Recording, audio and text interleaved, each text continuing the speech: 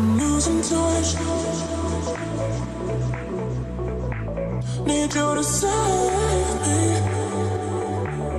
save me. I feel safe in your arms. Wanna stay with your heart.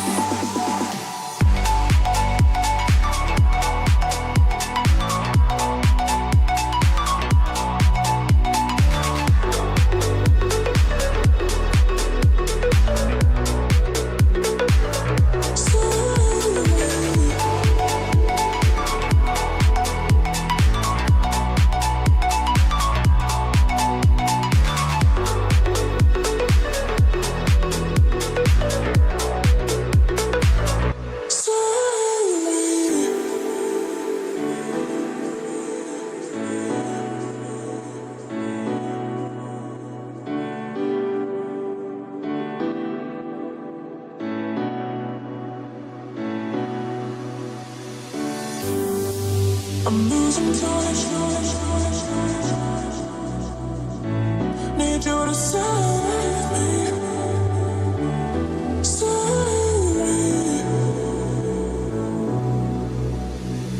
I feel safe in your arms. Wanna stay with your heart.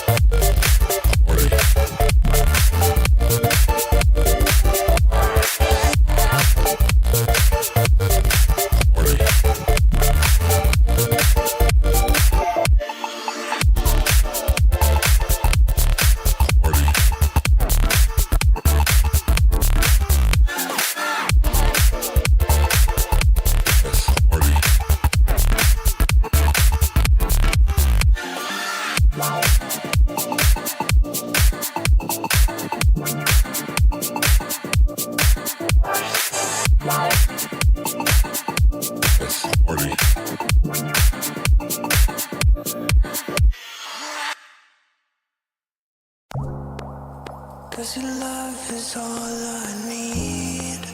'Cause your love is all I need. 'Cause your love is all I need. 'Cause your love is all I need.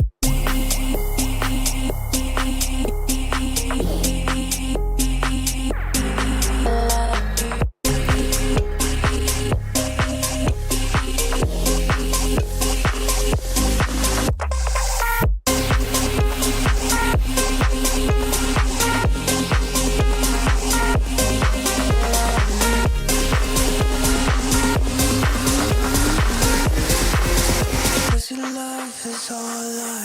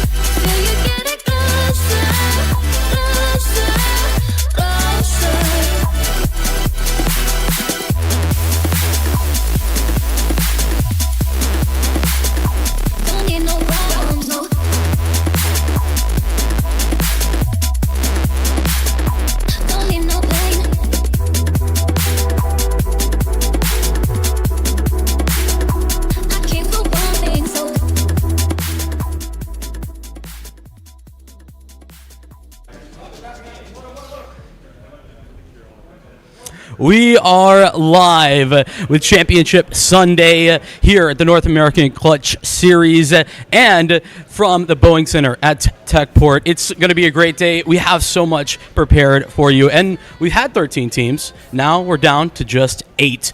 And those are going to be fighting for the lion's share of this $5,000 prize pool. So much excitement and so much to offer. We have a lot to break down. And we have a lot to talk about. Before we do that, though, I want to give you a quick peek at what things look like coming into the venue today. It was busy. We're going to take a look, and then we're going to talk a little bit more on the desk about what's coming up.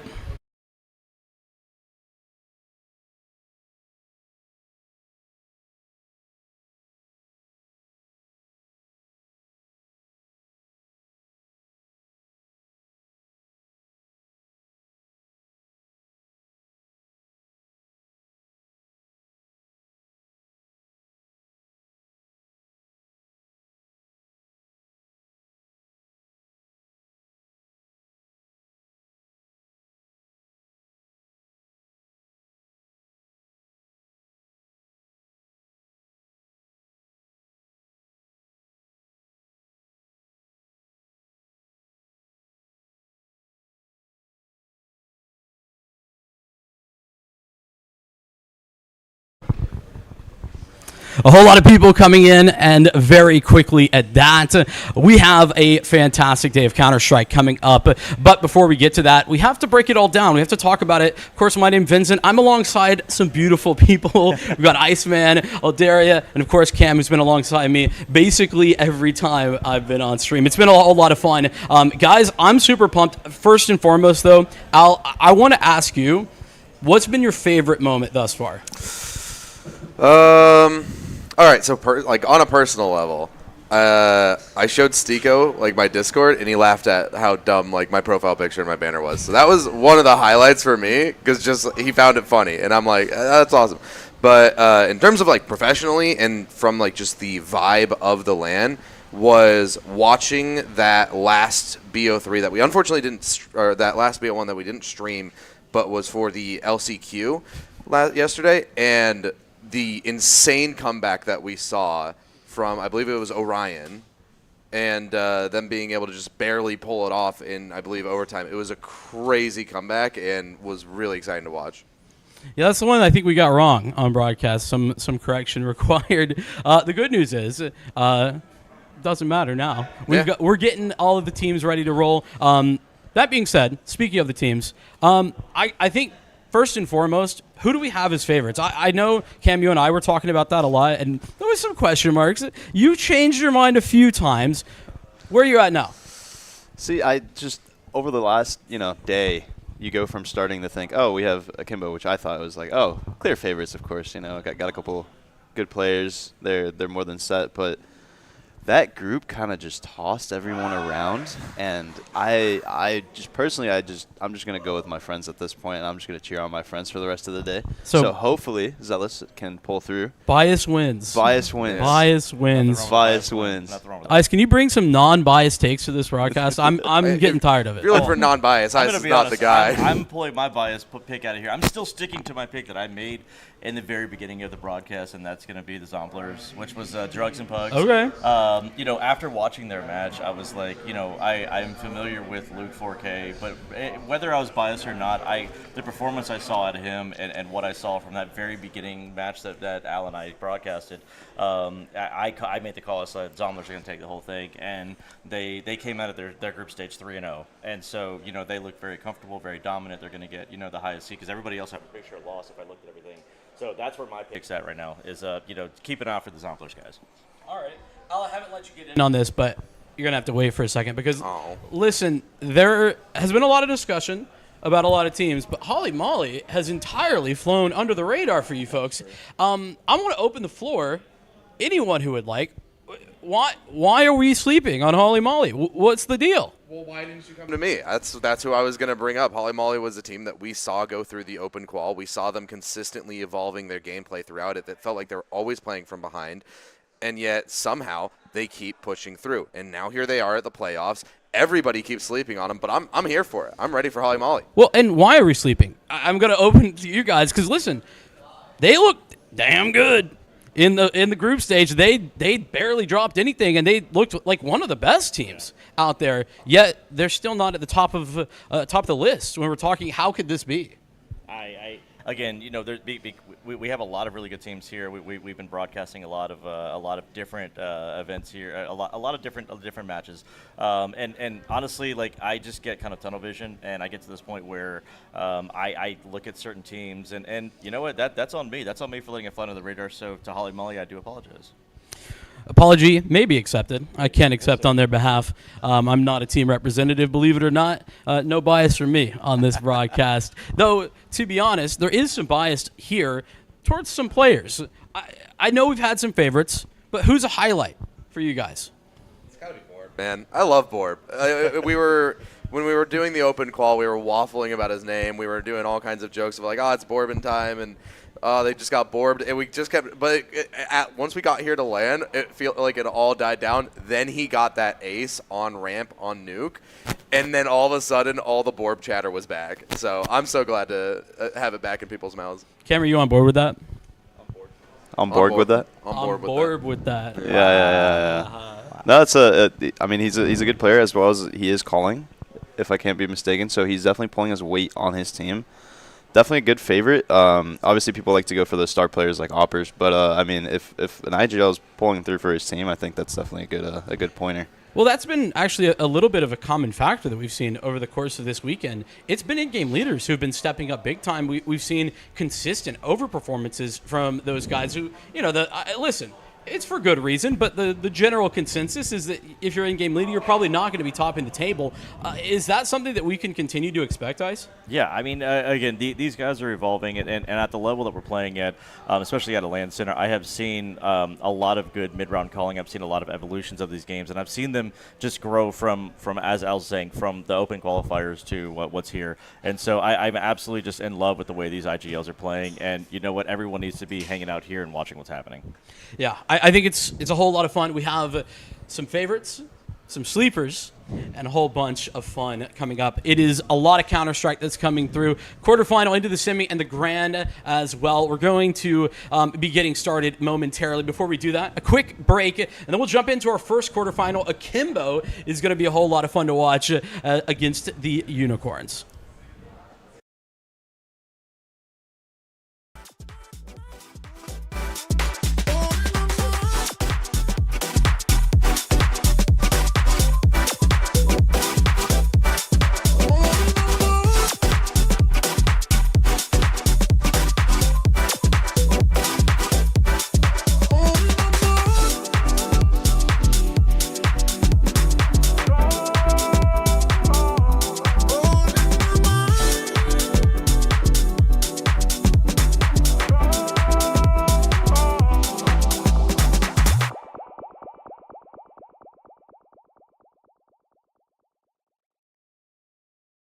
You're the ghost in my nightmares. I see your face when I drink. You know I'd be down bad if you wasn't next to me. Long drives with the roof off, and those were the days. How you gonna break my heart and get away? So what if I can't be perfect for you? I'm drowning most nights, 'cause you're no longer mine. Drew hearts on my window, passenger seat. It feels so weird not having you here. Who you gonna love when I'm gone? What you gonna do with the distance? Who you gonna call when I'm lonely? Who you gonna love when I'm gone? What you gonna do with the distance? Who you gonna call when I'm lonely? Who you gonna love when I'm gone?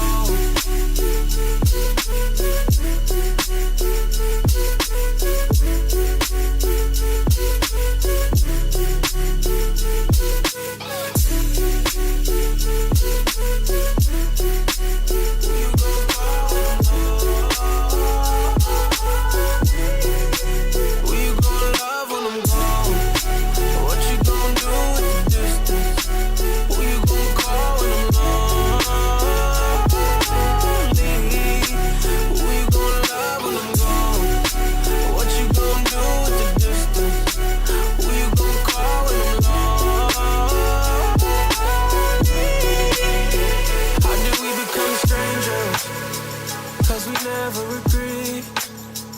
Now you living in your best friend's house and you gave me. Ice, we are back, man. Ready to kick off the playoffs. Me and you starting it out.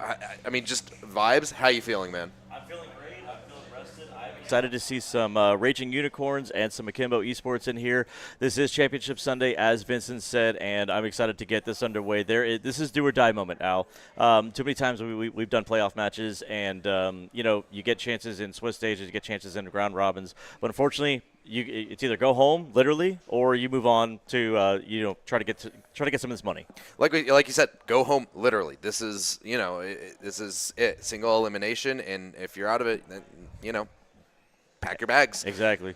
And the beautiful thing, this is going to be BL3s as well. So, again, you can drop the first map and still come back and reverse sweep. Is that going to make your life hard? Yes, it is. But taking a look at the map ends here, Unicorn's going to get rid of Train, and Akimbo's getting rid of Ancient. But we're going to start off on some Dust 2. So when we go to the game, it's going to be Dust 2. Akimbo decided to go to Mirage, so we got two very puggy maps. And then if we have to go to the side, it's Inferno.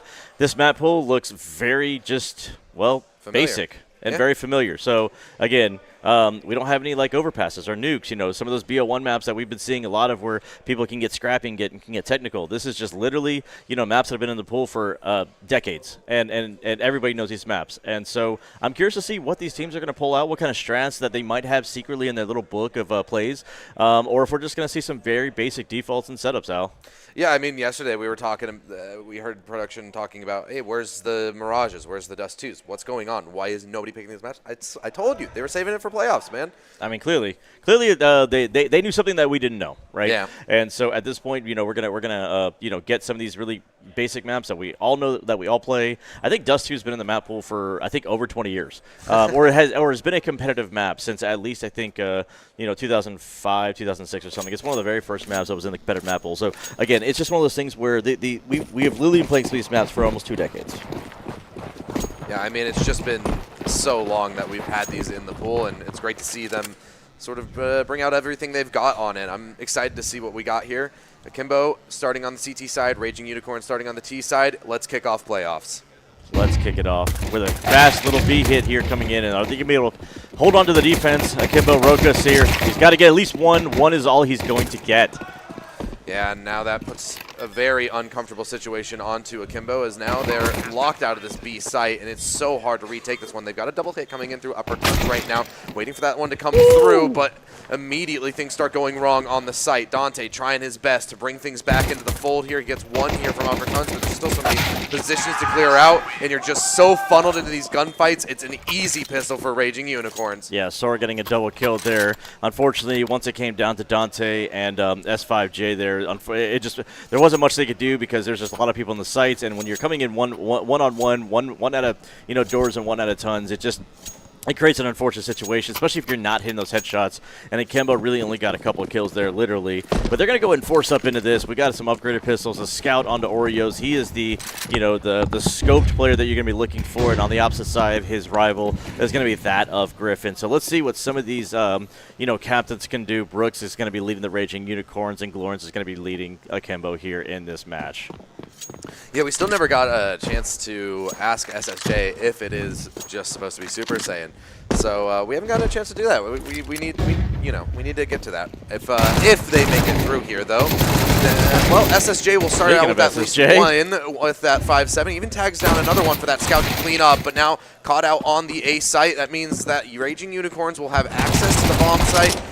Griffin just holds the line here at Catwalk. Roka finally able to break through, but now you're in a 2v2 trying to retake in as that bomb goes down. Yeah, 2v2 retake coming in. Nice nade place for the ramp, but nothing is going to come out of that one here. And Frostbite's going to go ahead and get a little aggressive to take Roka out. Now we've got a 1v2 for him to be able to retake with a 5-7. There's not much that he's going to be able to do there. Sora's going to finish taking him down.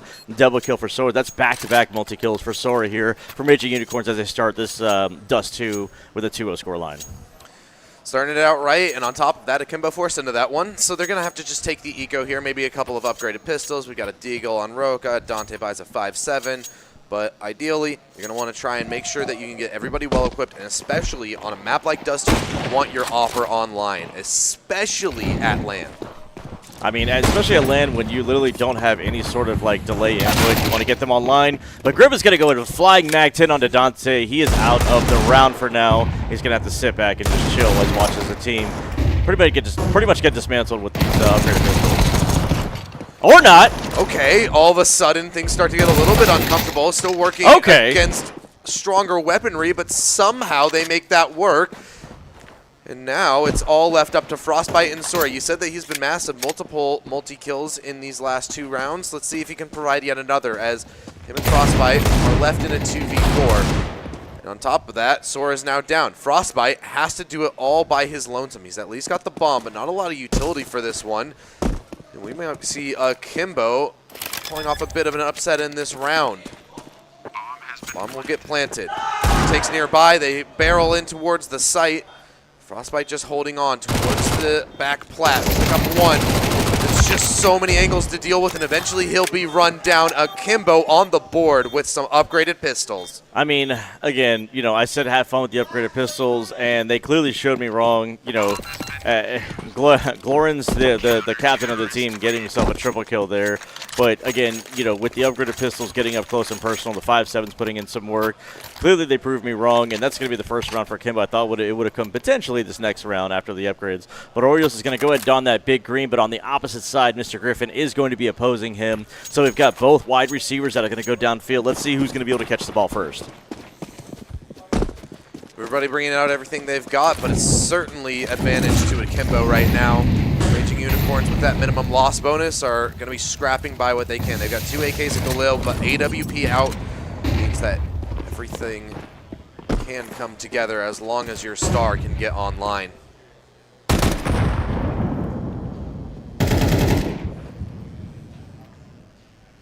It's an early pressure onto mid here for Raging Unicorns, but there's not much resistance here from Akimbo. Instead, they just tuck further back towards the sites. Dante now re-aggressing, making sure that they don't start throwing up those cross smokes. He might even try and peek into mid here. If they're not anticipating this, he could find them with backs turned.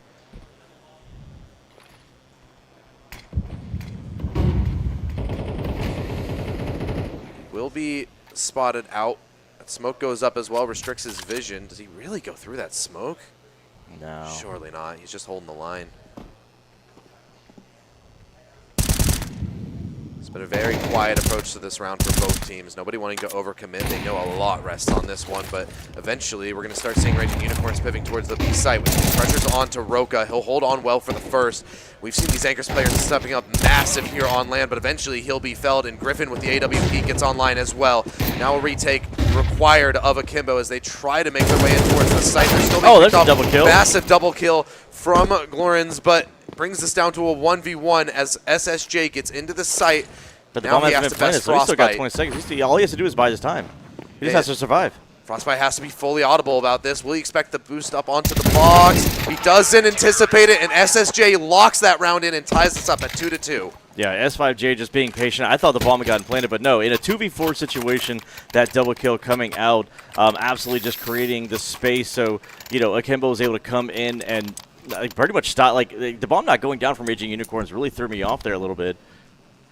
They really threw me off there a little bit, and S5J pretty much playing the patient game. Like I'm hoping that somebody on the team was actually able to tell them that, you know, there was a time difference. There was like 20 seconds left, and just playing it patiently, putting himself in a really awkward spot, playing that high-low position.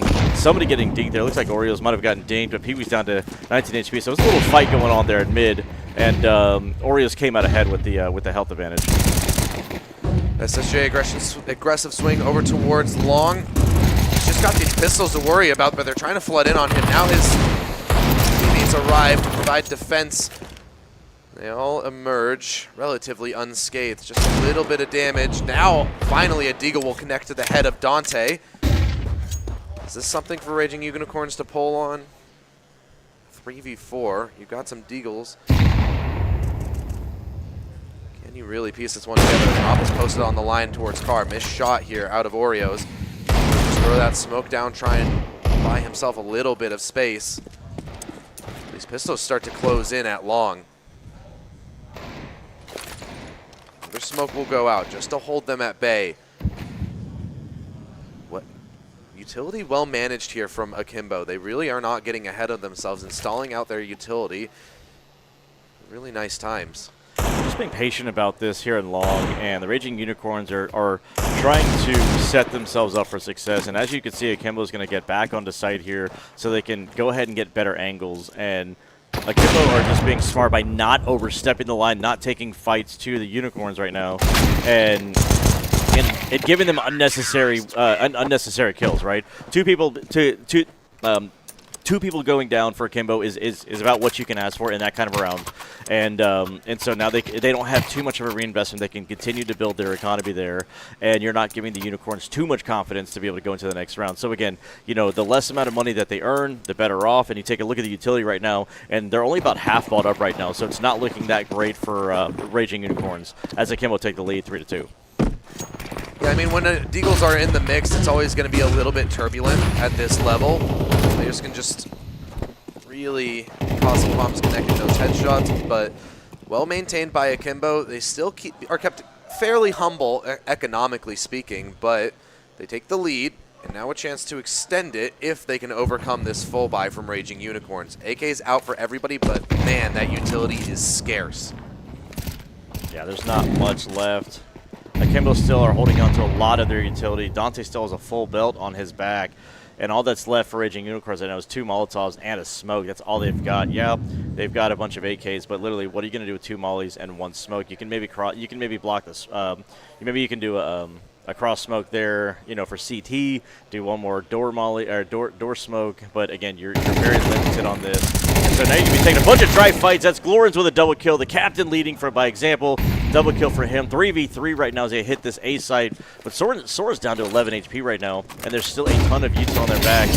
S5J might get caught by the long player. Dante's coming in from behind as well, but it's anticipated. That top player dealt with, and Roka just can't hold on. He's caught between 2 angles. So Raging Unicorns right back in the fray. We're tied up again. 3-3 right now, and nobody wants to yield at this moment. And Oreos is currently out of the server for the moment. So trying to figure out what is happening with Oreos. But taking a look at the score lines right now, you've got Glorins. Actually, you've got S5J right now, who's got 9 frags, almost at double digits. And on the opposite side, Sora's sitting with 8 right now. We've said their names several times in this first 6 matches here, as we're moving on into this right now. And again, the money's not great, but the buy is going to be okay. Akimbo does not want to let this get too far out of control right now. Unfortunately, even after that win, Frostbite's still stuck on a Mac 10, but that's fine. Again, he can be the tip of the spear and just let the high rate of fire get close up and personal against these potentially headless, head armorless, a couple of the players. Yeah, just Kevlar on a decent amount of players, so that Mac 10 can definitely make an impact here. SFJ, the first we tested it long once again. Alongside him, but eventually they're both felled. 3v3 now. You can kill, but eventually things start to unravel here for Akimbo. Raging Unicorn starting to break through right now. And that MP9 is just trying to make its way up. Dante, his flank feels like the only way to get back in this round. As Roka's just stuck inside that smoke, will force himself into the fight. Now getting spammed from Catwalk, but he's able to get away at the very least. Oh, he needs to get back and reload, and like you said, Kit picked up now. Yeah, Kid picked up and Dante. 2 AKs upgraded. That Mac 10 still in play. It's a Galil and a Mac 10. All of a sudden, these tides kind of shift here for Akimbo. Real chance to get into this. Turning the flash. Dante well maintained, and it's all left up to Pee-wee, who has to hold the line from Catwalk.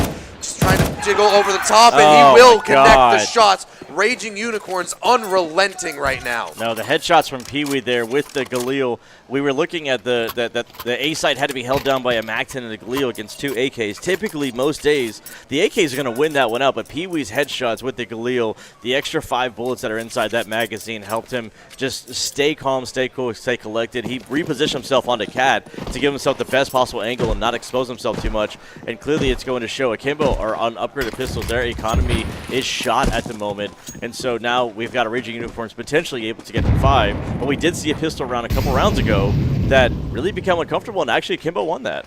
it's exactly like you called earlier. The difference maker in that round was the lack of head armor. That Khalil is a one-shot headshot then, and that's exactly what he needed to get it over the line. Lane shots coming in from Pee-wee, and now it's just upgraded pistols for Raging Unicorns to overcome in order to extend that lead. Roka, the last one remaining. He'll hit a clean little 1 dig, but at this point, the rest of Raging Unicorns pivot towards the B site. The best Roka can hope for, I imagine, is a saved AK. Yeah, I mean, saved AK is a W in most people's books in this position. You don't have any armor. You just upgrade your pistols. You're hoping to just cause some economic damage. As if you look at the Raging Unicorns economy right now. Most players are pretty low as far as their bank is going. Yes, Griffin is going to have to force himself back in, but outside of Griffin, Frostbite's only got $2,300, and so the money is not building for them. And if Roka can keep this AK coming in, he's got money on his back. This is only half buy, and we should be able to see an AWP come out for Akimbo at the moment. And so, yes, a 2-round lead for Raging Unicorns, but it doesn't mean that Akimbo are out of this just yet. So again, we don't. I was saying this yesterday in the BO1s. If you have a lead or you're getting close to winning the map, you have to just keep your foot on the pedal because you cannot stop. Akimbo is not a team that you want to fall asleep on, and Raging Unicorns have still got a lot of work ahead of them. This is a BO3, Al. So just because you win map 1 does not necessarily mean you're going to, win the series. Yeah, and I mean, me and you opened it up yesterday with a really close, I think it was double overtime affair. It was a potential triple overtime, but yes, it was a comeback from like 11-6 to tie the game up, and then the team that came back actually had match point on both OTs and still, or at least the first OT, and didn't get a chance to take it over the line, and it did still go to I can't remember who it was. I think it was like Orion and. I don't know if it was Holly Molly or who it was. But anyways, yeah, they did come back from like an 11-6 deficit or something. Yeah, so, I mean, why not open up with a similar story, a really close game? Yeah. Akimbo was the favorite for a lot. They're trying to prove why, right? Right now, they have at least that saved AK. They get the rifles back out, and now they can start to close that gap. But Griffin is still adorning that AWP that Akimbo just can't quite afford. So we'll see if that ends up being the difference maker. And Roka gets knifed down to 8 HP. Was it? Well, I don't think it was a knife. It might have been a knife, but I swear it sounded like a tag. But, I mean, 8 HP from knives, that's crazy. Okay. Because we saw 2 backstab teammates, and they were only down to like 39 HP, so I think he might have gotten tagged to the door. Yeah. Because he's on B side. I think he got tagged by the op. Yeah, that's got to be it. I heard a knife connect, I'm pretty sure, but either way, that's going to be a bit uncomfortable here. As also, you've already lost Dante as well, so man disadvantage, and one of your players is basically a dead man walking unless he can hit some really clean headshots with that AK. It won't take much to topple him over. Back at the site once again. He'll try and hold on, but like I said, doesn't take long for him to be found out. And Sora with another multi-kill to open up this B site. And Akimbo, at this point, have to just go for the save. There's no way back in. Now, they have to go for the save, and there's no way for them to recover the AK that they had on the back of Roka. There's no utility, there's no kits, and the money is pretty much drained out of Akimbo at the moment. So the potential chance for them to close up the gap that Raging Unicorns have created is only going to get wider at this moment. And so taking these M4s in the next round, even if you don't have much of a buy, even if you try to keep your economy somewhat stable, it's not going to be much. So you're just going to have to rely on Oreos and S5J to do something with them. And yeah, Glorins and S5J are on 10 frags alone. If you look at the opposite side, it's pretty even. Outside of Sora, everyone's got 5, 6, or 7 frags right now. It is very balanced as far as like the team performance and the team input. And so this is a very much a team effort from Raging Unicorns. You got to remember this isn't a one-man army. It is a team sport, right? And so everyone needs to contribute in some form or fashion. And we've been saying a lot of their names. I think the only name I haven't said on Raging Unicorns right now is Brooks. But outside of that, I've said Pee-wee, I've said I've said Frostbite, I've said Griffin. Like everybody's doing something. Yeah, I mean, it's not even that Brooks is necessarily doing bad. It's just hasn't really been needed a ton. So everything coming together right now for Raging Unicorns, and Akimbo needs someone to step up, someone to provide a hero moment, I feel like, to get back into this. Because it doesn't necessarily feel like, it's the game plan that's particularly wrong. Their individuals are kind of getting toppled over in key positions. So they need someone to step up and reinvigorate that squad. Give them the confidence to go for those individualistic plays. Nice. Griffin, though, starts stripping away what felt like the only redeeming quality for them in this round, which was the opening kill. Now they're operating at a man deficit, and they need a hero. Yeah, and if you guys are hearing some shouting in the background, we've got all 4 quarterfinal matches going simultaneously at the same time. It's going to be loud. And it's so if you happen to hear random shouts, it's maybe another game going on. But Griffin getting in the kill feed there with an AWP kill. There's Brooks chiming in with actually 3 of his own, I think. No, 1 of his own. Yeah, So, you know, Brooks is mad. He's like, hey, you didn't say my name. Here you go. Go ahead and say my name. And say my name when no one is around. Anyways, he's going to go ahead and pick himself up. But AK, and he's going to go down to Griffin there in suicide. Quad kill for Griffin there from long range downtown through the doors. Cannot get away with that AK, Al. That has got to feel bad. That's heartbreaking, right?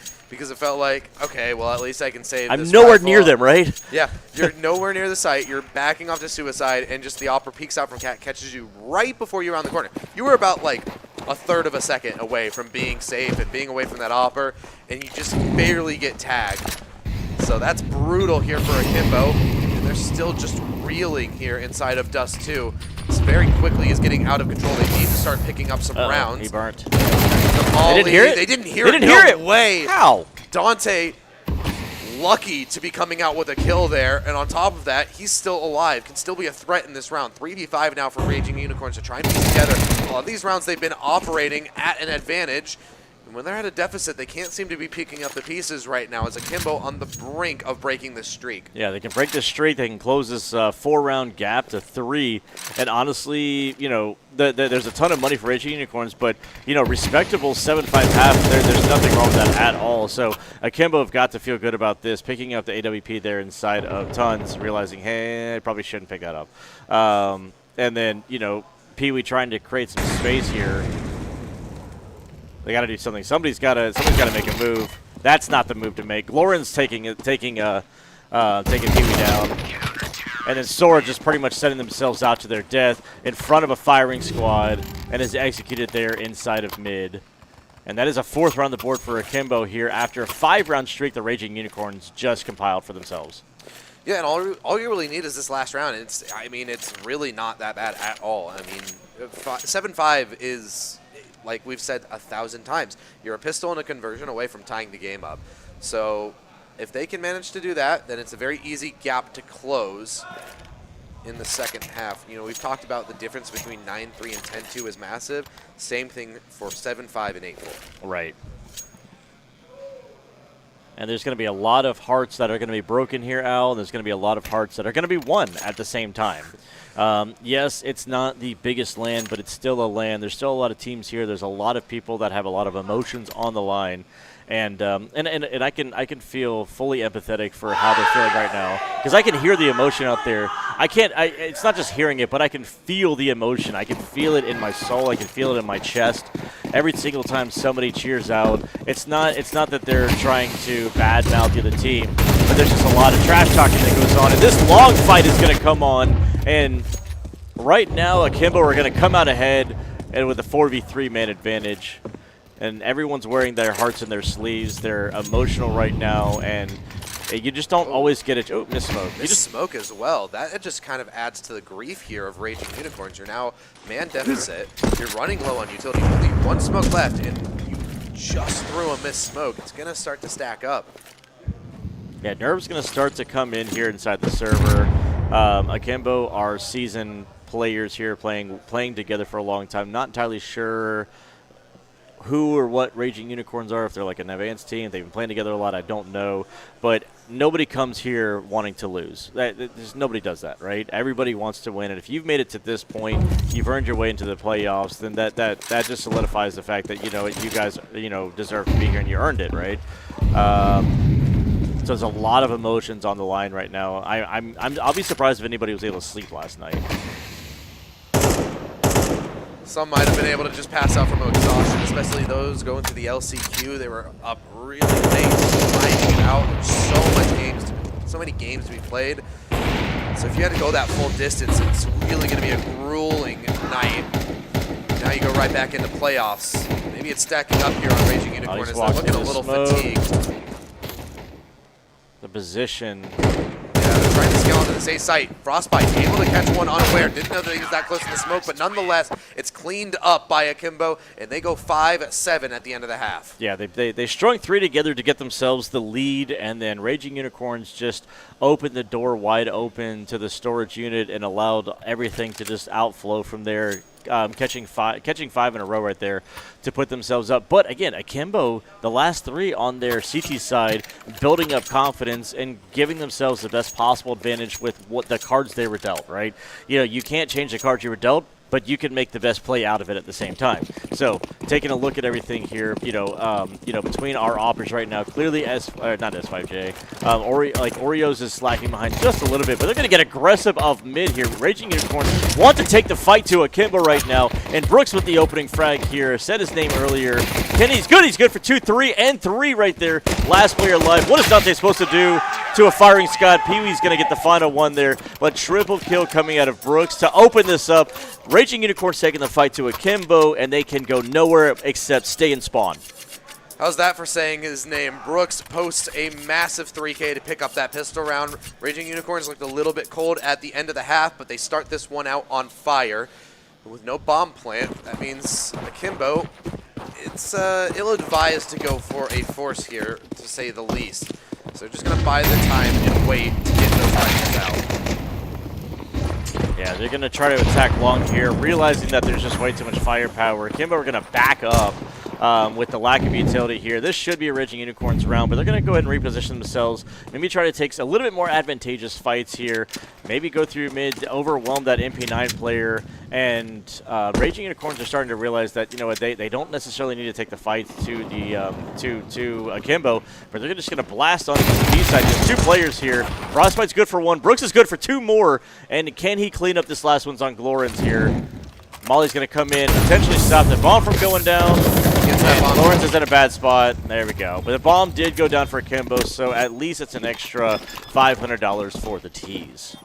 Yeah, some nice extra cash into your back pocket. That means more utility will be able to be afforded with that 600 boost.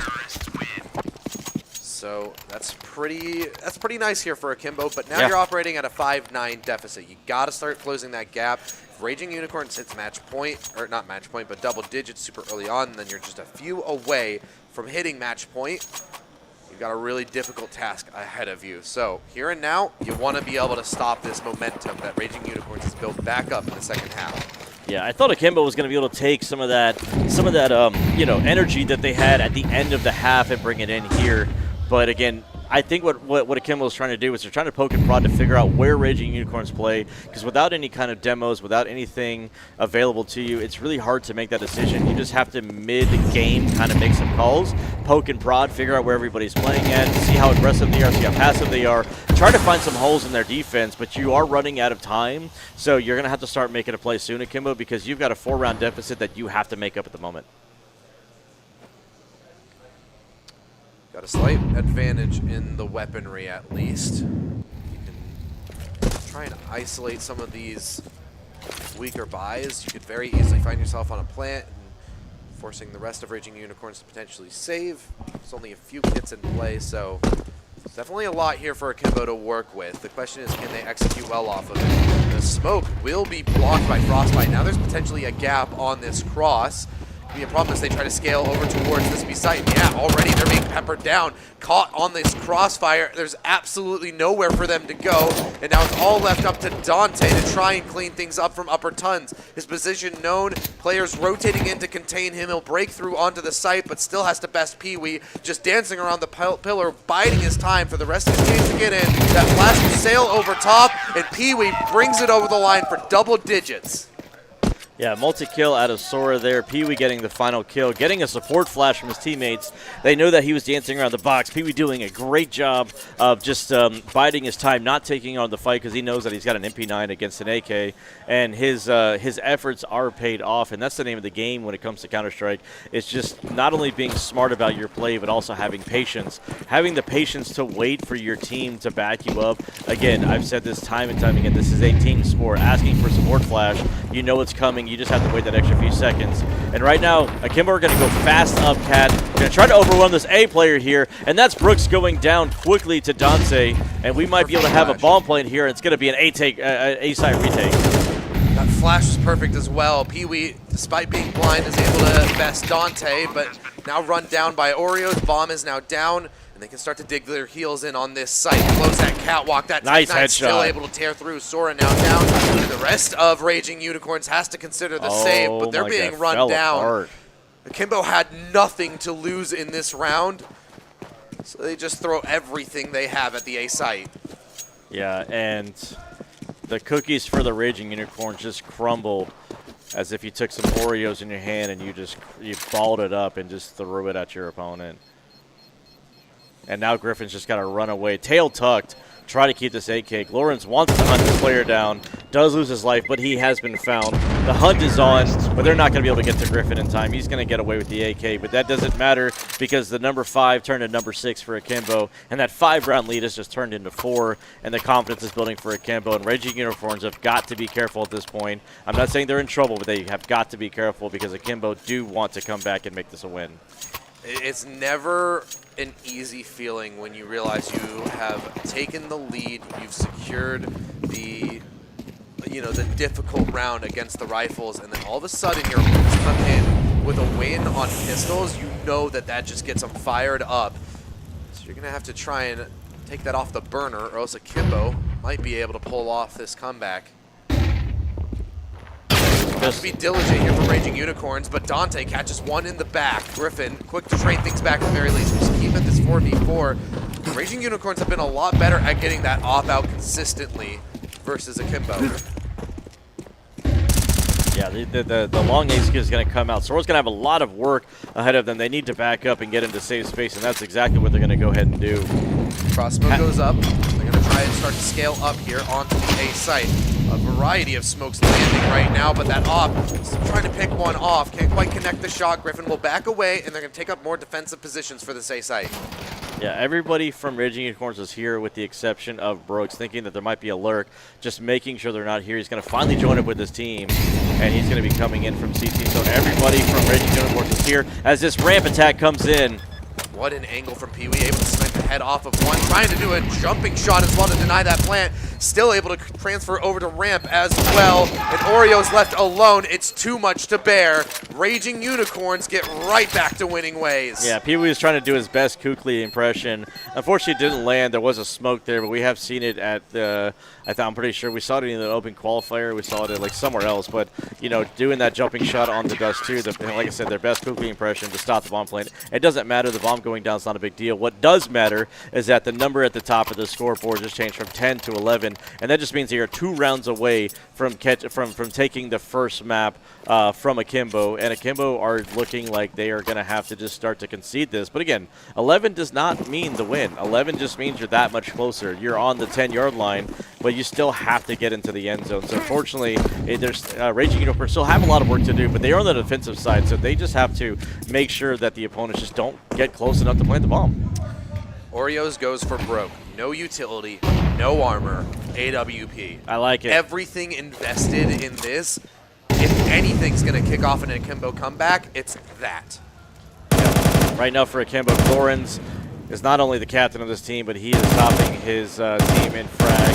The only positive KD player technically has 5 J's. So again, you know, somebody needs to help Lawrence out. Somebody needs to step up. Oreos, I need to see that op in play. I need to see that op hitting shots. I need a multi-frag out of you, Oreos. I need you to make the Raging Unicorns scared when they hear that rifle ring out. Trying to scale onto this A site from Catwalk. Well held here by Pee-wee, and now more members rotating in. He's just biding his time. He's controlling them out so much and still collecting kills in the process. Now Soren up from ramp, dealt with easily. Lawrence still finding impact. What? That op rings out and 2 players rattled. Now Oreos has to pull off this 1v3 and it can't come through. Raging Unicorns on the precipice of securing map 1 of playoffs. I called out Oreos. I needed him to hit that shot. He was in a 1v3 situation. I needed him to show up and show out and shine bright, and unfortunately that was an Oreo, and the stuffing was flipped around. And right now that is a 12-6 score line for that of Raging Unicorns. And Akimbo, what do you have for a 6-round deficit? Do you want to take this to overtime, or are we going to map 2? Griffin once again rings out with that AWP. He has been on fire, it feels like.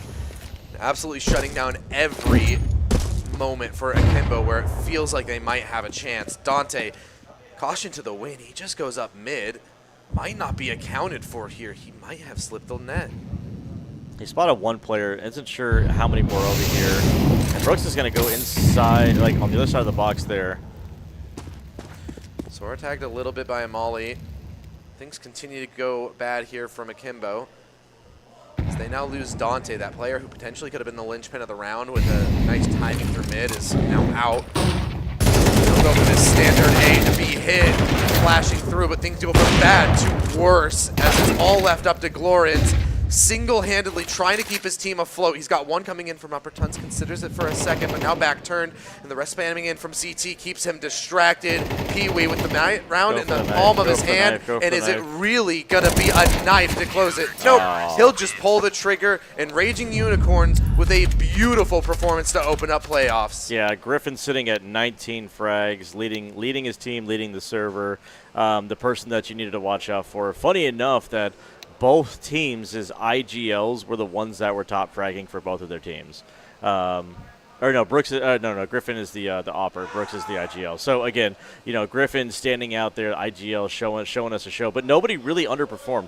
Brooks sitting at with 12 frags. Everybody else just kind of in the same boat there. But that just goes to show that everybody in Raging Unicorns is performing. Nobody's falling behind. Nobody's outshining anybody. It kind of feels like it almost feels like a Mongols or Mouse-esque kind of thing. Yeah, I mean, that's a great way to open up your playoffs run. It's certainly got to feel good for them, and I imagine they'll be able to carry that momentum into the map too, because it felt like Akimbo just didn't really have answers. We're going to throw it to a quick break, though, as we get ready for map 2. Don't go anywhere. We'll be right back.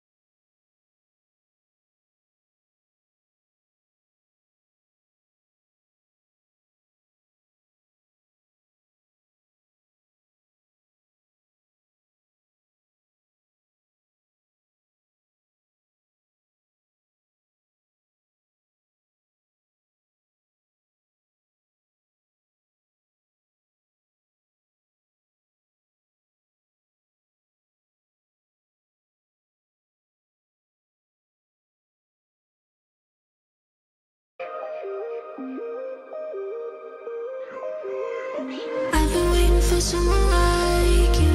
I've been waiting. Can't believe I finally found you. Could you be the one I need? You're my obsession. You're my obsession. Yeah.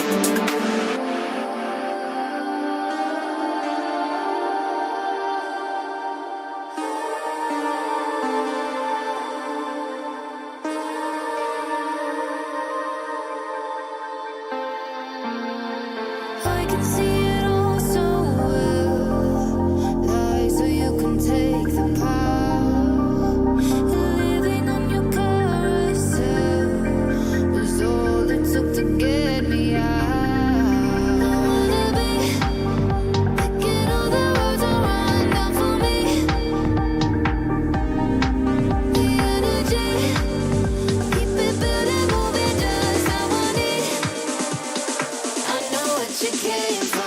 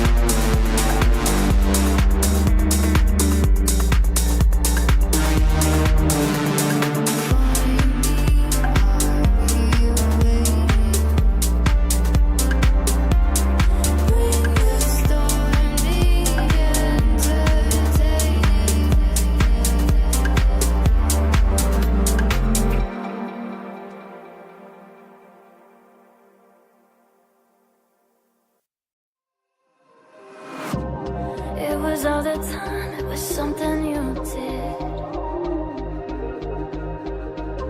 to make yourself feel right, make yourself feel big. But I found parts of me that you couldn't reach. No more helping you up to get to me.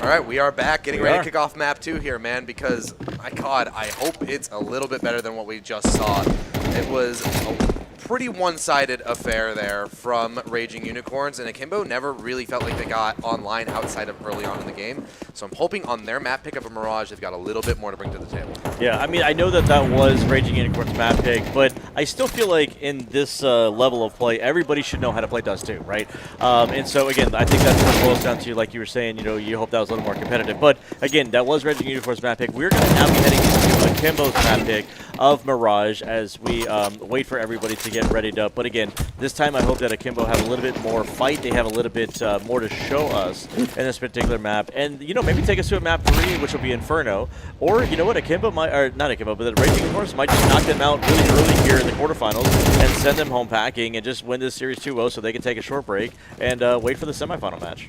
How wild would that be, right? Akimbo was the favorite of so many coming into this. And, you know, we can definitely say that they've performed a little bit below expectations, but they still came into the playoffs. They still made it through. It was just we had really high expectations for them, and now, all of a sudden, on the brink of bombing out of playoffs, that feels like you're going to be going home feeling like you could have done so much more. Yeah, you could have. And, you know, whether you want to take a look at the demos or you want to look back at the feed or, you know, you want to call out your teammates or anything else like that, it doesn't really matter.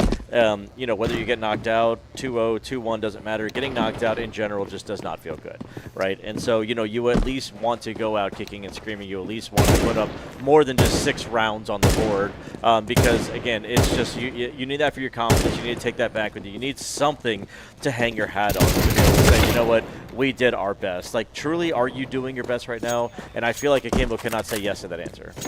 So the thing that concerns me the most about Mirage is it felt like Akimbo's utilization on the, especially the T side of Dust 2 was very lackluster. It was, dare I say, subpar. It really felt like they were not managing their smokes well.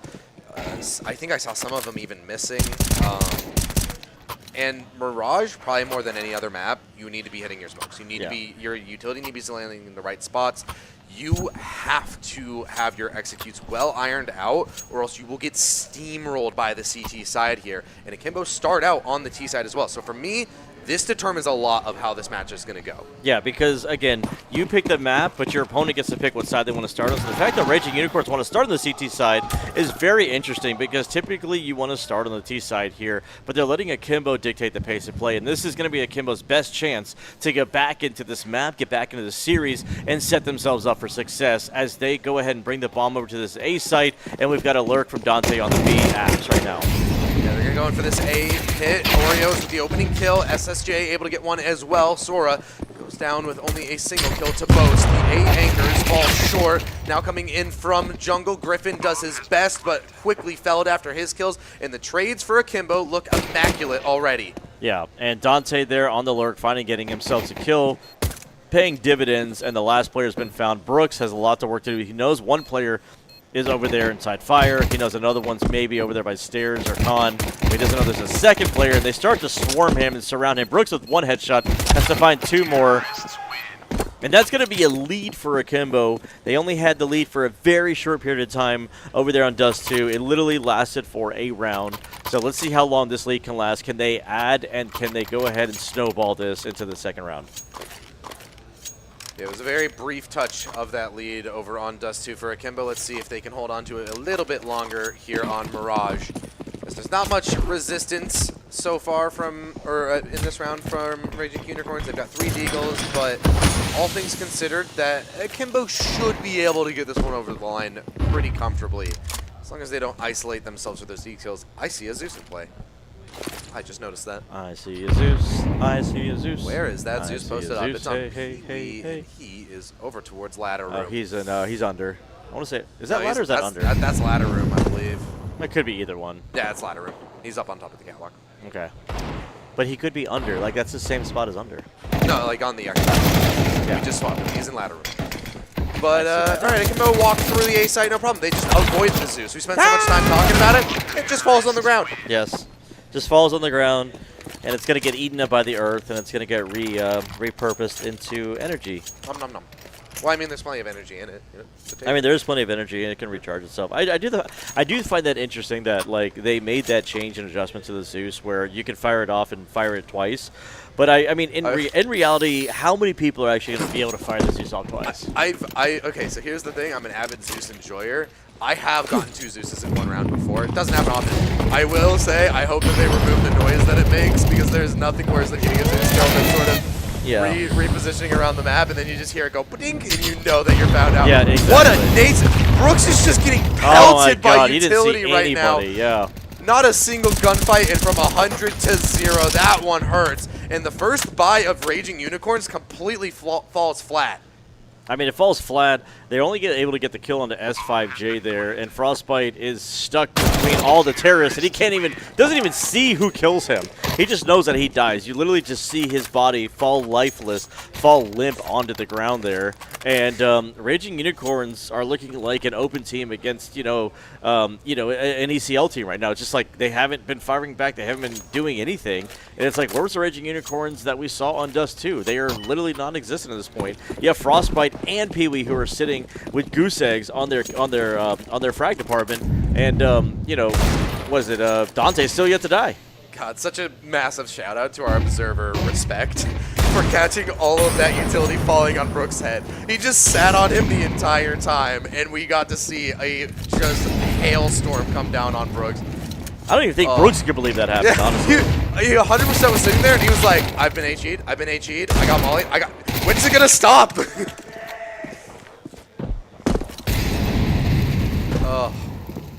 And this round is more of the same for Raging Unicorns. Once again, just a couple of upgraded pistols in the fray, and it looks to be a flawless round out of Akimbo, as they are absolutely steamrolling through their T side right now. We said we wanted to see them coming out the gate swinging here and more properly executed plans. Well, we really haven't even needed to see that because they're just winning every gunfight. Yeah, and Akimbo are sitting there. They look a lot more comfortable than they did earlier. Their fist bumping is you can tell a lot from a fist bump, and you can just by the way that they do the fist bump. And sometimes you get that lackluster where like I have to do it, but sometimes you get that forceful like we're kicking ass and we're doing great. We're finally doing something. Like you can get a lot from a fist bump, and so they're looking really great now. But Griffin with the opening frag here, quickly evened out by Dante, and we got a 4-on-4 really early in this round. I'll circle back to that fist bump thing with a personal story of mine from yesterday, but right here, right now, we need to transition to this A bomb site that is once again being overrun by Akimbo. And Pee-wee's left in a 1v3. Things came down so quickly for Raging Unicorns. It looked like they were going to possibly pull a nice hold. Now they have to rely on a clutch from Pee-wee, who also has been wrapped upon from behind by Catwalk. No way he anticipates this. Dante will see him. Easiest kill of his life. As long as he just bides his time and waits. They know where he's at, so nobody has to really move. Yeah, Pee-wee's just tucked in that corner, and it's going to come down. There we go. Dante, nice and simple. 5-0 start for Akimbo. And And circling back around to that fist bump thing, one of my favorite comms that I heard yesterday when I was just sort of floating around in the venue and watching some of the games from behind the players is one of the guys, they were doing fist bumps and another one was just locked in, like looking at the game, wasn't doing the fist bump. And he just went, "Bro, touch my hand." And it was like out so of context. It was that so sounds aggressive, but like cringy, so funny to me. Like, just imagine that's all you heard was, "Hey, bro, touch my hand." There was one other word in there, but I can't say it on broadcast. You know, it starts with an F. You know, it ends with a G. But I just realized that could be something else very different. It was the F word. Like we, you know what I'm saying. Yeah. But you know, we're not. We got the context. Yeah, we got realized that could have been something very different. No, that was rough. So the word is fringe. Fringe. Yeah, it was. Yeah, it was fringe. Touch my fringe hand.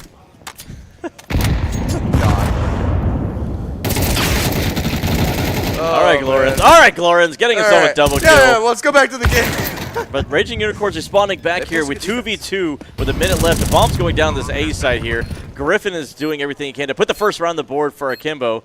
And it's all up to S5J here. Can he go Super Saiyan mode? He's got one more person to find with 62 HP left. Oh, but Sora comes over the top of those steps and shuts him down towards Ticket Booth. Plenty of time for the defuse. And finally, we see Raging Unicorns on the board. Feels like we've been waiting forever to say that here on Mirage. Yeah, and you know they're finally discussing what's going on there. Maybe there was a miscomm, but again they were coming in, and S5J had a chance to be the hero of that moment, but Sora is able to come over the top of stairs and put a bullet in the back of S5J's face. And yeah, that's the first round on the board, but it took 6 rounds to get there, and the buy is going to be very light coming in from Raging Unicorns even after that win. Plenty of money built up for Akimbo here. AWP on the back of Orioles, and let's see if he can go ahead and fire that off and create some fireworks here in San Antonio, Texas. So let's go ahead and see what they have for us. Can Akimbo slow this down and take us to a map 3? We'll find out here shortly. As Oreos is posted up inside of Abs. We haven't really seen an Abs hit. Oh, almost takes the head off of Sora. A little bit aggressive there. Sora's got to be happy to get away with his life there.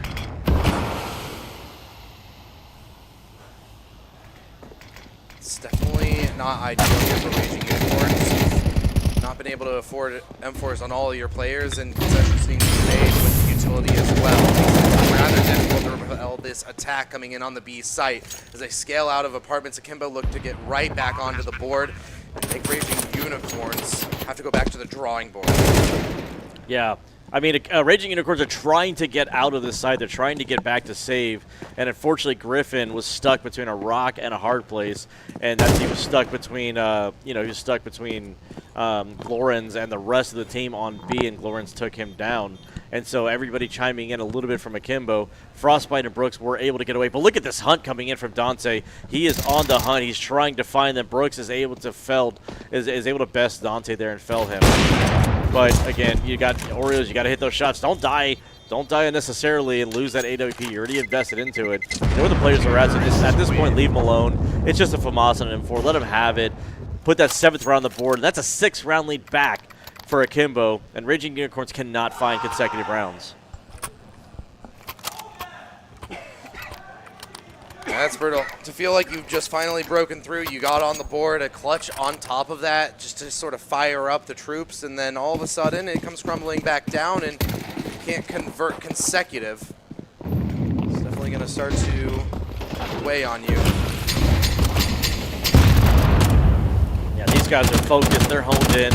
They're looking at that screen. Nothing else in the world matters right now except what's on their screen on that 240 hertz monitor with that beautiful PC LGB lighting. And right now, Raging Unicorns are putting up a defense. They've got a 2v3 setup right now. Bomb is going to go down 3v2 retake on par. But look at the health. Only 100 total HP between 2 players on Raging Unicorns. But they're making it work. Oreos, what do you have for us? We need you to be the hero. We need you to have more output with this AWP if you're going to be the opper. Comes from behind. He's dead in the back. Massive fling from Sora comes through, gets them back on the board. So they're starting to stop the bleeding. Will they be able to convert consecutives is the question. One of my favorite, another thing that I heard from one of the players when we were just once again sort of floating around the venue talking to some of them was there was a player that I was talking to who said that these PCs are like miles better from what he has at home, and so he's just like savoring every moment that he gets with it. It's really cool, like work doing some of these smaller events and some of these up and coming smaller teams that haven't really had a lot to lean on, And so now that he gets to sort of get a taste of, that 240 hertz monitor, I think these are 4070 Supers or TIs in them or something like that. Like, these PCs are cracked. Honestly, I would be willing to ask Kevin if we can just trade PCs. I just want to take the liquid cooler home. Like, the monitor's fine. Like, I would love to take a monitor home, but I'm like, dude, I just don't have to put the work in to have to create a literal liquid cool PC. But I love seeing the water kind of float around. That's the only reason why I'd want to take it home. Yeah, I'd take that trade, I think they'd definitely be losing on that trade, though. All right, consecutive rounds, though, on the precipice here for Raging Unicorns as Sora posts a multi-kill from the back of the B site, but there's still more work to be done. Him and Griffin have to piece this one together in a 2v2 over the top of the van. Sora will collect yet another one. It's all left up to Dante. 1v2 scaling in from Catwalk. Line being held by the AWP, and he'll walk right into its site. Finally, we get consecutive rounds from Raging Unicorns. Yeah, Raging Unicorns finally posting a consecutive round here. They're getting hyped, they're yelling, they're doing what they can. Even though they still have a huge deficit to overcome here, they're still trying to get their team hyped up. They're trying to get into it. They're getting focused, they're getting down, they're fist bumping, they're yelling, they're doing what they can. Because sometimes that little bit of energy is that sixth man, that extra person that can just kind of get you going, especially when you don't have a coach behind you. You need to do that yourself. And they're doing it in spades at the moment. But Dante with the opening frag there. Goodbye Frostbite, out of the rounds. Got to sit back and watch the rest of his team. He's only got 2 frags to his name. Frostbite's definitely underperforming. He has not shown up in this map, and he's got to sit there and sulk in his defeat at the moment.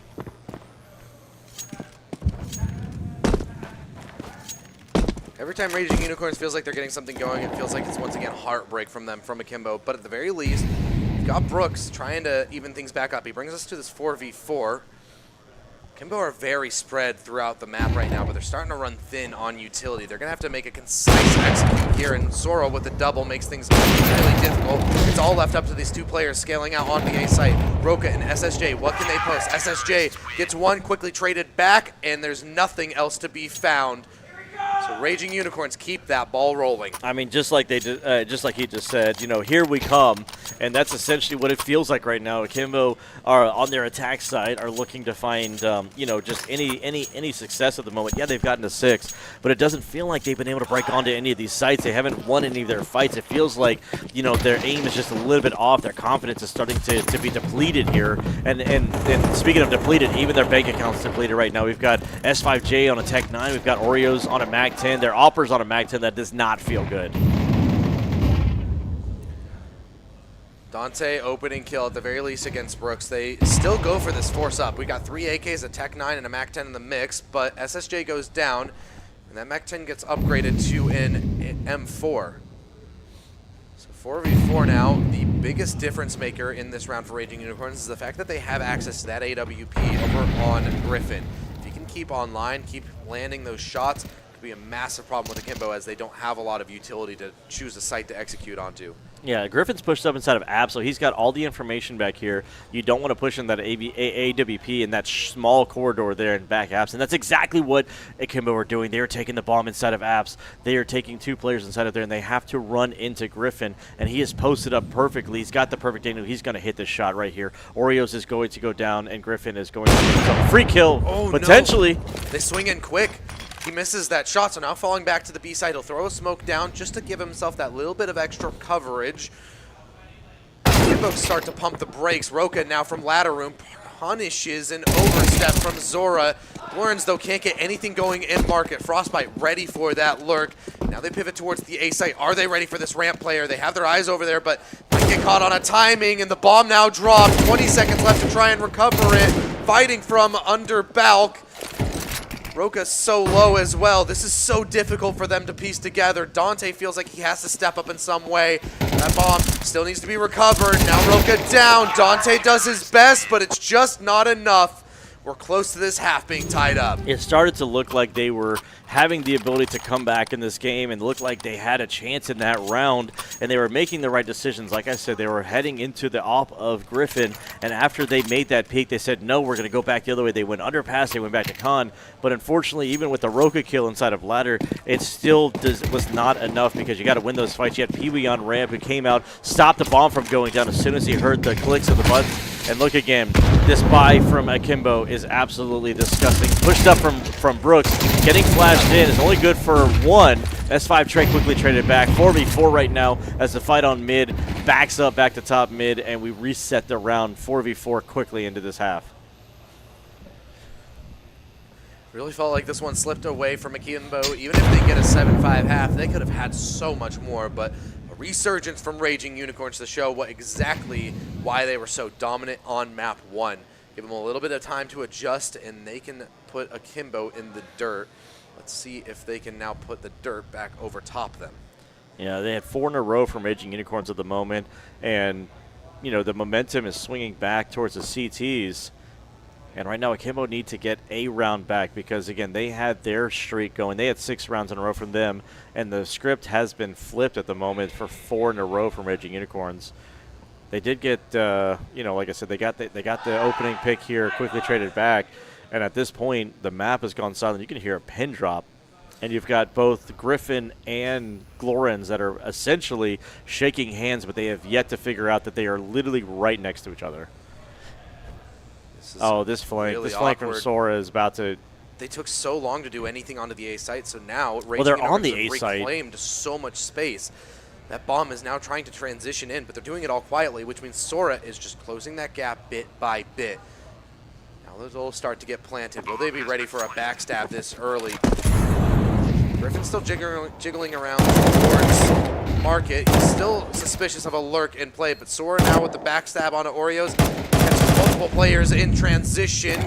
Lawrence doing his best to try and provide some opposition. They bring this to a 2v2 along SSJ, but it's going to be Dante and Glorens to try and close this one out. Around the default box, he'll get taken down, and Glorens can't convert either. We go to an even half. I know that he was trying to dance around that box, but I can't believe that he couldn't tell the footsteps were 2 people because he was trying to dance around the box, but they had gotten around it so fast, and the player that was inside jungle, they essentially lined up. And that's a 5-round comeback for the Raging Unicorns to tie this half up 6-6. When Akimbo had such a confident, demanding leads, they were at 6-1 at one point, and they allowed Raging Unicorns to come back and get 5 in a row to tie it up. Now that we go to switch sides, now that we go to switch halves, 6-6, it looks like Raging Unicorns want to just close this series out 2-0, and they're looking really good. I mean, right now between the offers, you know, Griffin is outshining his opponent over there in frags and assists and deaths and damage and everything. Raging Unicorns, even though it's tied up right now, I still feel like the scale is tipped in their favor. Yeah, a massive surge of momentum going back in their way, and now they can convert this pistol, then it just keeps that ball rolling. Dante, though, with early opposition onto Brooks, so man advantage now for Akimbo. As they start to pivot, they have an idea that it's the B-side execute. SSJ tested with the dualies, but he can't get anything going with that. Lawrence with dualies of his own has already finished up one. Dante still in the feed. Can he hold on? It's Griffin left in a 1v3, but this man's been on fire, and a clean tap on the first opens up this round potentially. One wrapping in from Catwalk before that even happens, though. Roka shuts him down from Market, so it's another pistol for Akimbo. Yeah, another pistol for Akimbo, and, you know, posting the round, technically taking the lead back. You know, Raging Unicorns are able to touch the tie, but the getting the lead back for Akimbo is something that they need in order to build up their confidence, build up their economy, and getting the M4s out. And luckily, because the bomb did not go down, Raging Unicorns are not able to force back into this. The last thing you want to do is hand over M4s to your opponents. They're just going to quickly waterfall out of apartment, out of Palace here. Oh my! Roka with a double kill, just mowing everybody down. Triple kill, is looking for a 4th. Unfortunately, Brooks does fell him. But what is he at? What does Raging Unicorns have left with a bunch of clocks here? Not much, and it's just Roka to go down. All he lost was an MP9, which is fine. He earned himself a ton of money. He can drop an AWP if he wanted to. He's going to choose to elect to stick with the M4 instead of somebody else giving it back to him. And MP9 for S5J over there, but full belt utility for everybody on Akimbo. But we've got the AKs coming up for Raging Unicorns, and so the T's now have their first buy gun round here. Let's see what they have in their executes, because maybe Akimbo are a C2T sided team and can shut down any execute that somebody throws at them. Missed flash from Oreos, but it's fine. Even though there's only 3 players mid, it's fine. You know, you're fine, but you just missed flash. He gets it out there nonetheless, just a bit delayed. All part of the plan. It was part of the plan. Well, and if they lose this round, then, you know, it was a misclick. I don't know. But it's looking a bit awkward here, as Raging Unicorns have gotten quite a bit of space over here in mid, but they end up just sitting there for too long. They could be crunched upon. Whenever you take mid control like this, you've got to be quick to pivot. You can't sit there and just bide your time and wait, or else CTs will reclaim that control and you're caught between a 3-way crossfire. Absolutely brutal, and Glorence is going to start to punish them. From Catwalk, he strikes, and this is exactly what I was talking about. Now they're taking too long to get out of mid. They're exposed to so many angles, the smokes start to fade. They have to try and scale into this A site, but the utility is low at this point. They've got to go in dry for the most part, and Dante can just hold the line here over towards triple. An overstep from Glorence is punished at least, so we go 3v3, and they start to pivot. They're going to pivot back to the B site, and it's all up to S5J with the MP9 over here. All he has to do is deny the bomb plant. They're not making any noise inside of apps. They have 30 seconds left, and you've got Frostbite that's over there holding the rotate from jungle, and so you've got both Roka and Dante on the A site, so you are literally leaving S5J on an island on his own. He's going to be quickly responding to this noise. He's going to hear everything, and he's going to stop the bomb. The bomb's going to go down. He's got dropped in van, and that's S5J taking everybody down, holding that B side, being the anchor that he's supposed to be. And that is another round for Akimbo. That is a 9th for Akimbo. And Raging Unicorns have still yet to plant the bomb in this half. Slow starts on both halves for Raging Unicorns, and this one could prove to be all the more fatal. Now Akimbo just narrowly able to get that read on the round, and SSJ holds down that B site, tucks in, bides his time, drops that bomb, and even converts the final. How lovely for him. Now, so close to double digits as well. You just have to beat out some upgraded pistols. Should be nice and easy. Eventually run down on Catwalk after a double kill from Glorens. SSJ once again solo on this B site, but he's got now support rotated in from Market. Akimbo are quick on these rotates. Yeah, they're ready, and they're responding quickly and properly here. Raging Unicorns, it's a 3v4, turn quickly 2v4. That MP9 still wins that fight, man. It's insane the amount of impact that SSJ is getting out of this one MP9. And a chance for even more as well. They're scaling in towards the site. He will be put down by that Glock, but now Oreos is here to farm up those kills. Give the Opera some eeks. Amen. You're terrible! I love it. I'm not sure if that picked up on our microphones, but we just heard from the venue him Oreos, I assume, scream out, "You're terrible." You're terrible! Ugh, but I love the banter. I love the banter. Again, you see it in every single sport. You see people taunting. It's all part of the competition. We're not here to make fun of anybody. We don't encourage, any sort of blasphemy or slander, but it is fun to make the other team go because, again, even though this is not a physical sport, it is 99% mental. Yes, there's some physicality to it, but again, it is 99% mental, and if you can get into the heads rent-free of your opponent, you can win the game just purely off of the mental side of it. That's a double kill out of Oreos, holding down that A main site. And what does Griffin have for us? Nothing! He's got a triple kill. He's going to be screaming again at them as he picks up a triple kill. The Opera goes nuclear. Can he find more? Yes, he can. On for the ace right now as the last one coming in from ramp. Pee-wee thrust into this 1v3. I'll pulled back out for Oreos. I believe it's dry. Look, hear that Molotov coming in. He's got to reload that AWP. SSJ holds the line, but Dante will run him down. And Oreos screams out again. Yes, give it to me. Give it to me, Oreos. Give me that quad kill. I said your name in the last map. I said I needed you to be impactful. I needed you to get some kills. I needed you to get multi-frags. And that's the round that he needs to go ahead and put himself on the board to say, you know what, I have the flicks, I have the aim, I have the reaction time, and you are not coming onto this A site. And that's going to be his 13th frag for Oreos there, trying to catch up to his teammates. S5J sitting at 15, Dante sitting at 18. And that's a double kill! Collateral from Oreos. Let's go. Oreo is just on a hot streak. This man cannot die right now, it feels like. Being run down by the MAC-10, but still just whips out the pistol and puts that MAC-10 down. Akimbo absolutely steamrolling through half two. And now up to match point as long as they can put down this last remaining T. Oreo makes his voice heard. He makes his voice heard with the pull of one trigger, one bullet for two bodies. Gets himself a collateral, and right now Frostbite is walking around needing a hospital, needing an emergency room because he has 1 HP. He's got the bomb on his back, and he's got an M4. It's not even a one-tap headshot. And the Akimbo are just going to just dig their feet in and put themselves on the back of the walls and just play reactive Counter-Strike because this is how you play the game. Dante will get the close as well. Massive output from the Opera, but everybody else contributing as well. That's 2 rounds in a row where Dante's been the closer over on the A site. And now match point secured here. Well, the question is, are we going to have flip score lines from map to map? Yes. That's exactly what I was thinking, Ice, and it feels like it's inevitable at this point as Akimbo are just on a hot streak, and Raging Unicorns feel like they have no answer at all. Yeah, they've tried to hit every single site, and the only success they've actually found, and it's not even success, is that they've been able to get mid control, and it's only because Akimbo have been giving up mid and not fighting it. Yeah, it's getting smoked off, but they're just giving up mid. But there's only one person on this A side. Roka's about to get caught off guard with some utility, but he gets himself a double kill, and that's Brooks with a quick trade back. But what do you do in a 2v4 situation? You have 4 players from Akimbo who are hot right now, who are trying to find their way onto the site. There's not really much you can do.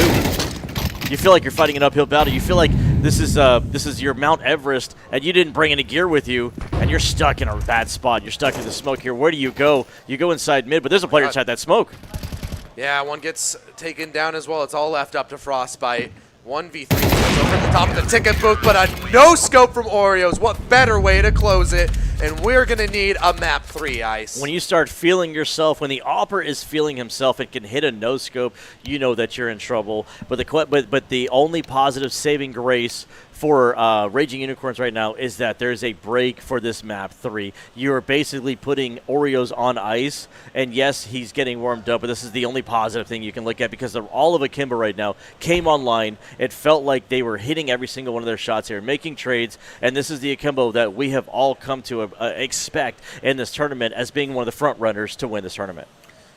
Well, we're going to throw to a quick break. When we get back, it'll be map 3, and I have no clue who's going to be able to pull this one out because it was flipped score lines. We'll be right back. Stay tuned.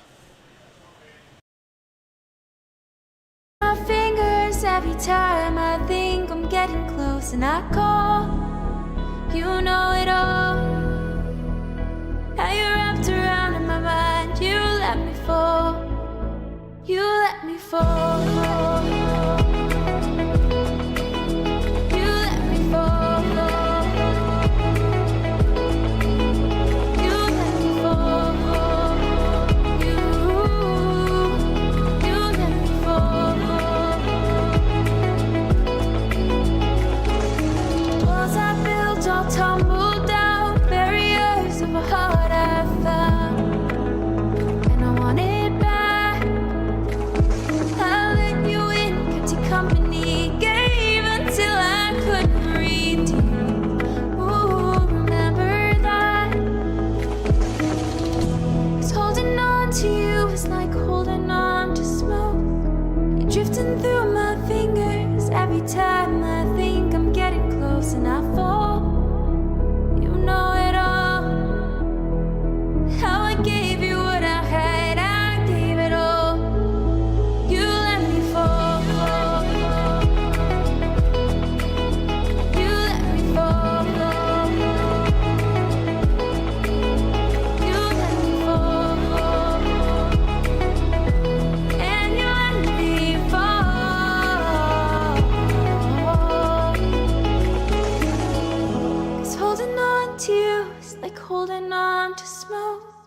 You're drifting through my fingers every time I think I'm getting close. And I fall, you know it all. How you wrapped around my mind, you let me fall.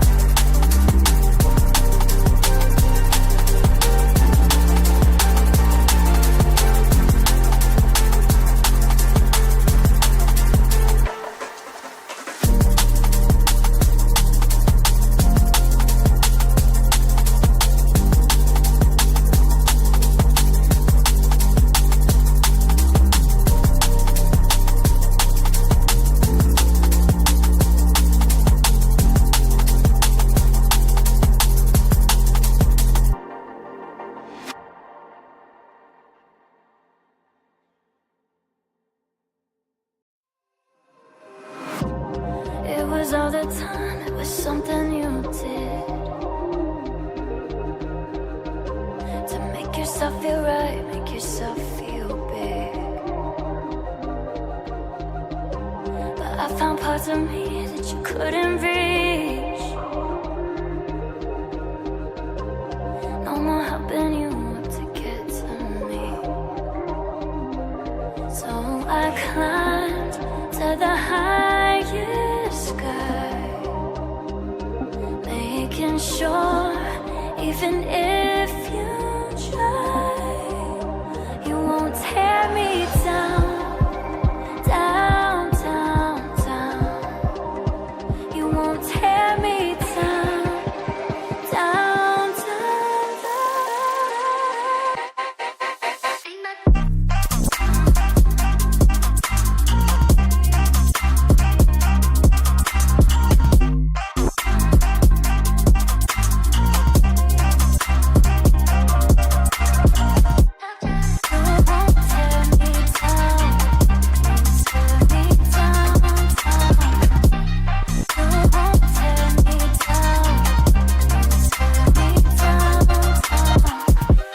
where you wanna go, no, it doesn't matter.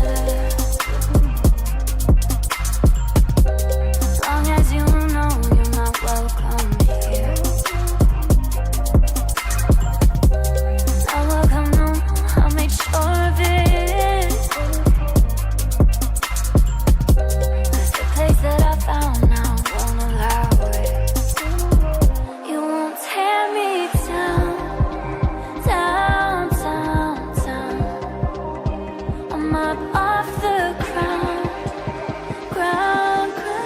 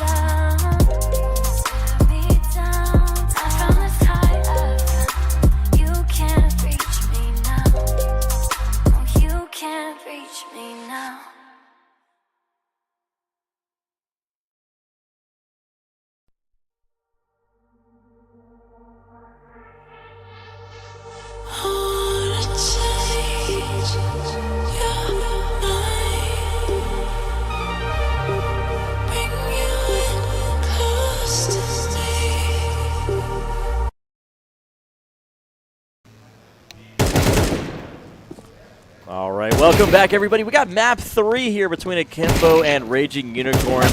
And during the break, I actually went and talked to the Akimbo player, Mr. S5J or SSJ. We really weren't sure. And I talked to the gentleman, and he said it's actually S5J. I'm not going to describe what it stands for, but just to let everybody know, it is S5J. We've, during the open qualifier, we had some fun with it, and we're like, maybe it stood for Super Saiyan, so just Super Saiyan from Dragon Ball Z, and we were going to get a chance to ask him, and I finally got my chance to ask him, and I did confirm with him it is S5J. Got it. All right. Well, I'm going to do my best to not mess that one up. But yeah, it is S5J now, so we'll course correct on that. We'll see if we're going to continue to say that name or if instead Akimbo's just going to make that information for nothing. Yeah, I mean, the Akimbo that we saw on Dust 2 was non-existent. The Raging Unicorns we saw on Mirage were non-existent. Literally, they flipped their own scripts. 13-6 score lines, both teams dominating their map picks. So now we're going to go to Inferno so we can go ahead and decide who's actually going to move on from the quarter to the semifinals. And at this point, it's really anybody's game because nobody really, gave me, to the eye test an answer to, who's actually going to come out on top. Because, again, the players that didn't show up on Dust 2 showed up on Mirage and vice versa. The players that I was, on Raging Unicorns that I was, praising their names did not show up on Mirage. So it's like, I don't know who's going to come out of this, but we are going to get a knife round in just to figure out who gets to pick what side. But, I mean, let's make a prediction. Who do you want to go with? Okay, so, here's the thing, right? Because, the sort of recency bias want to say Akimbo because, you know, Oreos was really online with that AWP, and so you kind of want to think that he's going to keep that ball rolling, but the short break means he's kind of put on ice, kind of cools down a little bit, and Opper's a little bit less impactful here on Inferno. So I feel like in terms of, you know, map to map, I feel like we saw a better floor out of Unicorns. Even though, like, yeah, it was the same score line, it felt like their utility was a little bit more on point, and it was just Akimbo hitting that much harder, right? So I think I'm going to lean towards Raging Unicorns personally because it feels like their floor is just that little bit higher. But at the end of the day, no clue. Right. Well, I mean, I will say I was watching the knife fight on the production screen. It was Akimbo that won the knife fight, and they went ahead and picked the T side. They're going to fast hit this B side after the smoke. Frostbite's only good for one. Roka's going to go straight through, and they're going to hit this side here. Brooks does respond back with 2 himself, and Roka finally puts him down. So now we've got a 2-on-2 situation, and Griffin and Sora have to come together and pair up to try to retake this B site. Roka's still playing it aggressive over towards CT. He's just jiggling around inside of Church, but eventually goes down, and it's Oreos who has to try and close, brings this to a 1v1 against Griffin. It's the 2 Oppers against each other, and Oreos comes out on top first. Yeah, there's everybody out there saying nice. I'm saying nice as if I'm in the server as well. Like, I feel like I'm one of the players. I'm starting to get a little invested in these teams and starting to really, like, you know, pull for them. You know, I am trying to be a neutral caster at this point, but at the same time, I am trying to be invested. And when I'm saying nice, it's like I feel like I'm with them. I feel like I'm cheering with these teams because we're saying it at almost the same exact time. And I mean, it's hard to not because we're talking to the players. We interact with them in between some games and talk about them, and it's a great experience that you want to see them succeed. But I mean, it goes both ways, right? Same thing with Raging Unicorns as it is with Akimbo. So, I mean, we're just here for great Counter-Strike, and I mean, it's sad we have to see one of these teams go home, but my God, I just wanted to keep going. I mean, it will keep going because the beautiful thing is, you know, we've got quarterfinals and semifinals. The only time you can't say that, Al, is when it's grand finals. Yep. I mean, at that point, it's the end of the line. So we'll either be first place or second place at that point. I mean, still great. I mean, I imagine that's got to be great results for a lot of these teams, but you don't want to come that far and then end up falling short. Yep, we just actually witnessed it on the free cam. We just got a game crash. Yay, game crash. All right, a little bit of tech issues. So hopefully it doesn't take too long. Hopefully it's just like, you know, Counter-Strike things. You know how it be sometimes. Well, you know what? Steam just decides to just kick you out of the game. Right, yeah, exactly. So hopefully it's just one of those. It just has to relaunch the game. Not much of a problem. It's not like an actual internal issue.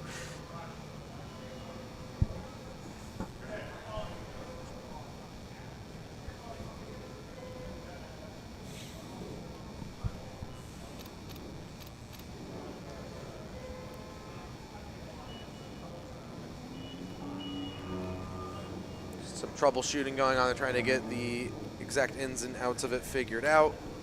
Like I said, hopefully it's not something that's too bad, but we're going to throw... We've got these nice new transitions now, Eyes, for like our overlay is all unlocked and everything. So pretty. It's so great.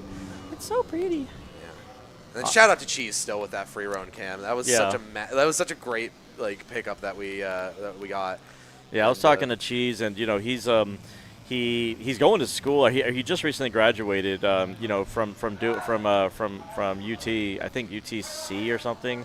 I don't know, but anyways, he graduated from UT, and you know, he went into like video production. He would like to get involved in physical sports, right, like footballs and baseballs and soccer, but he does have a passion for esports. And I was asking him how he actually managed to get into the major, and he tried to do it the normal conventional way. So when they were over at when the Blast was over at the Moody Center, just scouting it out, he was able to meet up with the SVP from Blast, and he's like, yeah, you know, I'll keep you in mind. Yeah, I would love to have you on, blah, blah. It just came like general answers and never responded back to him.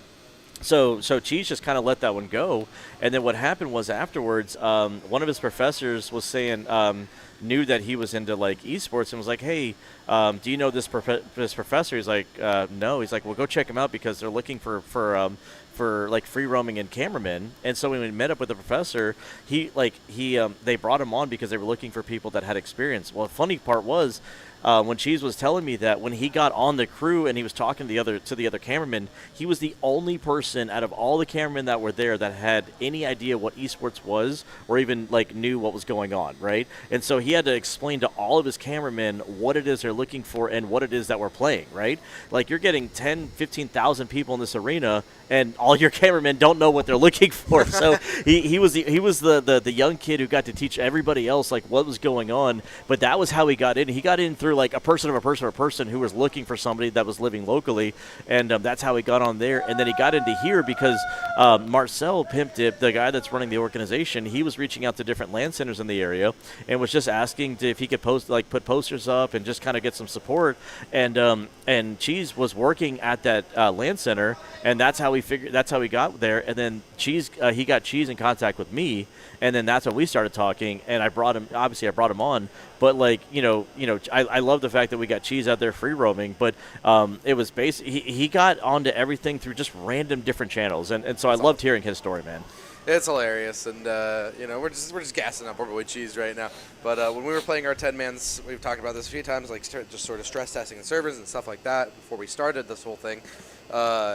There was a round where Cheese like absolutely dumpstered me, and I looked over. He was right across the tables from me, and he looked over. He just threw me the eyebrows. He gave me a couple of eyebrow wiggles, and that was hilarious. I don't know. He's just a joy to talk to. He's a funny guy, and honestly, I think all of production has been really pulling together. It's been a great time, and that's what these LANs are about, man. You're just like interacting with people in person, meeting them for the first time. It's awesome. Yeah, the only person that I actually enjoyed killing was Cam. That was fun because like he was dumpstering on us, but the fact that I was able to get like a kill on him and I was able to get a couple knife kills on the team was fantastic because everybody was looking at mid. But when I see my name like in the kill feed and the Cam's on the other side, it just made me feel good because I'm like, you know what? I can at least say I got him once because 9 other times out of 10 he's gonna get me.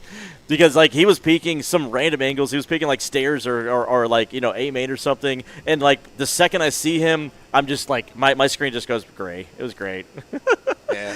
I clearly know that I'm outclassed, but if I can get that one kill, it makes me happy, man. Cam's great, man. Cam's a joy, and we were talking. I talked about it yesterday, where there was one round where I did well, and Cam gave me head pats on land. It was great. It was hilarious. It was a great time. And I love having Cam here. Like he's friends with King, but the fact that we've had him on the desk and the microphone, he slotted into casting yeah. I mean, he just kind of just fitted well, and I absolutely love the vibes that he brings in here. And and everybody else that's come on, love you too, man. Everybody else that's come on, like some respect, some hypnos, just showing love to production. And honestly, we couldn't have put this together without King as well. So I had to smack you yesterday because you were throwing some shade at hypnos, like jokingly about I can't remember what it was. There was like a transition that was weird or wonky or something. I think he like threw us up on the screen accidentally at one point, and you're just like kind of giving. I was told by my brother, Chad is very pro nose. Pro nose, yes. Very pro nose. Yes. And then, I got to, while we're sitting here waffling, again, I'm going to say it again. We got to give a shout out to the Boeing Center here at Techport. They've been a very gracious host. The facility is amazing. They've been here for a little over 3 years. Kevin, the guy that's been here, and all the workers here. This facility is amazing. It was a very seamless transition for us to come in and just set up, and the PC's already here doing everything. And there's our little chicken as well. So we love our chickens. Do you? You shot mine when we played together. I mean, I'm sorry. I don't know. I went around collecting chickens, and you just came through and you killed like 3 of them. Oh. Hey, I'm sorry. I one time had like 5 chickens, and him just threw an HE at me. I was very sad. Damn, that's rough. He just flipped me up. You know what? Never mind. Production is now separated. We hate each other. Oh man. We got a split raging unit. We got a split akimbo right now. We got 2 down banana. We got 3 trying to get some bracket control, and the bomb is outside of apartment, so it is over there on second mid, and they're gonna leave. They're gonna leave Dante over here to kind of poke and prod and just keep these 2 players that are on B over here, keep their attention because they can't leave B because they know there's players over here. But quickly, Raging Unicorns are going to quickly find out there are 4 Akimbo players here on brackets. DB posted up on this A site. He's close to truck right now. Very exposed position, and he's going to pay the price for it. Now with so much left on his Sora, as he's tucked up on top of that balcony. He gets one, but quickly traded back, and Griffin locked out of the site at this point. They go for this retake is the question. Not a lot of extra funds. These saved rifles would be nice, and it's so hard to retake on Inferno. As Akimbo start to slot into these deeper positions, it gets harder and harder to work your way back into the site. We already see 2 players still back on B. I imagine it's probably going to be the save here as Griffin also backs off. Akimbo netted a third. Well, it's so quiet that Raging Unicorns have no idea if they're on site or not because everything went quiet, and that's why you see Griffin's like playing back. He wasn't playing aggressive. It kept both Frostbite and Brooks on the B side because they weren't truly sure if they backed out of that A site. And now that Griffin's poking and prodding and trying to get some information, Raging Unicorns are potentially thinking about going for this. But the bomb's halfway ticked. Like, is it really worth going for? They only have 1 kit as well, and MP9 in the mix. This one gets really sketchy. Right side, they're winning some of these gunfights, but have to clear these 2 players off the box. They're so close together, but playing shoulder to shoulder is enough as Akimbo break through that rifle buy and now post a bonus round on the board. Yeah, I think they're a little bit upset that they got embarrassed on Dust 2, and they're coming back with a vengeance. And they have powered up. They have gone. I know it's S5J, but they have gone Super Saiyan in this particular map. They absolutely dumpstered them on Mirage, and now here on Inferno, up 3-0. It is still early in the map, but Akimbo are looking really good to the eye test, and I would not be surprised if they take this, if they do a reverse sweep onto the Raging Unicorns. S5J still on 0 kills, but hasn't really been needed at all. If we're talking about impact, talk about Roka at 9-1 right now. Max 7 close, that's going to take down Glorins. Is there anything else to be found here? So they're just trying to jump over the top. Oreos, that's ambitious. And that jump goes 2 ways, except the Mag 7's got a bit more both advantage Mag in that 7s way. chiming in. All right, so you've encountered some resistance here, Akimbo, via some shotguns. Still Deagle's in the mix as well, What and Brooks is pulls that one to work. Akimbo, is this the one that you end up dropping? You break through the rifle buy, but now, all of a sudden, the eco is the problem? Yeah, but when you take a Mag 7 to the face, like, what are you supposed to do? Rattles you, man. Makes you nervous. Dante fighting for his life here on the B site. 7 HP. They bring this to a 2v2 as S5J gets one over towards A as well. But now Raging Unicorns, they know that they have him isolated on both sides of the map. If Pee-wee can slip in here, he might be able to cut off this rotate. It could be massive. He's going to get a bullet to the back of the head. It all depends on the timing. He has to press forward, and he comes forward just in time. That Valk player has not come out. It's an audible rotate towards Apps as well. He's just outside of the range, and they hit shift at the perfect time. They pass right past each other. They think they're crunching him down, but there's nobody in Banana. Oh my god, how on earth is that how that plays out? He'll start to scale back up through mid. I think he's still too far even to hear that Molotov go down. Akimbo have not scaled out of Apps yet. They start to make their way down. Pee-wee long range with the Mag 7. There's a low HP player, but he can't 5 quite seconds, connect gotta get onto the bomb balcony down. player. Bomb going down. Dante 7 HP. He's just got to tuck in and play it passive so much on S5J's shoulders here as he tucks into pit. One coming in from Apps, one coming in from lane. He's got to isolate these well. Dante just tucks back, bides his time, but now his teammate's down, and that's so much pressure onto him. Griffin with the recovered AK is enough to pull that one over the line, and the eco comes through. Yeah, Raging Unicorns breathing a sigh of relief at that point, but they don't feel good because, I mean, that round could have fallen apart very, very quickly, and they're not doing a lot of cheering. Yes, it was, they did a little bit of shouting saying nice, but they needed more than that. And that was a round that Raging Unicorns needed, and Akimbo did kind of let that one slip away. S5J missing his shots, could have used him for a few more, but again, Roka's still, sitting there with a huge output at 9-2. But let's see if the Raging Unicorns can go ahead and give us consecutive rounds. You put a couple AKs in the hands of the Raging Unicorns. Let's see if that's going to come back to bite you. Missed shot at a Griffin. That's a hard shot to hit inside of Mexico. Yeah, the op comes out, but it's not able to strike first blood. Now Akimbo know what's in play. A Galil, 2 Galils, and 3 AKs. Will they be able to make up the difference here? Look at the utility as well. It's pretty much just the smoke grenades. They still got 5 smokes on deck, but everything else is so lacking. could be hard to flush some of these anchors out of position, and Griffin even able to strike one down before those smokes land. Maybe a bit overzealous there from Akimbo, and they might pay the price for it. This A-Lurk setup still trying to find whatever they can to throw at that smoke, but on top of the balcony, Pee-wee's ready to strike. They'll scale out. They're playing close to that smoke, but Pee-wee surely goes unchecked. Even if his teammate goes down, he's got the round possibly in the palm of his hands. He needs a multi, but he's in a great position to do so. Spotted out over the smoke, though. Massive heads-up play from Roka, and that feels like it unravels this round for Raging Unicorns as another smoke goes off. It cuts off Griffin, and they might just have to look for the save at this point. Yeah, that Moto smoke stopped Griffin. Had you not put that down, he wouldn't have been able to back up there. And there's actually 2 smokes there on side of Moto. Bomb's going to go down deep inside the A site. And Raging Unicorns, you're not even seeing Frostbite move. He's just, they're just holding this position pretty hard. And this is going to be the save for Raging Unicorns. This is a great call. If they save here, it means that they can get another full buy into the next. The 2 players that are dead, they have plenty of money. They can rebuy into the next. You can come back out swinging. If you threw caution to the wind there, you would have been on a string of ecos that could have spiraled out of control. So I like this save call. Yeah, they got it. They're looking for the long term. They're looking for making sure that they don't let this game get too far out of control. They know that they've already won map 1 for Raging Unicorns, and they let map 2 drop, but it doesn't necessarily mean that you have to just throw caution to the wind and just give everything up. So again, smart call coming out of them. And Akimbo have put a 4th on the board, so it's 4-1 right now scoreline. But Akimbo still have a lot of work to do as well if they want to go ahead and get them secure themselves a spot in these semifinals.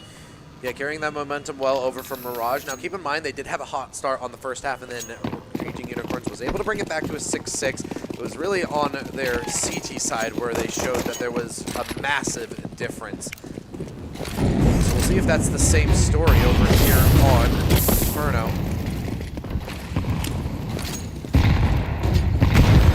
Will Raging Unicorns once again be able to pull off the comeback and make this a more competitive half? Or is this the spiral? Is this where they start to run out of steam and really hit that brick wall? I don't know.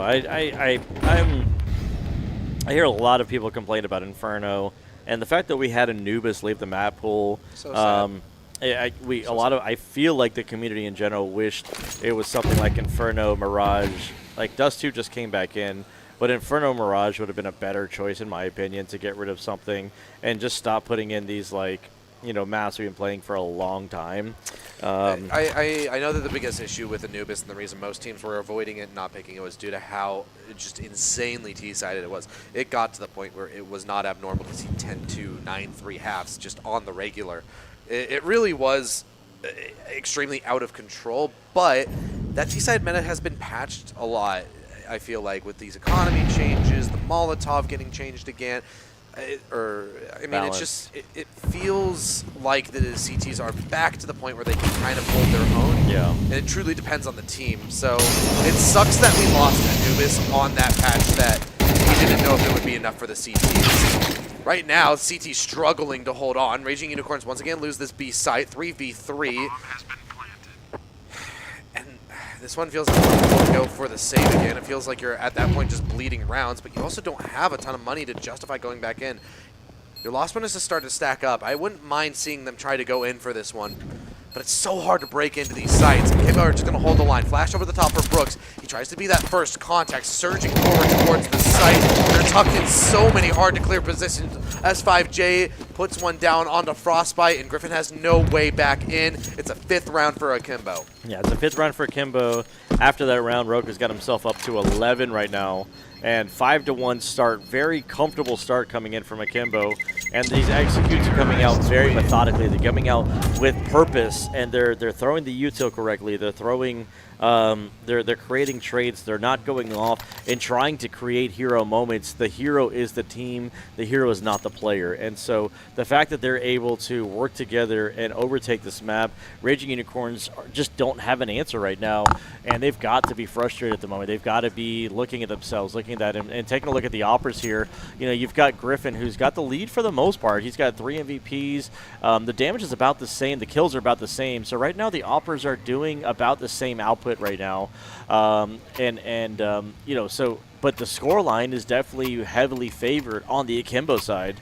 And at the moment, we're just Raging Unicorns just haven't had an answer yet outside of that one round that they won. That it was just a 2v2 with Mag 7s. Eventually traded into AKs, but it's because you had a low S5J player that they were able. No, not S5J. It was somebody else. Somebody else was low, but S5J just missed his shots. But that was the only round that Raging Unicorns won, and I just feel like it was just a blunder round. But you're gonna lose some rounds. And I feel like Akimbo were just right now they're setting themselves up, because look at the firepower of Raging Unicorns. 2 FAMASas and an MP9. They got bought back up. I mean, yeah, Griffin's got the AWP, but I mean, at this point, if you're going to keep saving the AWP, I'm going to need you to get 2 and 3 frags every round. Yeah, if you're going to put that much effort into keeping it in play, you need to find massive impact with it. Because right now you've been bleeding rounds. Akimbo already up to 5, so hopefully that tack timeout can sort of get them in the right place, get everybody on the same page, and try and deal with these executes that Akimbo have been putting forward, because that's really been what's the difference maker in these rounds, it feels like. Raging Unicorns just haven't had a way to stop the executes from coming in. So whether it's your anchors needing to be a little bit more prevalent, or perhaps your offer being that little bit extra flexible. I mean, right now Akimbo are walking into the stack of Raging Unicorns. And it's going to be required of Griffin to get at least 1. He's going to need more. He's getting fired upon. He's not repeaking, which is smart. He's going to back off. He's staying pretty close. He turns that flash well. Now smoke in his face. They'll start to back off towards B. That's fully audible. You should have an idea that this is coming in. 2 anchors on the B site. Dante trying to open this one up. It'll actually be the Molotov that burns away. Now Frostbite left alone in towards the oranges, and it's just too much to handle. As one goes over the top, he can't deal with the players scaling onto the site. And Griffin, he does have line of sight onto this. Sora's got a smoke and a flash, so where's Sora gonna deploy this smoke? It would be smart for him to deploy it on Banana, but he's gonna try to be as quiet as possible the whole time. There's no smokes nice to headshot. Cut off CT here. As they start to scale up, they possibly have a chance to get back in, but now Griffin left alone. We said that we needed to see impact from this off, but he just can't find a way in, and now even being tagged down, they're going to go for this hunt. They're going to try and run him down. FAMAS close on his heels, and one even wrapping around from mid. He's just trying to run for the hills and hold on to this AWP. Yeah, he tried to get to apartments, but he can't. He knows he can hear the footsteps. Just fine. They don't care if they go down. They just want to get this AWP out from his hands. And the round does reset. He gets lucky. So this is the op that never dies.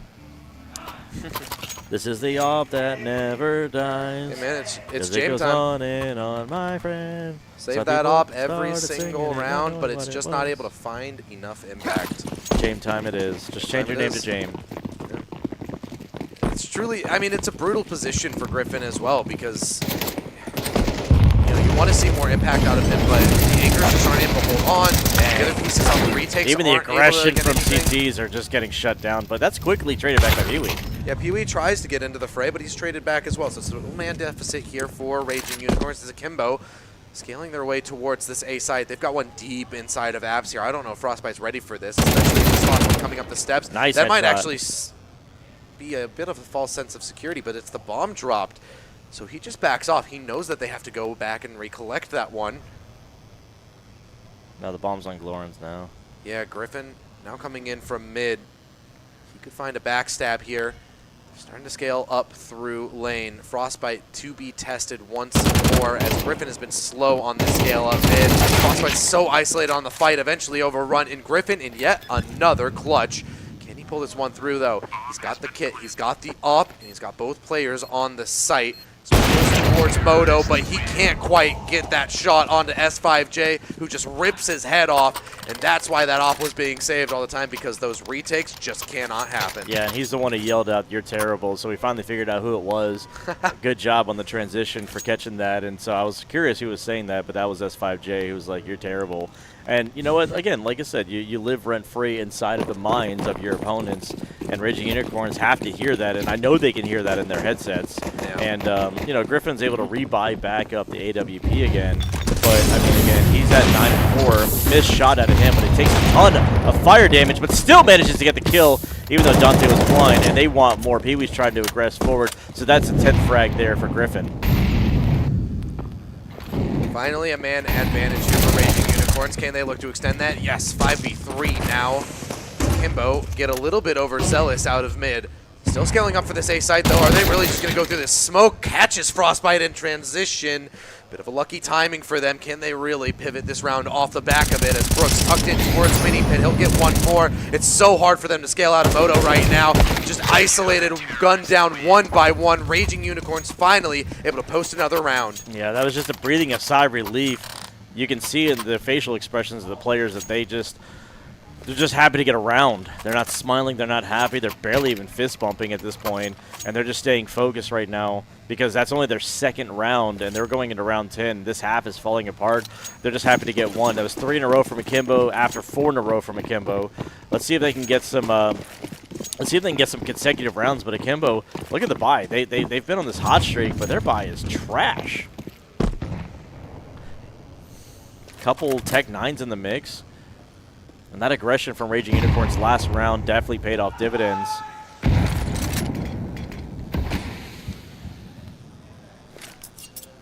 Finally, after a round that they don't save, they're able to pick up the next. So maybe there's just some cursed energy to those saves. They maybe start converting more rounds off the back of that. Roka with only a Tech 9 gets put down easily inside of Apps. They just back off with that 5v3 as the trade also was shut down. Oreo's alone up mid here. The rest of his teammates are over towards Banana, so he's either just here to try and secure information for them or maybe even try to play a late flank. S5J's walking leader right now with a Tech 9, can't upgrade his weapon, and they're trying to make a decision which way to send the bomb, and the bomb's heading back towards down Banana, and you're going to meet up with the Galil player, and your AK is over there on... Oh, no, that is the AK player. Yeah, Dante has the AK. So you're going to play behind the AK player. He at least has a good gun. They're both trying to open up the site, and even a timing caught there onto Frostbite. That's 2 rounds in a row where he's been caught in awkward timings, and Dante, with a double kill, is able to open up that B site. They're going to start to get that bomb planted. Smoke goes up for CT as well. That late lurk of Oreos just rotates back towards Banana instead of trying to play things through CT. Griffin trying to spearhead this retake through Church, and rotates coming in from Banana as well. Oreos caught out behind this truck. Position just stuck at car right now. Peeks out towards Banana, put down quickly, and it's all left up to S5J. Tucked in deep inside of Dark here. Can he really pull this one off? Molotov at his feet means no. He might get 1 kill, but it's just too much to handle, and he'll burn away a 3rd round secured. Yeah, 3rd round secured, but at least the bomb got planted. Enough kills to basically keep the economy of Raging Uniforms somewhat honest, and they finally got a fist bump down there. You know, a little bit of shouting coming in from them, but it's still not over. They still have a lot more work to do. 7-3 scoreline right now with 2 more rounds left in the half. And so Kimbo going to take a half buy. Are they going to go fast with this one? It'll be interesting. So they're potentially electing to give up the 4 to Raging Unicorns, but you want to have an 8-4 half if you're Akimbo right now, because you want to just go close this map out in a 2-1 fashion.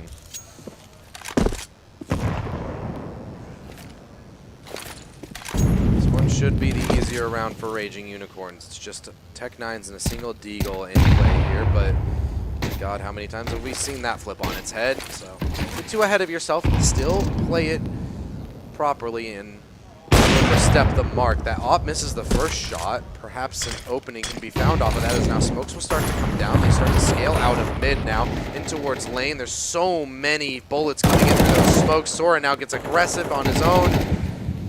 These pistols fall flat for Akimbo, trying to scale out of smokes, but it's just not going to work. Griffin to find the last, and 4 rounds secured off the back of it. Yeah, and that's got to feel good for Raging Unicorns, because they're starting to string some rounds together. They're starting to feel good. They're starting to understand how Akimbo are playing, and they're trying to give themselves the best chance to take the series themselves and maybe even go 7-5 in this half. And they're starting to get a little excited. They're starting to get a little loud. They're starting to, you know, smile a little bit. And, you know, we're getting little smiles out of the Raging Unicorns here. And, you know, turn this into, you know, not just a unicorn fantasy, but actually reality.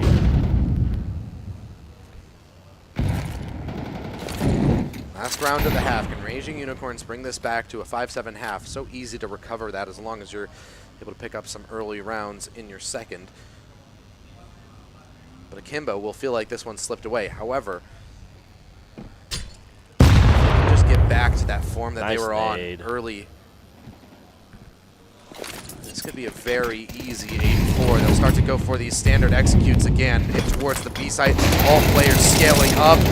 Backs turn for the flash, but Frostbite still able to get away with his life. 10 HP remaining with that bomb. Now onto the site getting planted. Man disadvantage here for Akimbo as they try to tuck in towards these post-plant positions. This B site is so hard to break into, even at a man deficit.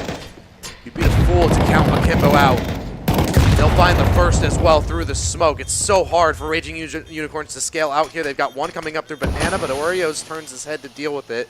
It's only the Galil. Can he win out that fight? Yes, he can, and that makes the job even easier now for Akimbo. Starting to lose members on the site, though. You lose 2, and now these CTs scaling out of the smokes are absolutely mowing through your players, and they get just over the line for that 5-7 half. Yeah, they get the last one in. Raging Unicorns getting that retake, that defuse. It started like it was falling apart. Oreos getting that Banana player made me believe that it was actually not going to be possible for them to do the retake. They obviously had to go for it because it was the last round of the half. But then the players were like, that new box player went to peek out and jumped out with utility in his hands. And it made me kind of wonder, like, what was the comms there? Because, you know, there was no reason for him to jump out from new box with utility in his hands, not even with his gun in hand. Like, if you're peeking CT to try to get some information, I can understand that, and you just lost your fight. But no, you see him jump back to new box, and that's what basically caused the round to fall apart, because then they knew where Oreos was at. They finished killing the players on site, and it was really easy to find Oreos. And now we've got a 7-5 half. Raging Unicorns get 4 in a row, and I thought Akimbo were going to run away with this map, but no. Now we've got a pistol round here, and let's see what Akimbo have for us on our defense. This is the same thing we saw in map 1, though. Mirage, it was a comeback in the first half for Raging Unicorns, Roka. but Akimbo shut it down, and now, same story. Roka with a triple kill. Dooley's now up from pit, and they will strip everything away from Raging Unicorns. Another pistol secured for Akimbo, and is this really going to be the same as Mirage? I don't know. This is crazy. It's like, you know, we get a 7-5 half. Akimbo get the pistol round again. They're a really good pistol round team. Roka with a triple kill. The last 2 picking up by the captain, Glorens. And, you know, just feeling confident, smiling and cheering and hooting and hollering, which is great. And Akimbo without a bomb plant, they're going to essentially half buy into this, get a few upgraded pistols here. But these MP9s, there's 4 MP9s in the mix. This is a great gun to have on this map, up close and personal.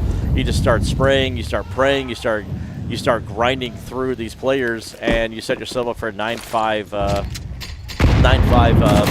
scoreline here. And Oreos with the opening frag gets himself a double, earning some money. Sora does trade one back, but still disadvantage there for Unicorns.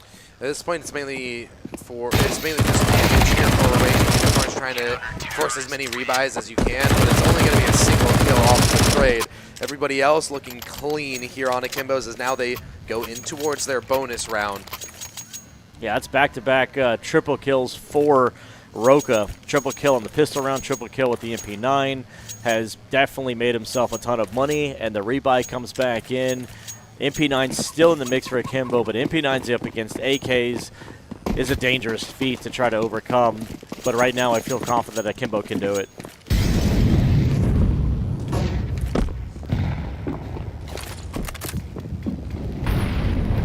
Definitely would be a fool to doubt Akimbo at this point. It feels like their results are speaking for themselves.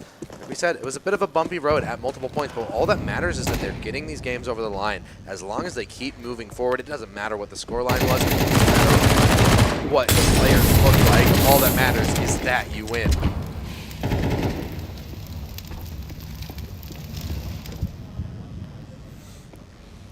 AK's out here for Raging Unicorns. Can they manage to break through? There's 3 MP9s in the mix for Akimbo. This truly is a bonus round.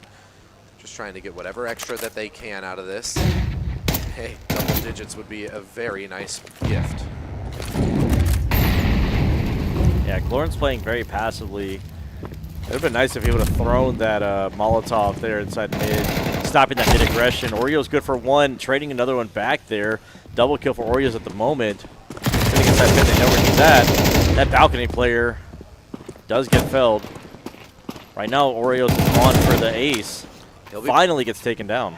Yeah, he'll be put down inside of the pit. Dante now up with that MP9, but he gets shut out of the round. And S5J retaking in from Library. Long range with the MP9, surely not to be. He's just trying to find his way in. He'll go into the site, and that's just going to be his grave. The bonus round doesn't come through. But all that's important is that they have enough to buy into the next. Yeah, I mean, basically, it was, I think, 31 total HP between the last two players. So S5, I think it was S5J. He had a chance to be the hero of that round, but he just couldn't find the players. Clearing all the different angles on that A side is extremely difficult, especially when you have to be audible. And so it's almost like they would have to line up, or you need a miracle to finish that off there. But again, it's fine. You can give one round dub. Now you get the M4s back online. Surprised there wasn't a lot more money left for Akimbo here, considering they won the first 3 rounds. So 5-7 for Oreos. He's stuck kind of down. Dante takes a ton of damage there from HEs or Molotov. S5J, a good hold up towards Banana. Now that the rifles are out in full force for Akimbo, they look to find double digits. Sora manages to catch this on a timing, but it's not enough. As the utility reigns in, it just softens them up for that 5-7, and they rip through those last 2 lane players. Double digits achieved, and on the precipice of semifinals. Yeah, they're like they're announcing their presence, and they're on the door of success and taking this series 2-1. But again, it's not over until it says victory on the scoreboard. It could be regulation. It could be 5 overtimes. It's not over until it says victory. There is no tying in Counter-Strike Al. And, Raging Unicorns coming back in with sort of this half-buy. These Tech-9s are going to come in. They can be dangerous up close, so it's going to be a lot of work for these 2A players. But Oreos and Roka have a lot of work ahead of them. Messy spray, but he gets 2 of them. Pushes to the pistol, gets a third. He gets that USP out, strips away the head, and Griffin now left alone in a 1v4. Everybody here to respond against him. Double kill out of that Tech-9, but eventually run down. It's just too much for him. And look at the smile on Akimbo's faces. Yeah, they're smiling, they're laughing, they're having a great time. Everybody in the server is getting themselves some kills. Roka had a little bit of a messy spray, but in the end got 3, even had to switch to that USP to get that 3rd one. And now they're discussing everything, trying to make sure that everybody's on the same page. Everybody has the same mindset. And if I was Raging Unicorns, I'd be taking a timeout right now, but they're choosing to elect to just go straight into it. We haven't really seen many timeouts at all. I don't even know if we've taken any in this series, if I'm being honest. There was, at the very least, one in this map. It was at round 7. Let's go, Oreos. Give me more, Oreos. Come on. Oreos, if he gets fired up, that could be the Let's nail in the coffin, go. but it's actually just S5J and Dante to mow them down as they try to push up Banana. That fast play is read and executed. I want to go get an Oreo milkshake, and I want Oreos to make it for me, because right now he's grinding up the unicorns, and he's making mincemeat of their horns so he can make a recipe for success and sprinkle it all over his team. And now just 1 round away from semifinals. Just 5 kills to be able to push further forward in this land. Here at San Antonio, Texas, we're here at the Boeing Center at Techport, and we are watching some amazing North American Counter-Strike. Emotions on the line. Everyone's fighting for their chance at this $5,000 prize. Well, nobody wants to go home. 4 more frags to find. Dante finds the opening frag, takes a little bit of damage there. Sora does trade him back. Akimbo seemed to want that win just that much more than Raging Unicorns as they emerge with a man advantage. Raging Unicorns trying to scale onto this A site from balcony, but it's read by Oreos. Could have an easy kill on the pit player, jiggling out, missed shot, now burning away in the Molotov. He has to go forward. Dante with one of his own, and this is starting to become unraveled, especially with this flank. That should put the nail in the coffin. It's all left up to Frostbite. He has the bomb. He has the runway to B. You need to post a 1v3 just to keep your team alive. I mean, he can do it onto Oreos. Oreos is very low HP, but how are you going to find the other players? The captain, Glorin, he's sitting at 100 HP. You've got S5J, we've seen him a few times. The one person who's out of the round is Roka right now, so you at least have that going for you. After this bomb goes down, he's going to have to figure out where to post-plane himself. He's worried about an anchor on this site, and he's trying to clear so many sites. Once that Molotov and smoke goes down, they're going to start to swarm him. Just whatever you do, do not go in one-on-one. Don't give Frostbite a bunch of one-on-one fights. Play this together, win the round, and be done with it. Pressure mounting as these CTs close in. They're just sending bullets through those smokes. Oreos just trying to bide his time and wait for Banana to swing into the CT, and that's how it ends. It's the captain to close it out. Akimbo 13-6. All 3 maps, that's the scoreline. It was simply meant to be as Akimbo goes to semifinals. Yep, Akimbo earned their spot in the semifinals. They had to do it by reverse sweeping the Raging Unicorns. It took them a little bit longer to get there, but we slowly started to see Akimbo power up every single map, every single round. They were getting hotter and hotter and hotter until the stove was so hot that the water began to boil, and Raging Unicorns pretty much were boiled alive in that series. And it was unfortunate to see it go out like that because I was pulling for the Raging Unicorns. You know, I love to see an underdog story, but Akimbo were just the better team in that particular situation, and Oreos he got live, he got hot. And I got to say I'm proud of Akimbo for at least earning their spot. So they still have a little bit more work to do if they want to take the majority of this prize here and take this tournament. But there's still a lot of teams out here that are in this that are hungry for this. You know, we've got the Zomblers, we've got, a couple, we've got Zealous and Zin as well here. We've got a lot of teams in here that we have to, give credit to. We can't just look at the ones that were on broadcast. Yeah, and I mean, all those handshakes going about, it's unfortunately the end of the line there for Raging Unicorns. They're going to be going home, packing their bags, and congratulations as well to Akimbo for being able to secure that first ticket into the semifinals.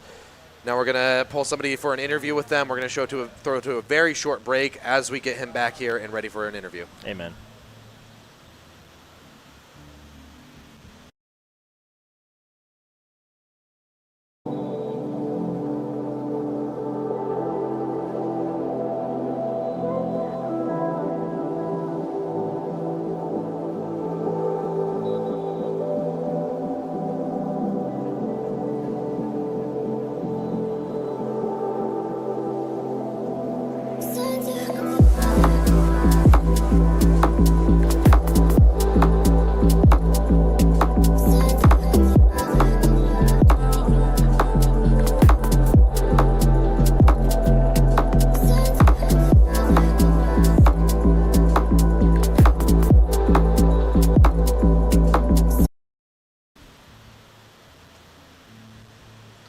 We are here with S5J, and I have to issue a formal apology. I've been calling you SSJ the whole time.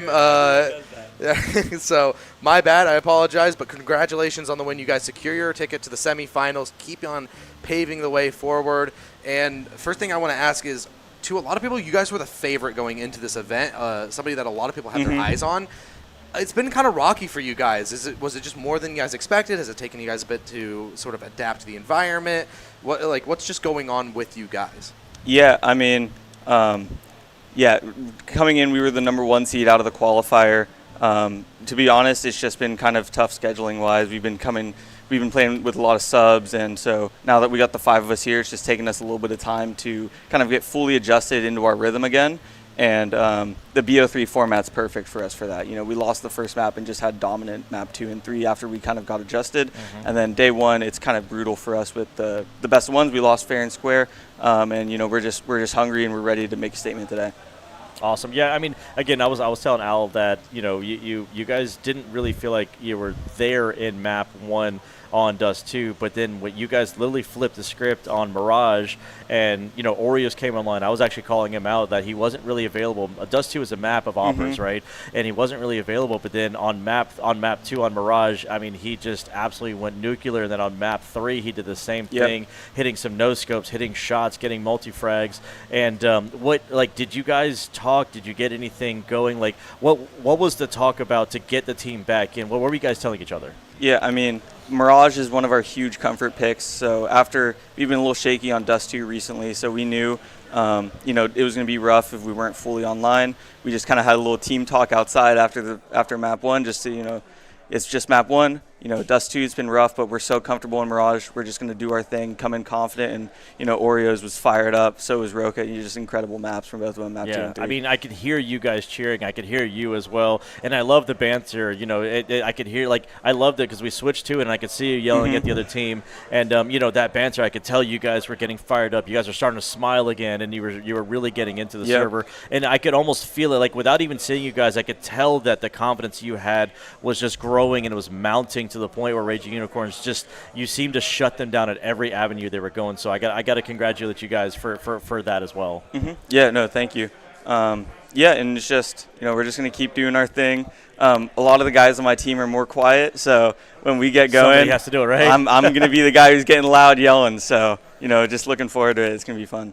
Final question I have for you is you said that, these BO3s work a lot better for you. The longer the game goes on, the better you guys seem to get, the more you can get a feel for it. But you have to keep in mind that there's, another BO3 after this. Yep. And if you win that, it's a BO5. So this is a marathon, not a sprint. And at what point do you feel like fatigue is going to start setting in for you guys? Do you think that will be an issue that comes up, or are you really just a team?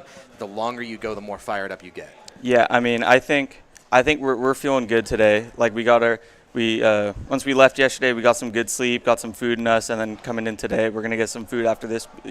As soon as we can, get fueled up, and then we're ready. We had a very long day yesterday, so we're ready for it. We're ready and we're fired up.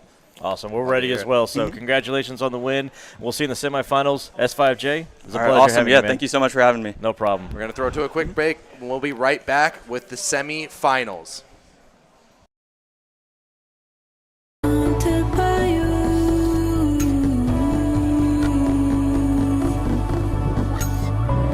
Salt in the wound.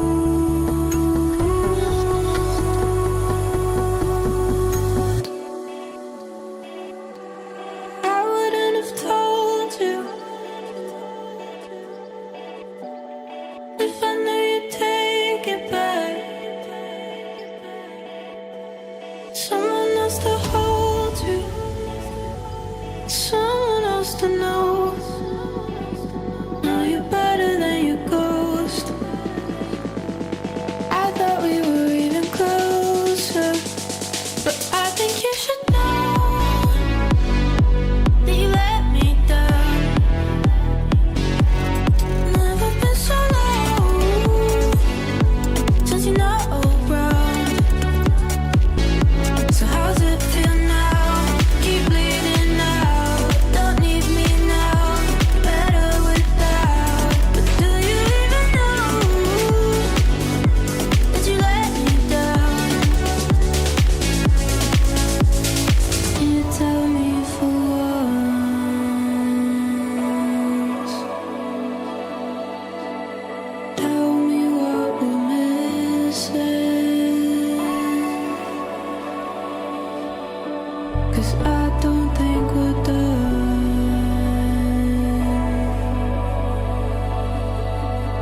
And I can learn to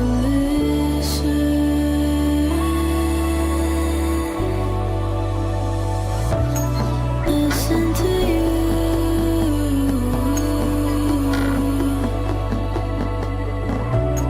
like you want me to. I wouldn't have told you if I knew you'd take it back. Someone else to hold you,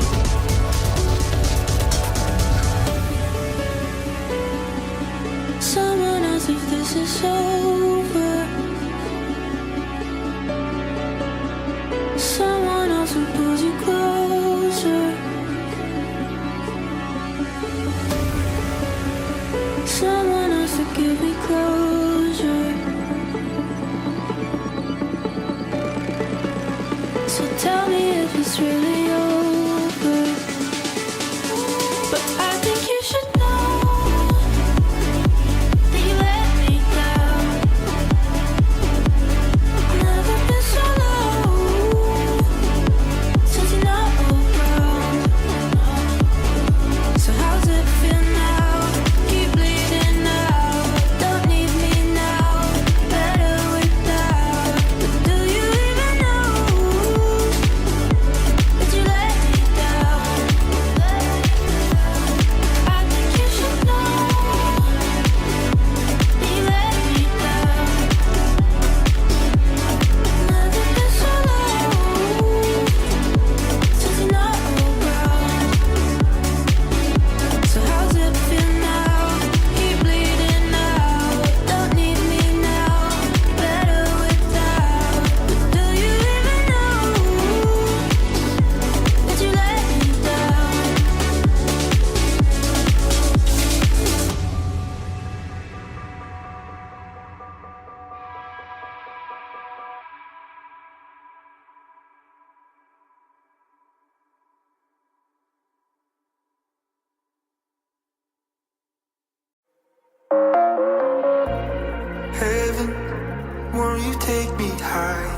staring deep into your eyes. You caught me by surprise. 'Cause I'm a heathen in a sleepless life. Feelings never seem to smile. You're leaving, won't you stay the night? I'm falling for you. Oh, I'm hoping you feel for me what I've been feeling for you. And if it's so clear to see, I'm on my knees, so I'm begging for you.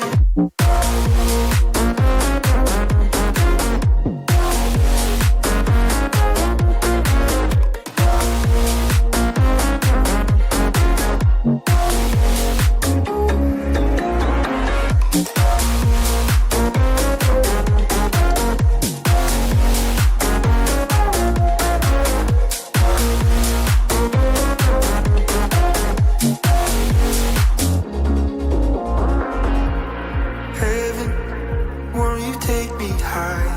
Staring deep into your eyes. You caught me by surprise. 'Cause I'm a heathen in a sleepless life. Feelings never seem to smile. You're leaving, won't you stay the night? I'm falling for you.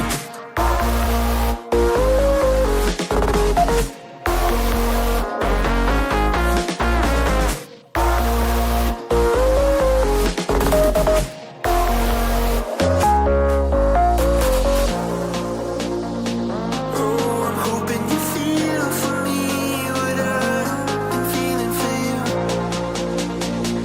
And if it's so clear to see, I'm on my knees, so I'm begging for you.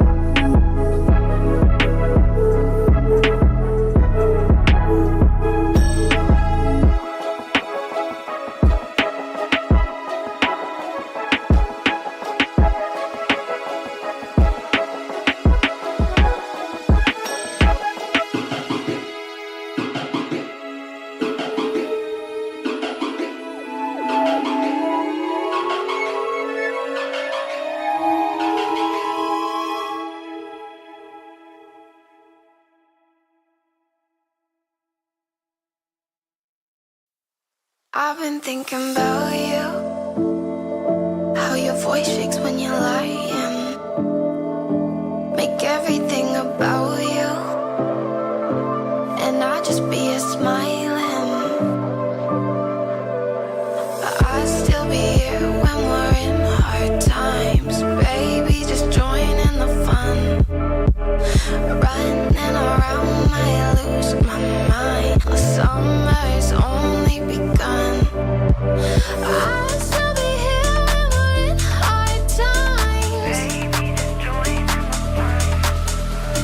Running around, might lose my mind. The summer's only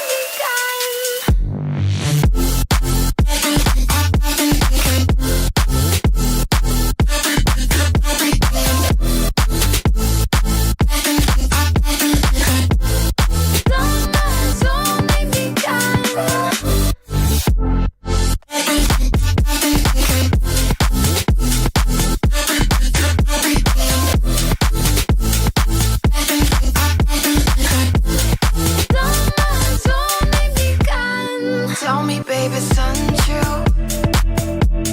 Up all night just drinking, and I don't know what we'll do as the daylight starts to sink in.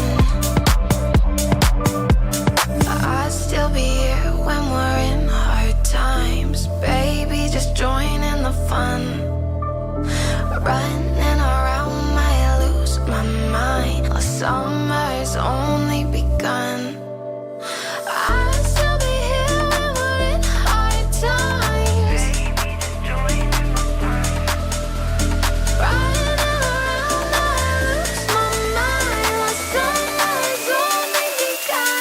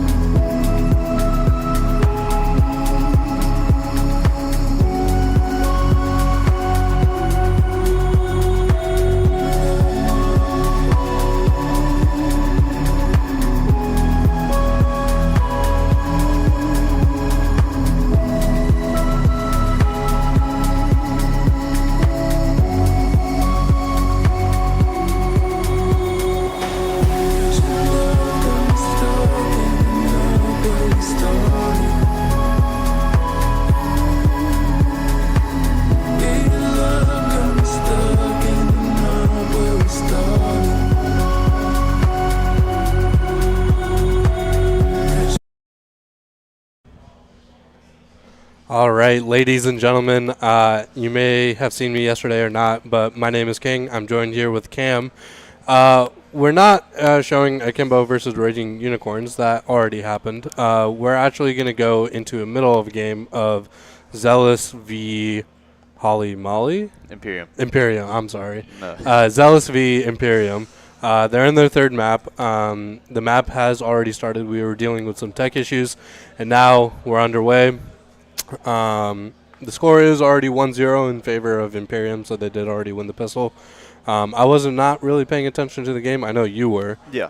So can you walk us through what happened in the previous two maps? So Zealous picked Ancient. Kind of just seems they were caught off guard a little bit, and then they went into Overpass, which is Imperium's pick, and it was kind of a little bit of the same, right? Really close games on both sides, but they just caught each other off guard on their own map picks. So now we're just going into the deciders. Zealous has beat Akimbo on this map, which I would think personally is one of the better teams here that have played that map. So I'm guessing Zealous hopefully has something up their sleeve on Mirage. I guess we'll go into this.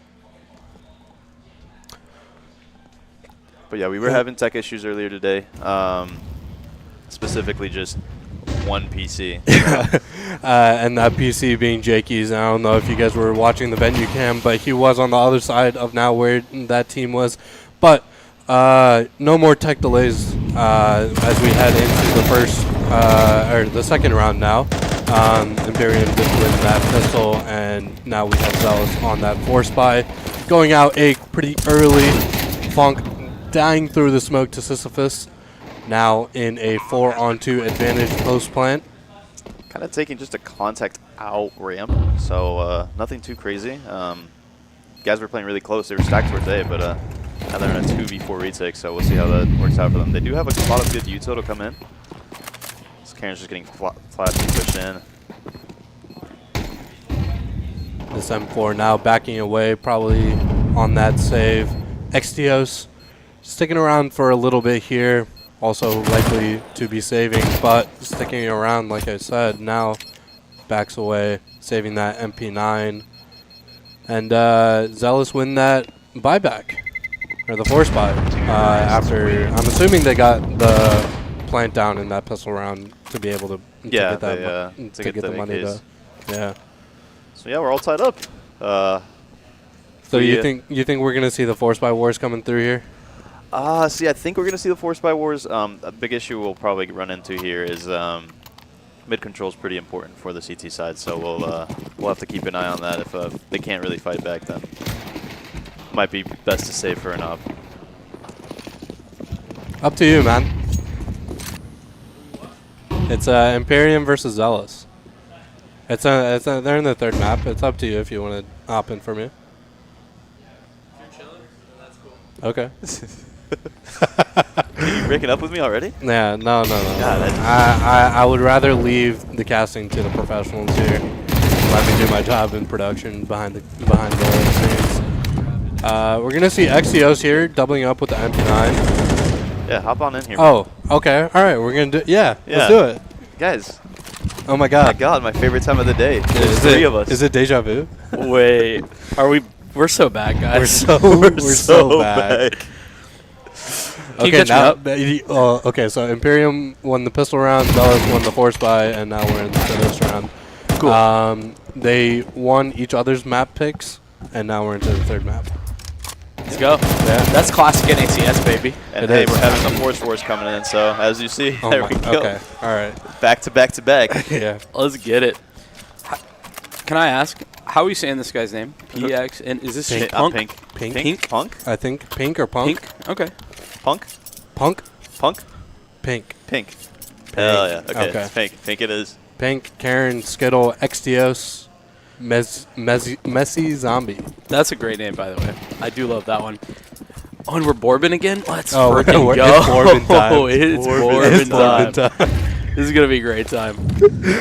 And I guess Zealous is just going back to old reliable, just walking towards A. Going to be a contact play coming out. Messy Zombie's just playing retake, kind of learning from the mistakes. Can't afford to be playing so passive, to be honest with you. It's kind of tough sometimes if you're going to be in that type of position. Allows Skittle to be isolated. Messy Zombie in a tough spot. Pink able to bring it back. And this is, I mean, a bomb plant's good. I guess at the minimum. But they bought everything. They have no cash. Never mind. Yeah. Really It's bad a- post plans coming in. It's a force buy wars, man. Bourbon time. Gets one league. Can he do it once again? 2 1v3s yesterday. A 1v4 here. Not today. Just a little off the mark there. Just a little bit.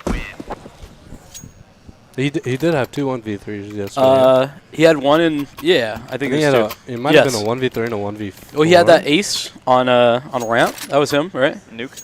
Sure. Right? Yeah, Sure? nuke. Sure. That's what I was thinking. I think that was him. And then it was a 1v3 on overpass, I know. And a big triple kill he got on a Tech 9 round. So no force back coming back in from Zealous, so hopefully we'll see a good, nice little eco round here. It is the Deke galore. Deco. The Deco. I got flack for calling it a deco. Why? I don't know. From who? Put him on Unnamed it. individuals. Put him on blast. Yeah, put Unnamed him on. individuals. Clip farming day 2. Who is it? Oh, put him on blast, bro. It was Why Not FBS. Ah. Of course it was. Yeah. It's like the Bogdan thing, right? Yeah, bro has no room to speak. Could he ask at home what exactly he's referring to? I mean, these Eagles, they are threatening. Fortunately, not threatening enough to get a kill, but I guess Rue just wanted to do a staring contest right there in window. Didn't even shoot. He was lining up the shot. Yeah. Listen, it's better to take your time and hit the shot you take than miss all the shots. Shout out Nico. Real and true. Wait, How did he get here? I don't know. I guess he like snuck out my Palace, God. or rather Ramp. What a shot. Yekindar with the one dig. Jakindar. Jakindar. I love when we interviewed him. He was like, "Yeah, I'm into it." Like, It was a great interview. I do look like Honestly, Jakindar a little bit. All of the interviews that we've done so far have been great. They've been good. Yeah. It's been awesome. I know a lot of events we don't get to talk to a lot of players. Yeah. I'm really happy that we've gotten the privilege to do that. Yeah, you brought the good idea, man. It's been great. Interviews have been great. Games have been great. No tech issues. We're doing so great. Shout out Jason, our server admin here for this event. This is true. He's been doing a great job. You know, he had the most aura farm moment yesterday ever. We were talking about so there was a match played earlier today off stream. It was the finals for the LCQ. And so to get into the LCQ, right? No. No. To make playoffs. Yeah, to make playoffs. And so last night we were speaking about what time we want to do that, and I suggested that we do it off stream. And Jason said, "Yeah, I'll start the servers up tonight, and they can just play on it tomorrow." I said, "What if there's a server issue?" He said, "There won't." And he walked away. Aura. Absolute aura moment. Is that confidence that you really gotta bring? To be honest, No, it's true. Hey, we haven't had server issues. It's been PC issues. Yeah, it was a server issue, or it was a PC issue, not a server issue. The only server issue we had today was when you unplugged the server. When I unplugged the server? That's what I heard. someone unplugged the server this morning. Oh, yeah, I did. I did. I did unplug something. I didn't think it would. I thought it was the cable I wanted to unplug, and it wasn't. But all good. So I just wanted to ask, back to like game stuff for a second. Are Zealous the favorites in this? Because I kind of feel that way, but I haven't seen as much Imperium, so maybe it's just like what I've seen bias. I think they're a good matchup. They've shown flashes. I would definitely put Zealous as favorites just based off. Holy nade. Oh my god. But yeah, it's just been back and forth this whole day. Fair enough. Really fighting to get out of the axe. I mean, they got like triple naded and a molly. The timing on the utility for Imperium was kind of nuts. But I think ultimately, though, this is a lot of momentum to be picking up. I mean, they don't have like an insurmountable amount of money Imperium yet, but it's starting to get there, and it's been, what, 6 rounds straight? Yeah, we or talked 5 about- rounds okay. straight. Yeah, I was about to also mention, like, they haven't called a timeout. And we talked about how good their timeouts were yesterday. Yeah, yeah. And it's 6-0 or 6-1, and they hadn't called anything. Okay, so in the group with Imperium, I'm sorry. In the group with Imperium was Zomblers, Malicious Intent, and Noob 5. They went 2-1, and I'm assuming their loss Lost to was Zomblers. to Zomblers. It was. They lost 4-13. Okay. So, I mean, to be honest with you, those other two in that group, it's kind of hard to take anything away, I feel like. Yeah. Not necessarily. Like, I think that Noob 5 team, that was probably a pretty easy game. Properly named team. I wasn't going to say that. So, Zomblers beat Noob 5 13-3, and Imperium beat Noob 5 13-1. So they were like, that doesn't say anything. Yeah, it really doesn't say anything. I don't know. I'm waffling because Malicious Intent, who went 1-2, beat Noob 5 13-2. So I'm waffling here a little bit. But No. Good information. yeah, a little bit. Skittle's just getting overtly aggressive here. This is so much info. Could you say he's getting info? He's getting info. He is getting into the entire team. Yep. All in one. That's a lot of team to put into one person. Yeah. It's like 5 guys. The burger place. Oh True. my God! Speaking of food, No, pizza's that's here. why. Yeah. 5 guys, 5 pizzas. Yeah. Is that actually? Yeah. Good fire. Well, yeah. I'm excited for this food. You're eating only the cheese pizza, King. That's the only one for you. So? The whole thing's for you. Oh. More for me? Yeah. No, but we see more aggression coming from the CT side. I mean, they have both of the extremities as they're working into a split, so it's ending in A, but you have no other info on the outsides on the map. I mean, Zealous doesn't know that they've pushed either. Like, they don't know that they're about to walk into basically an A stack. Messi, big duel, and that's going to take out one of the prongs of this attack. Now they have a crossfire, but steps out into the open. Maybe a misstep. Skittle going to be arriving on the scene. Should be able to get the one and does. Now can just be a threat. Oh, taking space into jungle is Lee. Doing enough to at least give them a chance. That's a massive frag, though, and unfortunately that should probably end this one, Jakey. An op-in sandwich, it's not a great spot. He does hit the first. Like, that smoke gives him cover. It's so very close and far more than it should have been, but Imperium, they do continue to stay strong. Yeah, just, I mean, no early aggression mid, really quiet pushes on the extremities. I just think that they could have maybe shown a little bit more presence somewhere on the map. I know that they started VAPs and then backed off, but I mean, just look at the money on the CT side now. Like, it's disgusting. I don't think... Yeah. Remember when I was like, it's not getting out of hand? It's out of hand. We're out of hand. When your opera has 12K, it's out of hand. That's a good way Also to put at 12 and 4, mind you. Yeah, they just haven't done too much crazy. I love the break open to that smoke. Just makes it impossible to try and fight. And Zealous have been pretty mid-centric. They've taken mid-control very consistently. So when you're seeing that smoke, especially when the T's throw a bottom con smoke, you can be very sure that you're going to see somebody. But a nasty double from Rue. B-site open. Kind of just taking the game into his own hands. I mean, dry swinging.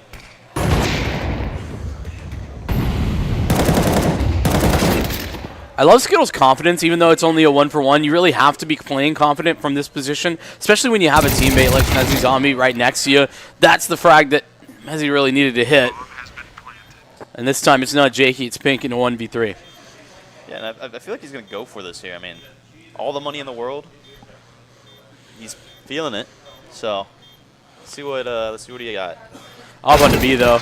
Always a tough one, and I do like that off angle.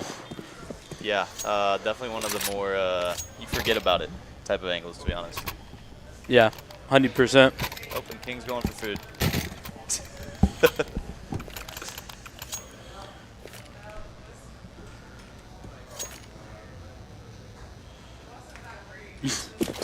Messing with the cables over there. He picked up the cable like he wanted to take it with him. And I was like, where are you going with that, blood? He was just going to go cast over there while he ate. ASMR did. Let's not do that. Current. Good trade coming back from Maru, but there's still one more person in the underpass. I mean, Flash doesn't actually connect, but there's spec paid to that. Rue, doing some serious heavy lifting to bring Zealous some of these T rounds.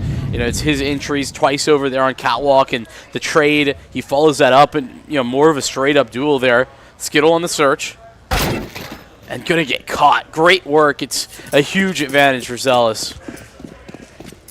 Yeah, I mean, good reaction, and they're meatballing like we talked about this group up. And just kind of hit a sight together at the end. But, I mean, really good picks coming in from Rue, and just the reactions from the CTs were good. Just Zealous looking a little bit better. Let's see if they can end this half better. Just kind of slow things down a little bit. Messi Zombie is kind of chasing after them right now through T-spawn. He could have an interesting timing, but this op, I thought might get a look. Miss Jungle Smoke might have allowed that, but not really.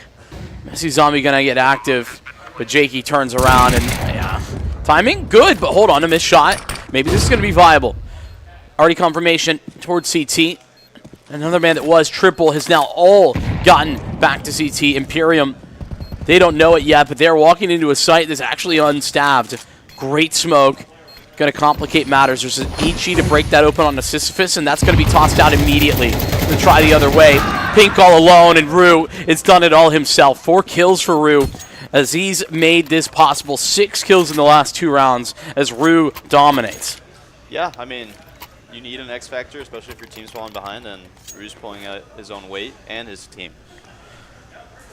Honestly, I don't know how much those chairs can hold, but Rue's over there. They look sturdy. They're pretty, sturdy enough for Rue over there. Yeah, I mean, he has been picking up the pace a big way. And here's the other thing, right?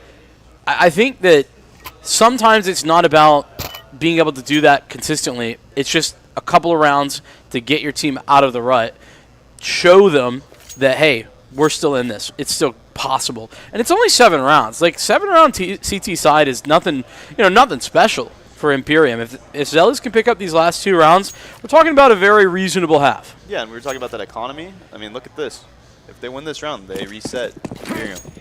What a time to be broke. Would that be round 12? Yeah, last round. So let's see if Pink gets a little bit active here. Maybe they boosted someone on the ladder earlier. So it seems like they're going to be playing a really aggressive B side. Imperium have been aggressive at B in general. They've pretty consistently been pushing into apartments, and it's not actually been seen all that regularly. Yeah, but they got all that information. You see the rotates coming over. It's going to be a pretty heavy stack. More playing towards the retake. Oh, as Mezzi comes out. I mean, forward face. Hopefully he's got some support. Should be a flashbang that comes back through as well. He doesn't need it. Pink on the edge of the smoke, and good work from Messi to continue to be a threat. Lee has no idea where to look. He can't fight everything all at once. And with Rue and Sisyphus left, Imperium seemed to have broken back through, found a way in. Rue, a little bit of a whiff there, but he's still good. Sisyphus brings one as well. A 2-on-3 that, I mean, technically could still happen. The HP is the biggest problem for them. And this flank that's formulating up in Palace. And yeah, there's the Abs player. Ready and just where he needs to be. Trying to get both of them. Not going to be able to get it initially, but Easy does it for Extios. 2 kills that put the pin in that comeback and make it very difficult now to see that continuation. Yeah, and I mean, they need this round. Zealous needs this round if they want to be competitive, if they want to be able to come into that half with at least a small cushion if they don't win pistol, right? Yeah. Also another thing they have to think about. So you see a normal setup come out from CT side, but Zealous is going to go heavy B this round. Oh, and Imperium seems to have a good read on it. I mean, once again, insert into the apartments. Shouldn't have been seen. Pink's going to walk away, though. That timing is pretty brutal. So now they hit the go button. Still Extios, it seems, and the AWP tries to step forward. Can't do that. We'll try to reposition. Lee with another, and it's Jakey this time. Multiple frags falling onto the B site, and Skittle is suddenly alone. Yeah, you had Lee coming out through a mid flank, so to be able to catch that cat player, just kind of crashes down the whole site. And just with that, they got the round they needed. Now, let's see if they can get some good momentum, get a little bit more hype, because, I mean, the whole day we've been hearing him yell, be very hyped up, and I just don't hear very much coming from the other side of that wall.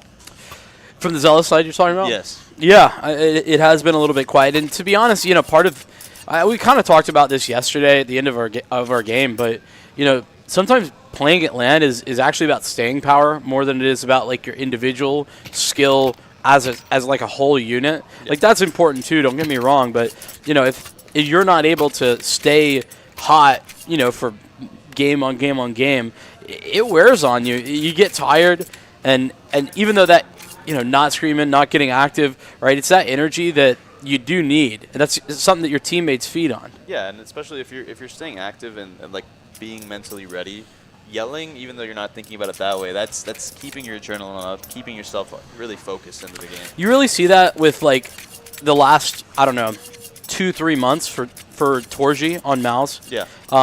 He's taken it upon himself to be that factor for that Mouse team. And, I mean, if you watch Pro CS, you've seen the difference, the amount of emotion that he's putting into that. It's the same idea, Yeah, you need that teammate that's just, arrogant yelling the whole game. Well, and that's why, he's mentioned in interviews that, like, I've decided I need to do this because we need somebody there. And that's something that, if you don't play LAN every week, you might not realize. Might be hitting Zealous on this one as Imperium had to fight tooth and nail to get into this position, and they want to take advantage of it. Out onto the B site. Zealous defensive board. How about a classic board moment? He's had a bad one, and it's not going to be changing right now. Drew and Jakey, guys that we rely on for this Zealous team, going to hopefully allow them a way back in. Jakey's already scaled forward. Great isolation, but still can't connect the headshot. The P2K falls, and Rue is all up to him. No dice. It's Imperium who steal away the pistol. And I thought they were going to cook something up. They took a timeout at the start of the pistol round, so I was expecting them to, have a good read. But they just come into the site, they do a split, 3 people up cat. They weren't even ready for that. So just kind of unprepared, but hoping here that they're going to save. Yeah. So going for a save, opting to play for the long game. So that's a good mental on their side. So let's see if Jakey can work some deco just on his side, or rotate the dig around, Sisyphus left spawn without a gun. Had to go back for USB. See, that happens to me when I buy a pistol and then I sell it. Right. And then I just run around with a knife. And then hopefully you get 1,500. Yeah, hopefully I get a knife kill. Yeah, I do think that there is an aspect of this, especially on a Mirage, where we just haven't quite seen the individuals be online for Zealous, right? Sisyphus has been a big factor for this team. Board we've talked about a lot, and Jakey, who you've talked up a lot, and I think has shown a whole lot of really positive stuff in this tournament. But these are all guys that are, I think, not quite measuring up right now. Yeah, it seems like a slow start. Obviously, that long break in between the matches and all the tech issues. Oh, this was the game with all the tech issues. This was the game with all the tech issues. So could have slowed them down a little bit. So we don't know what the outside factor was, but I'm hoping here, CT side. Let's hope that they get some rounds up and build a good momentum. Yeah. This is their do or die round. No doubt about that. Yeah, loss here. It's 11, and I mean, let's just add insult to injury. Imperium are bonusing big time. They've got 3 SMGs, so be a very important one. The good news is most of Zealous have head armor, so these MAC-10s aren't going to be super effective. And they're looking to do a fast A split, so good reaction from Drew. Initial frag is great from that man. Jakey not taking no for an answer, goes for a little bit more, and I love that trade from Sisyphus. Good communication there from Zealous as Imperium get nothing on that bonus. 4 survivors for Zealous as Borb takes, okay, he got an MP9 back. Picked up a MAC-10 and picked up an MP9 right after. Yeah. No, but that's really good for them. I mean, they knew they were doing a split with the util set that was thrown. They reacted, went ramp. And nothing else you could expect. I mean, Rue got his 1 on that aggression and then got his second 1 late. So, I mean, really good from them that they're reacting early on. More of that for Zealous if they have any business back into this map. Double digits, it feels like sometimes quite insurmountable, but it's not. Sisyphus, key information that he's just gathered. They're out on, a nice reswing. That's going to give them an advantage back. Pink. All done and dusted, and just slammed through the smoke. Good enough, you'll take it. Nobody mid, and Zealous are finding that out soon. As Rue gets dinked by his teammate on Cat, we're seeing a good little retake. All of the CT side is just going to come in and retake in together. Getting 1, gets traded out by Borb. Borb is getting a double. We're getting a classic Borb moment. Now we have Mezzi on a 1v3, sitting in a smoke, trying to do his best North American impression. Another smoke refreshed. It's actually, yeah, a little bit dangerous. Great trade, though. I love how careful Zealous are. And I actually was hearing across the room, some really good communication that they were having. Right, it's the setup there for Borb. It's a flashbang coming in, making sure that they have these little details. Now that they have some utility to work with, that stuff looked good right there. And I think, very, very excited to see those details doing well. Yeah, and Borb is on the board. Again, this is on this half. That's a good point. Gotta get your IGL started, Key double kill.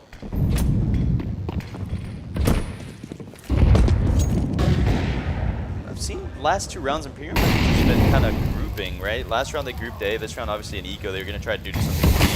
But I see a lot of grouping from them, so I'm hoping this isn't a repeat that they're going to be doing consistently on the T side. But here they come out into the B side. Borb tests it again. First miss. It's a nice adjustment. Stays alive, and only 20 in that A1S, but still good for a multi. Great work from Borb. That's the type of round, back-to-back that now builds the momentum and builds the confidence critically. God Borb just sitting on that balcony. Man, didn't even check him. You do feel like a god.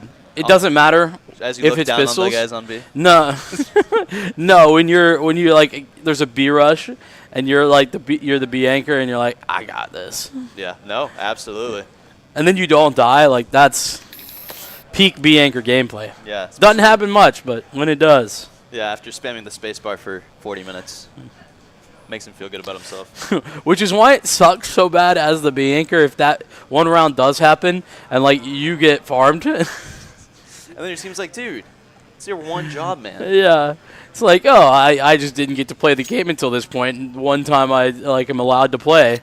I just get one tapped. Yeah. It's okay. I just get wide swung window one tap, so it doesn't even matter where I am. Back to mid. You were talking about, like, the grouping and such. We're seeing a very significant default for Imperium in comparison to all that. That's what I take. Very good. Dry swing. And that's a ambitious duel for Skittle. It's a good thing that he doesn't go wide because Shaky was ready and waiting. Yeah, and a good readjustment from Shaky. He's going to probably just sit on the ticket booth, have his team go, and play a little bit more of a defensive position on A, and T's are just going to back up. They're going to walk under. Missed window smoke, that's not really going to mean anything. Borb gets a flash into this, and that's actually going to give Imperium a heads up that this could be possible. Borb is, I don't even necessarily know, intentionally made the perfect call to just fall back off of that. Got information. They did hear the flashback in as they flashed in the kitchen. So if they didn't get that information right there, I think Borb would have just rotated off. Yeah, I think you're right about that one. See the T's grouping up again towards A. There's a big gap in mid, and that's maybe the most difficult position right now for Zealous. But no util on the T's at all. Literally zero, you're right. Oh, that's a huge victory. Now they can refocus. See no one here. How fast do they start that rotation? Sisyphus knows, giving it away. Great off position in Firebox, not going to be checked immediately. It's only the 1-for-1. Jakey now needs to be self-sufficient. Flash sent over, more damage, at least attempted with that nade, but it falls flat. Rifler right next to him, but Jakey now all alone. Lee arrives just in time to save his teammate. Borb from jungle. And the 2 players left remaining. Now all on to these 2 remaining for Zealous. Looking like it could be good, but Borb, it's all up to him. See what he's got in the clutch. Building up confidence, as we said. Missed shots from Messi Zombie, and it's exactly what he needed. Borb stepping up big time on the CT side. 2 big rounds from Borb. Borb in time. We got to get him a nice little plaque just for his desk. It's Borb in time, indeed. The Zealous comeback continues, and we are seeing Imperium start to falter. Pistol round. And the follow-up after an 8-4 half, you thought it couldn't be better. 9 kills in 2 rounds. Borb is Borbin. And now, you see the Imperium, yeah, on an eco. So let's see what they do with that. Oh, they sold the AK. They had one. They don't have it anymore. Again, going back to old reliable, going B. I mean, Jakey's here, though. Oh, I don't know about that. Needs to try and escape a little bit earlier. Give him an op to play with. That's terrifying. This is a mistake that could pay the price. Lee, a safe pair of hands that comes back, denies that AWP. Smoke, though? Nope, he still gets it. Never mind. I thought the spray was on point. Falls away. Mezzi tagged down to 8 HP in the Molotov. Isolated our Imperium, but Mezzi has grabbed up that op. Lot to still work with, though. Not over for Zealous, and they in position. The op gone, and now it's up to XTOS, who's easily cleaned up. It wasn't pretty, but you'll take it. I kind of want to wonder why Jakey stays there, especially after peeking up and seeing more than one person. But But yeah, really scary that op. Honestly, just that second shot that was whiffed, that could have changed the whole round. It's almost the most important job if you're opping B and there's a rush coming at you, especially if you know they're low econ. It's almost more important that you don't give them the op than for you to get a multi-kill. Yeah. I mean, he could have tried cold zero, but That only works for him. that only works for him, yeah. Or for whoever I plug against. You're in some terror, Pugs. Jeez. Dude, no, honestly. Face it, Pugs. Disgusting. Thank you, Face it. I reported him for cheating, but you banned him for abusive comms on the other team. I mean, hey, I guess you'll take it however you can get it. I guess. What is Axios on with this? Is it? Doom on. Yeah, bro. What are we He's stuck on the Nico. playing Doom out here? Maybe this is why we haven't spectated him that much. Probably.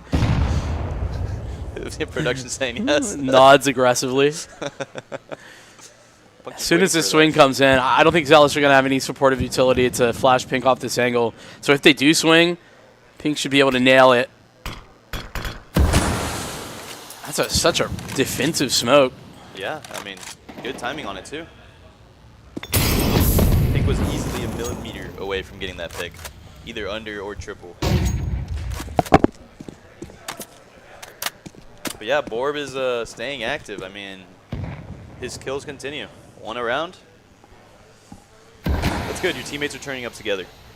Notice Zealous, they were, I think, a little bit more active a couple of rounds ago, but right now, pretty passive on their CT side. They don't have mid control. They don't have anyone aggressive on the extremity of the map, not towards B, not towards A. They're very stable in this setup, but Not a lot of activity here. I mean, you see, again, kind of a contact. well, that's unfortunately, I think, a miscommunication there. Sisyphus seemed like he was ready to fight with somebody, but nobody was there. Nobody was available. Fortunately, he'd done his job already. This round made a little easier by the man advantage, and Lee, only the ding. How about more?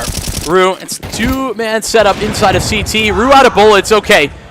I was getting a little bit scared that they were continuing to push in with so many players with low resources and like a pistol out, but Yeah, and I mean, we're tied up. They tied it up that we are. From 8-4. to 10-4 Yeah. to now 10-10. 6 rounds straight.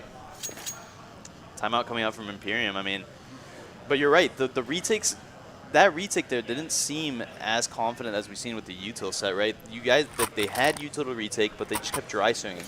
Works out for them, Yeah. but something they're gonna clean up. Knowing them well, they're not gonna do that again. I wanted to highlight Sisyphus there because I think that he does a great job. He looks a little silly when he re-swings triple. Like I said, it seemed like there's maybe some miscommunication. But prior to that, I've been really impressed, even though he's not lighting up the scoreboard, him getting his one on A every single time. Yeah. Hit his bomb site, he's got one at least, and that's important. Yeah, especially, I mean, like we said, that Orb started off slow. Sisyphus did start off slow on that T side, and I mean, Very. he's been doing his job. Now you can see how to activate Jakey. Very eccentric. The beginning of this round for Imperium, they lean heavily in this direction, and Sisyphus more aggro than he's been before that. Molly, the positioning might give him away. He wants to continue fighting, and it's a brilliant trade. Pink is now alone. He's the sole remaining attacker towards the A bomb site. You see Sisyphus just backing up and giving it, just playing a retake now, which is even a good movement from him. I mean, got his one, got his trade, his teammate died, and now he gets all the info. And yeah, Sisyphus gets another one. Really loving that triple position. Yeah, I mean, I think that as we get a little deeper, right, if we see another A exec, I need to see that mollied. Like, it's part of a full A exec. You'll get a triple molly, but if you're late walking out, which Imperium have been doing more often than not, you're not going to see that. And I think Sisyphus has really been profiting off of that fact. Ducked under Jakey's shot. Yeah. But we saw one of those earlier on Zaiwu and the Mongols game. Oh, yeah? I didn't catch it.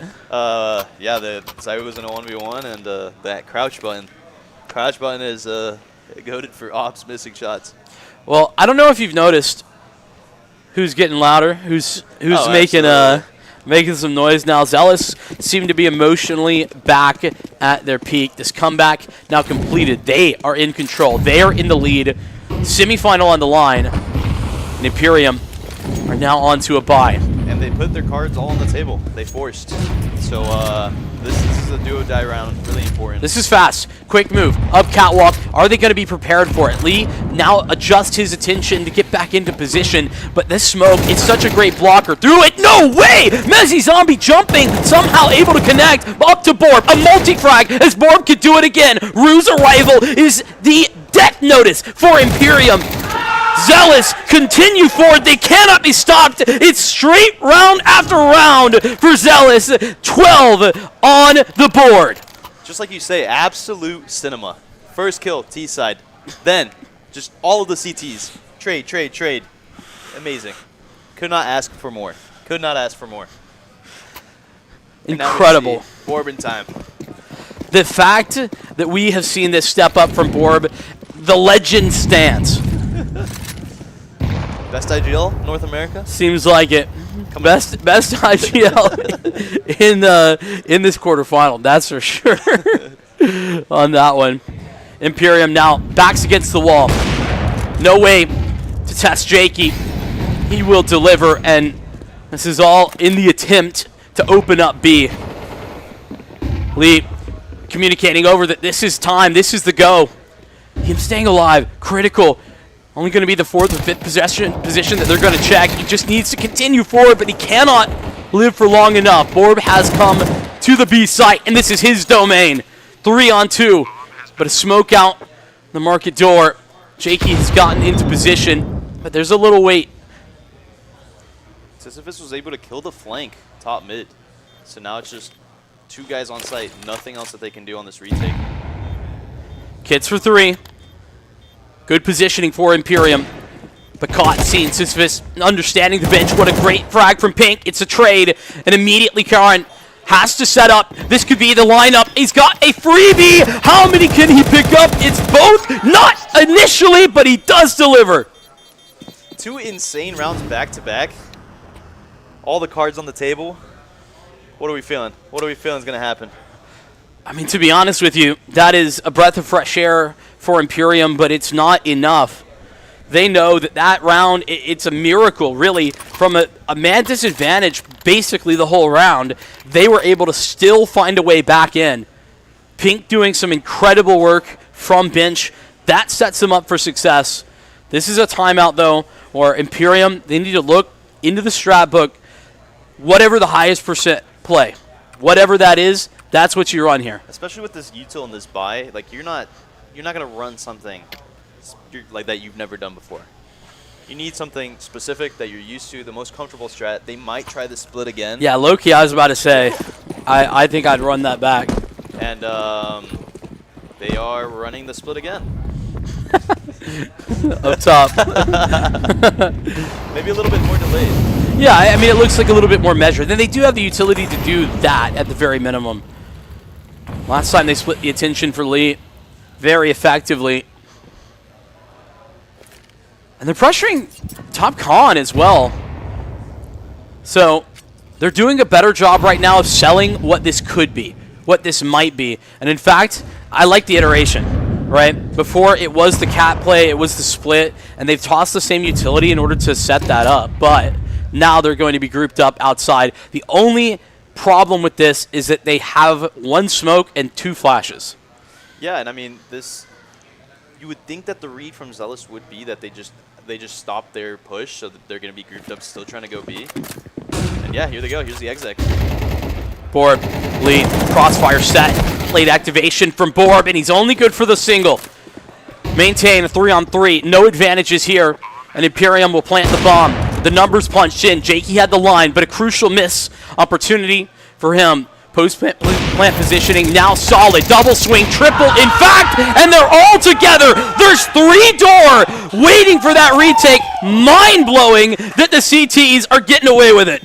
And yeah, I mean, absolutely whiff coming in right there, but overextension coming out from the T side, and I mean, the comeback was a comeback. We secured a comeback finally on stream. That's true. And yeah, did you see them hugging each other over there? Yeah, I mean, it's a massive win. Like, from down 4-10 to, I mean, and listen, lost the second half pistol as well after being 8-4. That comeback is not easy. And I really got to credit these guys for figuring it out the hard way, right? It's individuals who were really struggling initially who were able to take that next step forward. And you could see the energy building as we continued forward. Yeah, absolutely. Incredible scenes from, not expecting to stream that game. Got to do something, and it was honestly an amazing game to watch. Did not expect to see a comeback, but I guess my pick still stands of who I think is going to win the event. So I'm cheering them on. Hopefully they're going to do well, but let's try to get Borb on here. Oh, we can see if we can do that. In order to do that, we're going to take a short break. Well, maybe not. Oh, I was going to look and see if we can grab Borb. So snag him out. Yeah, we'll hang out for a second. Listen, bias aside, I think that comeback, it does give me a lot more confidence. And I think realistically, Zealous go into any, I say any like we don't necessarily know. But anyway, any matchup moving forward, semis and finals potentially, yeah. I think they come in as the underdog. Yeah, and they're feeling good about a comeback. So now they're going to be, carrying hopefully that momentum into their next matches. And hey, never say never on an underdog. They do have a tough matchup coming up right after. They're going to be playing Zomblers in that semifinal. Yeah. So we'll see. I mean, Zomblers, heavy favorites, along with a couple of the other teams that... Yeah, particularly with Luke shooting so well. I think that he's one of the, the guys that I feel like is one of the stronger, tactically in-game leaders in this, and that's understanding that they don't even have their full core. When I talked to him yesterday in the interview, he seemed to understand that really well, and just take one step at a time, knowing that, hey, we don't need to overcomplicate things, but we still have a little bit of a base to fall back on. I thought that was really intelligent, so I'm excited for that. I think that ultimately, though, is a huge test for this squad. So, we got him. We got our boy Rue. We got our boy Rue. All right, we're doing it live. Get in here, Rue. Come on. What's up, brother? What's going on? How are you doing? How you feeling? Oh, feeling good to win that game, dude. It took so long. We had to lock in and make that comeback happen. Well, let's start there. Because to be honest with you, you were kind of the first to lock in. I felt like you had to take the bull by the horns, so to speak, and try to at least start lifting the team up. After that, you had a whole lot of help. But can you talk to me kind of about? We were hearing y'all were quite quiet at the very start of that comeback, but a couple of multi-kills from you helped to begin that comeback story. Yeah, early in that T side, we just made a lot of mistakes. It was pretty messy at the start, and then fortunately I was able to get a multi-kill or two and then light a fire under us, and then we kind of just kept going from there. We got 4 on our T side, which is not great, but it could be worse. Lost a pistol, and then CT side, we were just feeling it. We just had really good reads, and we're just owning pretty much the rest of the half. A lot of really good, counter and just reactions that you guys had, especially like Vin was saying, just, you dry swung Cat, got 2 kills. Oh, yeah, that was crazy. Well, we had a con smoke, so I was like, we went down a man. I saw we had a con smoke. I was already up Cat. I was like, fuck it, dude. I'm just going to try to win us the round. And I saw the first guy kill him. Saw the other guy's gun barrel poking out, and I was like, oh, this is easy, man. And then I just got the double, and fortunately we were able to close it out. No, but yeah, congrats to y'all. And I just have one specific question, and then how are you feeling for the next game? Zomblers. Feeling good. I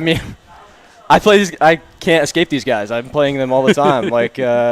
Played them to make advance, and then played them in OSS playoffs, and now I'm playing them on land. So what I play these guys all the time. I can't escape them. I won't ask what the score is head to head, but what makes playing against those guys difficult? Or easy potentially. I don't know, man. They play really aggressive, which makes it difficult, and they all shoot pretty hard. So we're just gonna have to be ready for them to just run at us. Pretty much is what I'm thinking. Okay. Fair enough. I think I want to ask about the emotions a little bit, because like I said, we were able to hear kind of where you guys were at different points in that game, and for me was a clear turning point, especially when Borb was able to start getting activated. Mm-hmm. But what's What's the way in which you can keep those emotions high, even in a downturn? Where you're down 4-10.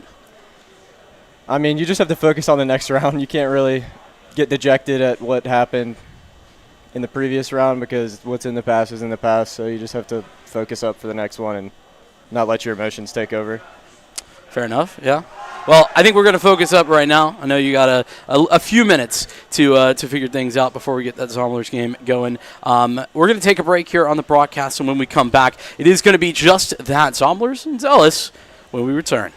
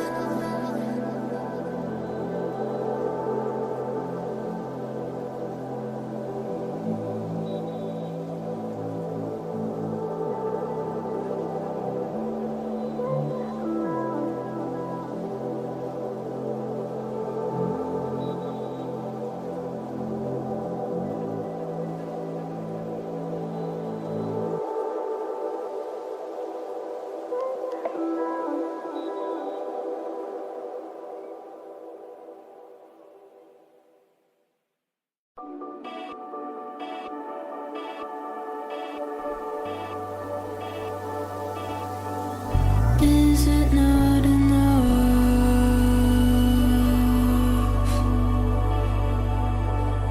This is what you wanted, and I thought it was love,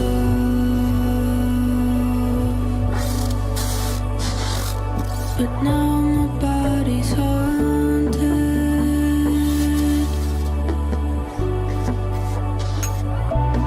haunted by you.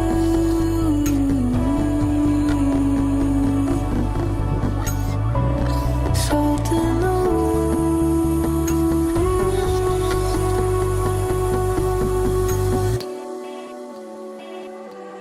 I wouldn't have told you if I knew you'd take it back. Someone else to hold you, someone else to know. Know you better than your ghost. I thought we were even closer, but I think you should know that you let me down. Never been so low since you're not around.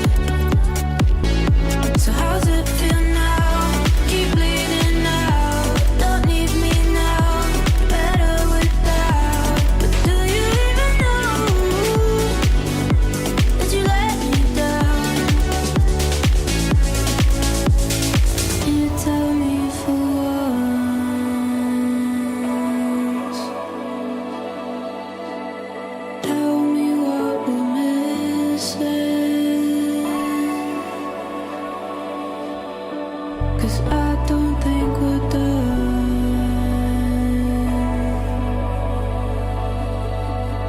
And I can learn to listen.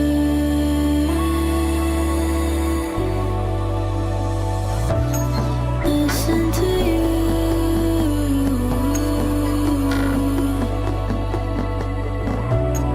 Like you want me to. I wouldn't have told you if I knew you'd take it back. Someone else to hold you,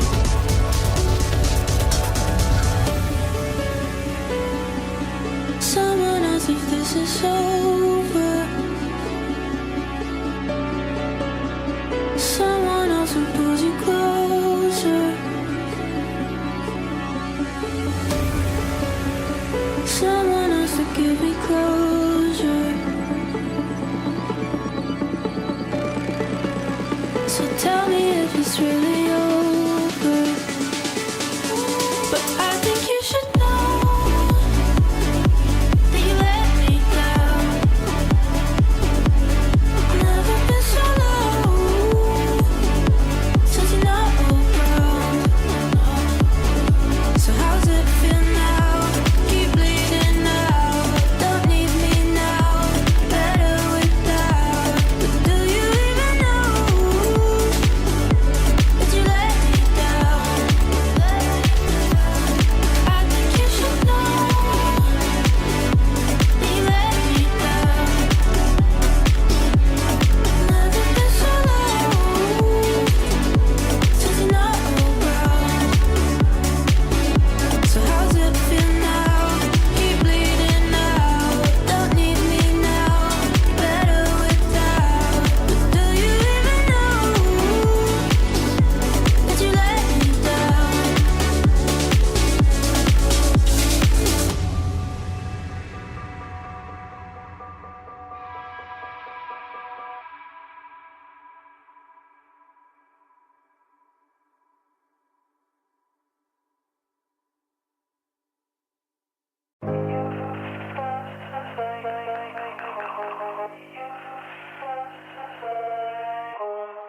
You felt like home to me, and this all felt real, truly. And you felt like home to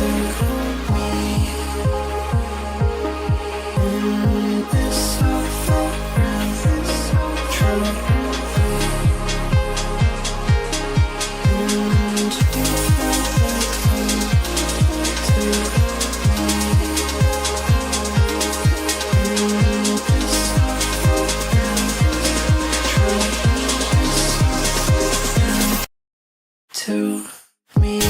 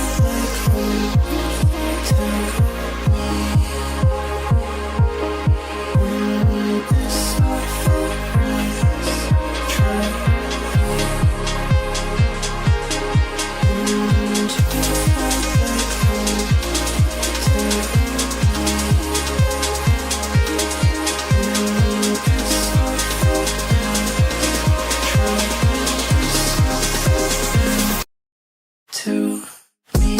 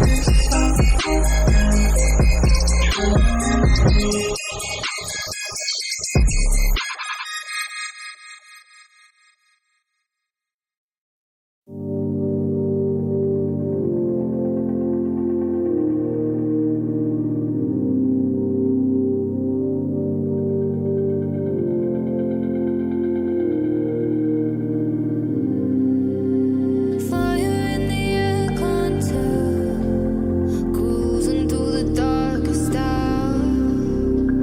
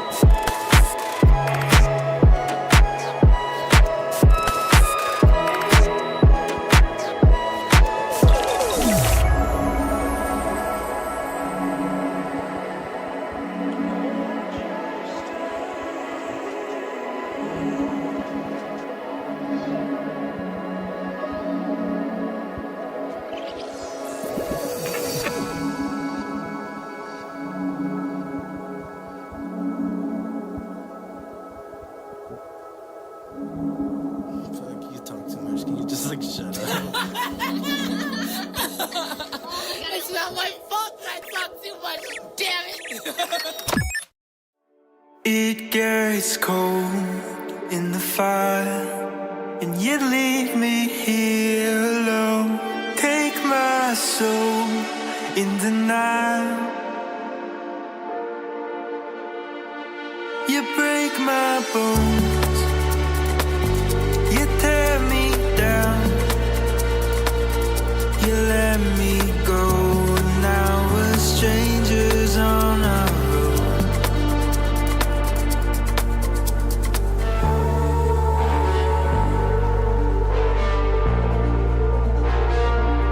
You let me go. Now we're strangers on our road.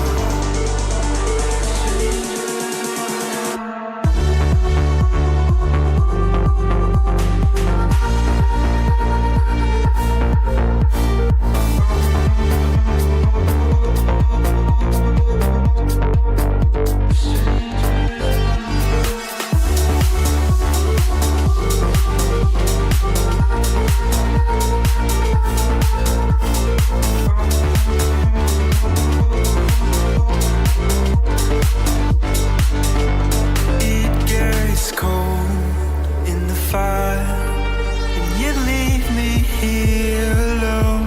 Take my soul in denial.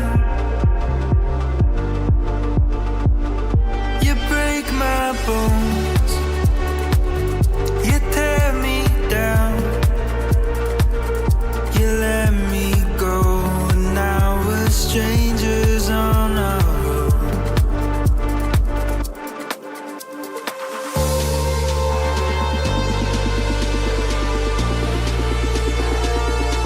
You let me go.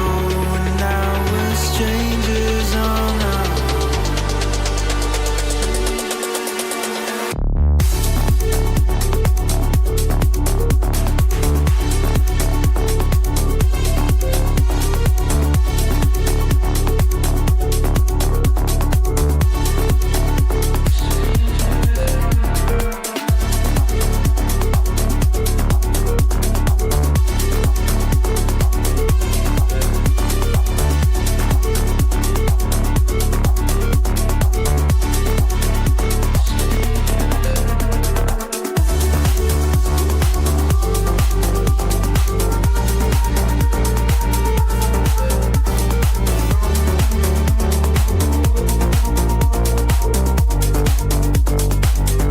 You break my bones, you tear me down,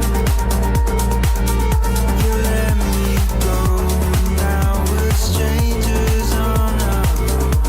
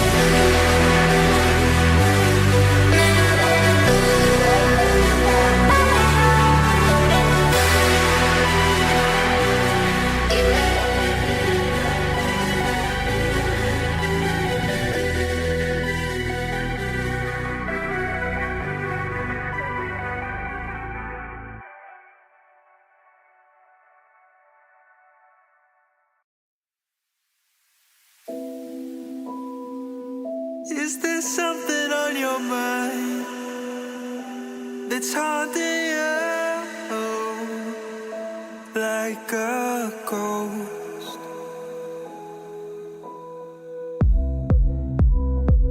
Am I the one that makes you cry or keeps you so high? There's no coming down. I lose myself when you're not around, like it's something real.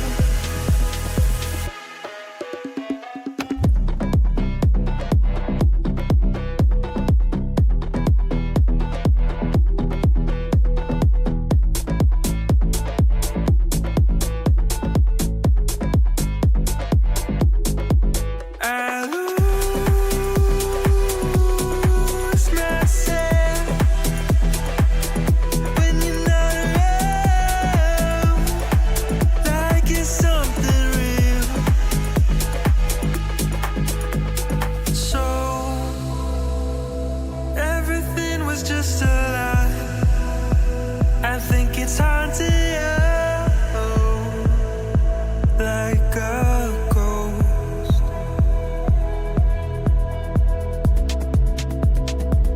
Am I the one that makes you cry or keeps you so high? There's no coming down. I lose myself when you're not around, like it's something real.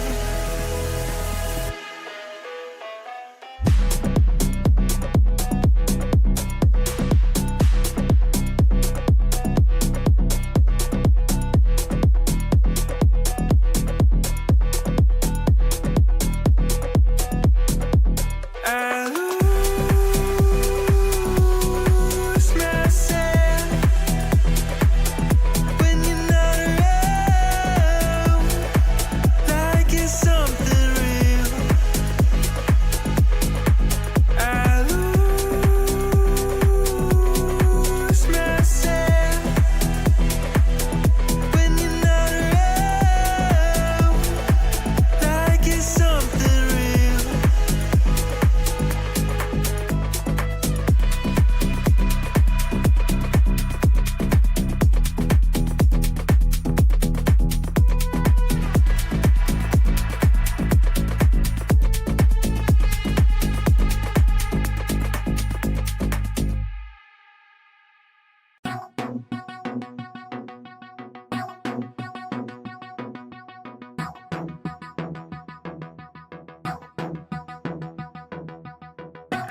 Blood orange morning, we hardly slept. Polished chrome, tinted glass, the way you looked then. We slept with our heads together, we had the same dream. Cityscape and the chips door piece. Hit the roof of the car, driving through the yellow light. Golden glow reflecting your smile in the night. I'll let your red shotgun as the sun is fading. Oh, we'll get out of here, baby.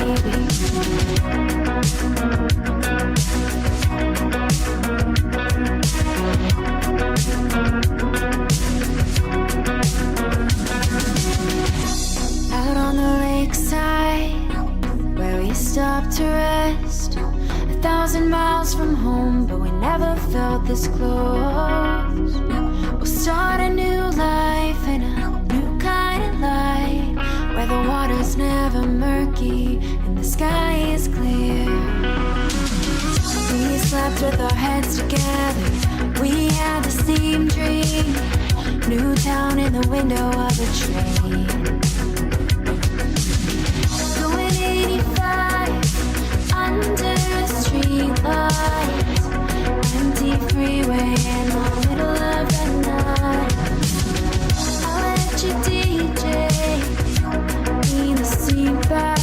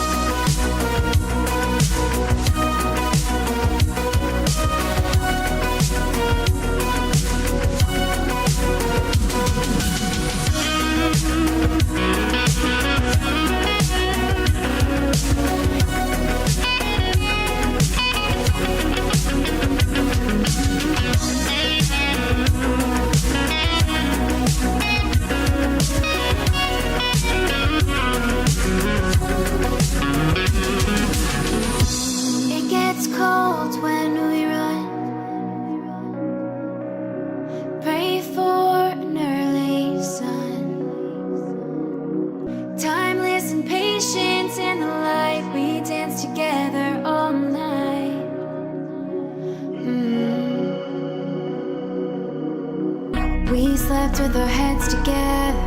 We had the same dream. A new town in the window of a tree. Going 85 under the street lights. Empty freeway in the middle of the night. I'll let the DJ lean the seat back, even though you get car sick like that.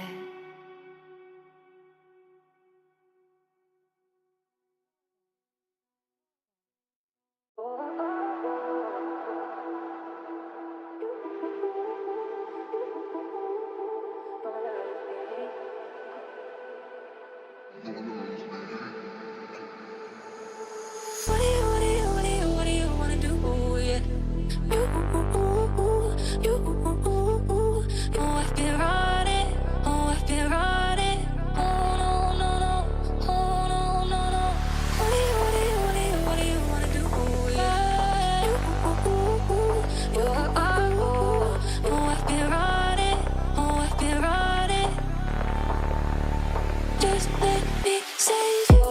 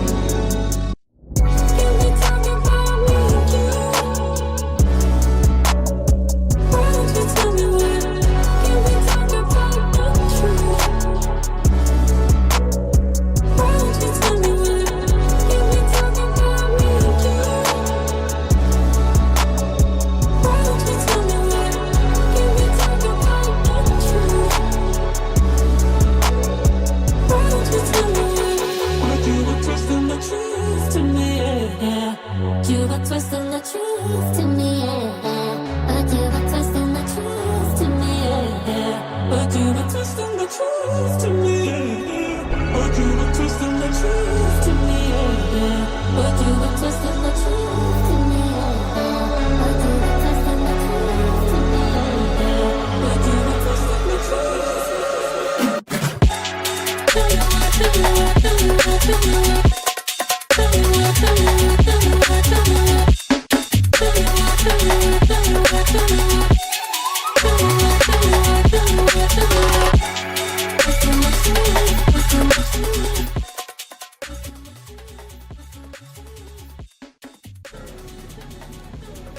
The North American Clutch Series continues.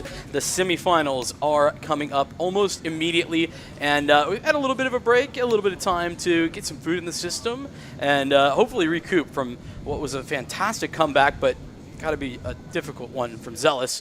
Myself, Vincent, alongside Cam, it's been a pleasure to continue alongside you. We're going to get this thing going. Zealous Zomblers, I guess I failed to mention. Where are we at? Are you continuing with the hard bias angle? Continue with the hard bias angle just of me supporting the team that I want to support. However, I do see this as a super tough matchup coming into it. I mean, Zomblers, obviously, we talked to them. They don't have the core. They have their core. They don't have the full team. As well as Zealous, they don't have the full team. They're both running on 3 core and their 2 subs. So, you know, we could see an upset. We could not see an upset. We could just... But I'm hoping for a good game. Yeah, I mean, I do think there's really some important context to add there. You know, for Zomblers, this is a core of an advanced team, and an advanced team that's doing pretty darn well as well. You know, in comparison, Zealous have some of those pieces, but it's not quite the same quality, at least not on paper. Yeah, and I mean, you got shooters. I mean, we've been memeing on it all day about you know, it's Borgen time and Jakey and all of them. But I think the names. Yeah, Kinder, my bad. Yeah, Kinder. Just it's something that I'm excited for. I mean, let's hope we got some shooters. I mean, let's hope they're all warmed up. They've played all day, so let's hope we're getting some good games coming in. And yeah, nothing else I can ask for. I do think we need to put the game on the overlay. We're not good to go. Not good to go. They haven't started votings yet. Oh well. I think we got a veto. Actually, I think we do. Hold on, quick look at Peaksy into it. Oh, we got a veto. I'm getting there.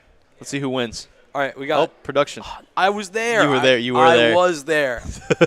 King got me on this one, but I'll be back. The Revenge of Vincent coming soon to theaters near you. Anyway, it's theaters right here that we are jumping into this best of 3. It looks like we got another nuke, which I'm excited for. Overpass is Zomblers' selection. I'm trying to recall. Have we seen Zomblers on Overpass on stream? Yeah, I think so. Yes, it was that. Was it that really quick game, right? That they. It was evidently Zen, so it was the 13-10 game. Yeah. Was that Zealous? That was Zealous. That was Zealous. That was the Zealous game. So, so I don't know if we've seen Zomblers on that side. Either way, you know, this has been a map. I know they've played a couple of times in this event. I just don't know if it's been on stream. Nuke, Zealous has been a big fan of. I feel like that's not necessarily the map I've seen like the most from them, but I also feel like we only saw a couple of games from them. Ultimately, Ancient Art Decider, we barely played any Ancient. I thought Ancient was like NA's map. See, I've also noticed that Nuke has been, like you were saying, the favorite one, and then Ancient hasn't been played on stream. However, Zealous has been playing Ancient, so maybe that's a good little decider for them. Off stream or just in general? Off stream. All right. So in the event, though? In the event, they have been playing it, yeah. I'm glad you've been paying attention to all the games off stream because I, for the life of me, have not been able to track it. My ADHD's been making me walk around and stare at other screens because I'm just itching to pug the whole day. So you have been talking about pugging nonstop. This guy's like, dude, I need to pug. And then you started twitching. I got concerned, and I just, the little neck scratch, and y'all got any more of them pugs? That's how I'm feeling right now. Yeah, give me a pug. No pugs right now, though. A full best of 3 and a semifinal, a place in the grands, and we just got confirmation. Huge stuff on the line, not just because of the prize money and everything. A victory here guarantees you prize money first and foremost, but secondarily to that, HLTV coverage, which means VRS guaranteed. Yeah, and I mean. Like we talk about, trying to build up the tier 2 scene, make Yeah. it a little bit more competitive, and that's a huge milestone. Congrats to everyone. Congrats to production. Congrats to you guys. And all the people that came out to play. I mean, this is what everyone's been hoping for, and yeah. I mean, that was the plan from the beginning to get that in and make that the case. But, it's never a guarantee HLTV. It's a matter of who makes it towards the top 4 and whether or not they're going to make that decision in the moment. So lovely that that's the case. And like I said, I mean, a huge opportunity considering all those facts. But regardless, I'm excited for this thing. I think that for me, let's just talk reality for a second. Zealous has a huge uphill battle up ahead of them, and I know that you did allude to that. But how big of an uphill battle do you think it is? I think with the experience that they have on the team on Zealous, you have the same mix of like main advanced players on both sides. I guess you could say that Zombush is mostly now an advanced stack. More so than not. I would say that they're on even grounds in terms of their awareness of the game and understanding, right? But the team play is going to be the biggest difference, right? That's what puts you from main to advanced in North America is the team play and how you guys set up strats together. So we'll see. I mean, if Zealous can, not play how they did in Mirage T-side and they can play how they've been playing the whole event, which is just, that fundamental CS, then it's not that much of an uphill climb. If they play how they played this last best of 3, then it's going to be a very tough game for them. Yeah, well, listen, if they play like they did the second half of Mirage, then that's a whole different story. I want to maybe play some comparison games here because you've gotten the privilege to watch a lot of Zealous games. I have too, to a certain extent, but define for me their play style. Like, what are we going to be looking out for? Take them out or just in general? See, I think they're going to be trying to do a lot of faster plays. I mean, they have Rue, who's going to be in a entry position, as a sub. So you have a player that's coming into a star role, as well as you have, Jakey, who's going to hopefully be looking for picks on maps that like overpass or, nuke going outside, going ramp, maybe doubling. Just doing a little bit more aggressions that they're not going to be overtly comfortable with. So I feel like their T-side's going to be not very set in strats, but very puggy in the terms of like, okay, we're going to have to work off of picks early on. So a matter of trying to place some individuals into good positions to then make plays. Yeah, make plays from there. Because on the other side, I think that, talking to Luke for Zomblers, it felt like they have a little bit maybe of a slight up on their opposition right now because they have their core and everything, but also because it sounded like they were going to feel like they were able to fall back on some of those strategies. And, sure, it's not going to be the full playbook, but it seemed like they were feeling very comfortable. So I think that's going to be another thing to look out for. I think likely, especially considering the maps that we're going into with Overpass and Nuke, highly tactical maps. Yeah. I think that's a huge boon for a team like Zomblers in comparison. And then I think we talked about this yesterday too, like all the new, like how Stiko was saying, the new maps, the operas are going to be shining. So yeah. I guarantee you that Overpass game, if Jakey's on, and correct me who the opera is for Zomblers, if they brought him. I'm not remembering. I'll find out. Yeah, then the opera that they have for Zomblers, they're just going to be, it should be a battle. Mm-hmm. If it's one-sided, then I feel like the game will be decided by the operas. I think that's fair, especially on Overpass. I think that there's less of an argument for that about Nuke necessarily, but we shall see. Yeah, you never know. Maybe you see some crazy things come out of both sides. But yeah, I'm really excited to see what's gonna end up happening. I know the players are getting into the server here in a little bit. They did have a very long break for that technical pause, and then now they're coming back into the server. So hopefully we'll see them situated and sitting down here. Sunk is on the op for Zomblers. Sunk, and, okay. And to be honest with you, I feel like mostly the reason I'm not thinking of that immediately is I don't think that the op, in the games that we watched on stream was even particularly necessary. It was a trio of really strong rifling performances that we consistently saw. That Overpass game that we were kind of alluding to, I think Luke had like 24 kills or something like that. It was really impressive. And so we didn't necessarily need to see the op. I think that this is going to be another one. I'm also looking, this is the type of performance that can really like define you as an individual when we're talking about like an up-and-coming player. You've been talking about, a lot of pieces on this Zealous team that are in that category. Talk to me a little bit about that. Like, who are we looking at in that category? I think a little bit on the, obviously, Rue's not here with his team. He's a sub and standing in for them. I think Rue's definitely on the up-and-coming. Obviously, not to say that I'm glazing, but Glaze away. I've known Jakey for a while. He's a very, how you would say, momentum player, right? Mhm. And that's something that you notice in up-and-coming players, right? It's the consistency is what's missing, and the momentum's there. And if they have the momentum, let's say through the whole tournament, then they're going to play amazing. But if it starts off slow, it's not. And overall, like, this team is relatively young, I would say, for CS teams. You don't have a 16-year-old, obviously, on the team, but you do have the younger early 20s. And I think just overall that they're learning a lot. They're playing the high tier, and even if they're not going to play together this season, or they haven't been playing together this season, they learning to play with other people definitely helps you out in the long run. So yeah, I would put Rue is definitely up and coming, and as well as Jakey. Yeah, I think as well, Zealous has been the team for me that is the biggest surprise of the event, right? You kind of label like superlatives in such a way, right?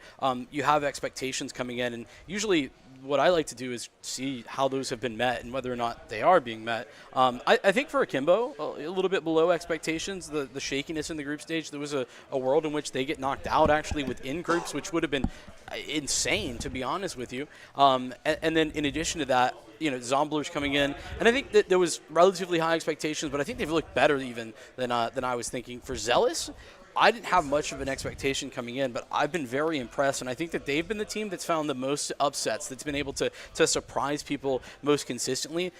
I do think that's great, but also at this point, that might be a downside because now people are paying attention. Now people are looking a lot more closely than they would have otherwise. What do you think? Is this something that obviously Zealous can't be worrying about that, but is that something you see happening? Yeah, I mean, when you come into an event as a like a mixed stack, you're going to the event for the experience. You want to play with people, you want to meet people, and at the end of the day, you're not setting the highest expectations, but you come into the event, the first game of the event, you're playing what is the number one seed, right? Right. And you beat them on their map pick, basically their favorite map, the one that they played them on Mirage, and then you start thinking, okay, like easy best of ones, like we saw it at the major, where teams that aren't supposed to be winning are winning, right? Because it is a best of one. And then they get into the playoffs. They win their first round of playoffs. Now they're in the semis against what I would consider now is going to be the real test. But I feel like the pressure is still not going to be on to them, right? They feel like they've accomplished a lot, and they're coming in with that momentum. And I feel if I was playing on that team, I would be more than happy about, I'm basically an underdog. Let them think I'm an underdog. Less pressure on myself. So to tack onto that, though, is it not potentially dangerous to feel like, hey, we've already done a great job? Like, we've maybe even, met where we're, like, potentially supposed to be, and then maybe take your foot off the gas a little bit? Is that a worry? That's definitely a worry. I mean, like you said, you feel like you accomplished everything you wanted to accomplish, but then I feel like now that they've seen what they can do, they're more driven to be like, dude, we could probably just win this event if we focus up, right? And, I mean, I walked over to them, I talked to them, and I was like, hey, guys, if y'all win this game, y'all get your – because some of them don't have HLTV profiles. I'll be like, y'all will get your HLTV profile. And then, their eyes light up. They're like, what? I'm like, focus up, guys. That's a good point. All right, this is going to sound dumb. What does that mean? You're far closer to the time as a player than I am, all right? What does it mean to a player for, like, getting an HLTV profile? Obviously, it's something, but what is that contextually? I think when you get your profile or when you get, your Wikipedia page or anything where people can look you up and see, like, historically, like, because growing up, if you're watching the scene or if you're playing the scene, you see it and you're like, man, I looked up, like, let's say someone you looked up to, like, right now, someone's looking up to Donk, right? They're like, okay, I see his profile, and it basically tells me how good he is. Well, I want my profile to be as good as him, right? Mm-hmm. It's how people, when they grow up, they want to, let's talk about sports, right? NBA. They want to hear their name on draft night, right? Their name, it will now show on a roster, and that's basically alluding for, other people that, weren't gifted genetically. Well, they can be gifted genetically different, and playing video games is the way that they do it. And, if they appear on there, I feel like that's an accomplishment that you get, right? I mean, fair enough. I definitely feel that way with regard to, like, any sort of casting stuff as well. So yeah, it makes sense, 100%. I don't know where we're at server-wise, to be honest with you. Things are not looking like they're doing very well. So I think we're going to continue yapping for a hot minute here. For a little hot minute. Yeah, apologies for the delay. I thought we were getting moving fast, but it is what it is. I wanted to maybe shift the focus a little bit here to Ancient because I don't know that we're going to get there, realistically. Well, maybe before I do that. Caster, curse, caster, curse, caster. I mean, you can cheer all you want. I'm very used to cursing or just saying what I think, so I don't have a problem with this. You can blame me, and I'll take it. It's all good. I think this one's shaping up to be a 2-0 for Zomblers. Okay. So I want to see where you're at first before I go there. It's Ancient. I think that it can be a 2-0. Okay. My biggest concern is what will Zealous do on their opponent's map pick, right? For me, that will shape up how the matches are going to be. Well, at the minimum, it's a map that Zealous do play. Yeah. We saw him against 7 Deadly Zins. That was a tight match as well. It was a good match. Some pretty absurd situations. Mini double ops. Yeah. Some on B site. That was for 7 Deadly Zins, just to be clear, who are unfortunately eliminated. But which was a crazy. Again, the dark horses have just been appearing. Was that the game against Suddy? No, they got knocked out by Holy Moly. Okay, that's right. Yeah, 2-0. Just not an expected thing. You thought, just to be clear, you thought 7 Deadly Zins had that one. I thought they had that one. I mean, a couple of the players are pretty good. What game are you watching?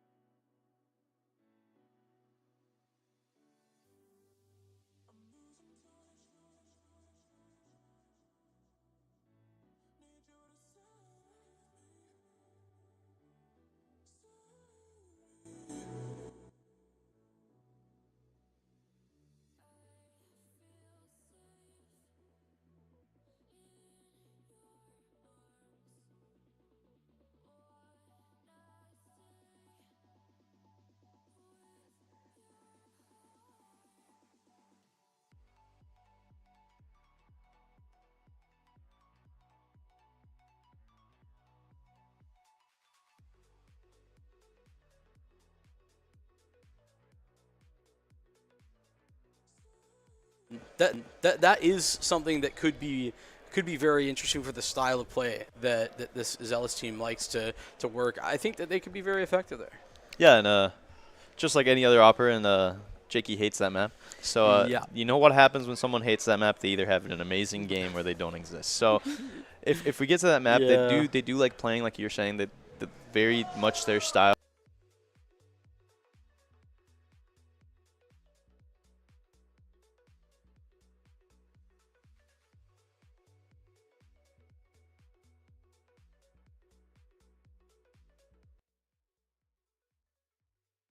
There's like this one clip of like this giant meatball of like, it's like basically like a. I have not seen this. Like a Terminator term, and they all turn into giant meatball, and they all have guns. Wild. So that's all I think about. Hey, got a game, but we're live. Let's get this thing going. And listen, man, as much as we were waffling, it's a good time to bring this thing into Zealous on the CT side. Get rocking and started. Speaking of aggression, Rue already out and into Monster. They don't see anybody. They didn't see him. They killed the con guy. Great smoke from Borb at the very minimum, but that could have been scary. If they entirely left, Zomblers could have walked into B basically uninvited. Yeah, now they're just going to have to retweet and just think about what they're going to do. I mean, you see him kind of unexpectedly, like, getting smoked off. Mm-hmm. And now you still have those two people on A. You have one connector. They're rotating to clear out the monster area. They don't see anything. So now you're going to see a stack hopefully coming in from the CT side, especially after they don't hear anything. Yeah, so no movement. Somehow Zomblers have redirected themselves pretty correctly considering that. Jakey with the attempt on the first shot. Doesn't get him on the jump, but sees plenty. Lots of information off the back of that. They scale forward, smoke the dumpster. And then they follow up from there. Prime entryway in towards the A bomb side. It's only a 1-for-1 as Sisyphus doing well in some of these anchor rolls before a CKG has arrived on scene, and Luke is the final man to get into position. Jakey, P2K, he's isolated one, but again, cannot find enough to pick up a headshot and to stall that out. Zomblers overwhelmed. Yeah, and I mean, we've talked about strats having 2 levels, and right there, definitely a really quick reaction. Something didn't work, immediately moving to the other side of the map. And we're going to see a pause. Are we getting a tech pause is the question. Looks like it. And I guess we know who it is. It's the unlucky people on They just seem to have a bad omen. 4 tech pauses. Today, it seems. Yeah. That is true. A little bit absurd, the day that they've had considering that, but anyway. Quick and easy, this one. Always happens after pistol round. There we go. We're back. Zealous are going for a force buy. They want to ramp up this pressure. That was a round that they really probably should have won. You know, you can make the argument with the opening that they had. And I don't think they misplayed it particularly. Mostly, Zombler's doing a great job of breaking through. And maybe you could argue Zealous missing a couple of key shots, but... Yeah, I mean, hopefully here they're starting something jakey that we saw on Overpass. He's getting a little aggressive towards long. Kind of just repeating what he does previously. So if Zombler's watched any of that match, they're going to know that he's just doing things on repeat. I think during that game, Zomblers were mostly still finishing the quarter. No, this was during the game that they played on stream during the groups. Oh, yeah, yes. Jakey just overtly aggressive long. So we're gonna see a stack on the B site. You have Rue rotating over. T's are all grouping up in water. Have the bomb coming in through Monster a little bit late. Not a lot of flashes for the T side. 4 smokes, 1 nade. Util on the CT side. We're gonna see him come in. Oh, great flash Great though. flash. Defensive flashbang does so much heavy lifting from Zealous, and it's wow, dominant showing for them. I mean, they had the bodies there, right? That's step number 1, but that flashbang is ridiculous. It comes through the smoke, and that's why they can't see it coming at all. No, absolutely. And I mean, Zomblers has no util, no map information other than what they saw earlier on. Jakey was pushing long, but then they just decided to group up on low util and kind of force their way onto a site. I don't know if that was their intention starting on, but I mean, yeah, like you said, the util, counter util kind of stopped it in its tracks.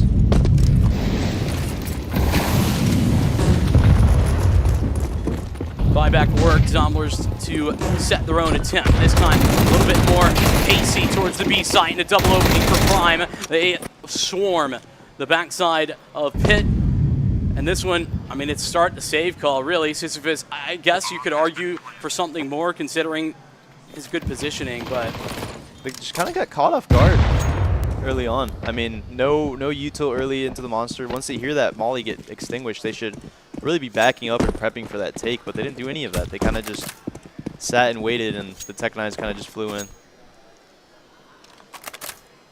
King, the best producer. Yeah, he's just hand-delivered me a water bottle. Shout out, King. Love you. Me being bad at being prepared and not bringing a water over. Hashtag ADHD. A little bit. I mean, Force by War's going to continue. The Zomblers breach the pistol round. Zealous bounce back and a good B-site hold, but it's then a dominant B-site take to follow that.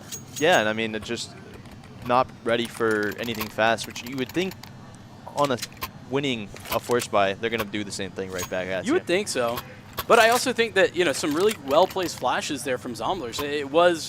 They didn't have a lot, but what they had was well used. Yeah, and I mean, props to them. They're prepped. This is their map pick, so they should have a lot on it. Let's just hope that it's competitive on the Zealous side, as we do see them take their first time out.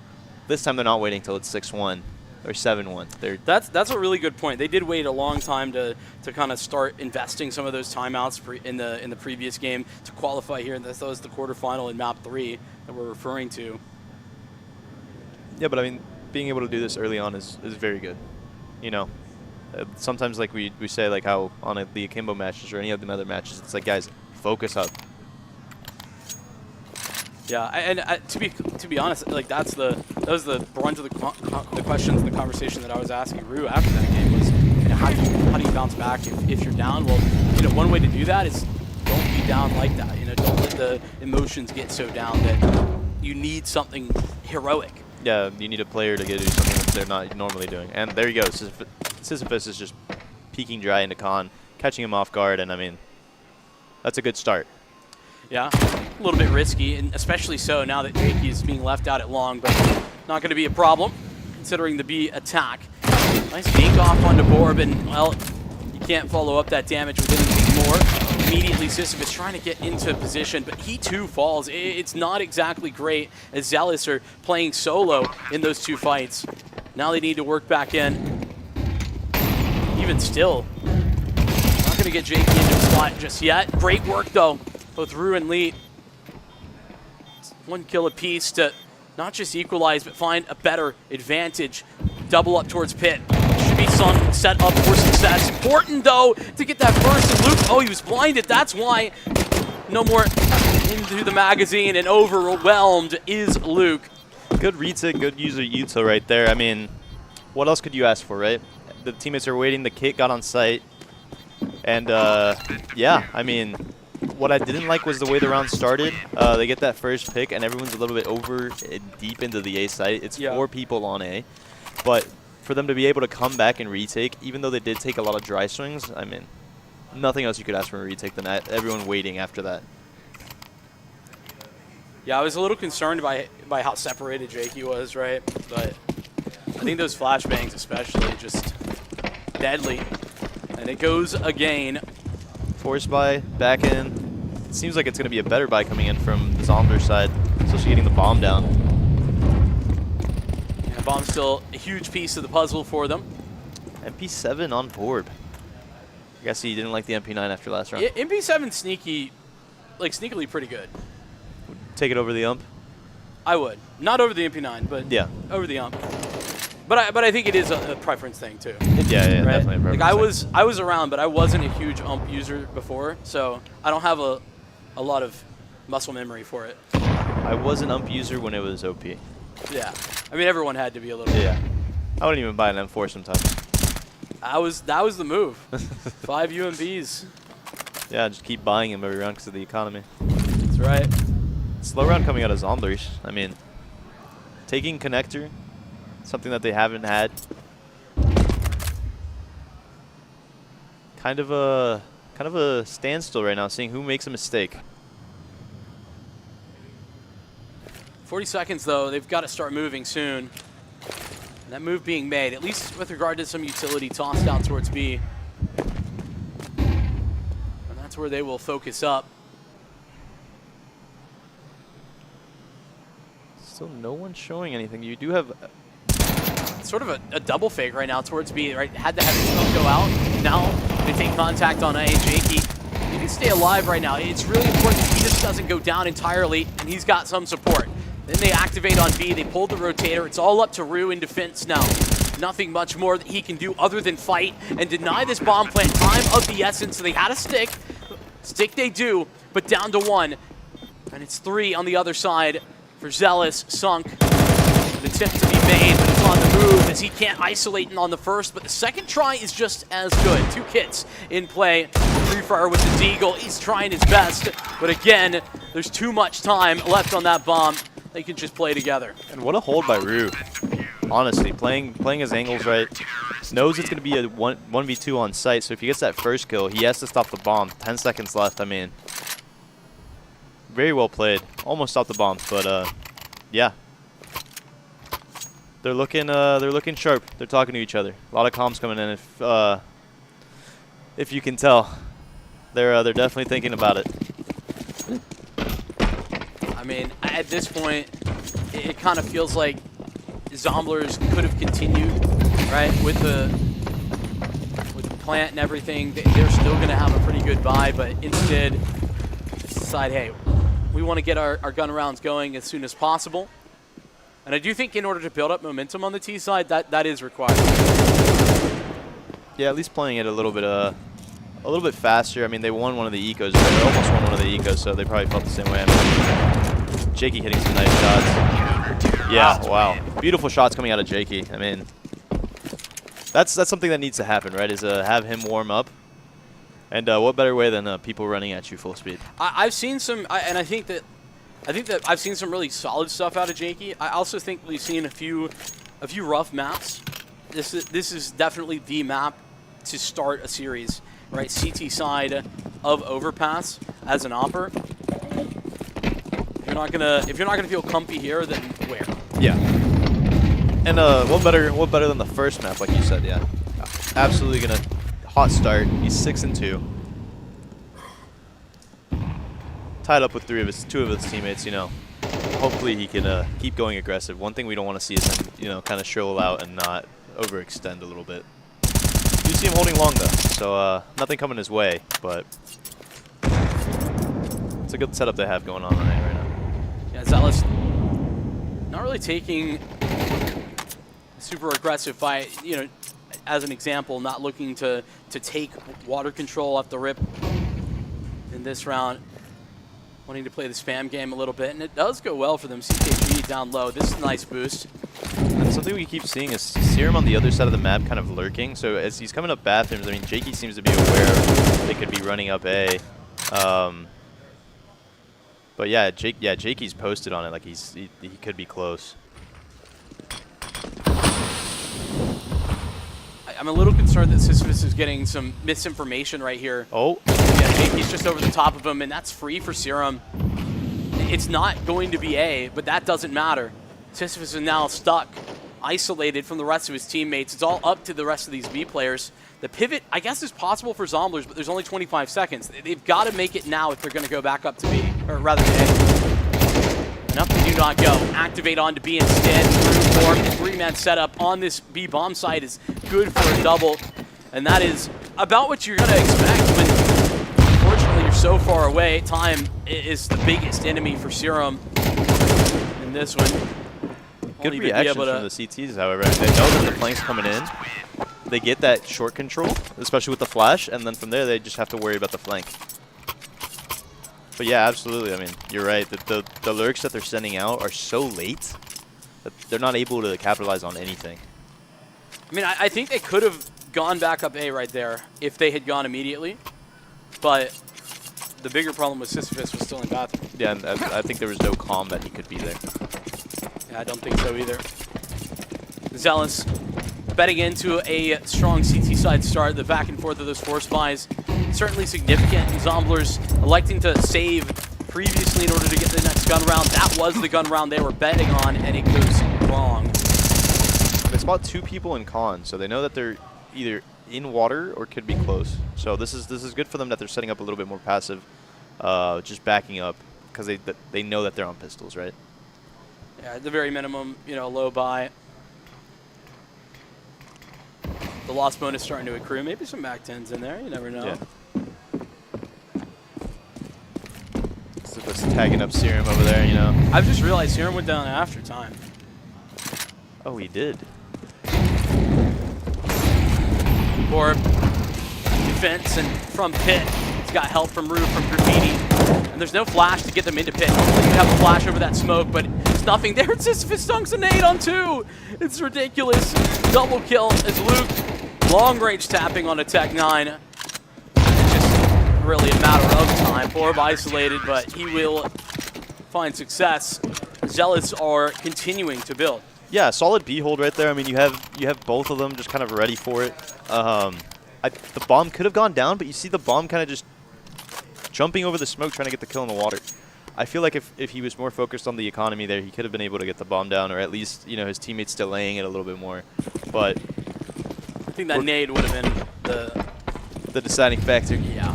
Would have been a triple Kobe. Could have been. But now you see Serum on a Tech 9. Missed Monster Smoke. Prime's just going to walk it out. Zomblers have been relatively passive towards Monster Tunnel itself. Flashbang set him up. Beautiful work from Borb. The double kill as he goes back for more, but he can't behead another man. More to be found though. CKG finds a timing out of the smoke. Borb goes sidearm mode to escape back to Pit. Borb in time early on. And I mean, it's amazing. You see them ready for that play, right? They had the flash. Maybe they missed the Monster Smoke on purpose. CTs missed the monster smoke on purpose? I'm kidding. I'm kidding. Yeah, probably. Definitely seems like they were. I mean, to be honest, this should be unwinnable, but okay. I was getting scared. I was a little bit concerned about how separated Zealous were. That's happened a couple of times. I do think that is a little bit of a weakness that we've seen on this overpass thus far. Yeah, just a separation, not being able to trade each other, taking fights individually. I mean, right there, that graffiti fight, he dies. It's just unable to be traded, right? Yeah, a little update from the other side of our bracket off stream. Kimbo, 2-0 victory over Holly Molly. And confirming the grand final spot that I think that was already set as the expectation for them. Yeah, I mean, coming into the stream, we just kind of said that it was going to happen, right? We said that we were hoping that Akimbo was going to be coming in as the first seed and that they were going to be getting into the final. Sure, they had little bumps along the way, but they're there. They're there. Now the thing is, are they going to lock in? Are they going to watch this game? Are they going to, see who comes out on top on this game? Because Akimbo was talking about playing Zombies in the final from the start of the event. It's true. So maybe they have to, kind of stop with the laughing on the Zombler side and, play this game too. You saying they're laughing too much? Yeah, absolutely. I mean, from what we've seen so far, it seems that Zomblers is definitely underestimated what they could do. Really? Okay. Zealous has certainly showed them who's boss. Another different look. Zealous having a lot of depth right now in CT setups. Classic 1-2 route. Needs a double there. He's set up for success, but it's only the 1-for-1, which means that Zomblers have been able to shoot their way out of this situation better than anticipated. Yeah, and I mean, long take, something they haven't really tried on both sides, actually. So good reads coming out from both teams. Definitely should have came out with Zealous with another kill, but I mean, 3v3, they know nothing's on the B side, right? They really know nothing's on the B side. Lee probably should have been his. Rotation back up by Borb, normally the B anchor, but now he's tasked with the A site defense. Currently at map. No supportive utility available, it's just the dry swing. And he steals one. That's Luke, who's now going to be calling this one from the grave, but a pause that Zomblers have continued to call and separated our Zealous 1-1 on either side. Yeah, and Sisyphus should kind of be aware that they're not hitting on the B side. I mean, no one is getting info, though. Well, that's the problem. No information. They turtle up. Zealous put it all into Borb's shoulders. He's just been spotted by CKG, taking a forward fight, and it's only the dink. So it's up to Sisyphus. Can he push this rock up the hill? Can he make it all the way through? Low HP short for CKG, but that smoke deadly. CKG holding the bank position. I mean, a little bit above the common spam spot, but Oh no. Well, now he knows. Very well aware. Look at how separated they are. Sunk is so far away. There's no smoke, though, for the bomb, so it's still going to be difficult. The fortunate part is he has a kit. Now, how long does Sunk wait? He waits forever, but spotted. Could just stick, could just hold. Instead, Sisyphus ready for the fake, and he outplays him beautifully. Sisyphus ready to roll, and he has rocked up to this semifinal. There should not have been a way that Sisyphus wins that if they play together. Also, a mouse wheel jump. There's no other reason that he jumped on top of the trash can like that. I mean, I can't disagree with you. Even beyond that, though, you're right. It's about positioning more than about the mistake. Yeah. Mistake can happen, but the positioning, that's an intention, that's a decision. They missed the mark on. Zomblers, that's the first time I really feel like they have let down in a scenario. Yeah, and I mean, playing the long position, he has the molly. He didn't even know the lineup. He missed the lineup. I was going to say, he missed the molly. Yeah, how are you going to play a position in a post plant where you aren't on the upper hand, right? That's the biggest thing. And you see Zealous right now taking the timeout, even though they won the round. This is something good. They can talk about the mistakes that happened during that round, why they didn't trade each other, and just build off on it, right? So we're going to see Zealous take that timeout and maybe try something different for this round. I'm telling you this, though. Zealous making some errors but not getting punished for it, it's such a huge opportunity for them, because if they can find a way to win on overpass, right, they're playing with house money for the rest of the series. Oh, yeah. Have you seen the nerd nade where you run boost on the head? I have not. For the molly for playground entrance? The nerd nade? No, I have not seen it. I'm just saying a native appearance. No, yeah. Like an Austin CS need? More like a Nard out here, to be honest. Oh, okay. Nard out here nades are like hard to hit. Yeah. Shout out Austin for making it easy for us plebs a little bit, you know? Yeah. A lot of interesting nades. Oh. First time we see a dry fight coming in on the short. I think that there's been a couple of times to try and find that.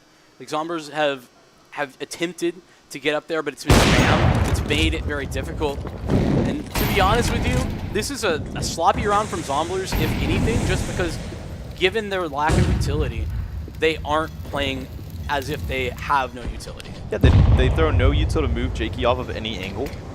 Maybe early on with the flashes, sure, the normal flashes to back him off mid, but there you see Jakey getting another trade on the A site.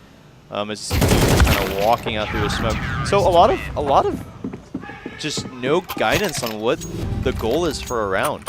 Yeah, this looks lost from Zomblers. I mean, honest and truthfully, I'm a little bit concerned for them.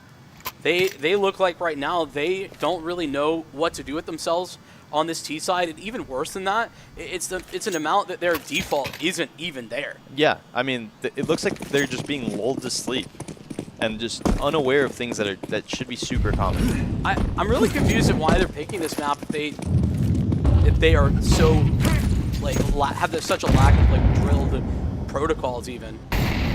Yeah, I'm just not seeing any set nades for default. This is what I want to see, right? Just contact, get together, work. You know, flashes have been good. This one is as well. Or I mean, he's so blind that he literally never gets a chance to play the video game. Brew, still alive, lines up the first. And they try to work him out of pit. He's still hanging out in the back of it. That smoke gives him so much cover. Nearly a third for Rue. But he's finally denied. Buys time for Sisyphus to arrive. And it's once again up to a clutch, a 1v2 this time for Jakey. His Octo poised in the right location. What a shot, though, from Prime. Jakey not blind, despite what it might say on the kill feed. See, that's a good round that like you're talking about. They're coming out B, they're doing a contact, something they haven't done the whole game. But why is Rue allowed to stay alive so long? Where are the comms to trade? Why is he allowed to almost literally just take the round for himself, right? Not having a nade there really hurt them, right, to break that smoke. But even beyond that, I think they not focusing on getting a bomb down as well when they had 4 players, 3 players on the site. And pathing. All of them went right side. They're all going together. Which, sure, that works, but like you said, they're not focused on the correct things. Yeah, I mean, maybe feels like a little bit of piling on that we're doing here on the Zomblers, but the reality is that this is not the Zomblers that we've been really watching all throughout this this event. It's been a team that's far more poised, that's far more prepared than they look right now. Zealous 9 rounds, sure on the CT side, but it's really more about not the numbers, but how Zomblers looked in the process. Yeah, it's like we talked about this, right? We saw Akimbo have their bumps, right? So we expect them to have bumps. If we don't see any bumps from Zomblers all the way up until now, then it's what happened between the last hour until now. Well, I mean, they were shooting hard right now. Zealous are shooting back as well. Makes it a lot easier. You know, those mistakes don't matter if you're able to outshoot your opponent. Right now, that's not happening. Yeah, we do see a lot of info taken from Serum, yeah. This timing for Sunk is critical. Gonna get the 3-1. Oh, it's a little bit scary. Smoke goes for Dumpster. Still move. They can't move fast enough. The bomb drops down in the divider. Serum doing just about everything. It's he and Sunk with the dualies that dominate. Yeah, I mean, just really slow round coming from Zealous. Catches them off guard. Being proactive on the CT side is what they needed to do, and I mean, let's hope they win this 1v4.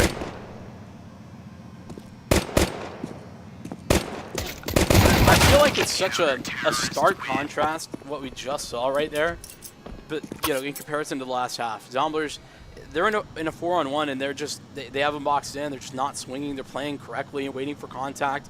All of these details and important stuff that they have been doing right that they weren't doing last half is back all of a sudden. Yeah, maybe they got yelled at halftime. Maybe. we learned our lesson. We have to yell at people if we want them to understand something. Apparently, I've been told by Counter-Strike people that that's how it goes. Yeah. Like except King. King brings out the whip. That's true. That's why I always stay in line. Yeah. Nodding over there off in the corner. Word on the street is that's real and true. Yeah. Zealous, not really a whole lot for them in this eco round. Zomblers also off the back of that pistol win both pistols. Yeah. So I think that also is important context for considering they had 3 rounds on their first half. Yeah, and they're playing their cards right? So I mean, playing a little bit passive, got early info, so they know that Zealous is going to be on a save, and Zealous doing the correct thing. They have rounds. They should probably just wait for the buy. No one overextending on either side. Yeah, I mean, for me, it feels like Zealous are mostly just hoping that Zomblers are going to walk into them, that one of these Deagles can find something, and if none of that is going to work, then at the very minimum, a lot of utility has been used, and that's going to be some more repurchases. And in the lack of any kills, I guess that's better than nothing. Yeah, and I mean, now we see the full buy coming in. Gonna seem like a set strat is what I would assume so. That's what you would want to run the first gun round with the util set being bot specific, right? So we'll see if they do something crazy or if they're just going to try doing a default with this util. Yeah, very specific nades like you're highlighting. And with Warbound on a MAC-10 when something a little bit different could have probably been afforded. Plan is simple, get into short. CKG, who is in defense. First flash is not a miss. It's only the 1-for-1. And I guess job done for now. That's the early setup that Zealous are looking to win. Yeah, and you see the quick reaction from the CTs. They completely back off of the A site. So you have someone just jump spotting on truck, and then you have Luke who came over into the graffiti area, right? So he's not going to see anything, but you do have all of Zealous just setting up for a B hit right now.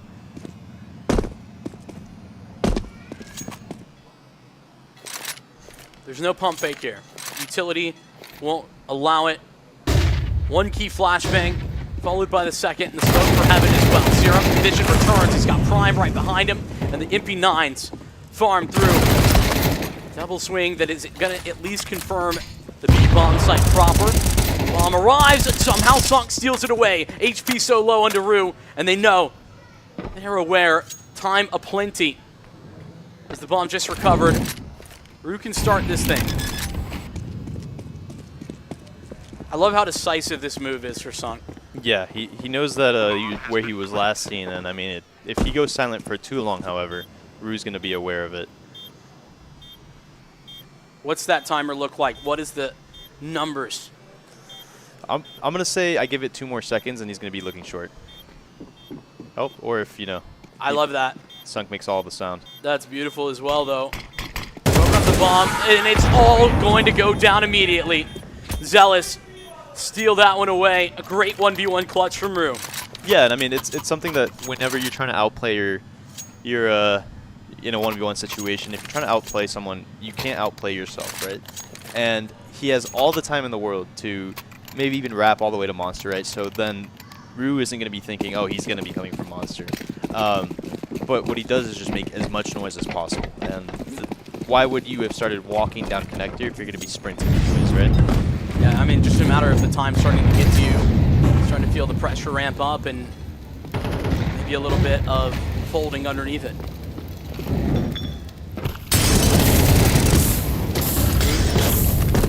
All right. Lives with 3 HP. Won't be for long, though. Latent trade. CKG works his magic on the other side. With that being said, Zomblers in a little bit of a better position now. The reaction from Zealous at least confirms for Zomblers where most of these Zealous members were located. Yeah, and Prime over here just rotating towards long really helps out. He was over on B site, but those comms definitely came through.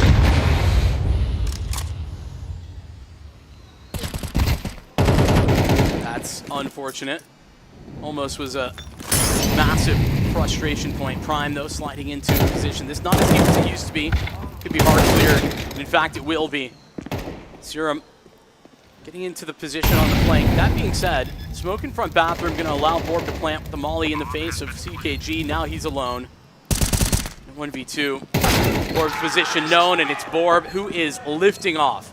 Yeah, and something that you won't expect there. I mean, you have the man advantage. You get a trade. You should probably back up, but I feel like they all played in places where they could not be traded.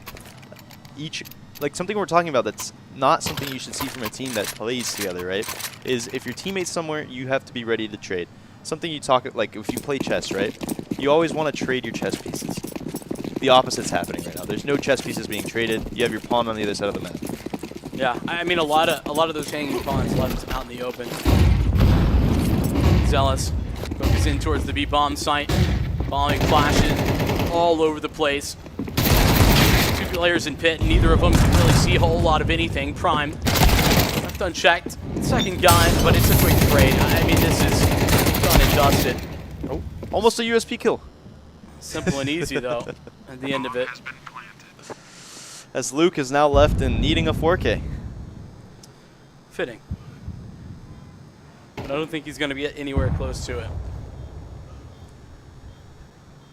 One thing to note, I think about Zealous is that, you know, they come into this, and we talked about them, you know, underdog story, etc. Overpass, they have looked like they are the better team by a wide margin. Yeah. Yeah, I mean, you come into a map pick that isn't yours, and you're stomping the other team, 12-5. I mean, I'm not gonna toot my own horn because I'm not gonna do caster cursing, and I will not do that to myself. But they're playing the game how it should be played, and I feel like Zomblers is being caught off guard a lot. I mean, even beyond that, I think that Zomblers is not playing their A game, their B game, or maybe even their C game. Yeah, maybe they're playing their Z game. Well, at this point, that's not a good game to play, I guess. One more round, all that's required. Full buy, though, for Zomblers off their eco in the previous round. We do see an op finally, you know, coming out for this first gun round, so hopefully, like we were talking about, the ops can do something. Maybe Sunk can come out and kind of inspire their team a little bit. Gets the first pick. Yeah. Might be the start of a comeback story at the very minimum. That's the plan, at least, if you're Zomblers. But Zealous, they were on the other side of that, all the way back on Mirage. The boost is successful. Serum ends up getting his. And a 3-on-5 disadvantage now for Zealous. They really don't have a lot of options. The bomb dropped outside of Monster. Kind of looking a little disjointed, especially after getting picked off early on. But good reactions coming in from the CT side, right? This is a good first start from a long road. Just caught in transition, really. You know, off those initial ideas from the beginning of the round. Zealous, I mean, damage actually pretty meaningful for Borb. Getting 2 kills there. Keep Zomblers on the back foot a little bit more. I think realistically he wants to go. He should want to go down here. Yeah, I think he was just going to try to get the bomb first. See if he's ready to. Yep. All that running for nothing. Ran a marathon. Well, the good news is that Zomblers are out of the hole that they've been dug into. The bad news is that, honestly, it's pretty deep. Yeah, and I think Zealous here, them taking a timeout is going to see what they want to do with their economy, right? It's very, very, very all over the place. So I could definitely see them, you know, Jakey dropping a couple pistols, Sisyphus dropping something, or they just decide to force on a 6-round lead. I think I can get behind that. Yeah. Especially when you can afford 3 rifles to begin with, like very comfortably, and get full utility on almost all of those as well. But that's a good thing. They're calling the timeout to know what they want to buy and what they want to run, right? So let's see if they do anything special. Well, I mean, they might not even need anything special. Run that previous like fast B hit back with all those flashes. They have all the flashes right now. That could be a good idea. Was hoping they were gonna do it. Looked like it for a second. That's not the case. We are still going to pick up the pace. All those flashes being posted up towards middle. Sunk's off. In a good position to defend against this. That Shot ringing out, though, going to give them the inclination of the AWP. Fast reactions from Zomblers as they add a third defender to A. Yeah, and really good, just kind of taking the op off of any lines that he can get. And, yeah, I mean, making the opper useless, right? See, they took mid fast. They know that there's going to be a reaction on somewhere on the other side of the map. And look at them just all leaving. They all left. I mean, straight up, just a death ball to insert Jakey into a position here at Bathroom. And now they all walk away. 4 players walk the other direction. This is interesting. Jakey will be hurt. Certainly known now based off that utility, but kind of feels like they know. Great entry, though, for Borb. Ready to roll. Now CKG, the next up to bat with Luke behind him. Down, but Serum is playing Overwatch. An attempted made, but Rue will not start today. I like the levels to that strat. Definitely, like you said, just death balling it up, getting Jakey in a spot. I feel like Jakey could have done a little bit more active, especially with that AK. But I'm honestly not mad at the strat. Now we finally see a save coming out of the T side, though. Yeah, really a first in a while. Zealous have been pressured into an eco of any kind.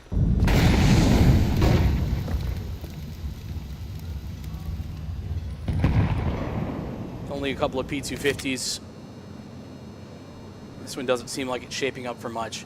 What Zomblers need, though, more than anything, is a little bit more of what we saw last round. Playing off of one another. Notice the way that they had 3 points of contact on B.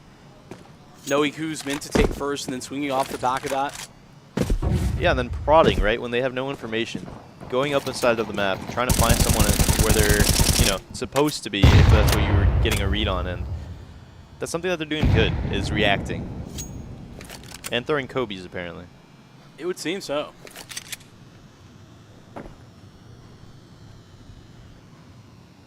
Rest of Zealous going to link up with some more map control.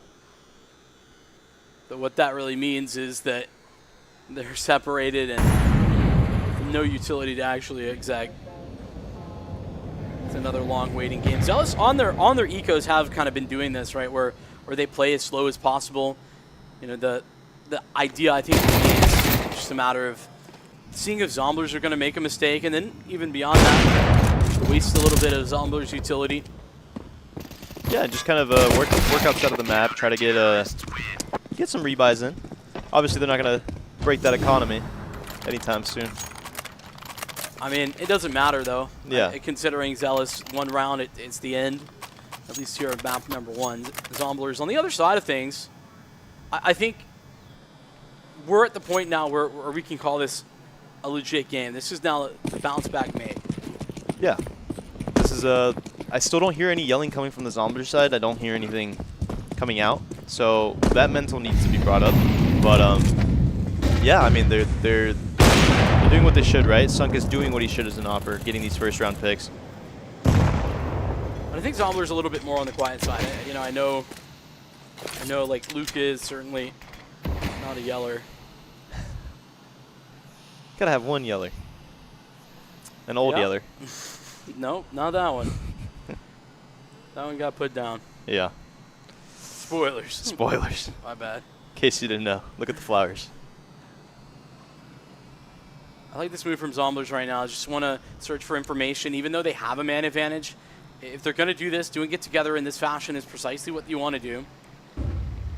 Zealous not showing anything. Nobody's seen. Now they'll start to know.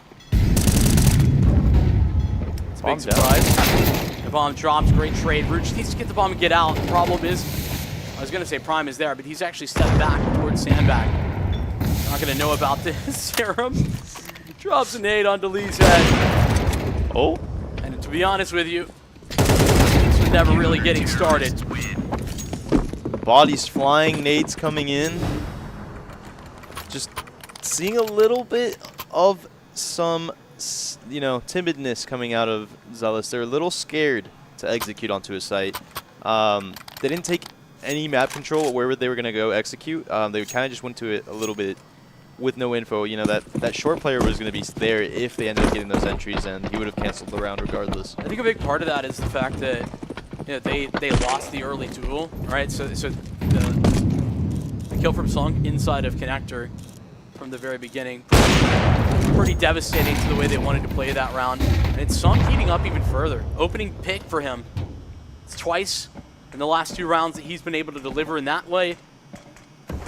Working even better as Zomblers, they've arrived. Yeah. Making this game competitive, you know. What we were looking at as a maybe 13-5 scoreline is now looking at a 12-10, maybe even pushing to overtime, you know. Well, that's definitely the goal. That's the way they're through, but it's not going to run. Our Zealots, they are nowhere close. And listen, T-side on overpass, it's not necessarily easy, but I think the biggest issue for Zealous is that they are constantly losing opening duels. Yeah, and I think here Jakey getting the op is going to let, you know, him counter that, right? Just trying to get a little bit over-aggressive, maybe try to put a stop to Sunk, because, I mean, at the end of the day, he is causing every issue. The rifling, when asked to deliver on the bomb site's offer, have also been solid. Pick up the pace here. Big opener. I'm talking about that just now. That's a difference. Sunk slinks into position. Tech 9 is crazy. Yeah, and a missed shot coming out of Jakey. Something that we haven't seen in this game. That was a big surprise. I didn't think that there would be 3 people set up on A. Instead, there is. Another great moment there for Lee on spacing as he takes his 2nd kill of the round. Prime rotates up onto the A bomb site, but Zealous don't have to go on this. They still have map control everywhere. Yeah, I mean, the CTs are split up right now. So they got to just group up, hit a site, and hope that one of these players doesn't do anything too special. And as long as for the Zombler side, get that information early, retake, or catch him off guard.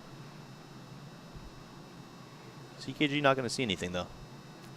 No, I mean, he's playing basically to deny the plant or to wait for his teammate to rotate down if they don't go short. It's currently still quiet for him. When is he going to hear something? Oh. Maybe heard already based on the early rotation from Prime. He starts moving before the utility comes flying. Question is Zealous ready for this? Baiting as well. I mean, Prime is meant to be setting up CKG for this. It's a little late. Bomb goes down, and it's a beautiful trade from Borb. That might be the critical frag this entire round to set this up. Borb position known. Prime blinded, but Borb not ready to move forward. A 1v2 from Prime could ice out Zealous, could take us even to overtime, but in the 11th round is what they seek right now. Jakey, it's close range, and it's with an op. It's where he shines. It's going to have to shine bright like a star for Zealous right now. Bait, and a shot that misses the mark. Prime has that 1v2, and they do stay alive. My question there for Borb is, why is he looking heaven that he heard the shot come from CT? That's a good point. Is it a miscommunication, I guess, from or just a miss audio that he's just not hearing correctly? I mean, maybe the flash that his teammate threw from Monster covered the sound. Yeah. That's the only thing I can think of. Yeah, a fair question, though. Yeah, just kind of confused why he's looking heaven when also Jakey shot towards CT because he saw him. Yeah, I would agree. Maybe some miscommunication that went out there, but here's the round for all the marbles. I mean, if it wasn't that last round, it feels like it's not going to be this one either, but I've been wrong before, and I'll be wrong again.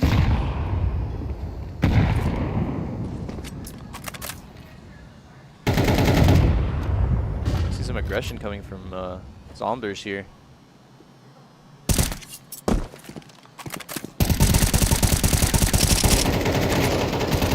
Yeah, Jakey ready for that. I mean, holding it, making sure that his teammate doesn't get any of doesn't get killed or caught off guard, and just a 3-4 stack towards B. I mean, we have no information on A, right? There's nothing that's been shown early. Kind of passive from Leo, so maybe Serum's just gonna go ahead and rotate over at some point if there's any sound. made on the other side of the map, right? I mean, he's already made this move back to B. Kind of indecisive. Very much so. But critically, it's right. And still have an op there with this double op setup, so Zealous in for a world of hurt. The B site stacked up. It's just a contact move out. It is not going well. Prime second move is made, and it's all but over. Orb Sisyphus running through a short smoke. Done and dusted. Overtime, all but guaranteed. There it is. 12-12. They bring it back. Zomblers, they were down heavy. They were entirely out of this. They looked like a shell of themselves. Yeah, and just bringing it back on the CT side, looking like themselves. And now they're yelling. Now they're yelling. They're yelling at each other. There it is. But yeah, kind of Zealous just fell apart on their T side. You know, not doing anything. The first couple gun rounds that they won, they were you know, getting those picks early on, getting this map control, and then they kind of just stopped doing what was working.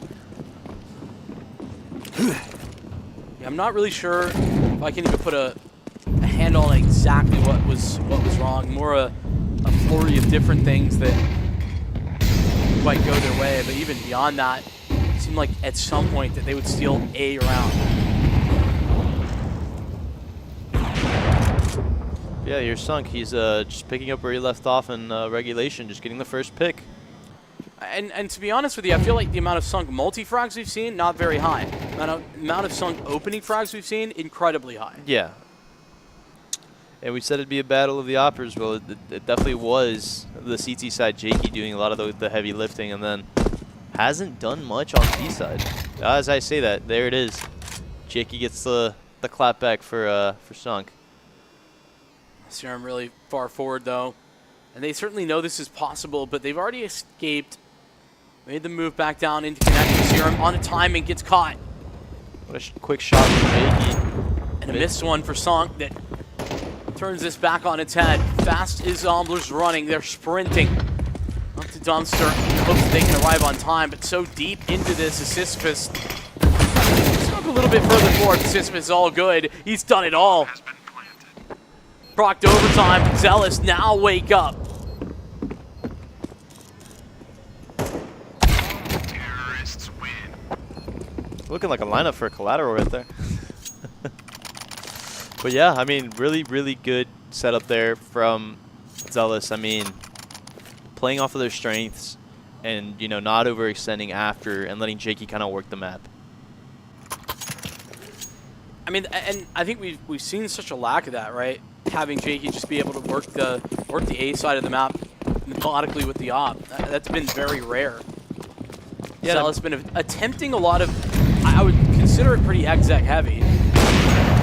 And like, there it is, Jakey being aware that, you know, Sunk is gonna try to work a pick somewhere, right? And gambling on the spot.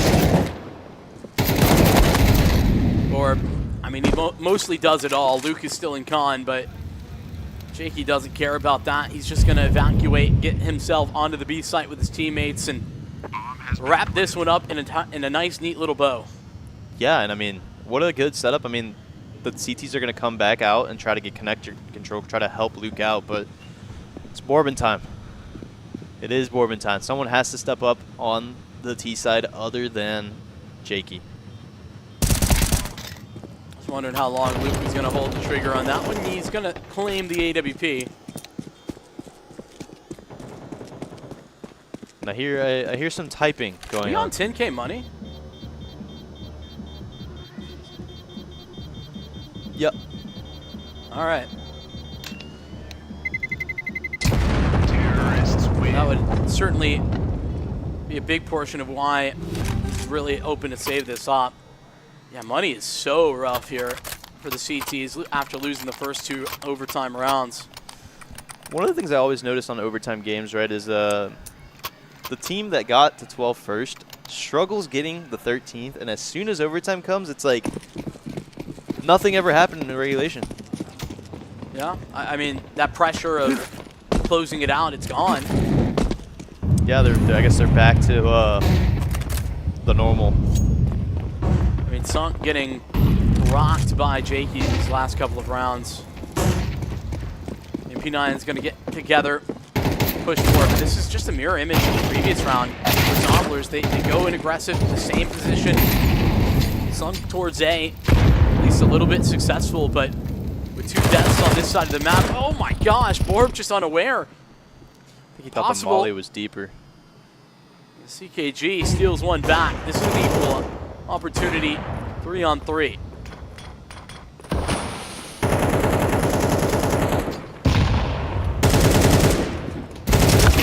Well, that's going to be tilting. Song who's rotating in. Lee hits his one and then just falls back. They're just running away.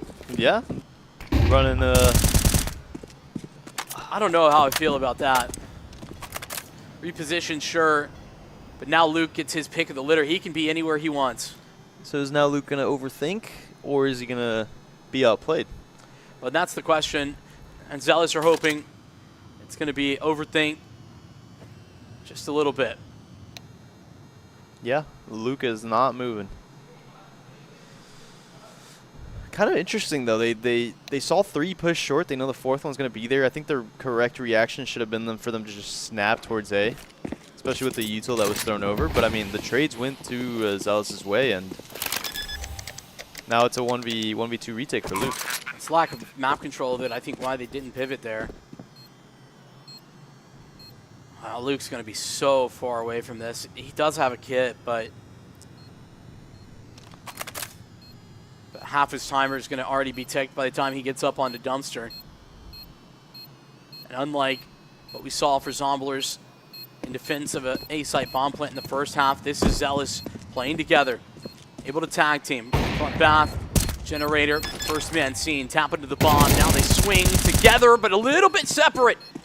Not good enough. Jakey, another clutch attempt that gets denied. Jakey pulls that one back. Yeah, making up for his regulation mess up, but yeah, there it is. Flawless T-side. They get right up to the finish line, and taking that next step so very difficult, but when the finish line moves, more steps easy enough, it seems. Yeah, now if they just have to play their game, right? What worked the first half? Zomblers wasn't able to figure it out. Let's see if it happens.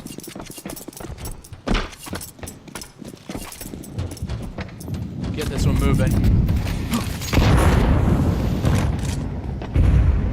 Question is, do you remember how to play the CT side here if you're Zealous? So many rounds. He's looking for the jump spot, but it's Lee. Is actually in the other position. That's the jump spot that Luke was looking for, but he doesn't quite see.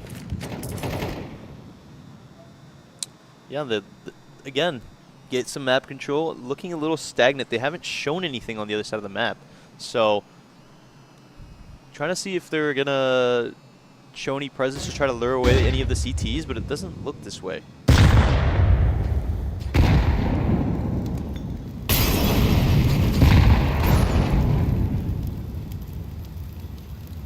Zealous, couple of positions known.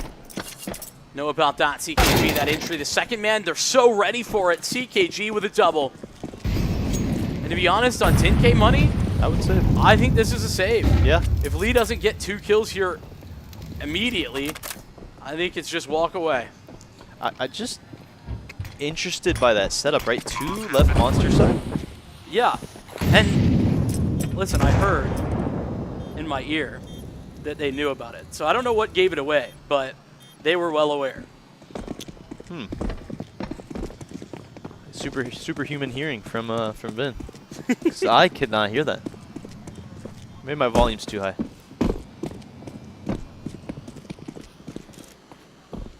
Or you're in their comms. I'm in their comms. I have it piped directly. He is their 6th player. Into my ear. Yeah. Really important to maintain all of these. The good news is I think Zombler's just happy to let this slide. Yeah. There's not, I mean, there is upside to hunting those, but it's not crazy. Yeah, I mean, hunting, the biggest one would be Jakey, try to get that op away. But Right. like I said, it's overtime. They're gonna have a bye. Sometimes you gotta focus on your game. Yeah. As opposed to worrying about too much what Zealous are gonna have in the next round. Play every round like a bye. Zomblers, picked up confidence.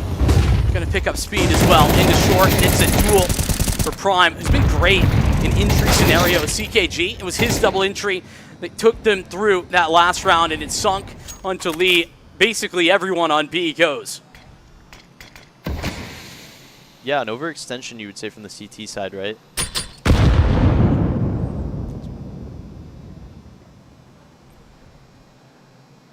Rue not hearing anything after those nades. Does get Jakey down with him, though. I think that's the right call. You got to do something in a 2v4. Stack up. Rue might be unexpected. He's sitting pillar. Timing, oh, it was good. But Jakey actually stole that kill away, and now his position well known. Another clutch attempt for Jakey. Again, if he doesn't get a look early, he's just going to run away from, and that's already happening. Seems like they thought he was heaven. Saw Sunk was looking towards heaven, trying to fake that angle out. Maybe like something has to be going on with that CT angle. Which one? Jakey was sitting in graffiti, and they were looking at him.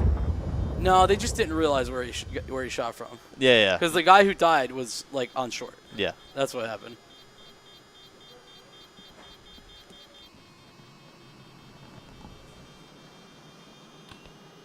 Well, here we go again. Zealous. Loads of attempts to close in regulation. They cannot do so. 3 attempts in the first overtime. And we're once again on the cusp of a second. Hey, man, we needed one of these. One of these long games, finally.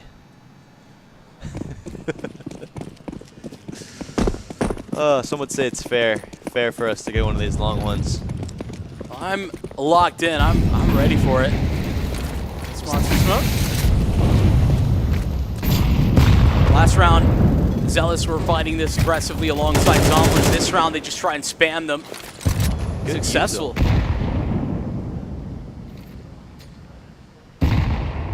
Prime being down to 60 HP early on with that util, that nade that came in late. Zealous are mega passive right now. Over on the B bomb site, the area that they're looking to get active is with Jakey, Sisyphus over and Long. They've just cleared Long Bath. Zomblers set their sights towards Bathroom themselves. Yeah, not seeing anything on the T's as they work their way back to Long. Jakey kind of scared of flank. It's going to give him, it's going to leave Syphilis and just alone. Strong angle, though. He's ready for it. First strike is all his. A beautiful trade. Now set up is Jakey. Needs to shoot out. The flick misses. And now they scramble. 3-on-3. A continuation. Molly doesn't catch. And so Lee, unknown entirely. And CKG finds one elsewhere. This B or A bomb site is still in trouble. Can't yet be found, and they can't find anything more. CKG, his lurk successful, but at what cost? 1 HP. Looking to close, put the finishing touches here for Zealous. And it's very likely that he does so. Oh my lord, what a miss! 1 bullet is all that's required, and it's still timed out, but jeez. If that does not explain the whole game that we just watched. In a nutshell. In a nutshell. But look, hey, all smiles coming out of this other side. They look very excited to finally get that dub after that long game. But listen, they did just take their opponent's map pick. That is the important factor, right?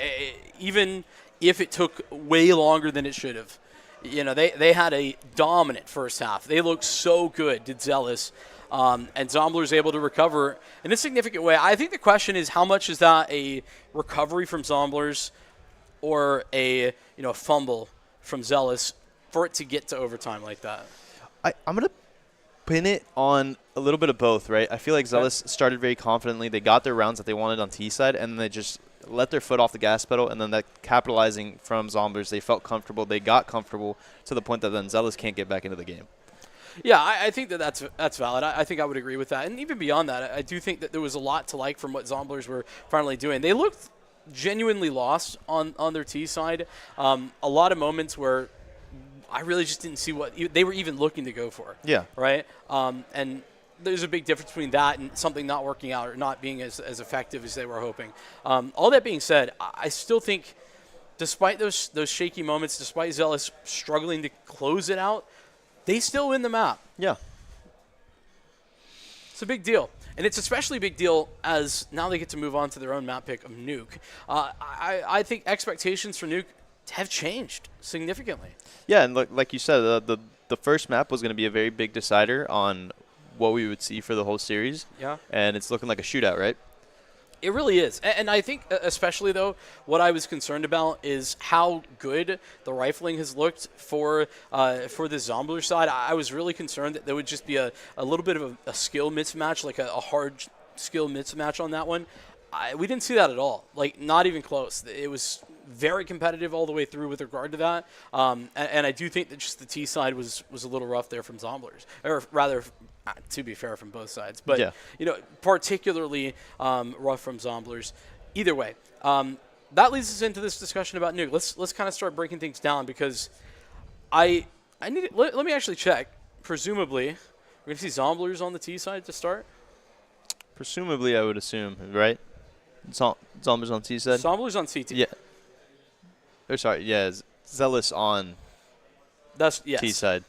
Both Z names. I know. My brain picked up what you were putting down. I'm cooked. It's so over for me. Yeah. So I think that does set things for, I would imagine, a little bit of an easier pace on the Zombler side.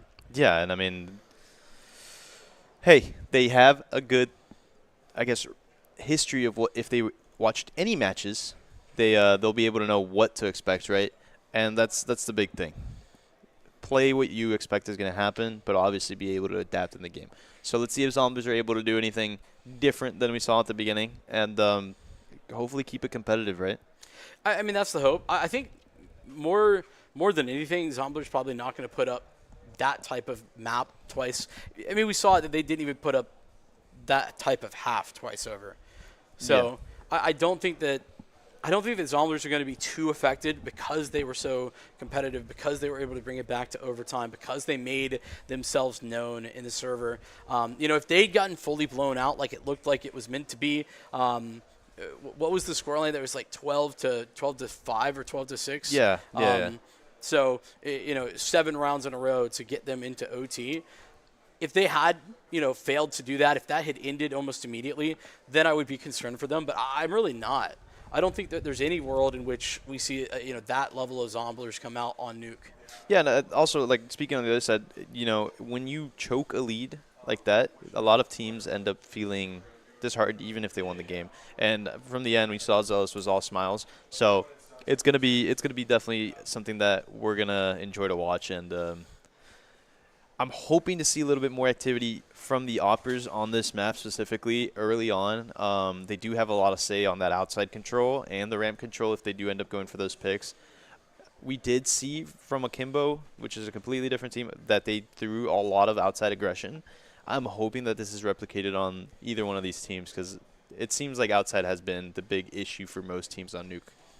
That's fair. I think that, for me, I want to see a little bit more from Jakey, actually. Mm-hmm. I think that, he found a lot of footing there, especially into the CT half of overtime. But on the CT half, he had some moments that were good, but mostly absent on the T half. And, I mean, we saw a lot of that having to do with a lack of ops, but also, it's a matter of how to manage the money in order to get those, facilitate that a little bit more consistently if you want to make that an important factor in your game. So, looking to enable Jakey for that, that's certainly something I would be looking at. But then in addition to that, I saw a lot of positivity, I think, from some of the rifling there from Zealous. That being said, it was super hot and cold. Yeah. I mean, we were at one point in, and then the next round, it looked like right out, missing some easy stuff. And I think Borb overall had a great game.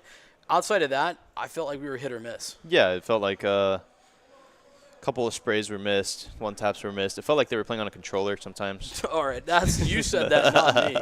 Sheesh. But no, I mean, it's from people that you expect them to be just aimers the whole time. Definitely something that happens in matches and playing all day, right, is your aim starts to get lazy throughout the day. You start getting tired.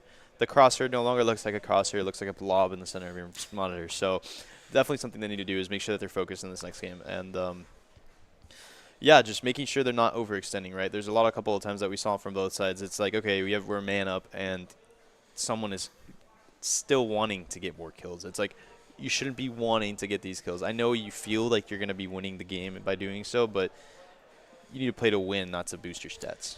Yeah, and I mean, it's just, listen, give the benefit of the doubt, not even just about the stat boost, just get overheated a little bit. Yeah, right? I got these first two or picked up this first one. I'm going to get this next one. It's going to happen. It is what's meant to happen, et cetera. So, being able to mentally turn that off a little bit and go towards, hey, I'm going to play that team game. I would agree that's what they need to be looking towards. For this Zomblers team, though, I think with this now, we got confirmation, other semi done. Akimbo waiting in the grand finals. I want your thoughts on what that would look like, right? Like, who do you think if it's Zealous, right? Who do you think matches up better? So here's the biggest thing that I've noticed, right? So Zealous has played in the course of this tournament and the close qualifiers, has played Akimbo a total of 3 times. They're currently 2-1. So they've lost 2, then they won 1, which was the first game of the day yesterday. 1 and 2. 1 and 2, my bad. 1 and 2.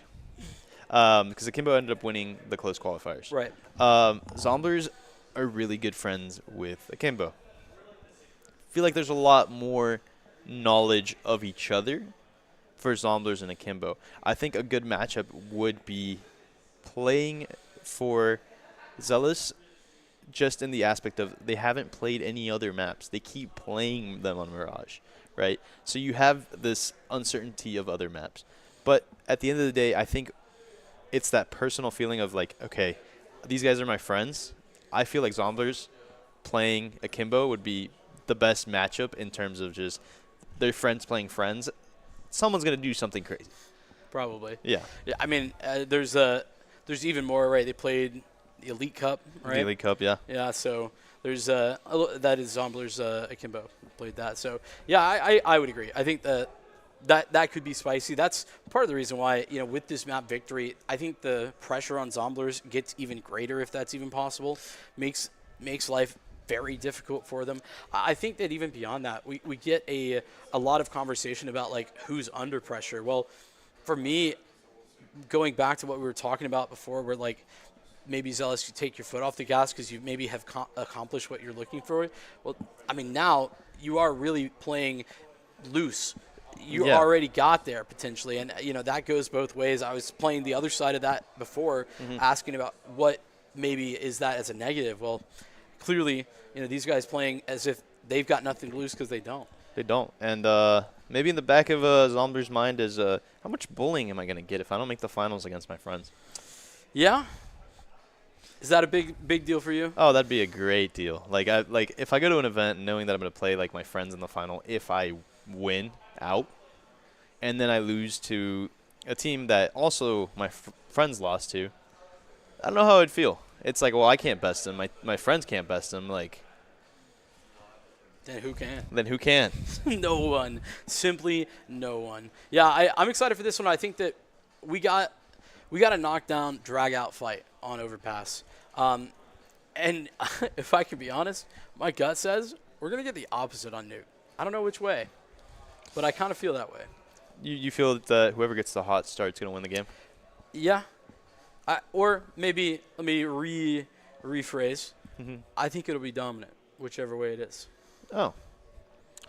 See, for me, I'm hoping my friends win, but hey, I've been unbiased today.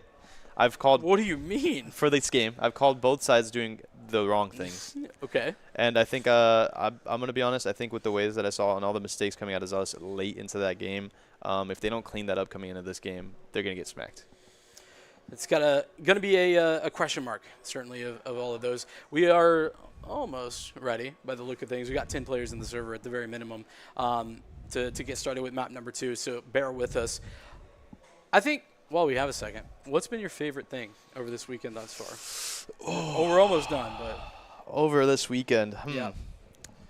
I guess first of all, coming into this event, I came as like just wanting to volunteer, like just help out. I ended up casting, so that's been that's been the best part.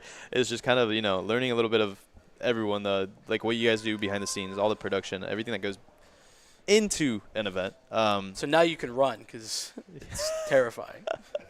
I think I'll definitely stay on the player side for a little bit longer until I can't shoot at people like King. That's wild. But yeah, he's not even on broadcast. He's right there. I'm staring right at him.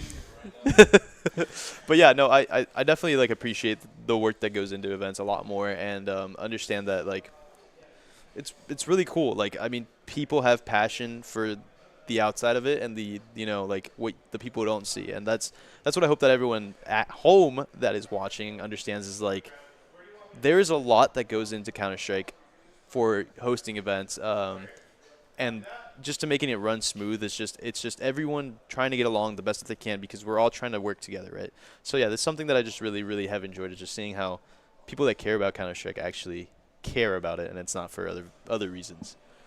There you go. Yeah. Well said. That was beautiful. I asked you what you were excited about, and got glazed. This is beautiful. I love it. I'm here for this. This is best co-caster. And that's beautiful timing. We are jumping into the game. We have Zealous, the attempt to close this out in 2. They could dominate a map that they were not meant to make. They do. Overpass theirs. Now they look to claim new. And claim it they shall. For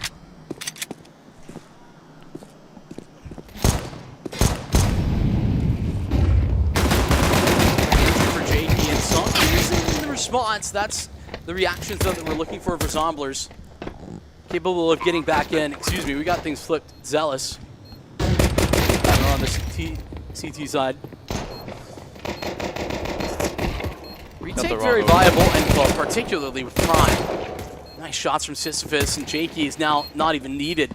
They can play off of one another. Jakey's position isolated by Luke as he tries to spam away. So much damage done. Time is continuing to tick. I'm not sure that there's a kit down anywhere. Finally goes down, and Sisyphus delivers. He's had some clutches. That's, I think, his 3rd. Admin, you need to check his PC. You need to check his PC, because he's just wall spamming the hell out of him. You did know he was there. Nah, don't believe it. Hey, that vent's not good cover. There we go. We got the overlay fixed. Fixed up nice. Thank you, production. I love you, production.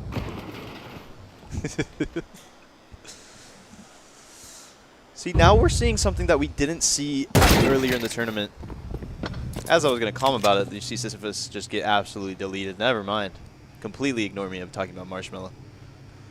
I think that is a good point to bring up, though. A lot of the yard problems has been for various teams. We're not specifically talking about Zealous or Zombies, really. Yeah, no. There's been a lack of control towards top silo. But yeah, it's at least we're seeing that teams have learned after this event. You see Sunk that rotated over, just kind of gave up outside. See a stack on inner. But yeah, not a lot of commotion going on. In the heat of the moment, yeah, that stack you just highlighted might be sidestepped by Zealous. They really aren't looking to head in that direction whatsoever. Prime down the vent. And just wasn't expecting Sunk to drop off of heaven there. Kind of forces Prime to come down. He's in the prime position. First is all his, but 3 players swinging him. It's really difficult to get more than that on MP9. It's forced by still very much a winnable round for Zomblers, but they group up, they speed things up, down on through ramp. All three are in this direction. Orb, this is a great position. He just needs to take the first contact. Then his teammates can swing off this double up though from either side. That is not ideal. And now Jakey is stuck. Overswing survives despite that. Now so low, nade falls flat, and Jakey is stuck in a corner. They cannot remove him whatsoever. Is there a kit involved? It looked like yes. Just not a very good post plant coming out of the T's. They kind of just bunch each other up together, and I don't know if that was just miscommunication, but they should definitely, I feel like Borb should have heard them running a lot sooner. I mean, I think he reacted pretty quickly. It's more a matter of like not being doubled in a corner. Yeah. Yeah. Jakey honestly surviving for so much longer than he had any business.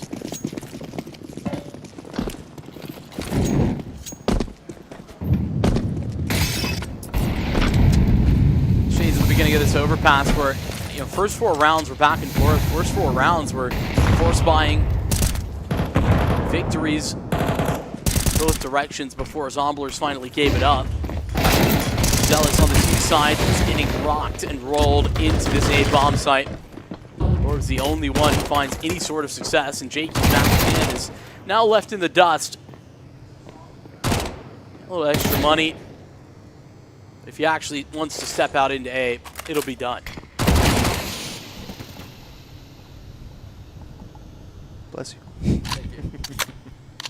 Yeah, just, I mean, kind of a quick little pop into the A site. Just not a bad idea. I feel like they were just counter-utiled very well.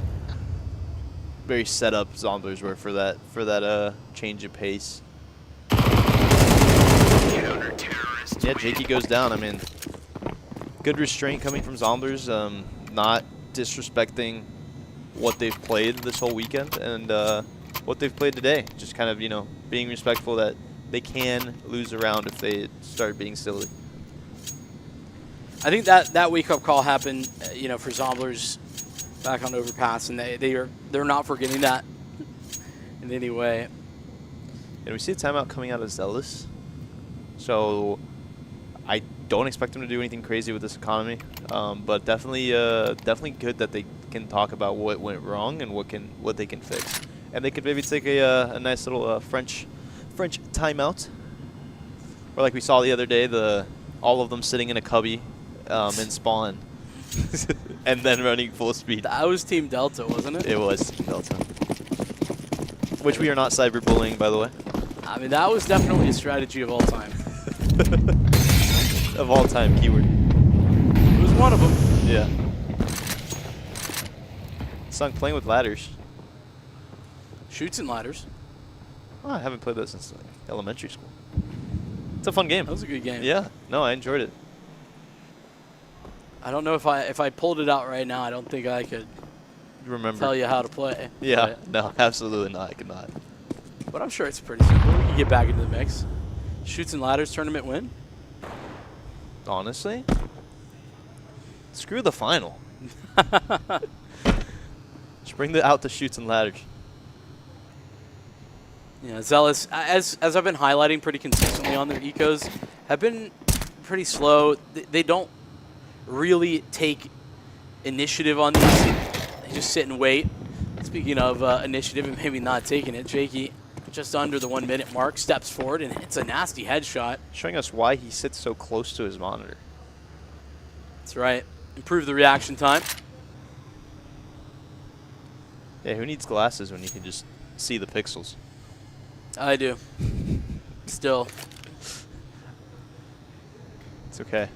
I switched to context. Sight set back on upper for Zombler, or for Zealous, excuse me. Zomblers, though, that look pretty prepped. Another nice work, though, to actually trade that out. Use that gun to the best of their ability. Or from main, the last alive. Was looking kind of scary there. They traded the second vent guy?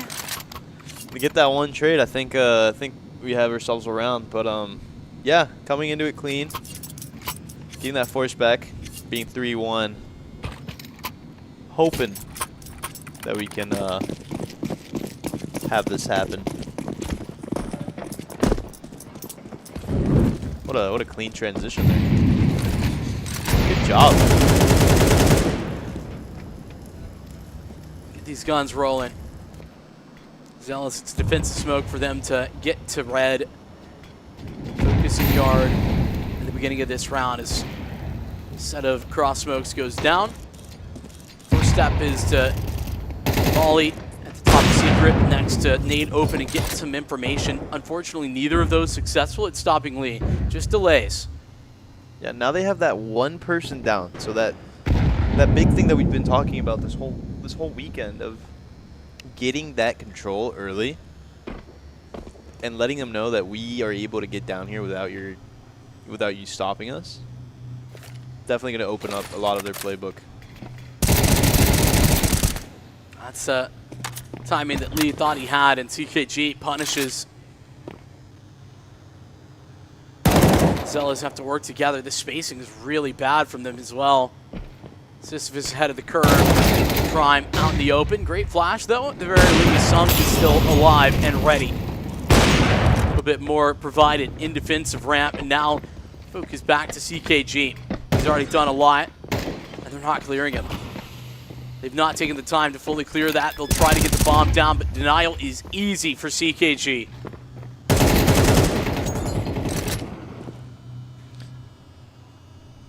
Giving Jakey a lot of space. Time is just looking the wrong way.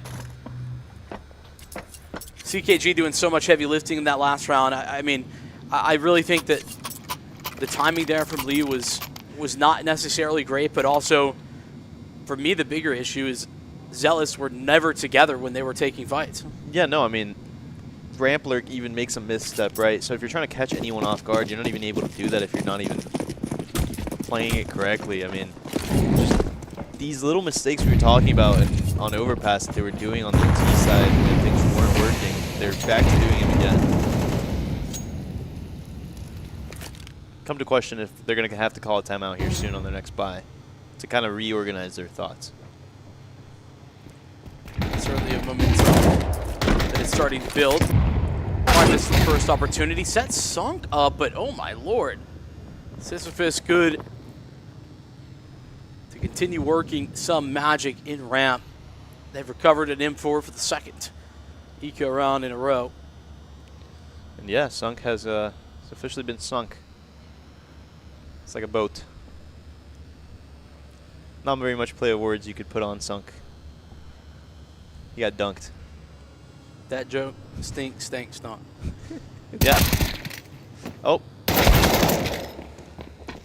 Suborb trade that's very important. Now they need to sort of flood the area, maybe even grab that rifle if possible. CKG hoping to play the denial of that. There's nothing important here. Great turn, 180 degrees, but again, forcing him to split between two angles. Prime, the next up at bat with Luke coming in as well. Catches him while the bomb's getting planted. Though it goes down uncontested, it's easy enough for Prime and Luke. They clean up and make that one look a little bit simpler than it probably was. And I'm not going to hate too much on that round from Zealous, right? They were working well together. I think it fell apart a little bit in that post plant. But to be honest, they were peaking correctly to get that bait in. And I'm not mad about it. Also, when you see Jakey's eyes only over the monitor, it's like a copy and paste objective. I know, it really is. I got a photo last night that I posted on Twitter. Well worth a look. Yeah. If you haven't seen it. I think Stiko got a full video. Well, Sunk might have been bested in the previous round towards ramp. This time he's out in yard and Nate opens the smoke to give him vision. Sunk really heated up over the course of the back half of overpass. He was making huge moves, favoring Zomblers as Zomblers start to run away with things. Yeah, and I mean, Leah, again, dying early. He's 0-7. Some would even say his name's Owen. Some might. Not me, though. Not me. Well, I call him a secret agent, though. Yeah. James Bond. Well, now it's not a secret. Who are we talking about again? That's all right. But yeah, I think again going back to ramp, they keep doing this. I mean, Sunk has just got freebies.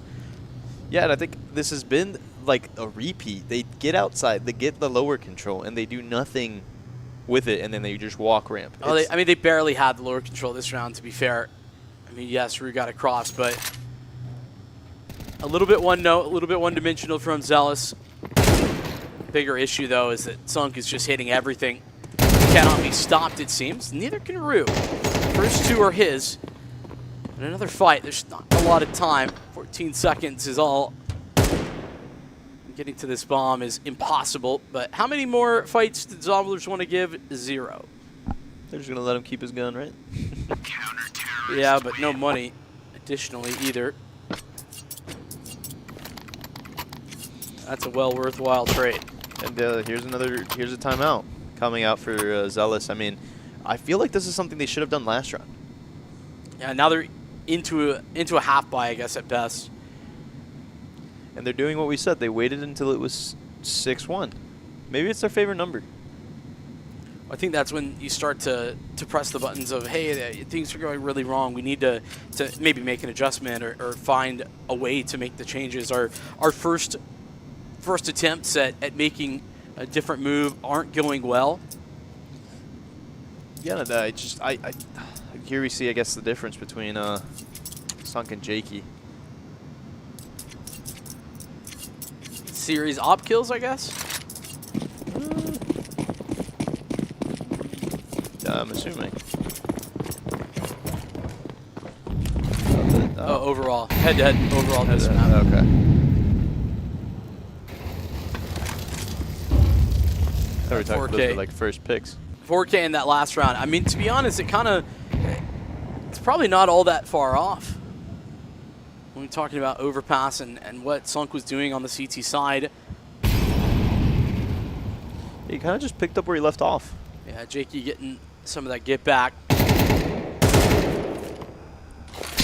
Zealous hesitant once again. It's not quite the same type of round. They've got a lot more heavy presence in yard, but it's the same idea. Using the vast majority of the utility to at least sell that somebody is down on B. The reaction seen, and something goes down there. You see him working for a wrap, right? 4 people wrapping into the A site. Resmoke for door that's going to allow CKG just a little bit more availability. He's still pressured, and unfortunately, Luke didn't need to really fight, I don't think. CKG isolated, and Zomblers fall apart. Yep. Zealous, I mean, that's the cohesive type of round we're looking for. Yeah, something we've been used to from them, right? A little bit more coordination. The spacing was finally there. They weren't miles away from each other, peeking things alone. And they baited Sunk into leaving the angle. So something that we've been needing from them is that. And yeah, hoping that from here on out they continue it. Obviously try to get your guns into the next round. But Prime is very, yeah, they're making sure the Tico just kind of doesn't stay. Sunk has really turned on the Jets on this one, and I know that they're going to lose that off, and that does stink. But I think it's certainly something where they have the cash to reinvest. We're getting deep into this half too, and they might not even have enough rounds really to punish that or to make it matter.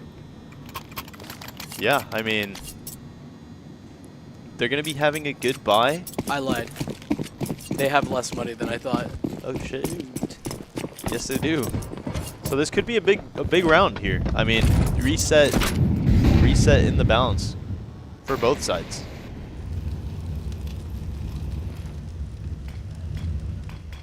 I'm gonna smoke Jakey off. See if good read by Jakey.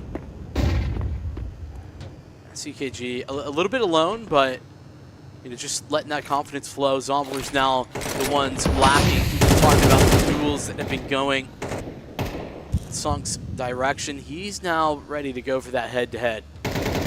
He's looking for Jakey right now. The walk-in is crazy. but he's going to nail it. Sisyphus falls flat, and with that, Zomblers now have equalized this one into a 4-on-4. Down on B, Lee has crossed. And a secret taken. I'm wondering when Zomblers are going to move. They know this gap existed, but they haven't respected it. Great flashbangs. They'll push down the ramp player. Immediately, Sung can't rotate in. Serum, excuse me. Now Lee is the next step in this plan. It's methodical. Whew. Now Prime surely going to go down. No, Lee isolates the drop into Vent first and foremost, and Prime stays alive for more. The Prime triple kill is finally ended by Rue, but it's the start of a 1v3 that Rue is far away from. 45 HP. Smoke's going to start to fade. He knows where both are located, and now with that first shot, he gives his position away. Not too fast. Serum is on the other side of it, and a clutch for Serum to deliver Zomblers a 7th round. And you can see how upset Roots by that, right? I mean, he felt like he should have gotten that round. I mean, knew exactly where they were, played it perfectly around the smokes. I think Lee needs to activate a little bit quicker there to help his teammates. I think that the guy that dropped Vent kind of delayed him a little bit more, but he should not be falling to Prime. Well, I mean, certainly needs to get that trade, but also they know that there was a ramp player, so they know that somebody is on B proper, and that's where you need to figure out, okay, where is that guy at? Yeah. So it's not quite the instant break of the economy for Zealous. The bomb plants and the victory in the previous round keep them healthy enough. Continued investment. Where does that lead? Seems like a little bit of an outside control fake. I will give Zealous this. They have been very consistent about making it as if they are taking yard every round. And since they keep doing it so quietly, like Zomblers has no idea what's going on. I mean, you saw it in that last round. Lee was down secret, and they didn't have a clue. They were trying to be so active on A, they left that open. Kind of grouping up towards ramp again. Never seen a team so heavy on ramp. Once again, a flash that's not effective into Sunk, and he gets another refrag before anyone can react to him. CKG might get caught. Bullet to the back of the head, and that's done and dusted. Borb holding space. This will keep them up here on the A bomb site. At least the threat, the rotation back in that direction is possible. Yeah, Zomblers, they know that's there, and they want to help Sunk. I'm surprised he didn't hear the door open. Or maybe he thought it was lower. Borb just made a footstep? Is that Borb or Sunk? Well, it doesn't matter. Sunk knew about him before and after. Prime at double. He's the only one to have impact on this bomb plant proper. Borb out open to it, Root. And Sisyphus with time ticking down. He doesn't have many decisions other than fight. Fight he will, but lose as well. A demoralizing round for Zealous is they cannot build on that victory. Yeah, and we hear Zomblers now getting a little chatty. Just not a lot of confidence coming from Zealous. I mean, like you said, they're just not ready. And hey, so far you called something that's going on right now. So now why would you say that? Trying to make this a little fun game. Guess for you. Get a little caster curse going. Breaking open the door in order to get these Deagles active. Finally, Zealous are on the lesser weapons. Still a bit of an investment from Jakey. Luke playing around the smoke. It's not going to go down to B. Instead, they focus towards A, and it's all going Zealous's way. Nothing outside of Luke's single kill for Zomblers. Sunk creeping through the single door, but beyond that, ain't much more. He's trying to get a knife kill in that vent. Lucky for him, he got out before. But yeah, I think they're just going to be holding for exits here. I mean, the money is still bad for Zomblers, so they definitely need to save these guns. Well, especially when Sunk is 19-5. Just make sure he has an op. Yeah. That has been #1 priority and #1 win condition is Sunk. Consistency. He's pulled it off time and time again. Terrorists win. Quiet start back on Overpass to a dominant showing on Nuke. 20-5.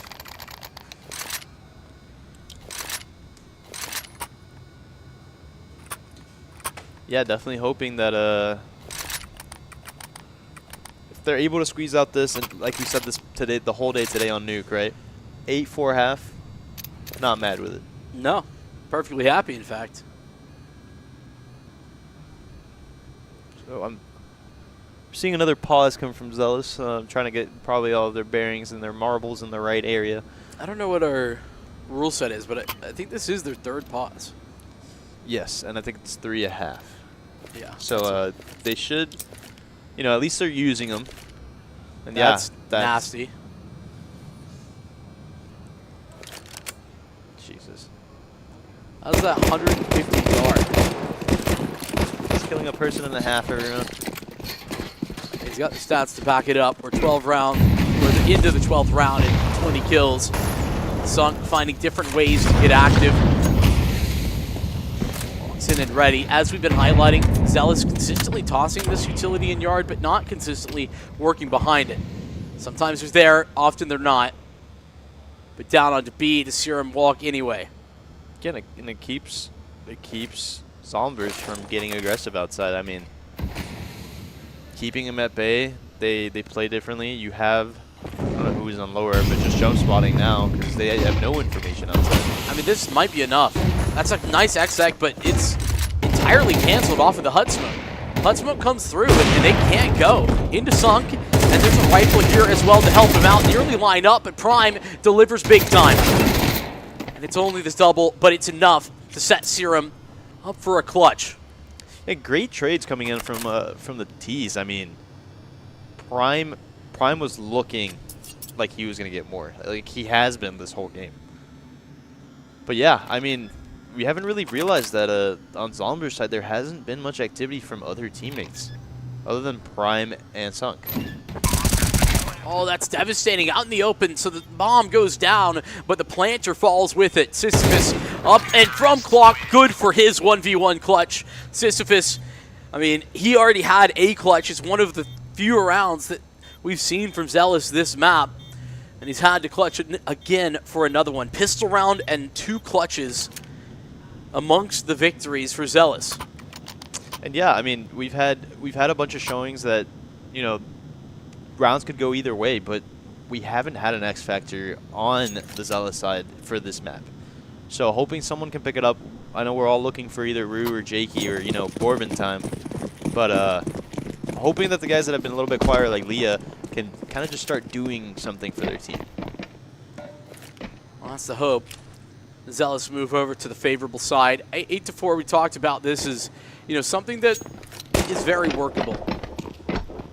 Zomblers, an open A bomb site, not exactly ideal. Good work, I guess. We'll be seeing ya. Sisyphus staying alive for far longer, and Rue, well, he stays alive, only to get removed immediately thereafter. Now comes Jakey, split between 2 decisions. The rest of the T's, and Luke is good for his with Zomblers taking everything. I feel like they set up correctly. They were up, 3v5. Just no communication on that retake after that. A little bit of overextensions that shouldn't have happened.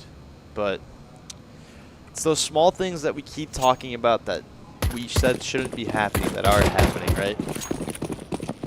But hey, Zealous, have seen them come back from this. This is the same exact scoreline that they've been in before. They're not forcing back here, so hoping they can figure something out. Oh. I do love a little ramp stack. That's what we got right now. Unfortunately, it's going to be sidestepped. Nothing in that direction from the Zombler side. It's Sunk. Ready if they want to come lobby, which they will. Clean up. At the end of the day, Sunk is I've done a lot of eco farming, to be honest, but to 25 kills. Yeah, he is. He's pushing 30. I mean, this is part of the reason why I think it's hard to be too critical of Zealous when, I mean, 25 kills, 20 and a half is insurmountable for most any teams. Yeah, and the goal that you are doing as a T team, that when you see that a player is just going off, is they're gonna cool off. They're gonna cool off. They're gonna cool off. But at what point do you have to just avoid them, right? That's the issue. They really couldn't. He was so like mobile. There was no way to entirely avoid him. Felt like he was everywhere. Yeah, and I hear no util really left of them to stop. I mean, like they're coming into the A site. And they are, and out is Zealous, quick and simple. These arrived many, and that turned. Oh, no way, Prime. He's got that as well. It's absurd. Prime doing it all, picking him apart. As Jakey will set Borb up for a 1v3 instead of a 1v4, but it's not much better. Bomb yet to be planted. I guess that's the highlight. They just haven't seen too much come out of the Zealous. Borb, maybe he's going to be the highlight here in a moment. He's going to flash, set up for success, but Borb, he's adjusted. Sunk, how was this? For impact, he's got 26 kills, and it's been with the op primarily. He's got a rifle now. Borb at 30. No kit either. And one not picked up. Sunk making decisive moves. He's seen him. He's about to remove him. With his back turned, Borb has simply no idea whatsoever, and it's beautiful work from Sunk.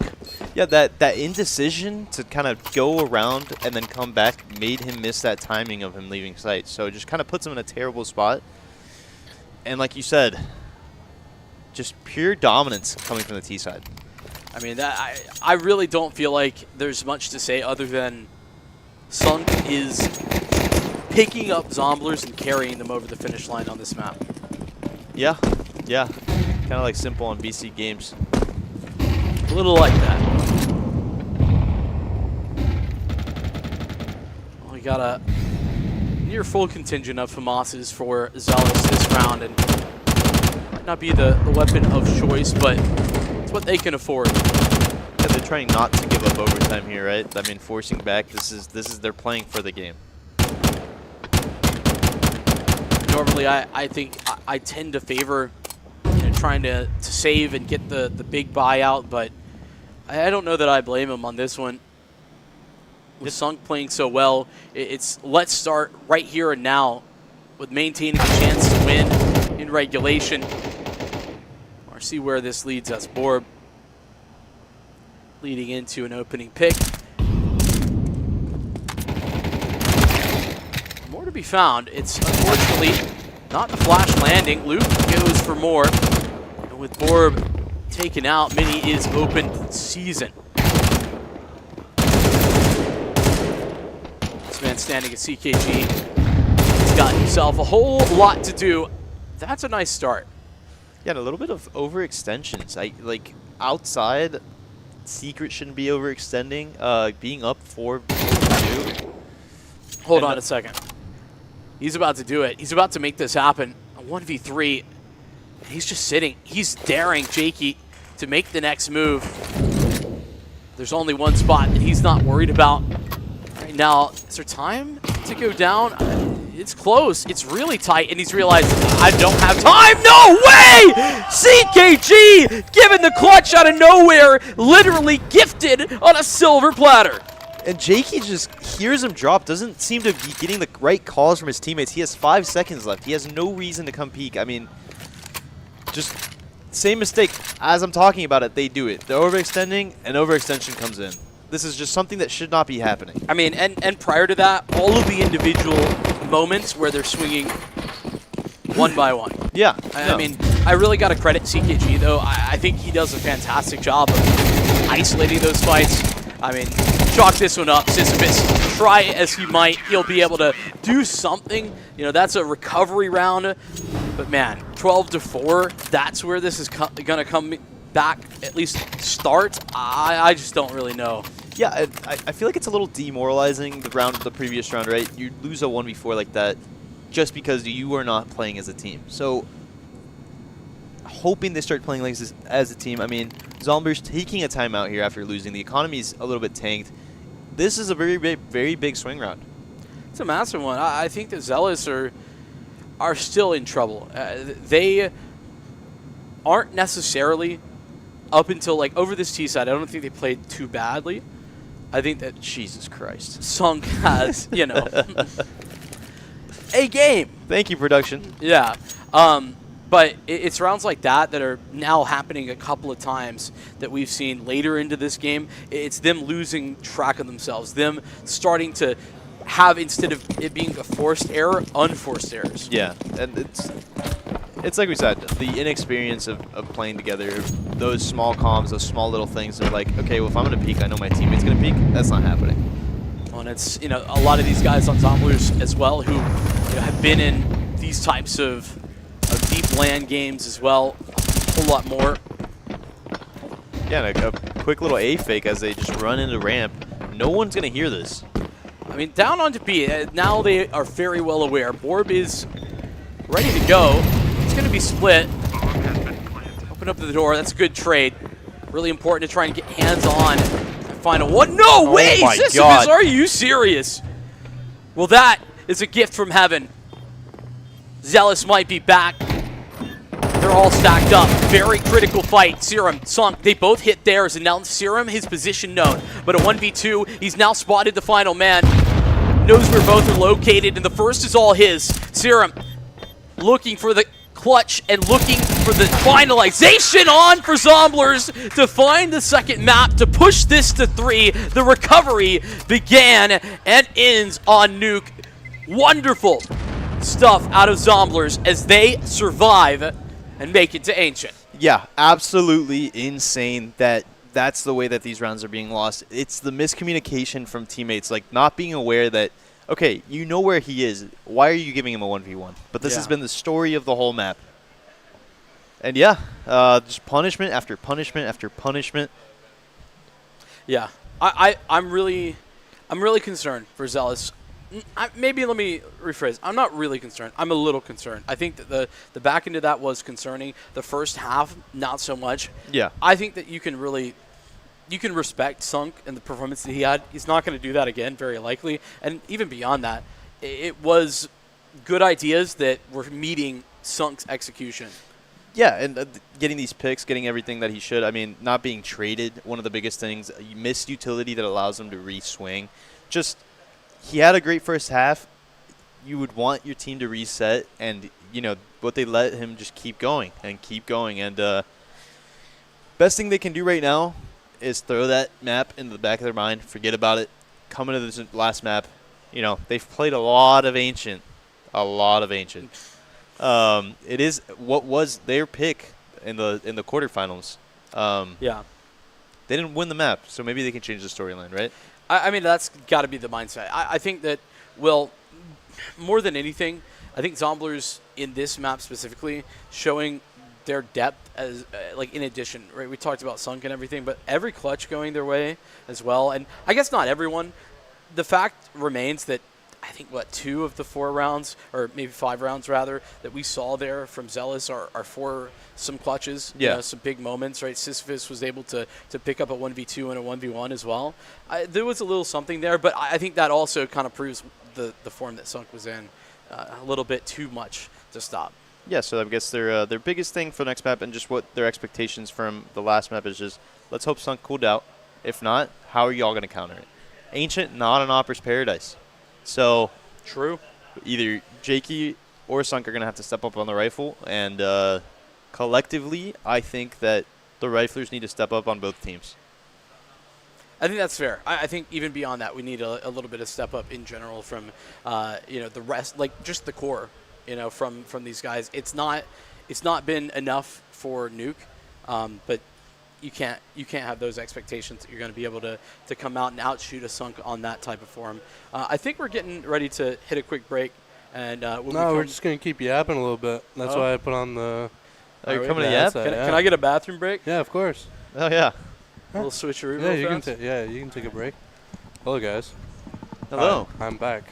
Hi, Beck. All right, dude.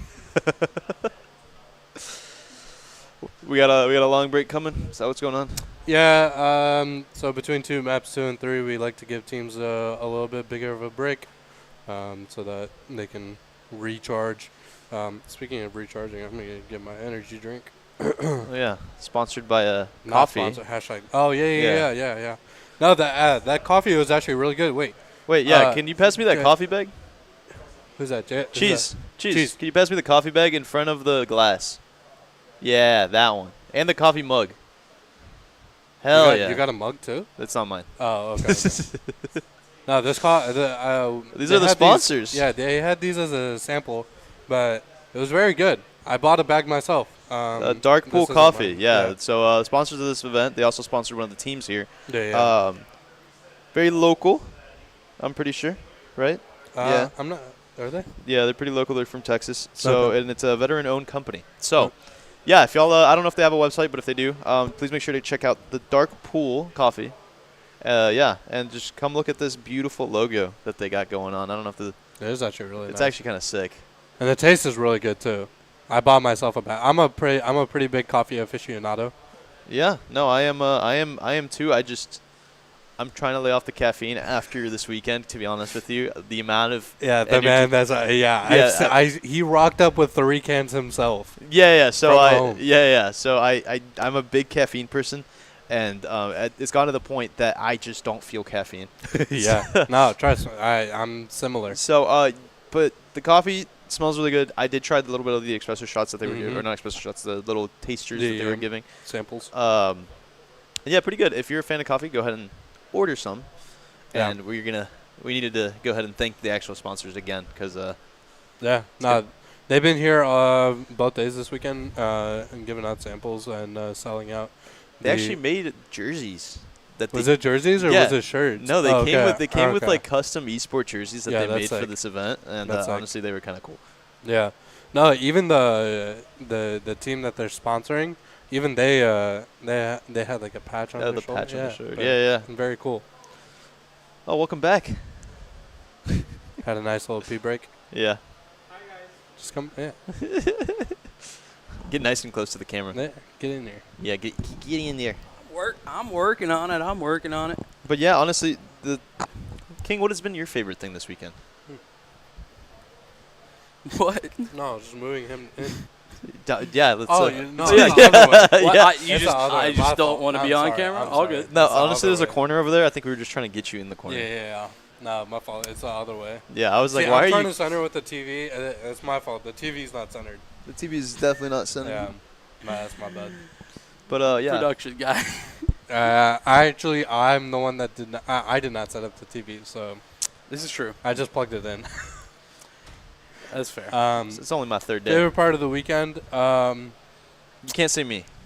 Fuck. Why not? Why is that not allowed? Yeah. I don't know. This is the first time I've done lead for production, and I've enjoyed the. It is stressful trying to figure everything out, but once you do get it all figured out, that feeling of, oh my god, I did it, that was probably the best thing about this weekend for me personally. It was a pretty big and great feat. Yeah. No. Overcoming challenges. Yes. Yeah. Being king. He called me that yesterday. He's like, "I'm never calling." Okay, you that let's again. clarify what happened, right? So he orders food, and after I finish eating, I'm like, "Thanks, King." I'm like, "Ugh." I never want to say that verbally out loud. I was like, "You've done it like 3 times today." I've on just purpose. You clearly lied. You didn't feel. No. I'm not going to be spam calling his government name. I mean, it's public. Yeah. It is public. Yeah. Shalen. Would you characterize the same way if you say this name of the people you work with, like at work, their first name? Would I what? Are you spam calling their government name? No, just be like, bro, bro, bro, bro, bro, bro, bro, bro, bro, bro, bro.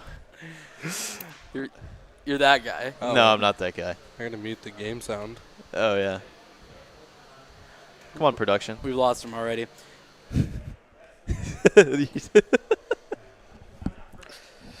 Nah, I got it. You got it. You got it. But yeah, no. What about you, Vin? I think no one's asked you. I think I have been asking. you all have the been questions. asking all the questions. Let's go ahead and ask you a couple questions. First one is, obviously, we're gonna repeat the same one you've been asking. What is your favorite part about the weekend so far? So you like copied my homework and didn't even change it a little bit? No, I'm not gonna change it. You were like, "Yo, I'll change it so they don't know." I didn't even say I would change it. I said I'm gonna ask you what you've been asking.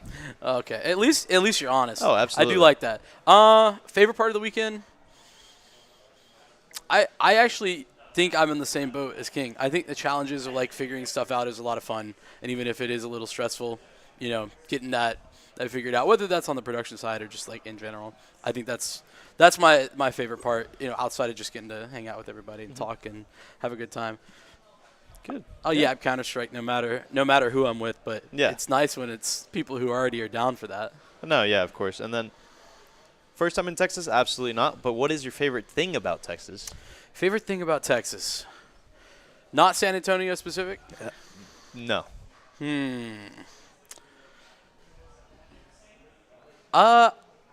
I'd have to say sweet tea. I mean, I have that at home, but I love sweet tea. You go up north, can't get sweet tea. Sweet tea is probably one of the tops. No. Have you gone to H2O, like HTO? It's called HTO. No. When you leave today, or if you get after when you get a break, get some HTO. Probably the best food, or it's just tea. Just tea? Yeah. So you walk into basically all of the machines, and you can get. Oh my god! All of the machines? There's literally all of the machines of tea that you can get. So you can get any flavor you could think about of tea. Interesting. Like sweet tea. Okay. What do you mean by you can't get tea up north? You can't. Like you go to Philly. Like to buy? No. If you ask, you're out at a spot. Yeah. You ask for sweet tea, they're gonna be like, probably don't have it. Really? Yeah. I swear to God, I've never noticed that you can't do that. Especially out west as well. Also, that you that do have makes some more good sense. sweet tea from where you're from. Atlanta? Georgia. Yeah. Yeah. Yeah. Not Atlanta specific. Oh, okay. Georgia specific. All right. Yes. Yeah, we make great sweet tea. Yeah, y'all make great sweet tea.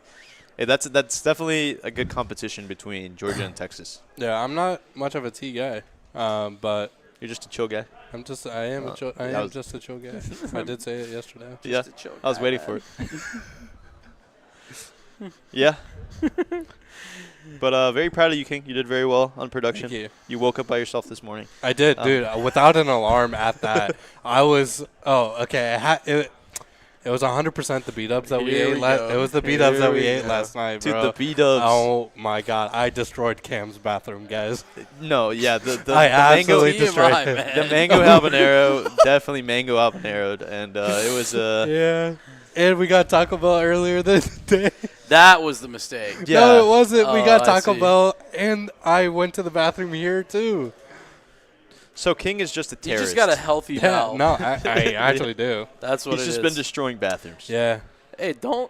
What? Why are you suggesting that having a healthy bowel is bad? I think that's. It's actually is healthy. Yeah, that's toxic of you.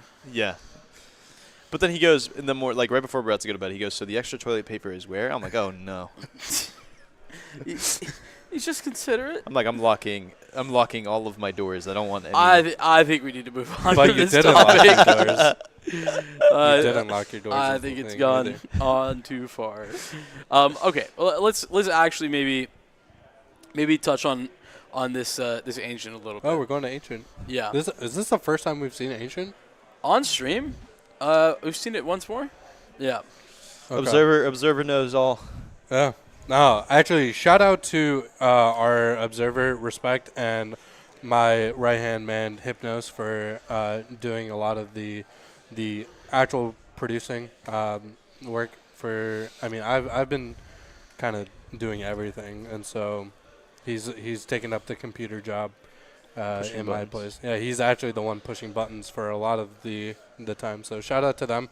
And shout out to Vincent, Cam, Alderia, and to ICE for casting this event. They've done a great job this entire event. And Jason, who is our server admin, he's done a great job this entire event as well.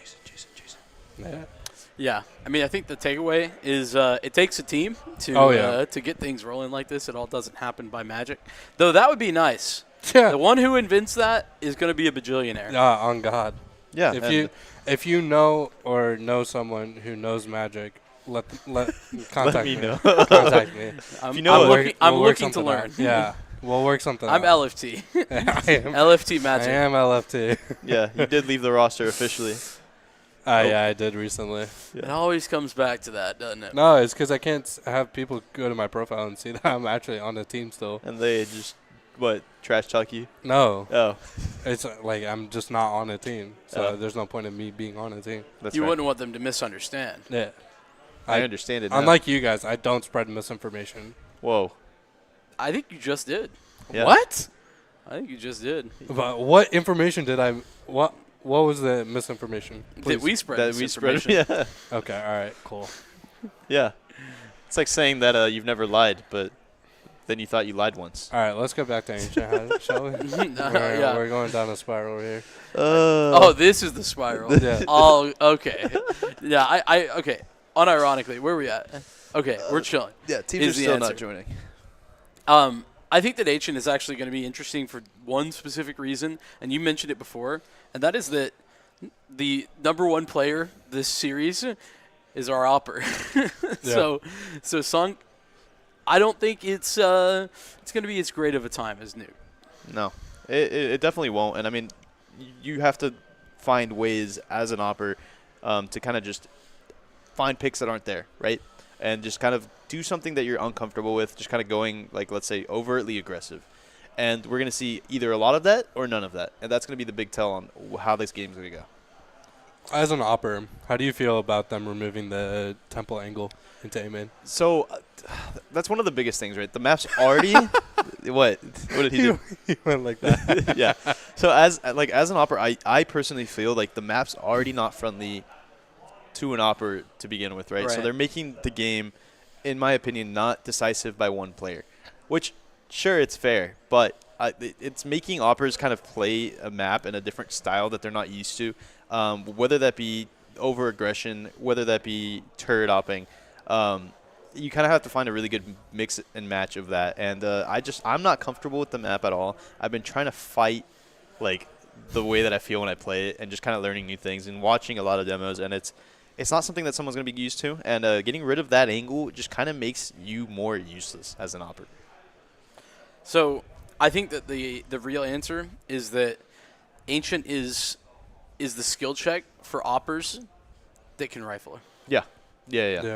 So this buffs anybody who has an Opper that can also be a decent rifler. And I think that that's actually low-key kind of cool to have in the pool. Yeah, and it makes it that, like, we don't have the same repetition for maps. Absolutely. Rip my Anubis. No, I genuinely think it's going to come back into the pool. I don't know what they're going to do to fix. The problem that Anubis had was that there was no fast rotation for the CTs. Right. I don't know how you're going to fix that. I don't know. Yeah. We'll see. I think you could also, like, nerf some of the spawns maybe.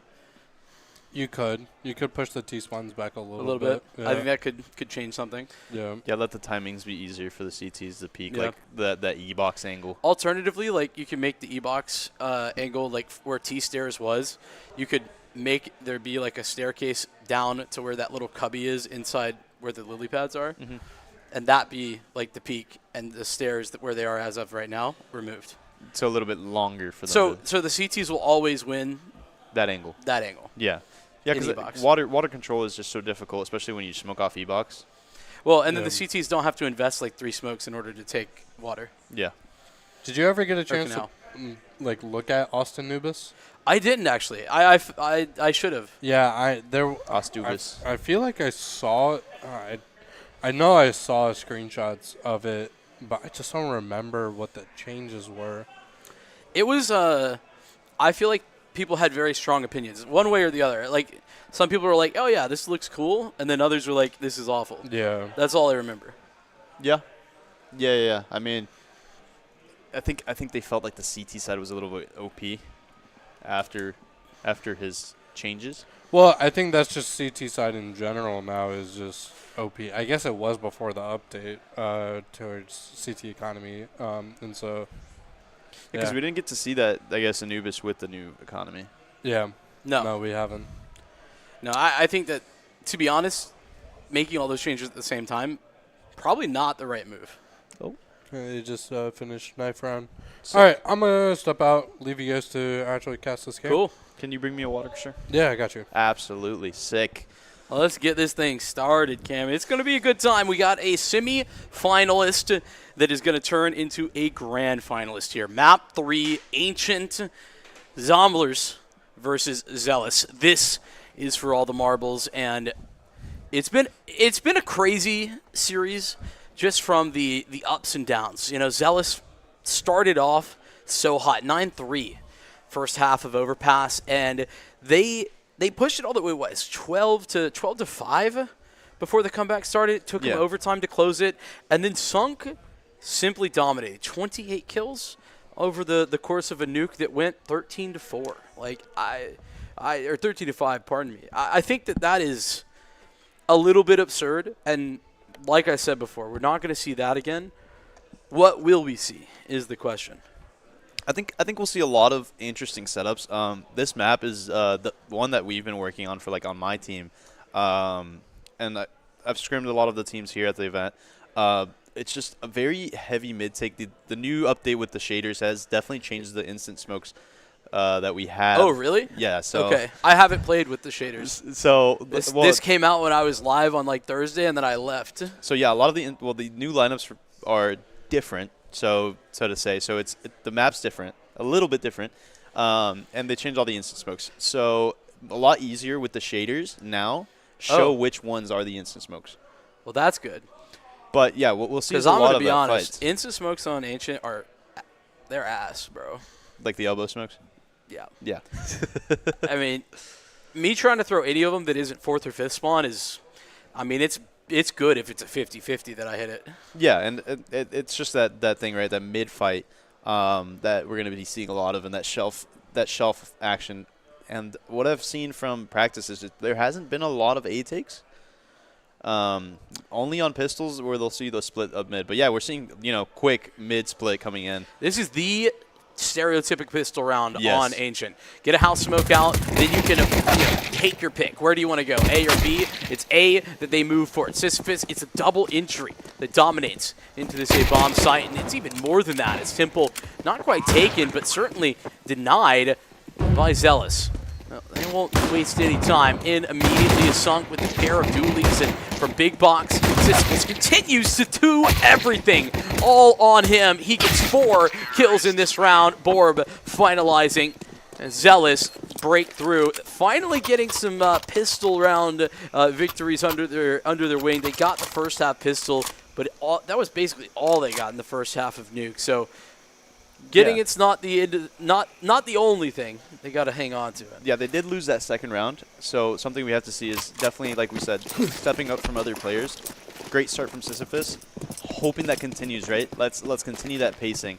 Something that the Zealous team really does like doing, though, is sending a Mac 10 to go kind of prod the other side of the map, as we see kind of just, I guess we have Lee that's going to be prodding the A side, or is maybe, as we're seeing right now, as Borb, they're sitting over there. They're kind of waiting for a push to come down ramp, something that's not happening. But a little later, they're going to probably start prodding somewhere on the map to see where the stack is or what is going on around the map, as the CTs aren't really doing anything early on. They do have this really deep A main control. Yeah, it's not worth very much, though, if Zealous go B, which is what's happening. Smoke for front of Jag, and this should just allow them to isolate the B site pretty simply.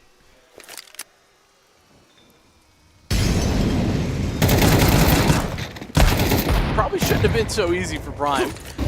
Yeah, but a good trade coming back in with Jakey. Yeah, I mean, as long as they get that trade, that's really no big deal. They need to move, though. They're letting Zomblers have time to react. They've already given enough time for Serum to arrive, and even more time now allowed. 35 seconds remaining, and they can pivot. They can go back, but I mean, CKG, he's in elbow right now. There's something to be said. He's hearing everything. And it's a foot race over to the A-bomb site. Jakey not going to win it. Luke is there, arriving just in time, and the pistols from Serum are successful. This late round move from Zealous is opposite of what they needed, and Zomblers steal another second round away. Yeah, kind of a really big, indecisive round. They shouldn't have been... Bless you, sir. I'm dying. Allergies are terrible in Texas, I get it. But yeah, they're just kind of not comfortable with what their initial call is, right? They let them set up, they let them hear they're running away. They kind of just aren't comfortable. There's no layers to if this happens, then we do this, right? It kind of feels like just a mid-round adjustment that someone just called, let's not execute. So they need to be more decisive in what they're doing. They do seem to be setting up for a B hit here. CKG throwing that defensive smoke as they are executing to the site.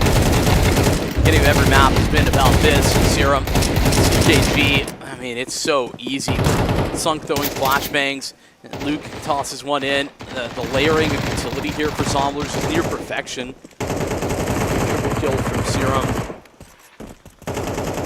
Yeah, I do think that this is a constant factor right now for Zealous. Every single map, they have been engaged in some of these force buy wars because they cannot win against the half buy or the force.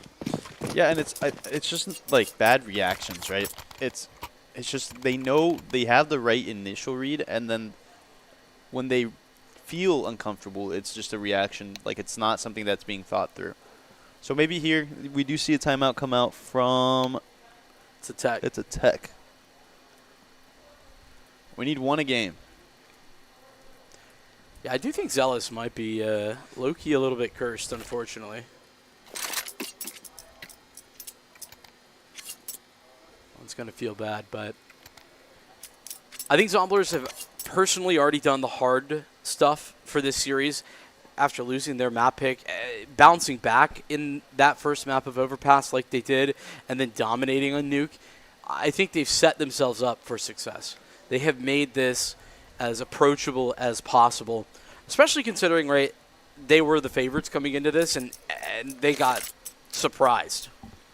Yeah, something that shouldn't have happened, but hoping here that that Zomblers, if they want to continue this streak, they got to keep the momentum and be as confident as they were last game and as confident as they've started this game. And Zealous needs to become confident, right? They went quiet all of last game. They went quiet at the start of this game. I didn't think I heard them cheer too much during that pistol round. So we need them to forget last game. It's hard to forget 28 frags from Sunk. I mean, it's burned, seared into the back of my mind, and I fear it might be the same for these guys over at Zealous. We've lost Rue. That's not obvious, and working on getting him back into the server. But yeah, Rue. Speaking of Rue, very good to talk to. Glad that we've had a couple of times that we've gotten to interview him. He's been a blast to get on the microphone, and I think that when we were talking to him last after that quarterfinal, it was just a matter of how do you get back into a game where you're in a rut, and his answer was really, for me, came down to you just got to do what you're good at, right? Yeah. Don't overcomplicate things.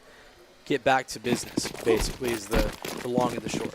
Yeah, and kind of just get out of your head. So hoping here that they take a.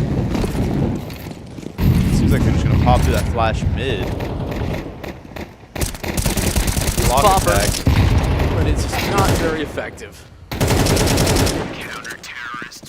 Clean and easy. Yeah, just getting it over with. And Zomblers talking to them right across the pond, basically. So here we come out with that first buy. We'll see. Maybe they try to take mid here, something that Zombies has been doing. Oh, that is a really different lineup. Yeah. Holy cow. Yeah. That was force spawn, too. Yeah, it's been a... Now the Poppers have a little bit more oomph behind them with the rifles in tow. Smoke for Donut. That'll force back CKG. And with the house smoke still up, Zomblers locked out of mid for the time being. Zealots have some time to play around with, and it's really not necessarily about where they go with this, but what they could be doing, what they could be getting. Zomblers are quick to react. They don't waste much time. Both Luke and CKG group up outside of A, and they get through their own A main smoke. Yeah, that's going to definitely catch them off guard if they were to, rotate back to that side of the map. But they still have 2 over there. They have no one mid. They do have Sun kind of spotting it from Highway. But yeah, they look like they're just going to set up again for a B exec. They have 1 smoke and 1 flash. So it's probably just a contact up, right? Zealots big fans of some of these contact plays. Prime ready for it. And Prime's just letting his teammate take the next contact. Now he activates after Serum gets his kill. Rue, a couple of low HP bars he can be shooting at, but great work from Zomblers to never give him that opportunity. Everyone with high health swinging one after another. Yeah, no, this is textbook of crossfires and trading out your teammates, and that's what we're seeing right now from Zomblers, right? Is that they're playing the game how we were expecting them to play it. They're not getting caught off guard, and really good from them. A little bit from Zealous. They're not doing anything too special, right? They seem to be not taking parts of the map with intent. They're just taking things to take.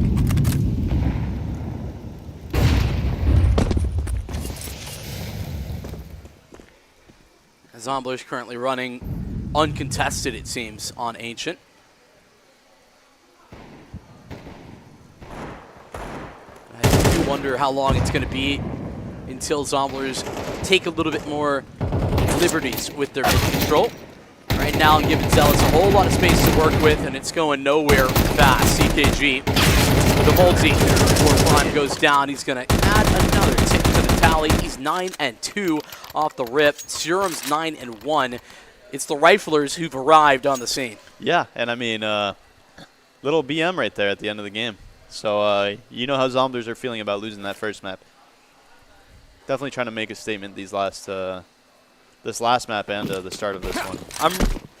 If Zomblers were to close this out, I'd be very excited to talk to one of them about how they felt about that first map, because I'm curious. Yeah, and this is exactly what I was just saying. Wonder how long it's going to take for Zomblers to pick up the pace in this area of the map. Oh my goodness, somehow that goes wrong. They had great positioning. I'm not sure how he saw anything. How do these 2 kills happen from Lee? Yeah, just low HP now on 3 of the 4 people remaining. I mean, I don't think they don't even make up one person. I mean, there's literally no one on B though right now.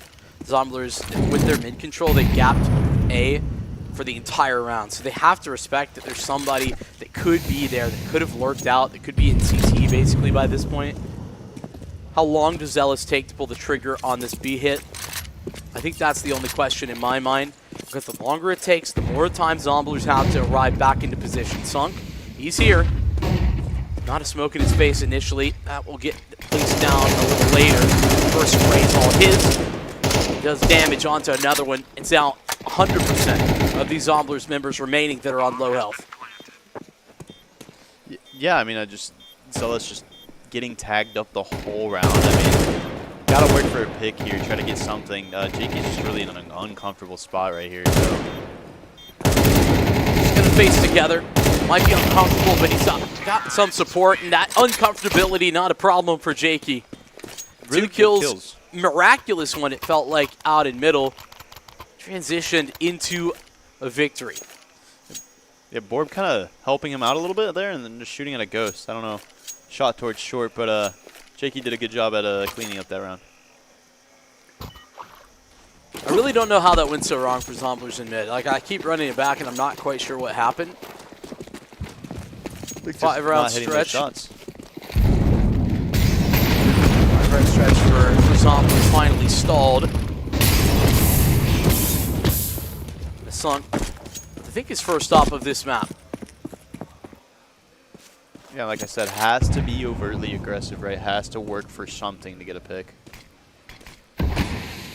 Yeah, late reaction. Here they go. Coming in at a ramp. It's the op who's throwing these flashbangs to set them up. I mean, even ready for that. Root takes the 1-for-1 with Prime's trade. Now Sunk faces forward. It's an easy one for a jiggling Jakey. Yeah, and good aggression. I mean, once it just seems like a bunch of like knives coming in at different angles at all times, right? Just not letting Zealous breathe at all. I don't know about that move from Boeing. He's going to hit the shot anyway. They've gotten so much space that Prime doesn't realize it, but he is entirely dead if he steps forward. Lee. Oh, Shadow spotted. That'll give Prime the advantage he's looking for. No support coming from Prime. Flash instead for the tease. It's missed the mark. Prime does it all himself. Prime, multi-frag after multi-frag. He's got 4. Yeah, Rifler stepping up big. I mean, Prime we saw was a big factor on Nuke, you know, kind of carrying the team. And we see him again kind of just helping out. Like he's being that secondary top Rifler just when he's needed, when he's being caught upon, he's there.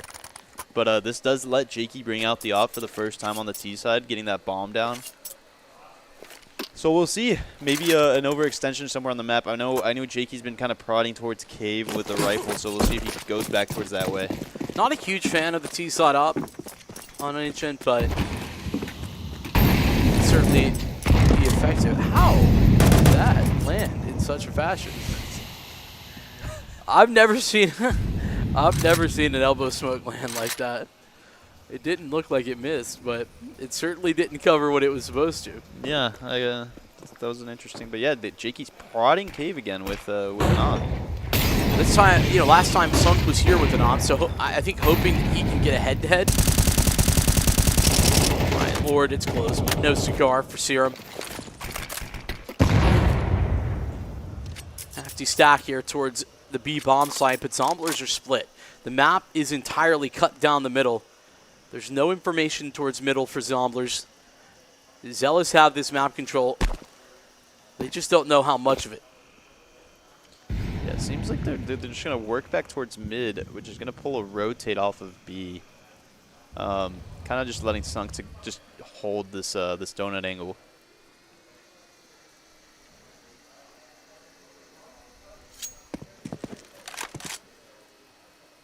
He's going to just give it up. He's just been pulled back to mid because this house gap has existed for a little bit. Don't want to be too far forward, and he's actually going to step into it. What a nasty shot from Borb. Ready and waiting for the swing from the Opper. Might have seen him on the retreat. Sisyphus holding for the rotation back towards house, but still, we'll stay pretty even. Zomblers are ready for house, but are they ready to stick around when there's 3 against 4? First flash sent in, and great post-plant positioning from the Zealous squad. It's going to go correctly for them. They can just hold on, and it's all up to Rue, who does basically everything. Yeah, we saw something there that I didn't like too much, right? You had Luke had pushed into A main and kind of just wrapped all the way around, basically giving up A site. And instead of staying in A main, when they knew they had more information that they were going towards A instead of B, they had pulled the rotations over. He kind of just went towards mid and then died to Jakey holding donut like a normal post plant. So basically negating anything he had done early round. So I think Zomblers had a good read early on. They just did not play off of their read and did not trust their gut. But yeah, we're going to see another op come out. Zomblers' money's still looking good. Probably for the rest of the half if they financially organize themselves. I mean, they would need to win one of these rounds. Yeah. Or, you know, get some significant saves. But you know, that is the first round for Zealous that really looked like they had a plan from the start. They knew what they were doing. I think Zomblers really getting punished by their lack of map control. wasting a lot of util early getting map control, right? So taking so much to take shelf, and then you're going to see a re-exec into mid or a re-exec into that ramp, and then just kind of no util, like 131. You have what, 2 smokes and a molly, and then just a couple flashes. Yeah, it's certainly not a lot. Zealous primed for this mid retake that you were just highlighting.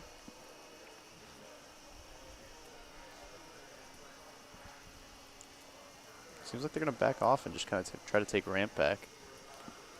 Might be a mistake, to be honest with you. Zombler's forward there at the moment. Serum actually working the deep angle on ramp instead. Have a player with the bucket. Yeah, absolutely ready for that. I mean, now it's all up to this bucket guy, Luke.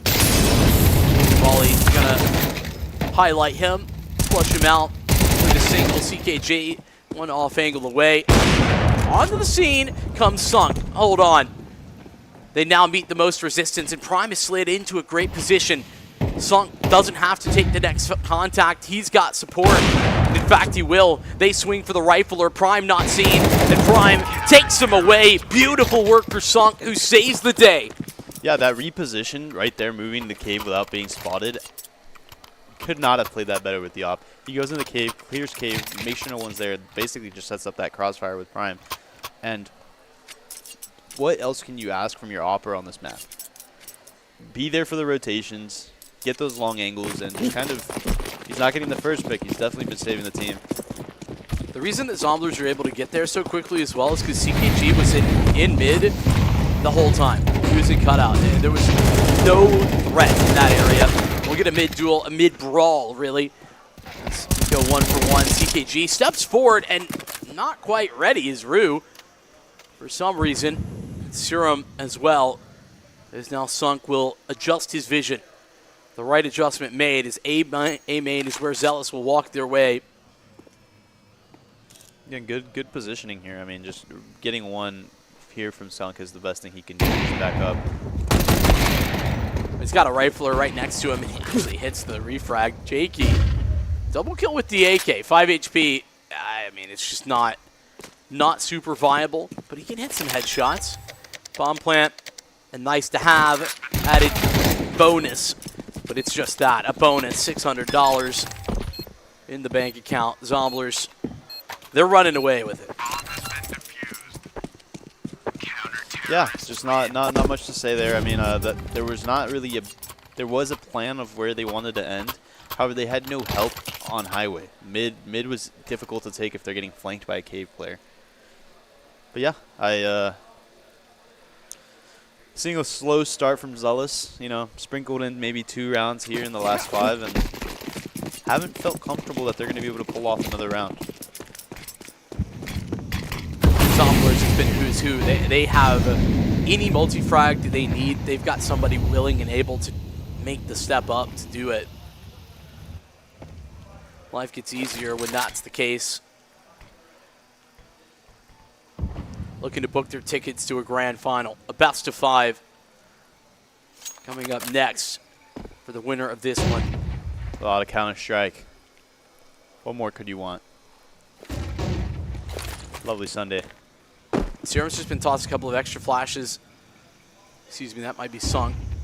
Either way, a couple more flashes to get into cave and take a little bit of a look-see. Another round where Zomblers are off mid. They've done a great job of swapping up how they're playing middle. It's hard for Zealots to get a read.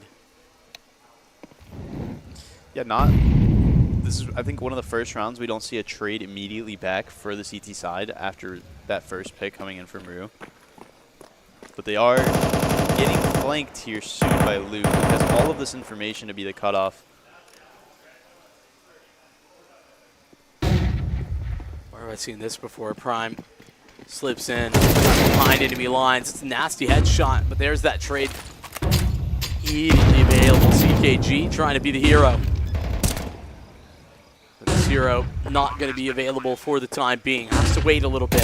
Flashes from his teammates, and again, a little bit, but not enough. Nate probably going to finish off Sisyphus, but it Doesn't quite land. That will, but it's a swift round. 4 rounds deep for Zealous. Another half where you can't say you're particularly happy, but it could have been worse. Yeah, and I mean, this map, very CT-sided if you are able to do what Zomblers is doing, right? Take that mid control, take that ramp control early, kind of just play off of that. The A aggression was not punished at all the whole game. So something that they should take away, obviously hindsight's going to be when they watch this match back and see that they were being abused on the A side. But hopefully they can bring this in. Double dualies set, a triple dualies coming out for the CT side. Triple dualies kind of wild, IMO. Yeah, and Zomba's just kind of contacting out towards the A side. Triple dualies with no kit. Yeah. Kind of wild. A molly and a flash. On Ancient especially. And we're about to see that come into play here in a second. Luke's on the lurk, but Smoke. This is where these dualies are perfect, just to be entirely honest. Oh, Leo just needs to start clicking. I don't think Zombler should be playing against Smoke, to be honest. They can't afford to do this, not against dualies, and it's going wrong immediately. Luke's got to get active here very quickly. He's actually rejoined. Brew, instant headshot, more to be had. Luke 1v2 attempt. He's hit the first, tap on the bomb as they come back and make the move. The attempt being made as Lee gets up in his face, but there's no kit, there's no time. It's exactly that punishes this buy. Something you called out immediately from the start of the round. Yeah, I mean, they come in. The Glock should not be fighting on Donut. They fight Donut, and I think, you know, tapping the bomb there, not fighting together. Obviously, they need to get on the bomb right away, but just I think that the retake took too long. I mean, I don't think they could have gone faster. I really think that they were stalled by that smoke in Donut. But I just think you got to have a kit. You can't retake on Ancient without a kit most of the time. No, absolutely. Like I think I can't think of another map that I think that is true for. Like, but I think most true for Ancient. Maybe Overpass. Yeah. But yeah. But particularly the pistol round. That's a rough way to lose it. Zomblers looking to deliver the kill shot. Yeah, kind of just prodding a little bit. They have no one towards A. I know they're set up for an A push over there by Prime, but I think they're going to be working this a little bit slow. They're going to have Zerum probably walk out or to prod with this Mac 10. It's not hearing anything. I mean, the amount of quiet across this map is going to tell Zomblers that Zealous are up to something. The question is, what is it? Active towards A as you highlight, but nobody making the move. Zomblers are just going to finish things off with this B play. Yeah, I mean, Rue's going to be hearing everything, and not much he can do. He's a man with a pistol, and it's not as easy. He can call his teammates in. Yeah.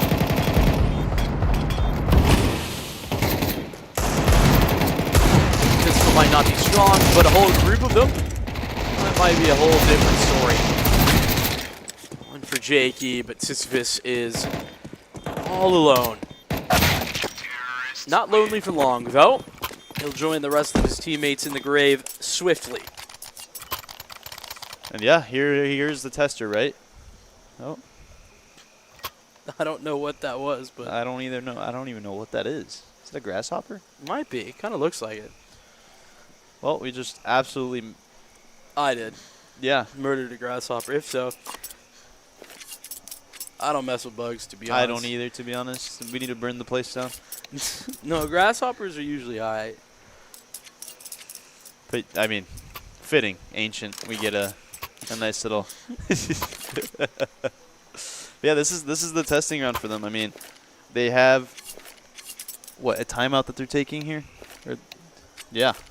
So hopefully they do something here. As we see in the chat, or listen to the chat as I hear something's being typed up. Probably banter. Important round coming up.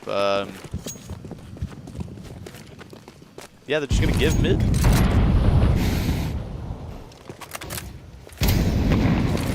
How important is this round? It's all about this round. Zomblers look to change things up and eat a nade for the troubles. Rue, he's in cave, and he had some support. Lee only 1 for 1. Fortunately, Rue has some easy ones. If Sisyphus gets ahead of the Molotov to take long. Sisyphus working some incredible stuff from long to ensure that this round doesn't fall flat. And CKG kind of started off early on the A side. I mean, he's won a 1v4. This is a 1v3, a little bit easier for him. Let's see if he can pull something out of his sleeve.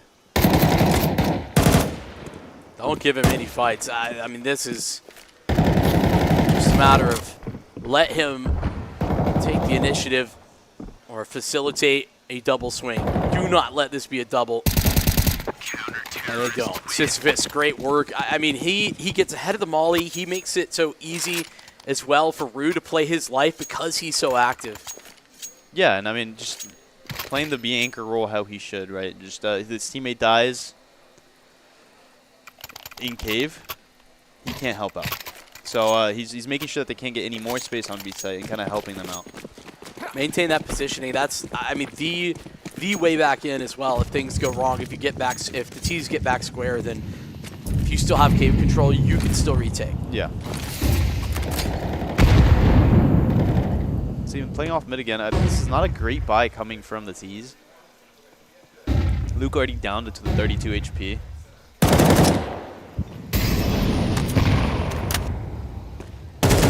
Sort of the final Zomblers buy before they'll be separated, and Luke might be low, but he's still got a whole lot to give. Yeah, kind of dancing around that smoking cave, gets catches off Rue. So. It's a big one out of Prime, and his entry prowess in so many scenarios has been great. This one in defense, Zealous trying to push down ramp, and they get caught. Borb's struggles continues as Zomblers just pause. Yeah, they're waiting for a reaction. 3v5 like they should. Leah getting a kill. I mean, that is the reaction that they get. Sunk's timing pretty good, but Sisyphus is already dead. Lee gets his teammate back. Jakey. They both come not quite from the same angle. And another frag for Lee. He's making this possible. He's doing just enough to bring Jakey back into the equation. Prime tucks in, but this positioning, he's got low health. They check him, might be dead. That's a door now. Sunk, he's got to swing up that contact, does a lot of damage. Nade, not going to go deep enough, doesn't finish the job. The first one is good, but the defuse ongoing. Jakey almost there, but Jakey denied.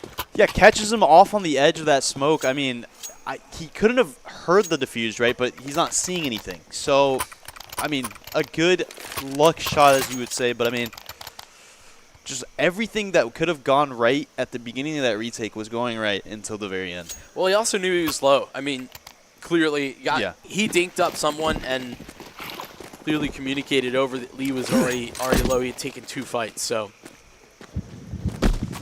Here we see another really interesting buy from Zealous. I mean, they're forcing an M4. I mean, this to me smacks a little bit of desperation, but I think give yourself a chance to win whilst not sacrificing the rest of this game. Yeah. And, I mean, the rifle just went super aggressive into A, got all the info he could. They smoked it off, and now they're just going to gamble stack somewhere. Yeah, I think that this is the way that you should play around this. It's exactly the right move. Looks like Zombler's not going to bite immediately. They send an investigation out in the form of Serum to see what A main looks like. He's going to find nobody home. And as that smoke starts to fade and a refresh on house, Zombler's primed at least to take back some of this space and force Zealous to disassemble this stack that's already started. Yeah, and I mean, they're set up for a B exec, but I mean, you do still have Sisyphus here kind of spotting, but that's going to get really scary if Zerum... Oh. he opts not to go that way. Yeah, I mean, he's made no sounds. His fist all the way through, and CKG lurks up through mid. He's now into house. Fast rotation. Bomb being shepherded by Sun all the way back in, and you got to give him an NT on that one, but yeah, Zealous outplayed, outmaneuvered. Hail Mary play for sure. I mean, I don't know if they set up incorrectly with that mid or communication with Donut, but Jakey here he is, 1D. Not gonna get anything else out of it. But yeah, do or die for Zealous, as Fallen has said on streams before. If you think you're good, prove it now. That's right. If we're good, win now. That's what Zealous are going to be thinking, and that's what I'm saying. Time to shine with the Zealous crew, or it's time to say goodbye. Zomblers, it's right in front of their face. A taste towards this grand final with Serum leading the charge. Out into middle, it's only the single. It's all a ruse. Look at them. They're already coming out A. Drew caught inside of it. The rest of his team as well. Jakey stealing one back. Hold on a moment. Lee staying alive, but not for long. And it's all up to CKG. He has to step forward. Look at where these defenders are set up. That nade could do him in. Borb gets away. 8 HP. Time still ticking. It's taking a long way to get Rue back into position. He's finally arrived inside of Donut, but maybe too little too late. CKG still healthy. Doesn't know where they're coming from. He's terrified. And unfortunate. Fortunate there, but I mean, a good showing that they're still not being crushed under the pressure of being down. You see a little frustration coming out of the Zombler side. I mean, you can see it on their faces. Definitely not something that they wanted to happen. Seems one of the Zomblers guys has a guy blocked on the other team. Maybe some BM going on over there. I think that's just like default mute teammates. Oh, it was just one red line. Oh, really? Yeah. Honestly, shout out. That's awesome. Listen, if you know you're the type of guy that like trash talk is gonna mess with you, just mute everyone. Oh yeah, like if you're gonna crash out because the team's typing, that's huge. Yeah, just hit, yeah, 100%. It takes a big person to know that about yourself and to like get ahead of it. Oh yeah, CL_mute enemy team true. That's right. But yeah, I mean we see a good reaction here. I mean, giving up mid, reacting on the A side of the map, kind of being proactive here. All of that A main control for Sisyphus. Sisyphus. I hate that name. It's a difficult name. The name is a Sisyphean task. Sisyphean task. Yes. Yeah, just. I mean, it's difficult, basically. Mm-hmm. See, English not being my native language. A little bit of a struggle. Some words. But yeah, I mean, overall, playing a little bit more passive now, making sure there's no gaps.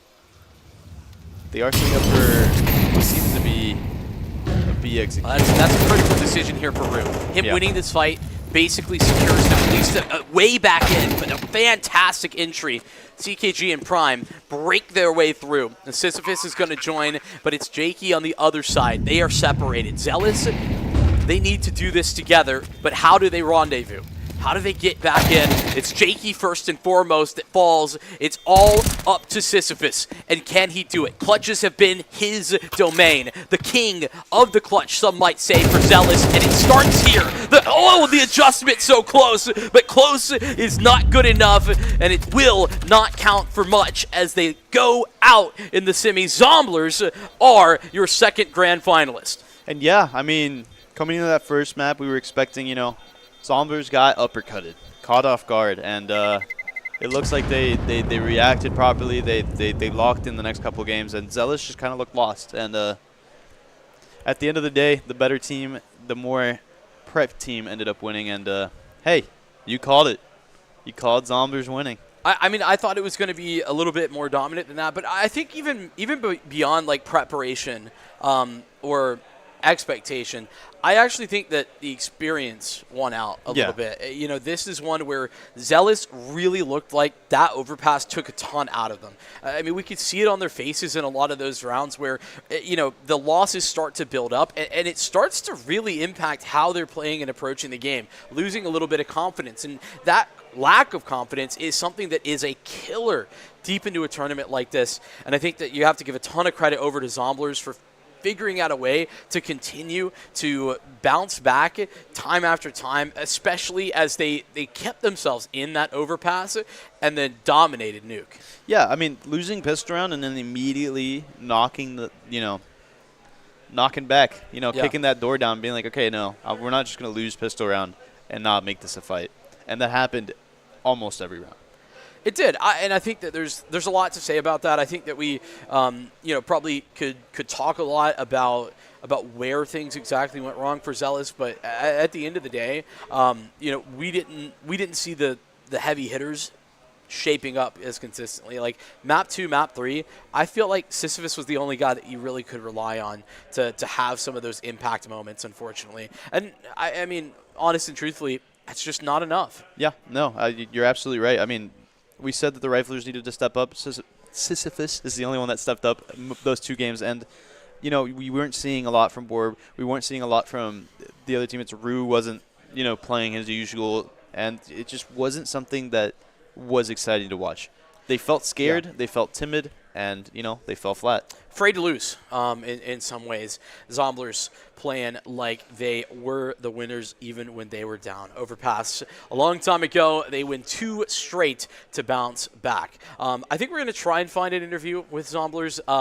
And if we can, we'll be back in just a moment. If not, it is the grand finals that are coming up next. Make sure that you stay tuned. Be right back.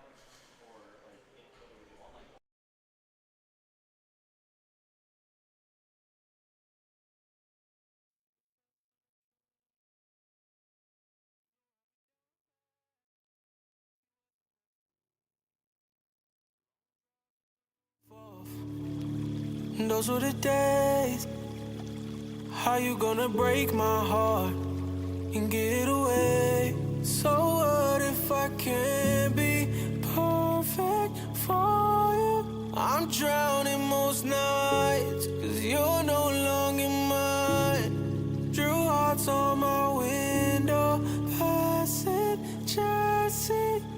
It feels so weird not having you here. Who you gonna love when I'm gone?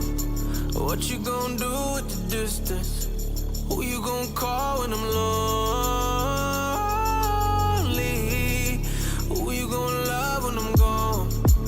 What you gonna do with the distance? Who you gonna call when I'm lonely? Who you gonna love when I'm gone?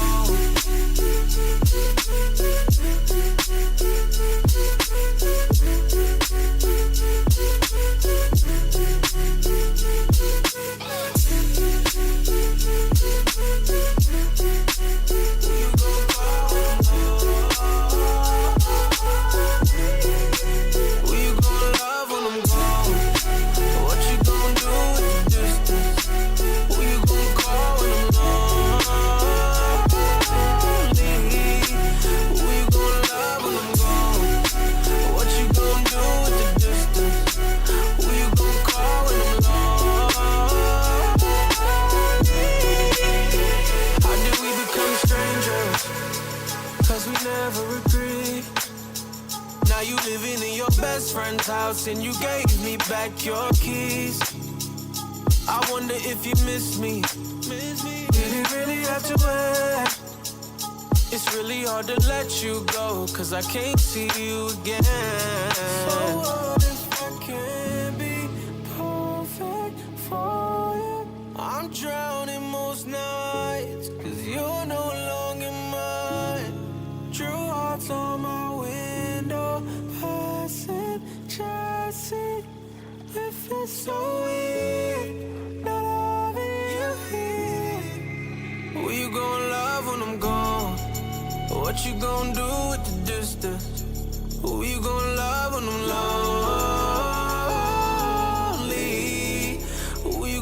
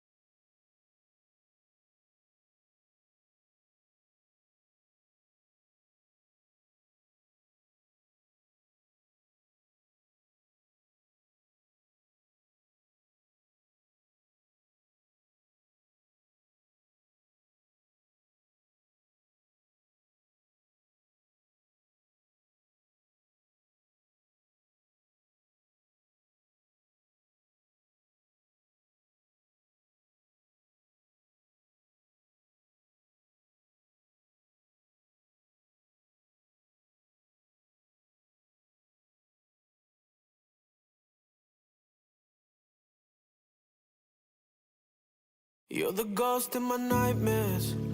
I see your face when I drink.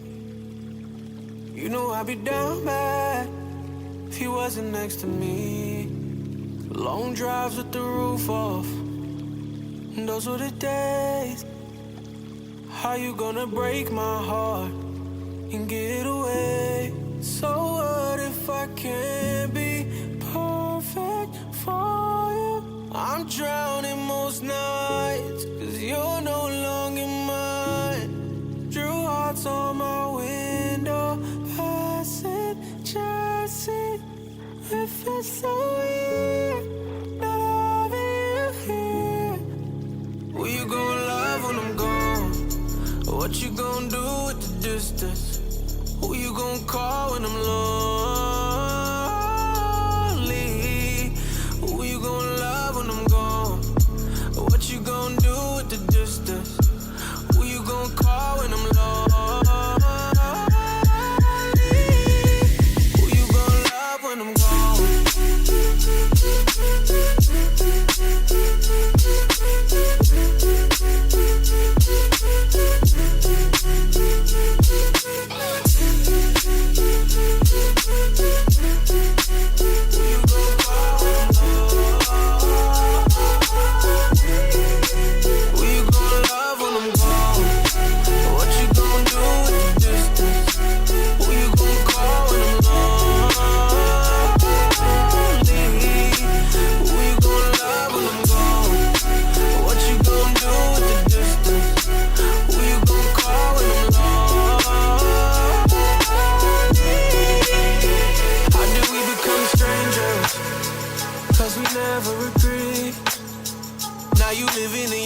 Friend's house and you gave me back your keys. I wonder if you miss me. Did it really have to end? It's really hard to let you go, 'cause I can't see you again. So what if I can't be perfect for you? I'm drowning most nights, 'cause you're no longer mine. Drew hearts on my window, passenger seat. It feels so weird not having you here. Who you gonna love when I'm gone? What you gonna do with the distance? Who you gonna love when I'm lonely? Who you gonna love when I'm gone? What you gonna do with the distance? Who you gonna call when I'm lonely?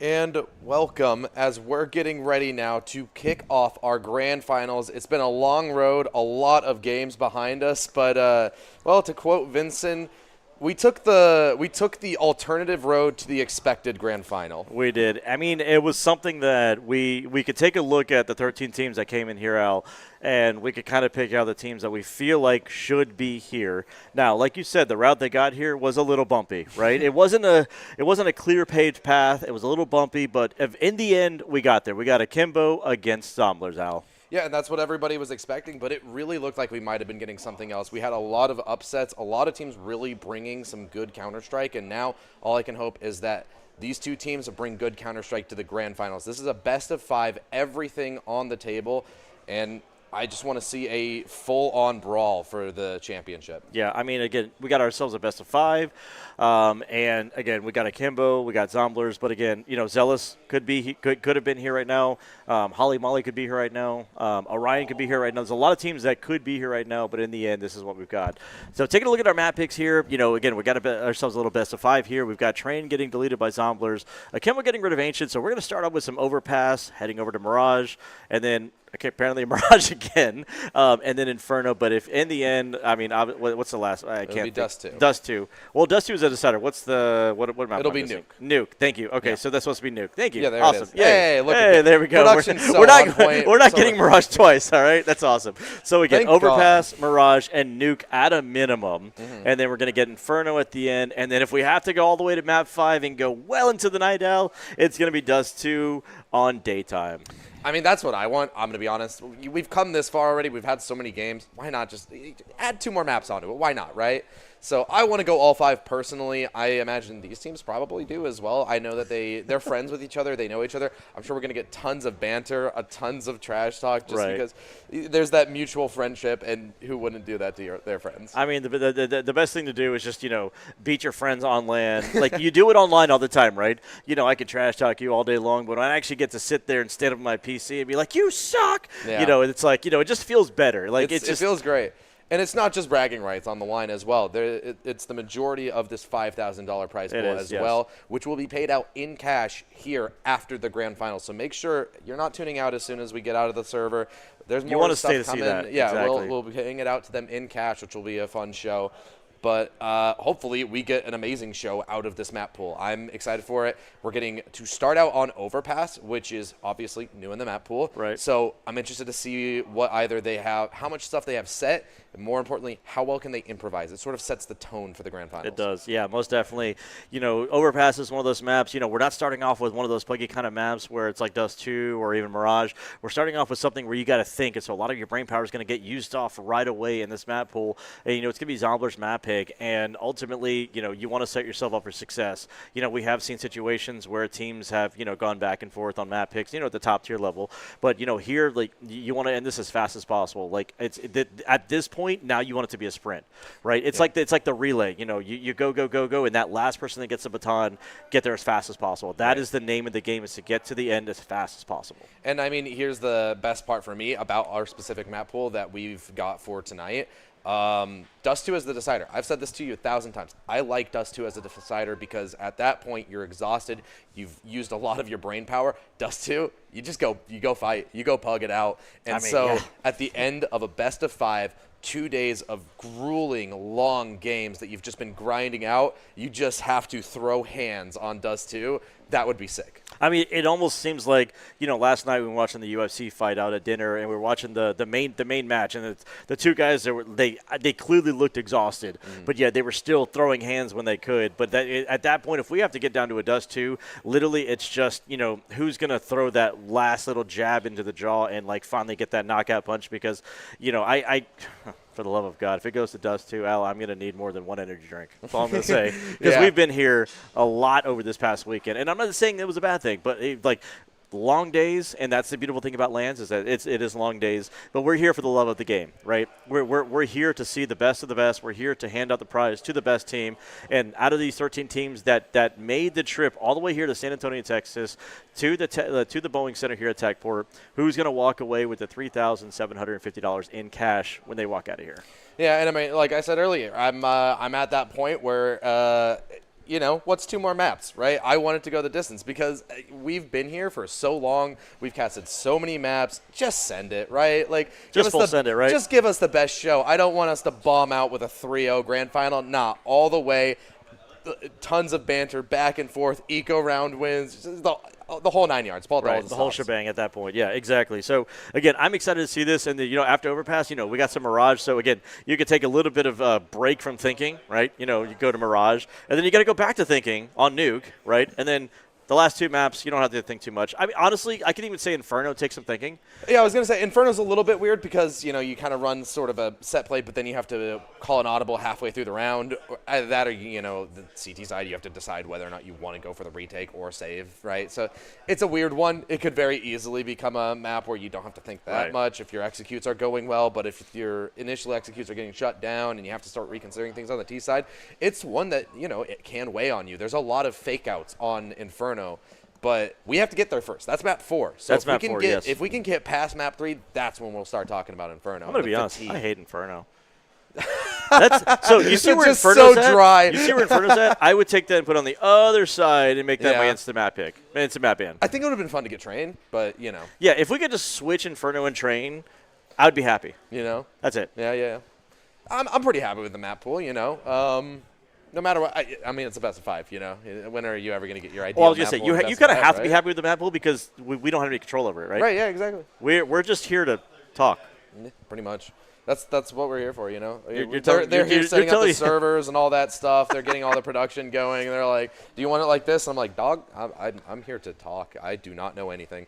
When I looked at Jason, our server admin, when I looked at his computer screen, I was like, "Nope." Yeah, exactly. And it's like, it's just Linux, and it's like, still, nope. Like, yeah, somebody was like, "Yeah, it's just Linux." I'm like, Nope. So, again, mad respect to our server admin there for making sure all the servers are up and running and just doing a bomb-ass job over there, just like killing it, really, like making sure that our servers are always up and running and the few issues that we're having, just knowing how to fix it, right, if nothing else. And, the Techport Center here is amazing, but at the same time, the servers, the way they are, he's just done an amazing job. So, I know we sent us a lot of shout-outs. We said a lot of thanks here, but, again, at the core of it, if we can't get on a server, we can't play. We have nothing to view.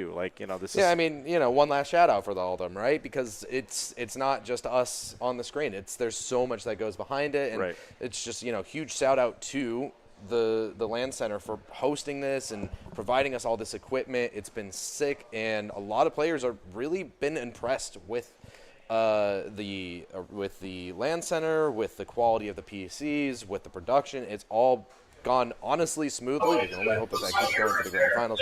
But we've had pretty small amount of tech pauses, so thank God for that, because very much thank God for that. So we've seen 40-minute delays on games before, even with doing stuff online, and it gets 10 times harder when you're on LAN. There's just so much more stuff to keep track of. So I'm just glad that we're up and running and everything's been going relatively smoothly. There's been a few hiccups, just like the bracket. There's been a few bumps, but we're where we wanted to be. Exactly.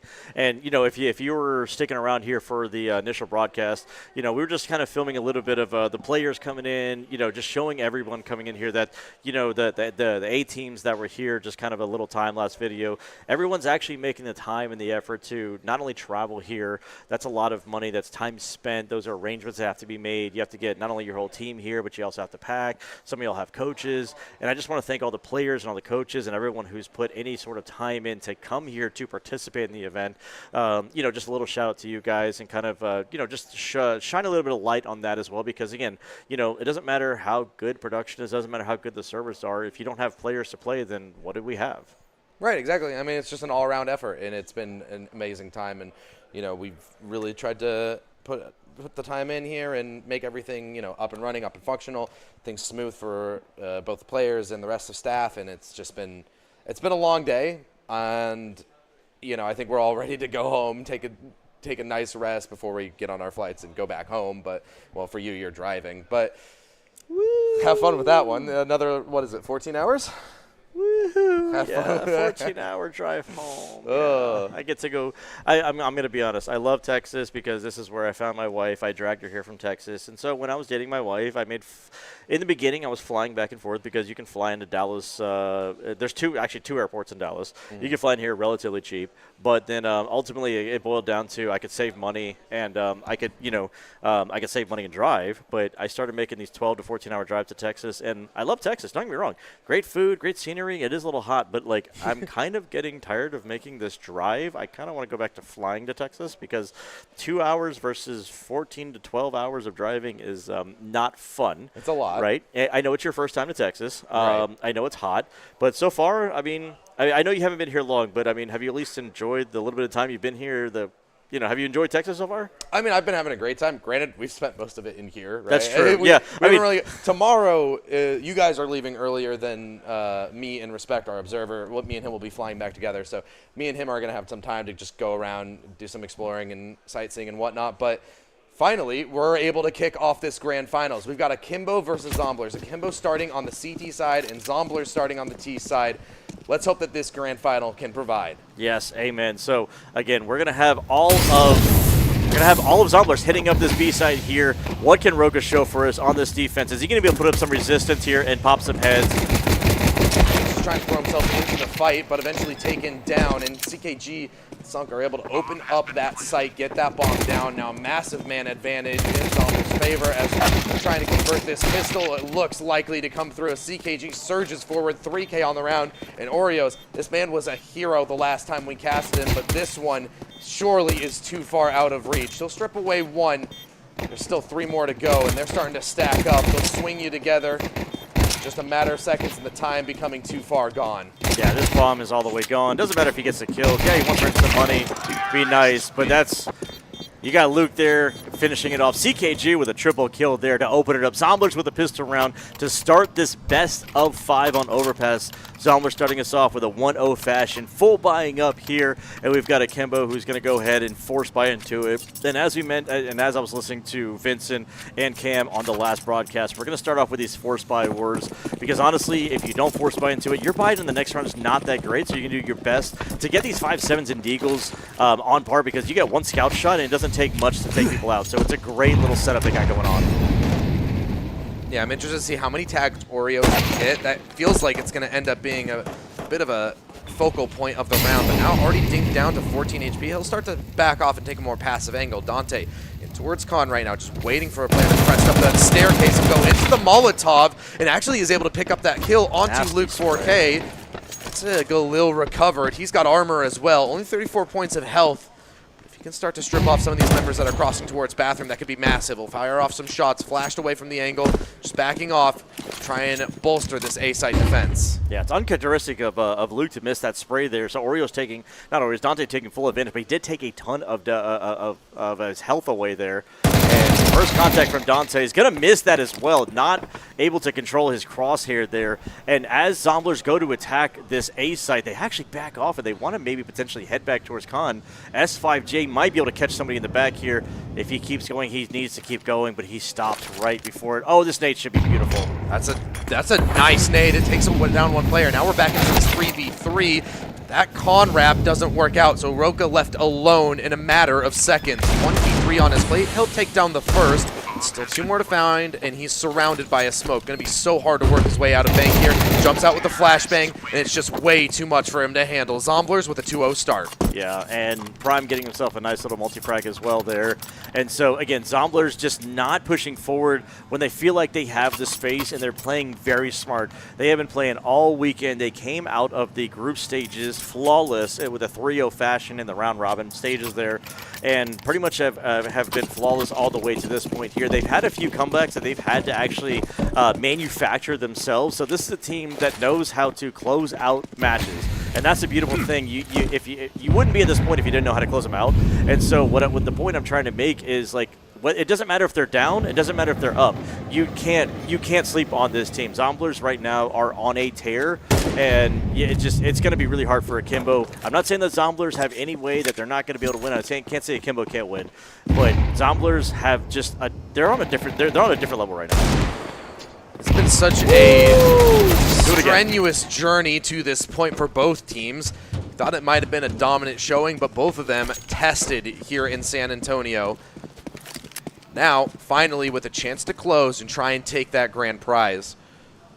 4v4 now, thanks to the Deagle of Serum, or Dante rather, picking up that first frag, and now we just let the map go quiet here. Zomblers not wanting to overplay their hands. They don't want to overstep into these upgraded pistols. They know a round like this can spiral out of control, but you've got to manage your time well. If you let it run down, you could find yourself in a very panicked situation. Luke 4K through bathroom. He'll link up with his teammates out long, and they're going to go for this A-side execute. Yeah, and this A site is very underprotected. You have Oreos who's getting some information, but he's getting the wrong information. CKG just missed the timing, but he should be able to take Oreos out right here. If he actually peeks. Oh, the timing got missed. The information is so wrong right now, and now turn his back as I think he was hearing some utility going down on the A site, but CKG on that lurk shuts him down. Zomblers looking poised to close out yet another round. A 3-0 start would certainly feel great going into your grand final for map 1. Yeah, and they're just looking for some exits. I don't think they're actually going to try to retake this. Get some exits. If nothing else, just try to strip some of these guns away. You would love to take an AK into the next round, into your buy round, and also earn some team money here from the shared rewards there. But Sunk is just on the list here. I remember hearing him, just constantly going into the feed there. And Sunk with a triple kill there is continuing the success he had from the last series that he had against Zealous. And so that is a name that you need to look out for. I know that I was saying Luke a while back, but Sunk right now is just locked in. Sunk is somebody who's got his crosshair in the right place. So for anybody out there watching right now, keep your eye on Sunk. He is definitely somebody that needs to, just keep your eye on him. And I'm not saying that Akimbo don't have anybody else, because Oreos is bringing out this AWP, and when he gets hot, he's hitting shots. He'll even hit no scopes. You need to be careful when Oreo has an AWP in his hand. When he's got an AWP, anything is possible. Like you said, no scopes, quick flicks, and we even saw a collateral earlier from him today. So this could be exactly what Akimbo need to sort of shift the momentum of this game. Zomblers should be prepared for something of this variety, though. It's been a little while here for Akimbo to build up that loss bonus, so they should know that they're coming into a full buy, and that AWP is very well on the board. Yeah, they're trying to get some of this control, but every single person for Zomblers is over here on the long side. And Akimbo only have 2 players over here. He did spot that out. It's going to be a nice flash to be able to kind of slow him down to hit everybody. Missed shot out of Warriors, uncharacteristic of him, and he's going to start calling in the troops. He's going to realize there's a lot of people over here, but CKG needed to get that kill, or Dante needed to get that kill onto CKG, but Prime comes in, takes Oreos out, and that's the A site lost and gone. And now what can Glorans do to get back into this? It's going to be near impossible for them to go ahead and get this retake in. When you're trying to retake A on overpass, doing it from bank is just suicide. So much came in a matter of seconds for that A-side execute. Just completely overwhelmed by the utility as the AWPer, so there's no way into this round. Serum already on the get him, Serum. hunt, though. He might catch them with back turn. There's no way that they anticipate somebody this close up this quickly. Spot 1 going towards Pillar. He hasn't managed to spot out anybody in a position where he can kill him, but information being relayed, so CKG is able to cut them off over look towards at this. Khan. They're surrounding them. This hunt is so well orchestrated. Glorans is going to at least be able to hold on for a double kill, but there's still more coming in. Luke trying to close in from the T-spawn. S5J, he's now down. That's another M4 off the board. Glorans is going to be the only one able to carry anything over. Barely able to carry it over. I didn't see exactly how much health he had, but barely able to carry it over into the next round. But, I mean, at that point, Zomblers were just chasing them down. They don't want them to keep anything into the next round. And this is turning into that situation that I just told you, that you need to end this as fast as possible, because the longer that this goes, I know we talked about BO3s, that you typically can potentially get better as the game goes on, but not in a best of 5. In one of those situations, you just need to end this as fast as possible, because your mental just starts getting drained left and right, and you just have to find the grit to keep going in a best of 5. So the faster you get this over with, the faster the happier you're going to be. Glorans with the only M4 in this round, but the 5.7 is going to at least be enough for Dante to work with. Now he's upgraded to an AK. That's a bit more danger on the board here, as Zomblers have to adjust to this 4v5 situation with 2 rifles now available to the CTs. Sunk just trying to hold the line, make sure that there's no flank coming in from that con position. Now a pivot. Map goes quiet as Akimbo are trying to set up some trap plays here, it seems. Serum deep inside of Con. Will they expect Dante to be still tucked in here? They seem paranoid about it, but how long will they hold this? They start to turn their backs, but they're completely silent in their drop. Dante has no clue that 4 Ts have now made their way through Con.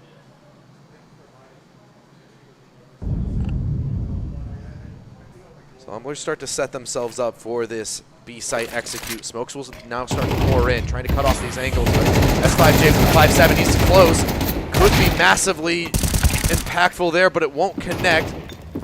Now Glorens has to get active with this M4. Smoke cutting him off, but they can't get onto the site and plant right now, and they're running low on time. Tap on it, trying to bait out a reaction, but that 5-7 is able to pick one off. It's just trades back and forth, but still, Zombler's not able to get this bomb down, and the time is so low. They just have to try and go for these kills. Oreo tries to hold on, but it's just narrowly a Zombler's victory. Yeah, because Zombler's at that point, the only way they can win the round, you can't, in the 2v2, you can't sit there and plant the bomb and allow your teammate to sit there and try to block you. At that point, with the time being low, you have to go for the kills, and they were getting close. Like you said, they were getting close to time, but there was nowhere for Oreos to go because he was stuck in water. He had nowhere to back up to. He needed all that cover. He had to win that fight, but unfortunately, it goes the way of Zomblers, and that's a 5th on the board. They are on fire right now, 5 in a row for Zomblers to start this overpass.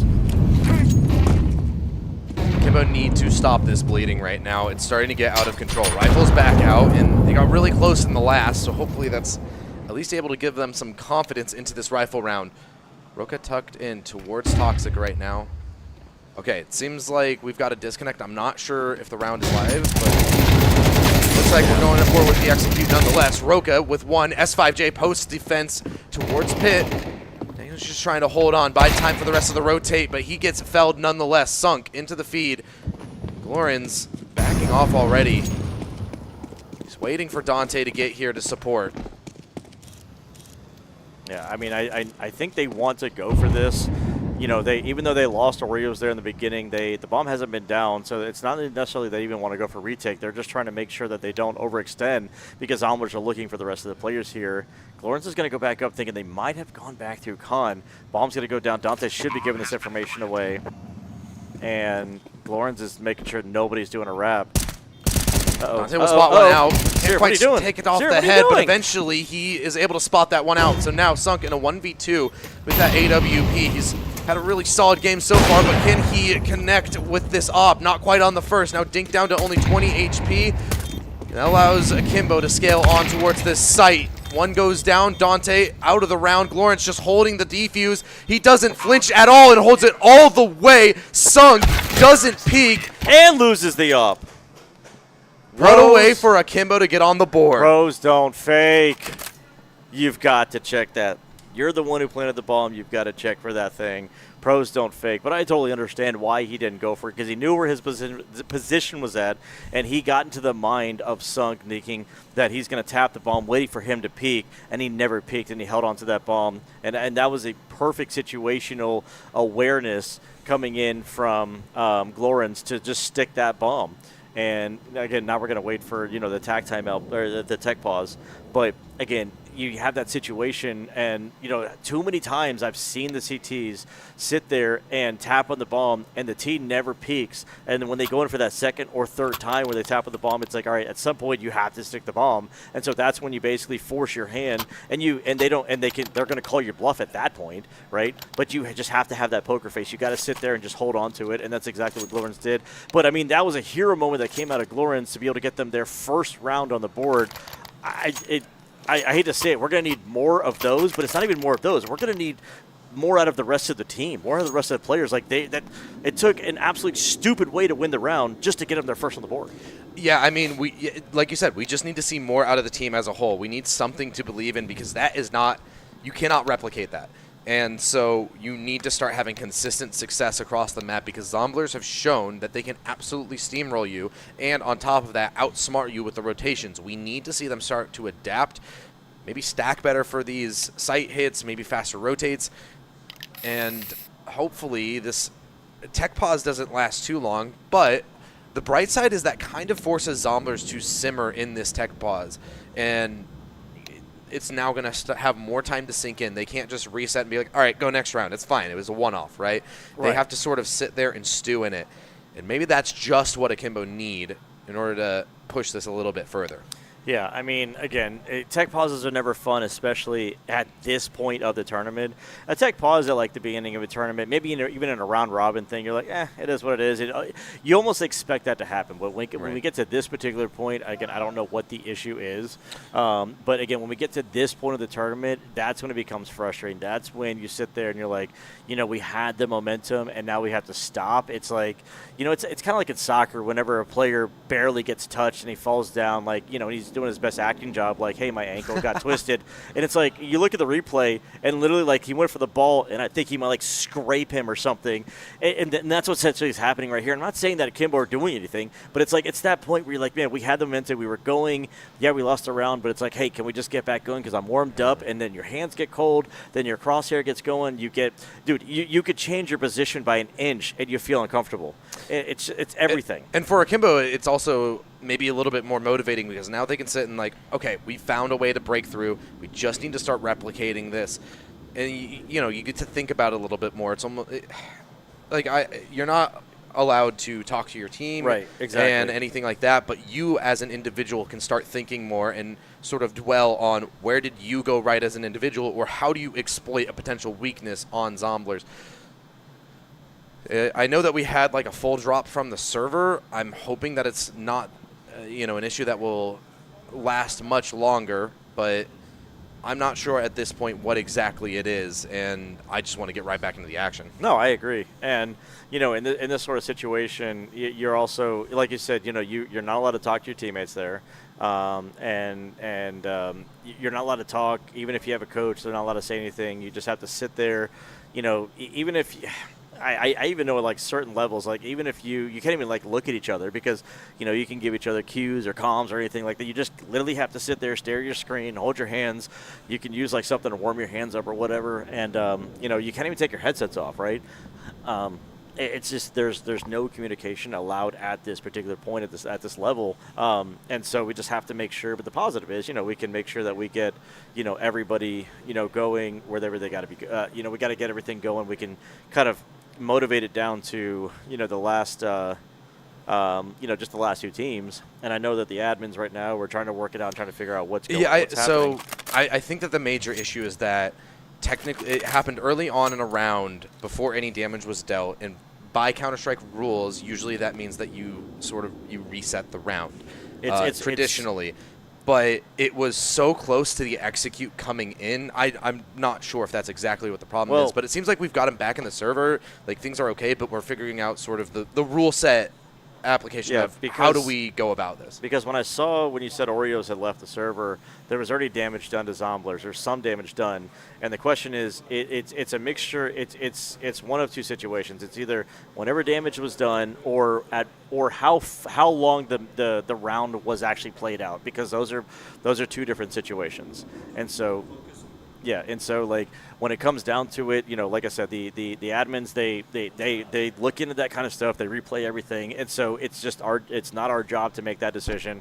They make those decisions, they make those server resets and everything, and then per the rules, like I said, we get everything going. But again, it just boils down to whatever the issue was, whether it was a crash, whether it was a headset thing, whether it was like, hey, I'm trying to flag somebody down, nobody called, nobody blew a whistle or anything. Again, it doesn't matter. Like I said, they're going to make the decision whether the round gets played out or not. It's not, for us to be able to make that decision. So in the end, like I said, we're just sitting here waiting for that to get resolved, because again, I know that they're trying to make sure that this is, followed, step by step to the rules, literally down to the second.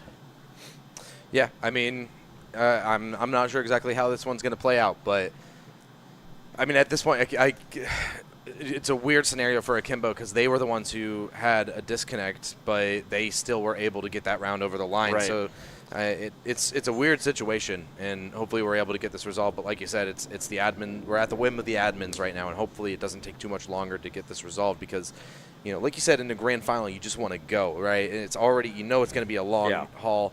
It's going to be a lot of games of Counter-Strike to cover, and so when you have to stop it, it puts everybody on ice, right? On ice. On ice, yeah. I was talking to my brother, and apparently he says that our casting team name is Frozen Slug. And we were talking about that a little bit in the car, but like we like that. We vibe with it. All right, so it looks like the decision was made to restart the round. All right. And go back and basically the disconnect happened before either the time or the damage, and so they're going to restart the round. Again, we just work here. That's all. Right. Yep. And I mean, Akimbo a chance to maybe have a bit of a cleaner victory as well now that you have your opper back. More than anything, also, that op was definitely an expensive loss, so a chance for them to potentially have a bit of a better footing for this round, and we'll see if they're able to, once again, try and stop this early momentum. Dante with one, tries to drop down, but immediately taken out in Oreos. Shows what he can do when he's in the server. Brings out an off shot to keep man advantage in Akimbo. Yeah, man advantage for Akimbo at the moment, and a little bit different of a situation than we had previously when they went to attack that B site. It looks like they're still going to lean toward this B site, bring the bomb in this direction, and make sure that they are set up for success. And that smoke coming in. Is S5J going to be ready for this? It looks like he's ready for that flash. He comes in. Nobody's flashed off of it. Serum's good for one, but that's about it. S5J, a solid hold over towards Toxic. He's able to get 2 kills, even brings Luke down to low HP. So all you need is for Glorens and Oreos to try and close this one out. You'll be able to keep that op and play. 2 players alive. And you'll get right back to winning that round. Luke can get the monster. It's anticipated though. Glorens ready on the angle, and he'll shut that one down. So in the end, the result was still the same. The only difference is that 1 extra player is left alive. So again, we still get the same result.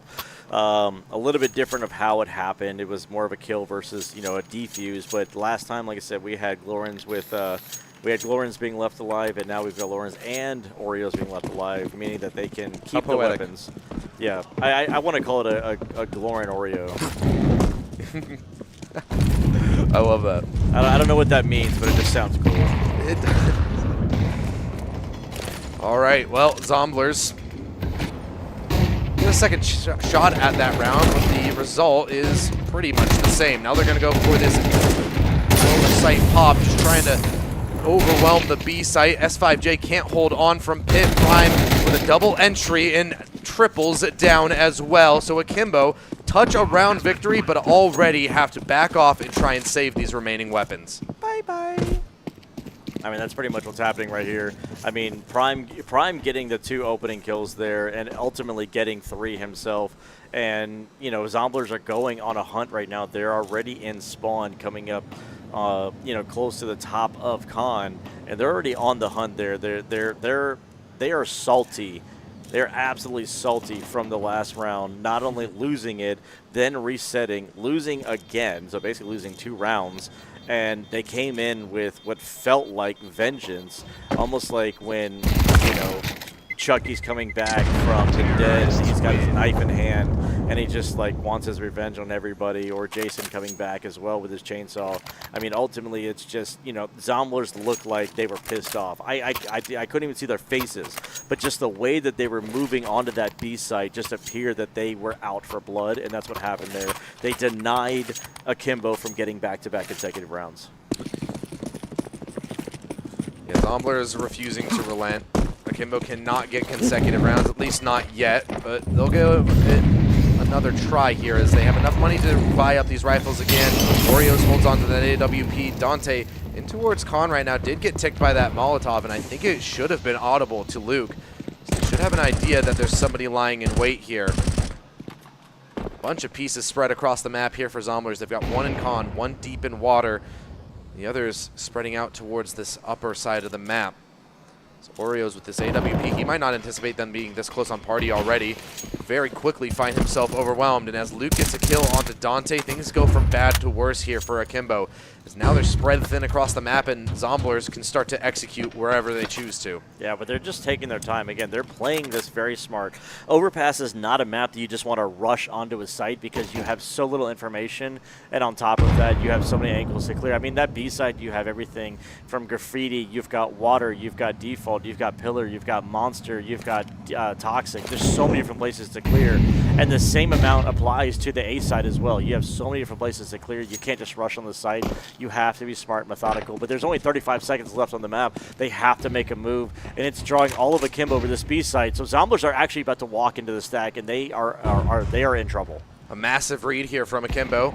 If they're able to convert these kills, it could really start to rattle Zomblers, potentially. Roka lying in wait towards that pillar. He's got S5J to support him, but he catches a flashbang in the face. Both exchanging flashes. It's a Roka with a double kill, but there's another response here from Akimbo. Now into the feed. Oreos gets with that AWP close here on Pit, and there's a Heaven Wrap coming around. Sunk combat hopping around that smoke. He'll start to plant that bomb. Oreos, the last remaining hope. Low HP on Sunk, just trying to get him through that smoke. He'll swap out to the M4, but can't quite find him.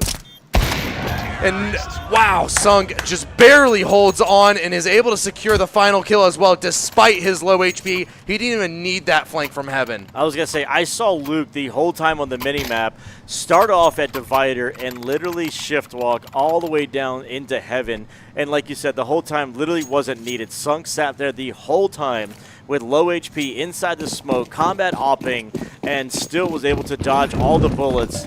And Akimbo were trying to figure out where the heck he was at, and he was right in front of the whole time.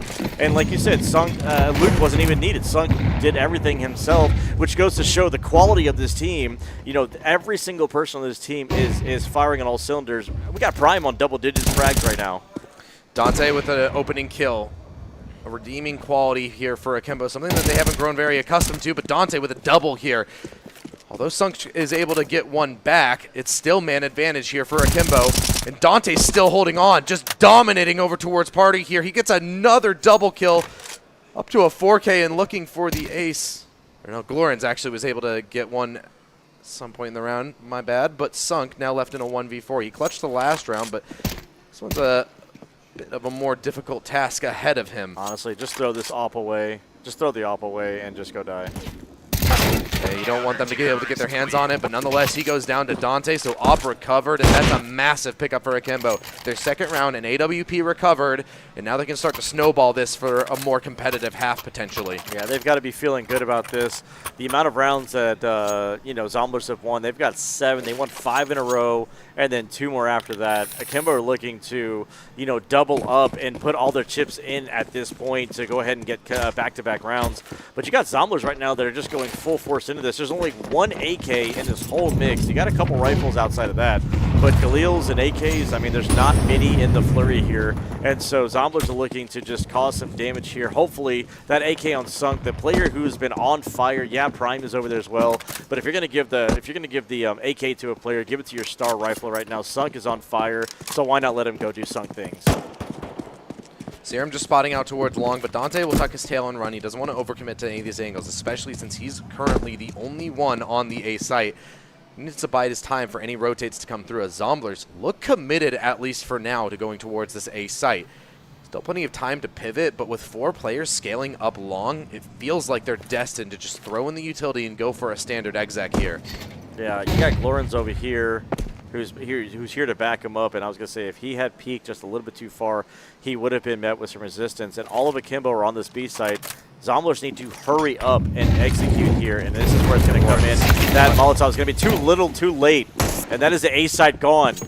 A site's empty. Glorens with so much pressure on him there with that utility sailing in, and they just can't hold on to that A site at all. Zomblers, easy entry into the site. With that comes the bomb plant, and Akimbo are already backing off for the save. They know that they can't get back into this, and on top of that, the money isn't looking great for rebuys, so they need these weapons brought over into the next round. Yeah, I mean, 2K on Oreos, 2K on S5J.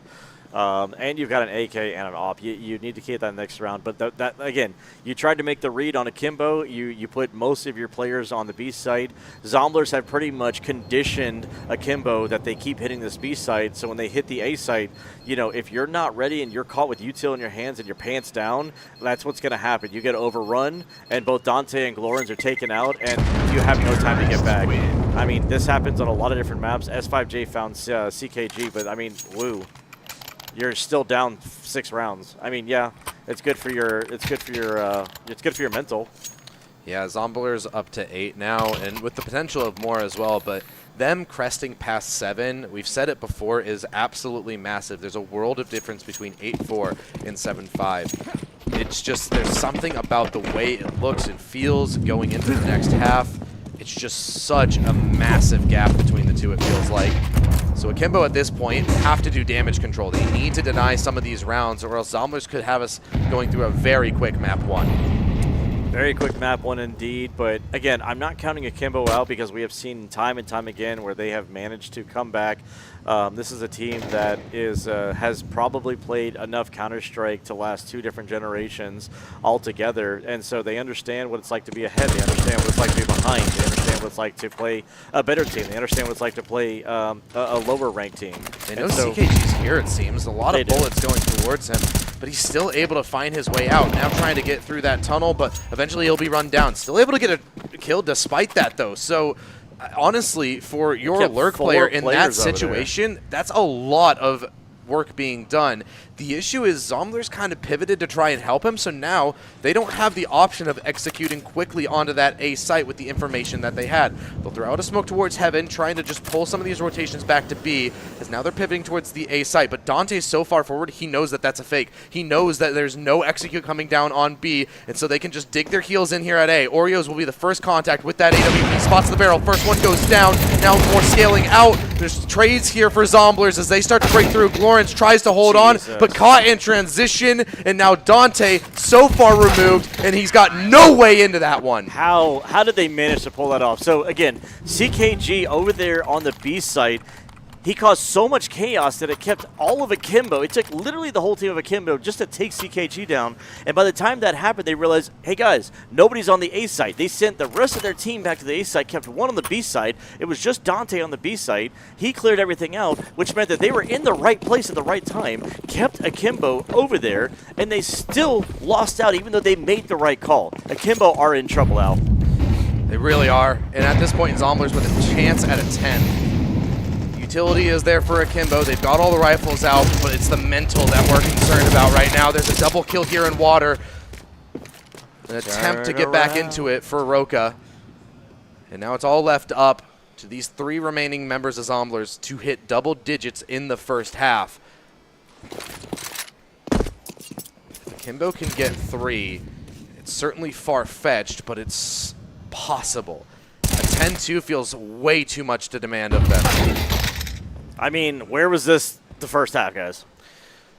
Might be a little bit too late to be coming awake, but this is a best of 5. Even if this map slips through, you've got plenty more ahead of you. But you need to start getting individuals online. You need to start getting these proper reads. You need to put Zomblers here on ice. Come on. Sunk with a 1v5 attempt. Sunk. Come on. Oh, that'd be such insult to injury. He'll go in for that first fight clean. There's one right behind him. Headshot, but he ends up taking a lot of damage. Just due to the nature of the fight. Do it. Get this guy. Get him.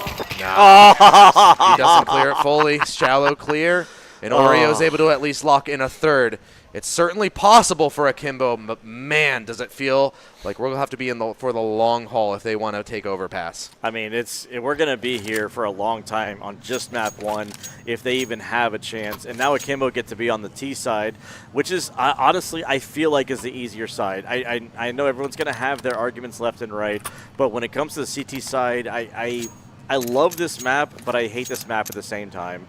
Because do you be aggressive? Do you take a bunch of control? Do you get long control, bathroom control? Do you try to go down short and cut off monster? Like, there's so many different ways to play this map. And so with the CTs, it's just so hard to make those decisions, where the Ts, you know, they can just go wherever they want. They can go long to bathroom, to con, to B, back to A. You know, you can just so many different things. You have to play a lot from the back foot, it feels like, on your CT side. Your reactions have to be quick. Serum with a nice little tap over to Dante. And we can hear him frustrated as we hear a slam go down onto the desk. Roka doing his best to recover despite his teammates' frustrations. If Akimbo can pick up this pistol, then that possibly kicks off the retake. A ballsy jump there from Roka to try and strip one off midair, but in the meantime, Prime goes down. It's man advantage here for Akimbo in the post plant. If they can hold on to this and convert the next round, then perhaps we'll have something to talk about. Yeah, I mean, it's going to take this and so many more. It's going to take this and so many more for them to come back. You know, this 6-round lead cut down to 5. Bomb got planted. Rifles are going to get bought up. but it's going to take so much more on top of that. And again, there's just so many situations where I see Zomblers, do more with less. And I'm looking at the situation here where I'm like, even if they lose this next one, you're looking at Akimbo over here. They're so focused. They're so locked in. They're so ready. You can see on their faces that they want to win this. They want to take this quote-unquote trophy home, this prize pool home. But they realize that they're low. They realize that they're down. And I've seen Zomblers do more with less. And I would not be surprised if they just start hitting one-taps. You start getting Sunk and Luke hitting heads with these things. So, again, I would just be very careful. Feels like just about any round, Zomblers are a dangerous team. These Deagles really do tend to find their mark with them, it feels like. And MP9 still hits hard. Even despite that nerf, a lot of people still considering it to be the best SMG on this CT side. We'll see if they can put it to use here, though. As Akimbo prep for a B-site hit, they seem to have an idea that they're walking into a force buy right now, as they've been very cautious. They haven't just tried to steamroll their way through a site. Now they're tossing that utility deep inside of this A site. Oreos is going to go searching forward. Spots out one over towards Graffiti, so he just backs off. Doesn't want to overplay his hand. Akimbo play this one close to the chest, waiting for this retake to come in from the Zomblers, but you're giving them time to set up. We've got a flank coming in from the T-spawn, and if they're fast enough, they can catch players in the back off this pinch. CKG just biding his time, trying to jiggle out for information. Eventually caught out on that swing, though. Oreos gets back into the fray. Now they're trying to run down this position here. Luke just tucks in, waits. Time ticking away here for Zomblers, and they can't go for this one. They've just now set up for the exits and want to hold on to these weapons. Now, I can kind of tell based on the way they're moving, they're going for exits. But look how many players over here from Zomblers are over here. There's 3 players. They're just going for some exit frag, trying to get some kills, getting people to die to the bomb. That's Sunk getting a kill. A bunch of people going down. Extra money. So they're doing not only they were not only trying to earn money for themselves, but they're trying to take some of these guns away. And look at the money over here. They're gonna have to keep these max 10s in the next round. They got a bunch of kills, earned a little bit of money. So it's a smart play for them. Like, I love when the CTs just go for the exit frags, even before the economy got changed. I love when they go ahead and do that and force them into it, because again, Dante's gonna keep the Mac 10. S5J is gonna go ahead and don his own. It got thrown over, and we only have three rifles in the mix. Yeah, on top of that, it keeps the economy humble here for Akimbo. They don't have a lot to fall back on if they start losing rounds here, and might have some awkward buys coming forward. So that's what these Deagles are for more than anything. It's just to keep that economy humble, keep them on the back foot, and not with a lot of lifelines. So if you're able to break through for just one round, very easily could snowball to the rest of the game. Akimbo has to make it clean for this one, it feels like. Yeah. Again, clean is the name of the game. And right now, Akimbo are playing very, very passive, thinking that they're going to get aggressive. But look at Serum and Prime.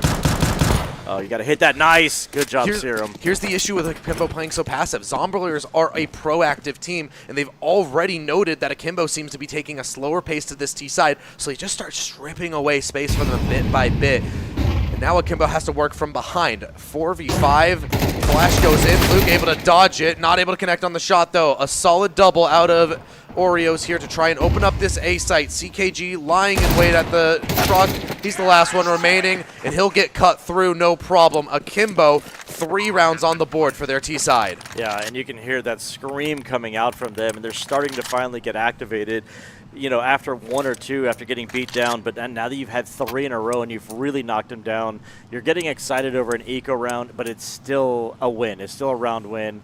But it's now they're about to get tested. Sung has an AWP sitting on 13 frags, topping the serve. Well, because not really Oreos is, but again, you've got an AWP sitting there on Sung, and you still have Mac 10s on the backs of a lot of your teams. So again, aggression coming out from Zomblers. They want to get some of this control here. 2 of them pushed up of long, looking to try to get the opening frag here, and Roka's about to be tested back there, but he wins the fight out on Serum there. And Sung's here to back him up, but I'm curious if they're going to peek into him. They start to back off here. Nice shot. Brings out from Sunk, takes away that playground player. Roka out of the round, 4v4 now, as they got to figure out what site they want to go for. It seems like B. As they just start to position. A Molotov misses that sandbag's position. It just barely popped while the smoke was still there, so a bit of missed utility here for Zomblers. Could that be foreshadowing for what's to come out of this Akimbo T side? Perhaps Bit of a weakness to exploit. They're still primed and ready to go here onto the B site. It's a massive Prime stack has here. 1 HP. When did he get there? Sheesh. So low. He'll be dealt with by those Mac 10s, but now they're just going into this grinder now from Luke. He's able to just spray them down inside of Monster. More scaling out. Luke eventually taken down. They need to try and overwhelm the site. They need to break through CKG, and he holds on for one more. Brings down to the 1v1, but Sunk can't hold on. The Opper goes down with no impact, and Akimbo are closing that gap rapidly. Yeah, it was a 6-round lead for Zomblers, and now it's down to 2. And this is most likely going to go down to 1. The money is not great. They're going to half buy into this. Luke's double kill there outside of Monster was not enough for them to take it down. And taking a look at the money here, it's starting to actually build there for Akimbo, and the Zomblers right now are starting to just let this thing go. But Luke's going to force in an M4 and just try to be the hero of this particular round. And this is where you don't want to get out of your default here. You don't want to get out of the way you play, because look, now Luke's down, and that's your rifle out automatically. He was trying to make a play, and at that point, you're starting to get into the head rent-free of those of the Zombie players. Prime is good for 1 though, so they did trade it back. That's a free AK there. Yeah, Dante not expecting a swing out from Sandbags there. Akimbo now only at a 4v4 and a rifle recovered, so Zomblers might try and get a little bit crazier with this round. Serum, so aggressive up bathrooms. He'll be noted by Oreos and taken down swiftly. Prime with a trade. Glorin's trying his best, but he can't hold on the A site. It's a 2v2 again. These teams are just going blow for blow right now. He can't reload. He's got 7 bullets. He can't reload because they know he's back there. He can't reload. 7 bullets, 77 reserved. 777. Can he hit the jackpot here on a timing? As he hears them going up onto this A site, he'll hear that bomb plan as well, but it's just a fake. They're trying to bait a reaction here. There's no audible one here from Zomblers, though, and they know that that's a fake at this point. It will be stuck this second time. CKG looking to scale his way in. He'll be the first one going forward as his teammates close by for the trade. S5J the first to be tested here, it seems, as he's left exposed, but he'll back off in towards bathroom, and as they start re-clearing these angles, they're going to know that it's all coming from the CT side. Roka, here's that smoke go down. Diffuse is starting to be held. CKG with 1 kill, that one's crucial, and now they're tapping that bomb again, but through the smoke, Roka's able to strike him down. Now a new mag in for CKG, but Roka holds on from the air duct, and that is Zomblers with only a 1-round lead remaining. How did they line up there? They should have just held on to it. How did they line up there? They should have just held on to it. And, he had the position on top of the box, and looking at it, they should have just held the bomb. And again, they tried to call the bluff. They did great with what they had, right? They had a bunch of 5.7s. They had, I think, 1 Deagle.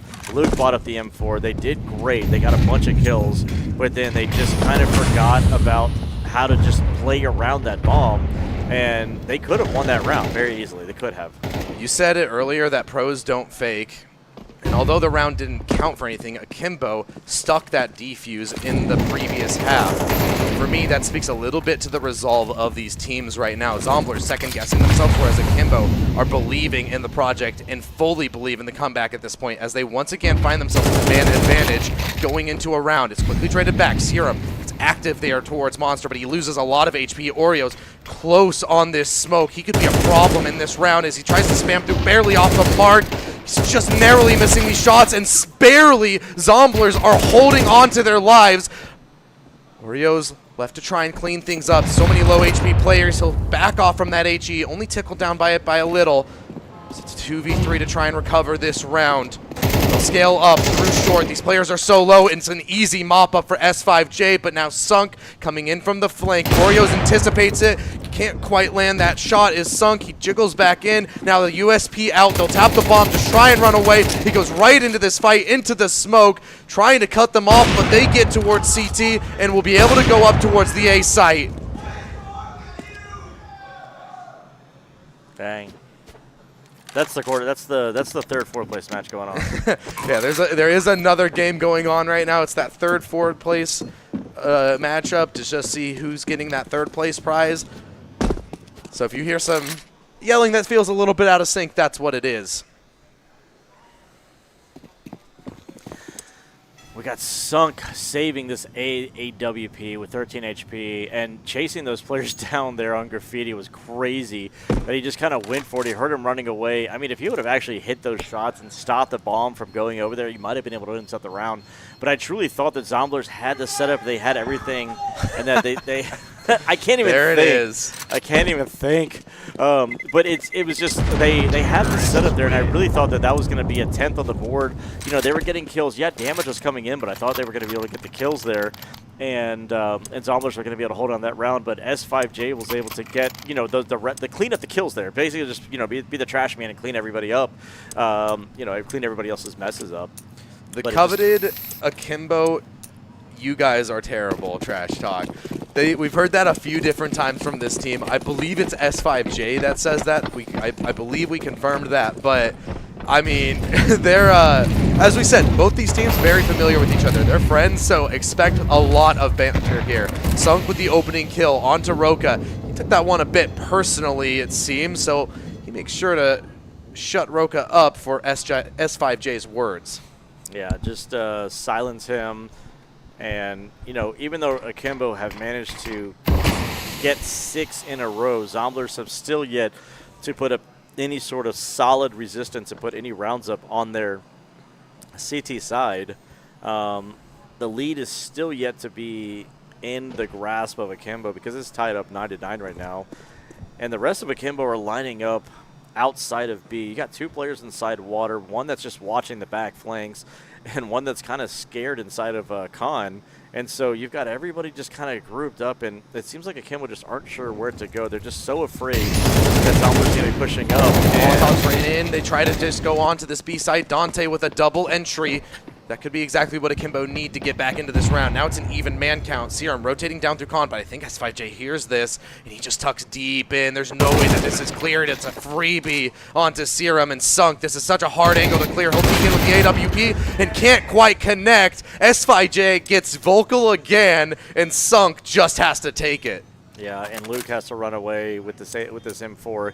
He wants to go for it. I can feel it in the server that he wants to go for it because they put so much work into getting to this point, and they did so much work on this map to get the lead. They had a 6-round lead, and it's literally gone. At this point, it is now an Akimbo lead, 10-9, 7 rounds in a row on the T side. And again, the CT side is the harder side because you have so much space to have to. You're choking. Oh my god. S5J is fired up right now, and for good reason. He's been a pivotal member on this comeback so far. It feels like he's had a lot of standout moments, and Dante has really been hitting some good entries as well. At this point, Akimbo are fully fired up, and they take the lead. First to hit double digits, Ice. Can you believe it? No. But I mean, it's just interesting because right now this map, I don't care how the economy is set up. This map is very much T-sided. It's just, do you play passive? Do you play aggressive? Do you leave a part of the map open? Do you send somebody to every part of the map? Do you back somebody up? Do you gamble stab something? And that sort of mindset cannot be applied to every single map. And Overpass is one of the and the reason Overpass got taken out of the map pool is because the casual player hated playing it because it was not fun to play. It's not a fun map to play. This is a very technical, thought-provoking kind of map, and you have to play this very strategically. It's not a fun Mirage. It's not a fun Dust 2 where you just go and point and click and shoot. You have to be smart about what you do on this map. And so again, Akimbo, most of Zomblers rounds were on the T side. Most of Akimbo's rounds were on the T side. Like, it's so hard to play CT on this map.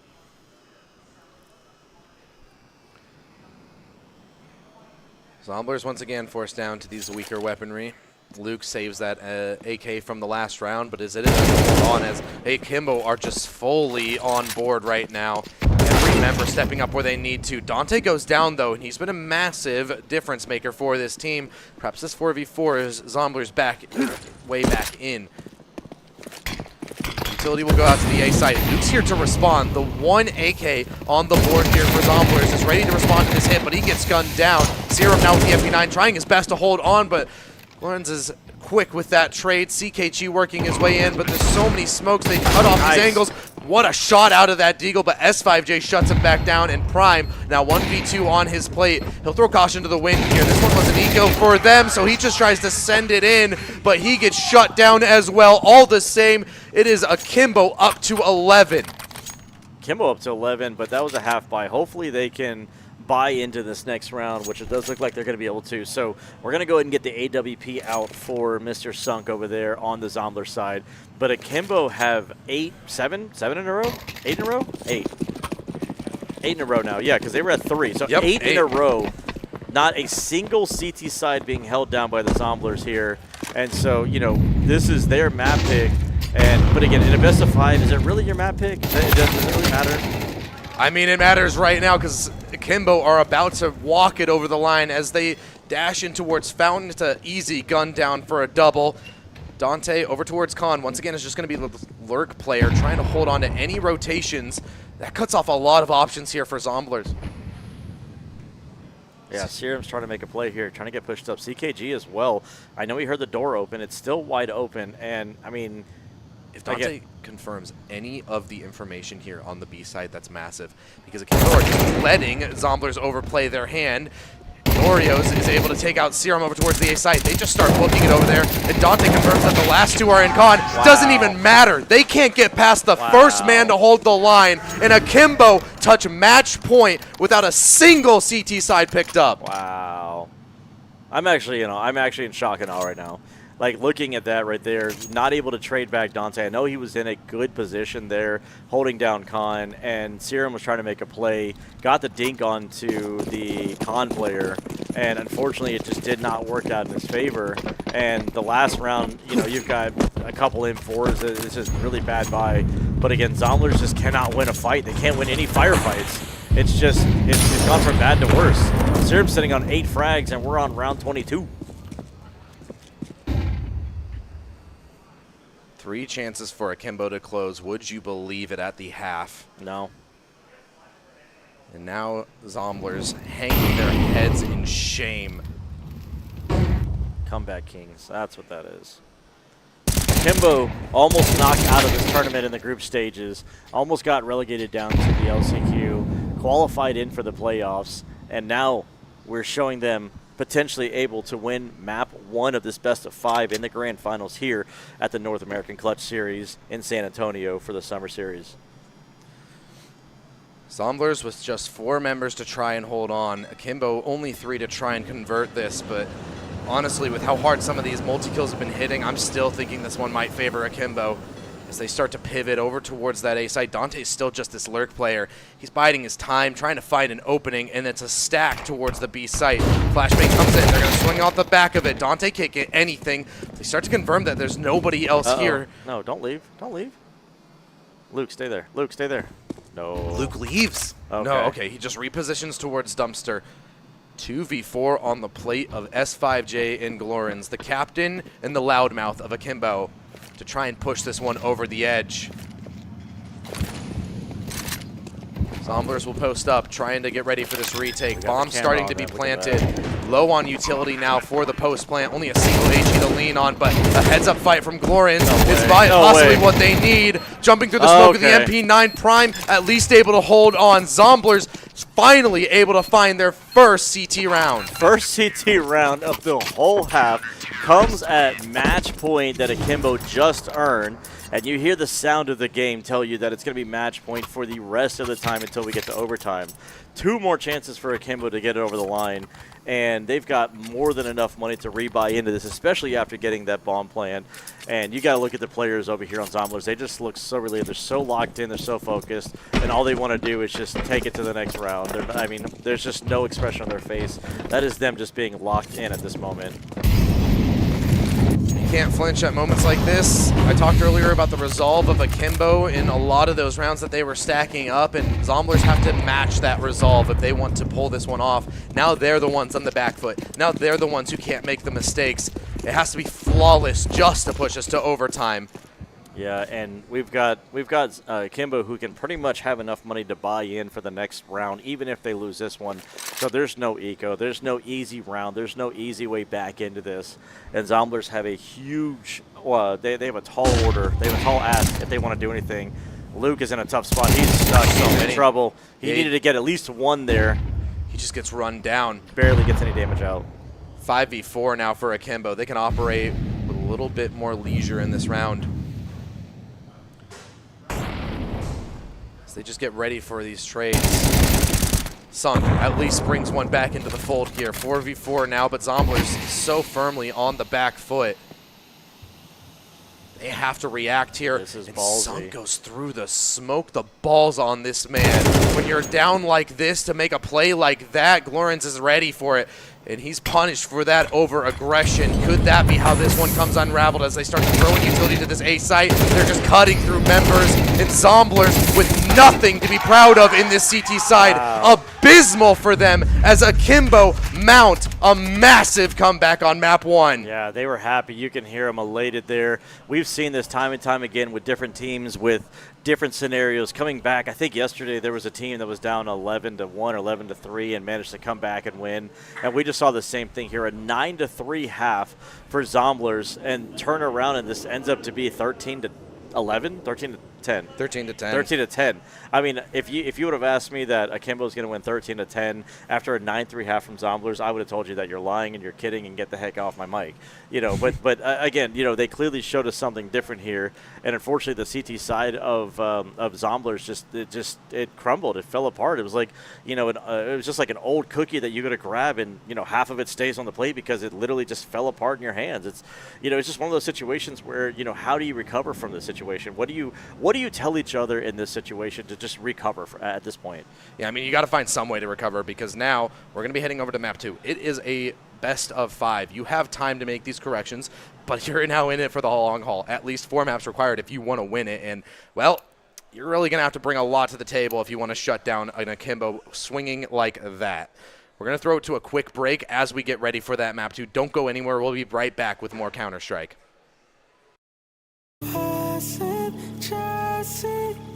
If it's so weird, not having you here. Who you gonna love when I'm gone? What you gonna do with the distance? Who you gonna love when I'm lonely? Who you gonna love when I'm gone? What you gonna do with the distance? Who you gonna call when I'm lonely?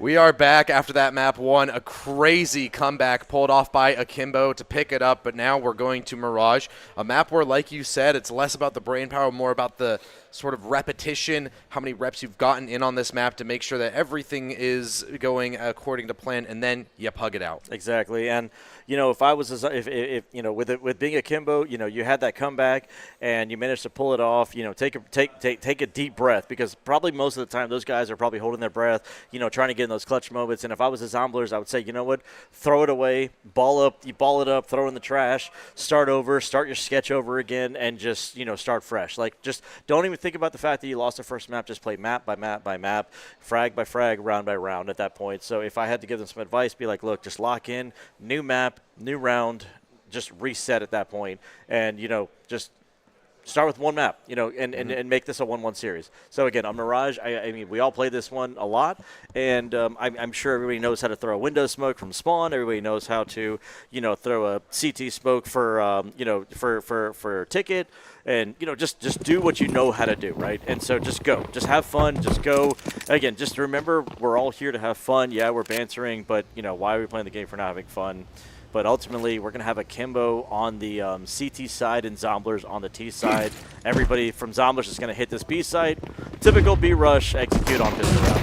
Yeah, I mean, not just for fun and banter, it's also for over $3,000 to first place. So there is still quite a bit on the line for these teams. And Zomblers going to try and start off this Mirage right. But Dante quickly back into the apps with that backstab, brings us to a 3v3. Taken down by Sunk at the very least. That two-pronged attack is now out, and it's all left up to Oreos and Roka coming in from market right now. Those dualies close, provide problems. Sunk locks it in. Zomblers with a pistol. Zomblers back with the lead again, but let's see if they can go ahead and build upon that lead. But we did see last map that doesn't matter what the scoreline was, Akimbo are not a team to be questioned and forgotten about, because they had a 6-round lead and still managed to come back and win in regulation. That's the crazy part. Regulation. They didn't even need overtime. So, I mean, we'll have to have just reserved thoughts about any lead that Zomblers holds, no matter how drastic it seems, because they could have gotten 10 rounds in their first half, and it might not have even mattered. I mean, yeah, exactly. Like, it didn't matter if it was 9-3, 10-3, 11-3. I still feel like at that point they didn't have any real strats on their CT side, or their defaults were just very weak, and so it wouldn't have mattered what they had. Akimbo were just, I feel like, destined to come back. But here on the CT side, here on the CT side for Akimbo, they are head and hands, absolutely pissed off. They had the better weaponry. You could see the face. You can see the faces there. That I don't know if that's Sunk or Prime, but he is pissed off. He's like, how the heck did I just lose that fight? And S5J with the 5-7 there, still getting kills, and gets the last two with the 5-7. What on earth? 4 people left alive for Akimbo. This absolutely just shredded the offense, and they went straight to B again, thinking, hey, they're not going to hit B again, and they did, and they call a quick instant timeout. I mean, that timeout came out faster than a horse coming out of the gates in the Kentucky Derby. Absolutely insane. I mean, Zomblers, they're obviously rattled by that. Now 1-1, their economy is completely shattered, and they call a timeout to try and get their head screwed back on here. Like you said, head in hands. When that round wasn't even done yet, they knew that they were cooked. So Akimbo, they're able to upset that early momentum and a chance to snowball that even further. Yeah, I mean, Akimbo are looking to build upon that, because, I mean, without a bomb plant, you got $1,400. So there's absolutely just nothing you can do to buy into this. And S5J is looking to put his name and spout some more banter towards his friends or frenemies, his frenemies over there on the other side of the tables.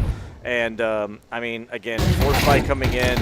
Nice dink on S5J, I think, and he goes down quickly. Yeah, he eventually gets run down. Now it's all left up to Glorians, but it's just too much for him to handle. Same thing happening back. Yeah, Pistol is able to ring true here for Zomblers, and they make things stressful here for Akimbo. A Molotov in, that actually cuts off Dante. His own teammate maybe providing some problems. That smoke is shallow on window, and there's a break on it, so Dante away back into this round now. They start to peel these members off, and a flank coming in from Apps could be a massive problem. Nice Double stack shot. over towards bench. A 1 dig out of Prime to try and give him a way back in. Roka, quick response with that Galil. He gets a double, putting that 35-round mag to work. Serum now has to try and close with a Galil of his own. Misspray on the first, but he hits the second, and now he just has to hold on. Is there enough time for this defuse? I don't know. It's going to come down close, down to Uh-oh, the wire, and he just doesn't have it. Zomblers do it right back to Akimbo. 0.1 seconds left. They got the bomb played off. That's all that matters. Zomblers getting themselves a second round. I was holding my breath. I wasn't entirely sure if that was going to be caught. I could literally see the timer on the bomb. I could see the timer on the defuser.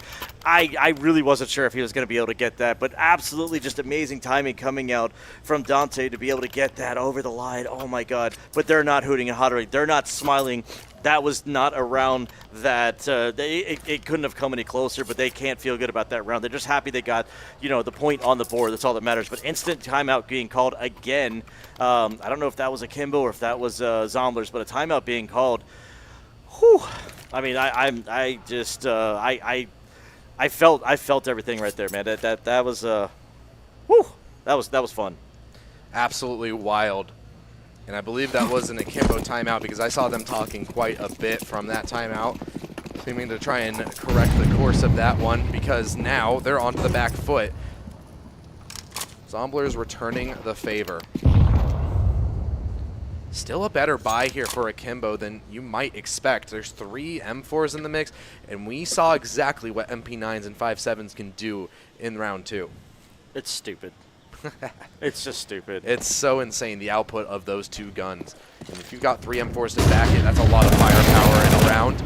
MP9 tries to strip away and rifle early on, but it just can't quite connect, and his pistol's not able to make it the difference. What? 5-7, a triple kill into the feed. Oreo's massive, brings us to a 2v2. Dante through the smoke, just drops in, and Akimbo refused to relent. You gotta be kidding me. How does Oreos get 3 kills from Sandwich? How does he able to get 3 kills there, not get traded out? I don't think that Zomblers were expecting there to be that many people on the A side. Once they got the underplayer, once they got the up-close player on ramp, I don't think they're expecting to be a 3rd player there. But Dante playing the Superman role, jumping down from stairs, getting the last 2 kills, absolutely just tearing apart the offense there, Zomblers. They've gone B, they've been shut down. They've gone A, they've been shut down. What do Zomblers do now?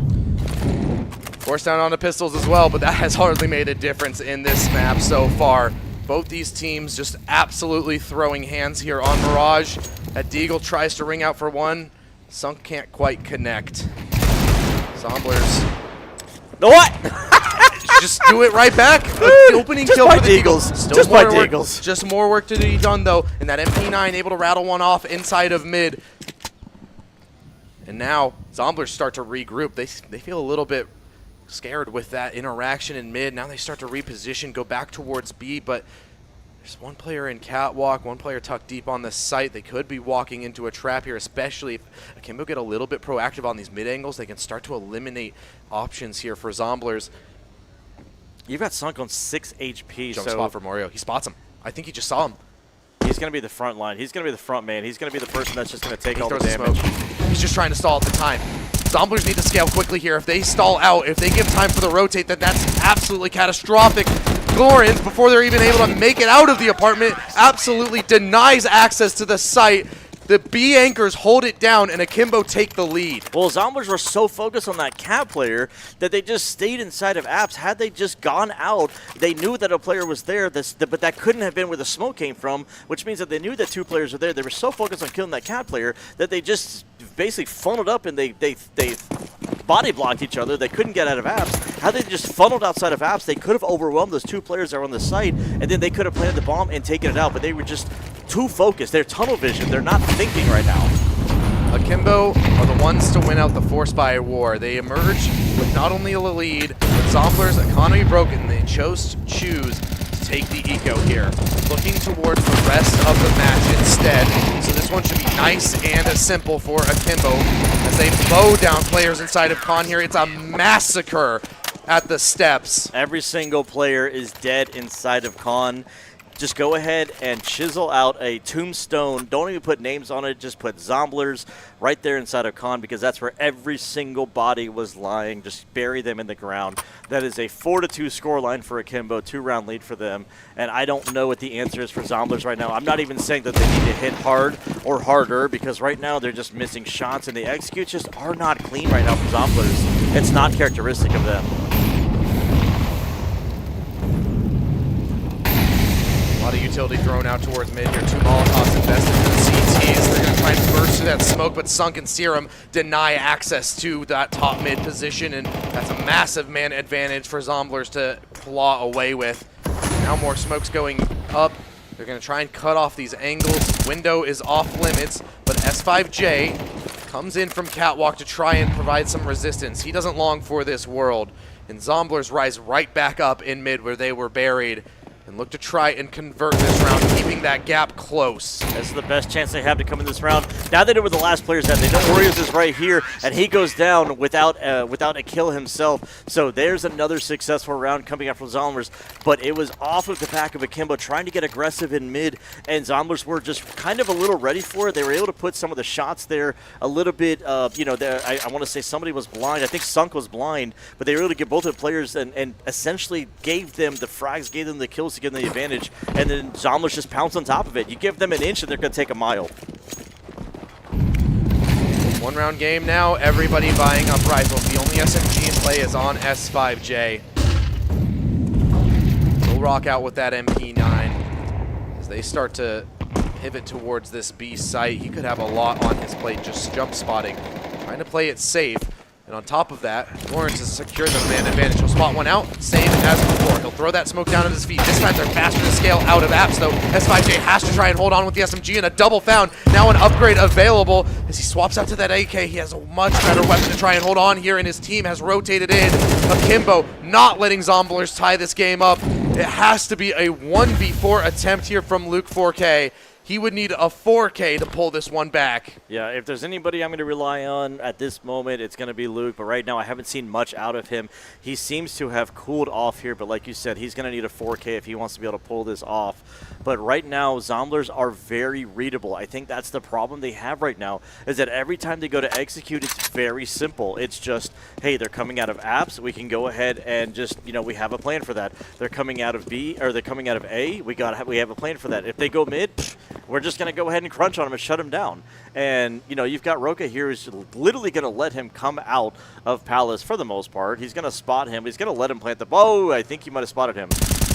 Yeah, Roka just puppering off shots, but he still loses that. Luke 4K now away back into this one, but he's backing off right now, and he doesn't have time for this. He doesn't even have the bomb. No, he doesn't have the bomb. It's stranded over towards B site. He's got no way to pull off this clutch. He's just going to save. Yeah, and he's got 19 HP. The bomb's on the other side of the map. I think he was just trying to go and, I don't know, maybe just find a kill or two, trying to add to, the hurt of the economy, make a little bit extra money, like $300. But, there we go. I was waiting for the S5J reaction there. We finally got it on cam. That was fantastic. He's laughing. He's smiling. They're having a blast of a time. But over here at the North American Clutch Series, where Zomblers are not having a blast right now. And so, it's just right now, Zomblers are very readable. It's very simple. They're not doing anything. They're not sending 2 players in one direction. They're not splitting a site. They're not, throwing some fakes up or anything. Their lurkers aren't getting any impact. Again, the only word I can come up with right now is just they're very readable. They're very, they can just set up exactly the way they need to. And then the anchor players are doing their job. They are surviving. They're preventing the Zomblers from coming out from any direction. And it just, it doesn't feel like it's only a 2-round game. It doesn't feel like it's a 5-3 game.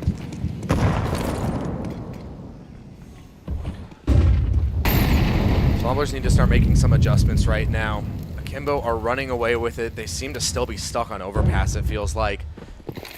It seems like we've got a Zomblers coming out the gate swinging on Mirage, but Akimbo are finally able to break away. S5J flashed away from the angle, but he's able to regain vision. Now running dry on that mag, pull out the pistol, and it's enough to hold on. And Oreo is now able to support. Luke 4K left in another clutch where he's just trying to scale out of apps, but there's too many players here. He can't get that one going, and S5J is getting loud. How how was he able to survive that whole time? He was stuck in van. I swear he had a Molotov at his feet. He had nades being thrown at him. He got a second Molotov being thrown at him. He was burning alive, gets a couple kills, even gets home with the USP.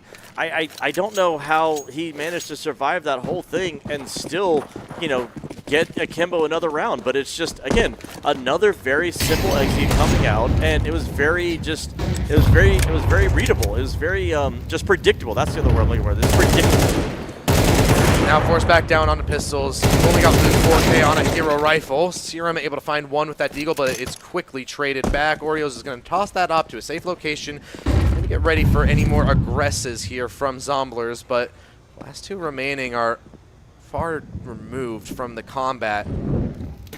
4K is now trying to make his way over towards ramp with that hero AK, but at this point, can it really find enough impact? He's got so much heavy lifting to do. Prime doesn't even have armor, just a deagle to his name. And Luke 4K tagged down by an HE. Prime will work his way in. He's trying to be quiet about this. Has he found a gap? As Oreo drops down towards balcony, he'll have line of sight, and he'll be able to clean that one up. Akimbo already up to 7. But let's not forget what happened on Overpass. We can never count these teams out. I mean, you're right. We can't count these teams out, but again, it's. I'm hoping that Zombler's CT side is going to do the same thing. They're finally going to get the guns back in. That was what we were missing from the last round, but the Zomblers did exactly what I wanted them to do. They all wanted them to be sort of unpredictable and send some players in sort of a default kind of location. Send like 2 or 3 mid. Send 1 or 2. Oh my God! I can't even talk anymore because stuff's happening. Has to be tilted off the face of the earth after that one. He got tracked through the smoke there, jumping through mid after it bloomed, and he's just trying to get some position and there. Another one. I mean, granted, break on the smoke for that one, but it's just so quick by Oreos, and this was the buy for Zomblers. This is them bringing everything they could into the round, and Akimbo treat it like it's nothing. No, and again, they were just trying to get some space. They were trying to get some aggression going. They were trying to just get some mid control, and it's all left up to Luke 2K here. And I don't think they know where he's at, but I think Dante's just holding for this just in case he's here. And he's about to get a bullet into his head there. And, I mean, he did get a dink, but 7 HP is still 7 HP, still left alive. And, I mean, I don't know what else is going to happen in this position here. We might have another 9-3 half, but you know what? We might have the opposite effect. We might have Zomblers coming back saying, hey, they're a CT-sided team on Mirage, and Zomblers are going to get shut down as well. But, again, we're potentially looking at a 9-3 half. 8-4 would be fantastic, but, again, with literally 1 AK, I don't foresee that happening. And I haven't seen enough executes out of Zomblers to be able to say that. And I've seen plenty of games where they have been absolutely just on fire. They've been dominant. They've been able to go wherever they want on the map. But look, all 5 players are mid. They're so predictable. Eventually, when they're going to see 1, at this point, if you see 1, then assume there's 5 there. There hasn't been a lot of layers to this attack from Zomblers. Feeling like their map pool is a little bit small here in this best of 5 early on. Overpass, not a lot to work with on the CT side, and now on Mirage, the T side seems to struggle as well. Serum with that hero AK trying to work his way in, only one with a proper rifle here, but Oreo shuts him down. They're going to try and juggle that one around. As the Galils barrel in towards the site, they're going to try and recover that AK, get that bomb down, but now from ramp, Dante tries to come in. Missed shots. Is that their way into this round? Glorin's over from Catwalk, able to take one down as well. Dante shifts in the night through that smoke, and Prime will make sure to punish him for it. Finally, Zomblers coming alive right now. They somehow are able to scrape by with a 4th round on the half. They got 1, 2, 3, 4.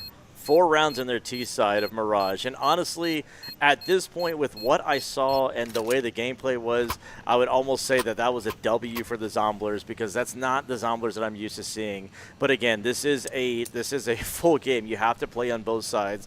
You can have a 12-0 half, but you still got to switch sides and win on the opposite side. So if you're on offense, now you got to play defense. And let's see, you know what? Zomblers win this pistol round. They buy up some in-4s. They cut this 4-round lead in half and cut it to 2. And then we've got an 8-4 scoreline. So let's see what Akimbo have for us. They're going to take some of this mid-aggression. Sung's going to get a lot of space over here on under, and just realize that they're not inside B, and that should give them all the information they need. If they can get somebody up inside of apps, that's going to be great. That's going to be great news. Shoes on the other foot now for Akimbo. Can they close, or will they have the same issues that Zomblers had over in map 1? They start to try and book it over towards the B site. They lose one to bench, but it's quickly traded back. With that bomb going down in a 4v4, Sunk feels like he has to find some form of impact, but now he's spotted out. It's so hard for him to scale out of this, but a clean shot onto the default player. S5J trying to hold on inside of Market, but there's 3 players making their way towards him. He has to try and hold that line, and he's not able to get anything. It's a clean pistol out of Zomblers to try and kick off a comeback of their own. That's the Zomblers that I was looking for. Getting aggressive, playing together, doing the retake at the same time, getting Sunk activated, and that's the Zomblers that I've come to see. That's the Zomblers I've come to respect. I'm not saying that Akimbo did anything wrong there, but they got faster, they got aggressive, they started playing together, they were hitting their shots, they were playing off each other, and you could see everything coming out of Market. Sunk giving all the information. There's one on default, there's one on Van, and they knew exactly where to point themselves every single time. Roka's going to get an AK. Okay. I was going to say, here's the issue for Zomblers. You're not out of the woods yet. There was a bomb plant. There's a little bit of luxury here to Akimbo, and they can start to buy up some of these It's weapons. a half buy with an AK? Yeah, it's a half buy. Roka's probably, if they don't get a bomb plant, is going to have to just sort of make concessions in the next round. But if he can pack a punch with this AK, he can single-handedly open up the round, and they can snowball it. A lot of M4s in play here for Zomblers. If they get 1 kill, all of a sudden they can pick up that M4. Things can start to get out of hand rather quickly. We've got some typing going on in the chat right now.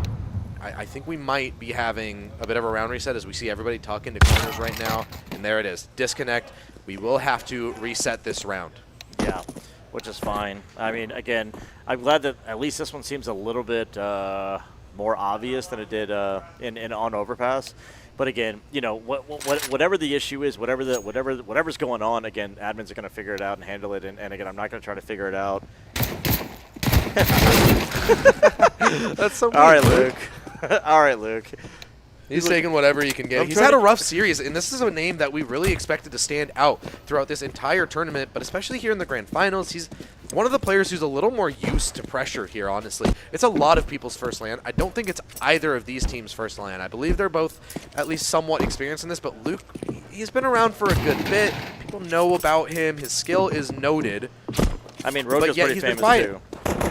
Yeah, that's true. Roka, you know, other side of the coin. So again, you know, we have players that have LAN experience. We have players that have been doing a lot of competitions that are in, you know, advanced. I want to say it's not this roster, but at one point Akimbo has been all the way up even into Challenger. I've seen them at, you know, big, like, I wouldn't say big tournaments. They have been reasonably high ranked, and so we've got a lot of players here that are newish. This Zomblers roster is still kind of a throw together, kind of a put together team. I want to say Luke got brought onto the team like literally like a week or two ago. He didn't even know he was going to be here until like a week or two ago, and so you know they're all here doing everything that they can to you know, obviously win this tournament. But it's not just about winning the tournament. It's not just about the money. It's about, you know, the LAN, the vibes, you know, coming on together. And as we see the players here, you know, they're trying to get everything fixed up here. They can't talk to each other. They can't say anything. You can clearly see that they're not doing anything. They're just kind of looking at each other, but they're just facing forward. They're not doing anything. And that's exactly what happens in a tech. You can't do anything. And we're trying to, you know, keep this as, you know, keep the integrity of the game as posted as possible. But you can't deny, you know, a lot of these players are sitting here just enjoying the experience, being on LAN. You know, the whole what's the word I'm looking for? The stereotype of, you know, being in, you know, your basement and just, you know, being a basement goblin kind of thing. We get to get out. We get to, you know, put on jerseys and we get to hang out and actually feel like a team. You know, there's not enough lands for us to go to. We're not tier 1. We're not a G2 or Vitality where we get to travel the world, right? So when you get to put that jersey on, you know, it feels good. You feel like you're a part of something, just like the production team. Everybody's wearing, you know, not me, but, you know, everybody on the production team is wearing a jersey. You know, per se, and just we all feel like a team. We all feel united, and so whether it's win or lose, yeah, it's great. You know, we're all here for the tournament, the competition, but ultimately, like, it's great that we can be here because, you know, I've always wanted to meet the people that I play online with. Like everybody in my Strafe Discord, I'm going to call them out here. I would love to meet Antibot. We were going to potentially try to meet up in Frag 19 and go to Canada. I just couldn't make it happen. But he was going to, if I was going to go, he was going to go. And then I met up with Luke over in Vegas the first time because we were going to room together at the Austin Major. And just everybody that I get a chance to meet, we interact with them so much online. We hear their voice. We even see them on cam, right? But when I get a fist bump or I get to high five you, it's different, man. That's exactly what I was going to say. Nothing feels more different on land than those fist bumps. There's just something about it and something about the energy of that, when your team screams nice and you can hear it in Discord and then hear it through your headset at the same time. There's just something about the energy that lands, and it brings the best out of these players. That's what we want to see. We want to see their best. Roka, though, that hero, AK, immediately out of the round, and it looks like Akimbo are going to fall flat-footed on this sort of half investment. Okay. All right. Ball is out of Zombler. I'm here for it. Okay, well, that was a messy M4 spray. Was, you know what, S5J, why not clutch? 13 HP, that's enough. You got a ding. You got a ding. What? I couldn't hear you. All right. Even when they lose, we still got S5J, just shouting out, I love it. I think he said you lost to Glocks. Oh, yeah. Okay, see. Okay, that's still funny. That's an old NA meme. I'm going to be honest. When I win a Glock, who was it that said that? I don't think it was Steel. It wasn't Steel. I don't know, but I got to say, when I win a Glock fight, there's no better feeling, dude. I don't care about knives or no scopes. When I win a Glock fight against anything that's not a Glock, dude, I feel so good. It's great. Because it takes like 3 dinks just to kill somebody with a Glock. It's kind of annoying, actually.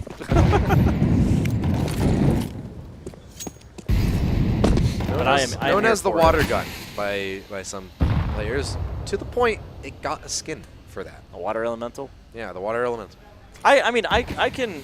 Well, Hypnos just threw up the dualies, so I guess he's calling those the water gun. Well, yeah, they have like an actual water gun skin, but I know that the Glock has one that it's like a water type thing. He's just shaking his there's head. a reason why you're pushing buttons. He refuses to relent this point because it's not an actual water gun. We're gonna get this. The point is that it's shooting water out the barrel. That's the point. We're going to get this BX here coming out from Akimbo. Luke is going to open up here with a frag of his own, getting himself a double kill, but quickly taken down by Glorans. 3v3 now for Akimbo without a bomb plant. They're still stuck in apps. There's this rotate coming in from Dante. This lurk is going to go unnoticed. Unfortunately, CKG is not going to be able to catch this. And Dante's just going to sit there inside Murder Hole. They're going to go under and go back to A. Dante's going to hold the rotate. It should get shut down by CKG. Should. Keyword. I mean, yeah, he's all the way back towards Ticket, but they should be accounting for that at least somewhat. They know that market isn't a problem, so you direct your eyes over towards Ticket booth. There we go. But nonetheless, CKG's able to catch him on a timing, and Dante, his lurk inside of window just doesn't really pay dividends here. So he gets one with that Tech 9. There's still so much more to do, and now you're caught between a crossfire. There we go. Zero will put you in the grave. Zombler's 1 round away from tying us up. Yeah, Zomblers are coming back from the grave. Some zombies that are coming alive here, finally seeing some life out of them. We saw them, be very aggressive on overpass and basically just fade off like a phantom. And now they're back haunting. Akimbo and saying, hey, you did it to us, we can do it to you. And now look at the scoreline. We've got an 8-7 scoreline here. And, I mean, I wouldn't be surprised if Zomblers come back and win this one. Dante in aggressive with that Tech 9. Break on the smoke for Sun means that he's able to pick up one with the AWP, and he's just continuing to rattle off shots here. They're going into the blender right now of Khan. And Zomblers return the favor that Akimbo delivered rounds ago. I mean, honestly, like I said, it was, the scrappy rounds that Zomblers won on their T side, they got enough. And if you would have told me that they would have just come back and tied it up 4 straight on their CT side, I would have said you're crazy, because I feel like you have to be harder hitting on the CT side. You got to be reacting to the Ts. And now we have a tied scoreline here, and yeah, AKs are coming back out for Akimbo. Sunk's got his, signature AWP here, and I don't know. I just Akimbo's, T side is leaving a lot to be desired at this moment. Oreos trying to peek in towards Palace here. The op was posted on the angle, but it misses. Both of them emerge. Still alive, but that lurk through the smoke catches CKG unaware. Now Sunk into the feed with the AWP, but eventually spam through that triple box. They're able to scale onto the A site off the back of that Prime, trying to get ahead of these smokes. He does so successfully in towards jungle, and that Molotov can't flush him out either. He's got free reign over this position, but now another Molotov comes in, forces him in that fight, and he just goes into the blender. It's a Luke 1v3 on the plate. Go nuclear, Luke. But he's got 3 players to find at full health. A Dink is going to do absolutely nothing. Hit and smoke in play right now. And he takes away one. Oreos, does he consider this one? Or is he backing off for the save? All right. Yeah, he's just going to save that AK. He's backing off to the CT spawn. We'll bide his time and wait. Ninja, ninja, ninja. That's what I was thinking for a second, but he's within earshot, and it's just too far away now. So he'll just hold on to this AK, but Akimbo refused to let Zomblers touch the lead.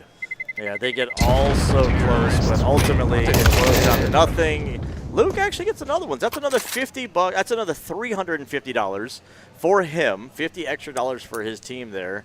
So it wasn't all for naught, and it's forcing, I think, Dante to reinvest back in. And even though they did get the lead, yeah, they got the lead, but again, it's Zomblers are not rolling over just yet. I mean, we could very easily see a 1-1 scoreline here, but Akimbo are going to try to make it 2-0 and force Zomblers to have to do a reverse sweep if they even remotely want to come close to winning this tournament. Half buy, I mean, basically a nothing buy coming in from Zomblers. Luke's hero AK, quote-unquote, if you want to call it that. I mean, Sunk's just basically going to save enough money to buy the AWP. And even if they lose this round, they're only behind by 2. They should feel kind of comfortable right now. There should be no reason to panic because you can easily come back from 2 rounds. Is this the round that Luke comes alive? He's got a hero AK, all the pressure on his shoulders, just a couple of upgraded pistols, a P250 and a Deagle.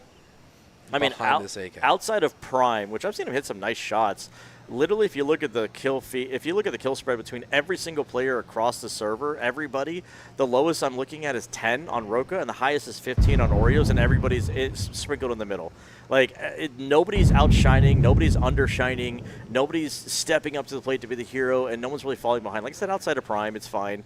But again, you know, an 8 to 9 scoreline is exactly the way you look at it when you look at the kill spread. And it's just somebody needs to show up, and nobody's on the B side. What's going on here? I mean, Luke tried to play this one passive just so that he has the option to rotate out if they fully committed to this B site and he can't find a way back in. He gets 1 kill. Does that entice Zomblers is the question. I mean, no, another disconnect. Yeah, but Oreos you can't just reset struggling to stay. They're going to the go server. for this. Yeah, now they're going to go for this. They know that they're now weak on man count. It's a 5v3. They start to reposition. Sunk boosted up on top of mid right now. It is cleared, so he can't quite convert that kill. Dante will just back off with the knowledge. They look to just dig their heels into the site right now. Roka with a kill up inside of Abs, converts it into a double. Lawrence is also into the feed, but taken down inside of Abs. It's all left up to Dante. CKG trying to scale out through Abs. He manages to get out, but Dante holds on nonetheless. Woo! Even with a massive man advantage, the guns are just too much to overcome. Yeah, but I'm really curious because Oreo's standing up right now, and I'm really curious to find out like what's happening. Is it a Steam thing? Is it a computer thing? Like I can't believe it's but I can't believe that it's a computer thing because it's got to be a Steam thing. It has to be because like honestly, all the computers have been fine. I mean, you never know. Sometimes things just happen. Either the PC's falling behind, maybe you never know with these things. So it could be hardware, it could be just Steam.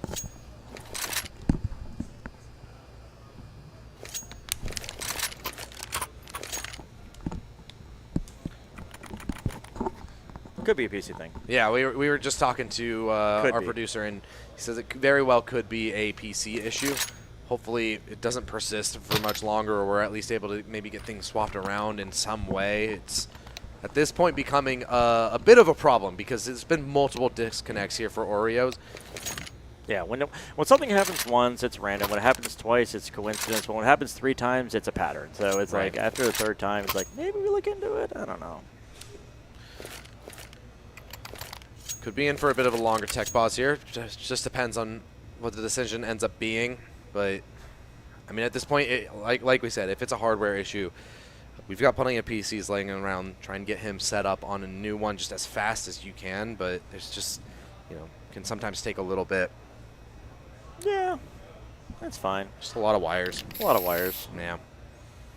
One of my favorite like reoccurring jokes from like something like the ESL and Blast and PGL broadcast is the whole they'll do the like pit crew themed monitor change and like time the monitor change. It's really funny.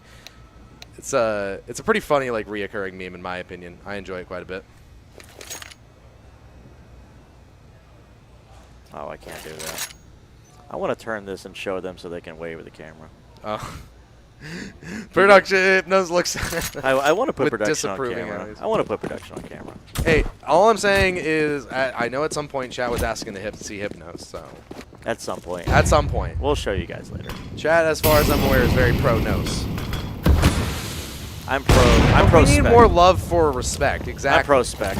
Pro spec. All right, well, we're back to live right now. Akimbo, seemingly to just try and get in with another buy here.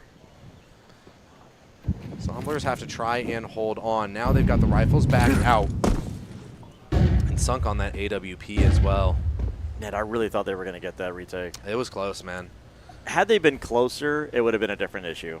so. I think they were taking so long to rotate around because they got the kill, but it's like, hey, we weren't going to go for it. But two players were inside spawn, or like inside T-spawn, and they're like, oh, he disconnected, let's go for it. It takes another 10, 15 seconds to get there.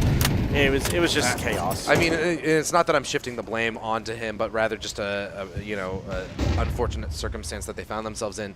Luke needed to have a little bit more impact on that, and there just wasn't enough time to set him up for success. Exactly. So that one rifle wasn't really able to get into the lead much. 4v4 here, even keel in round 19 as Zomblers are just trying to hold on. Kindle closing this one out and a clean shot over towards Ticket Booth. At least the trade is swift here from Sunk.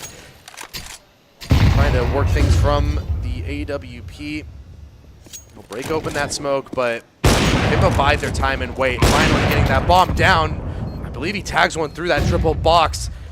Lauren's now having to operate at half HP. They know that two players seemingly are over towards this ticket booth position, and that means that that's all they have to focus on. They'll stack up for it. Dante, first contact. He shuts it down, and Sunk now the last one remaining, trying his best to bring his team back into the fold, but it's just not enough. Akimbo refused to let Zomblers return a comeback. So I want to throw an interesting stat out there right now.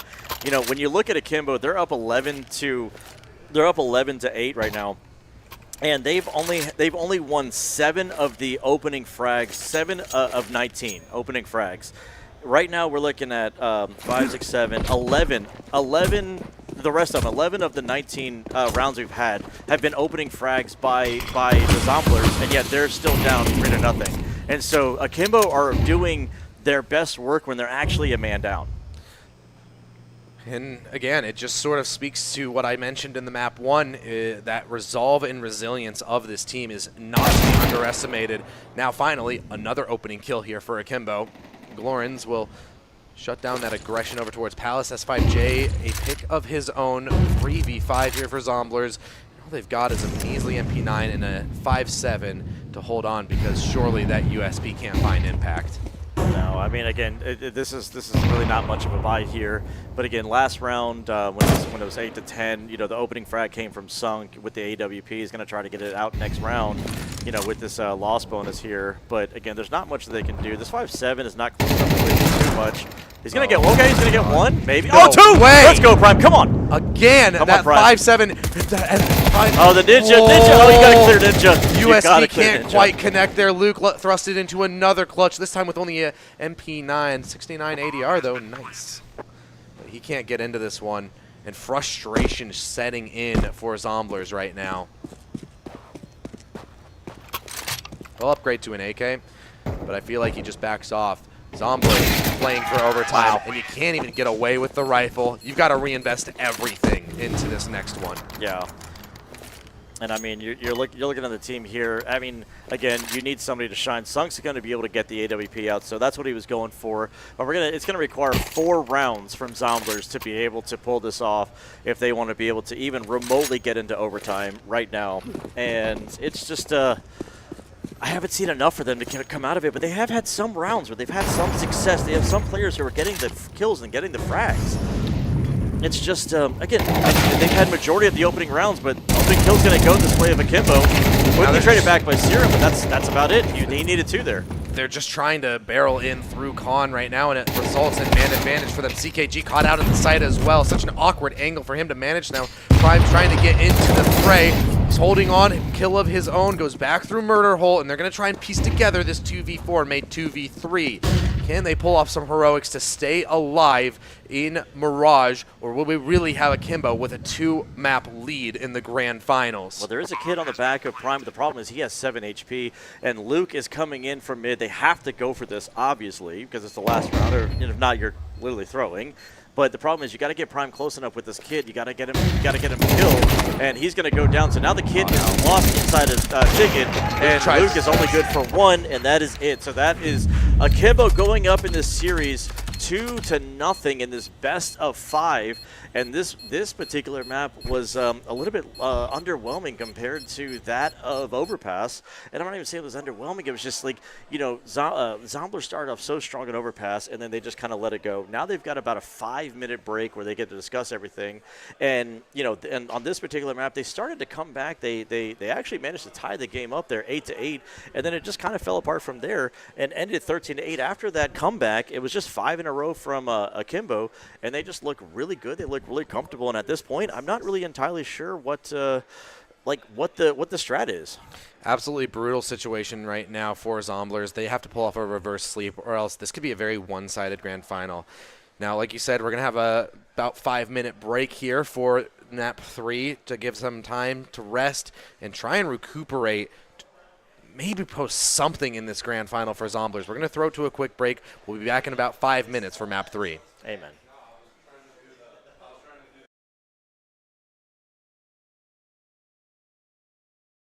What you gonna do with the distance?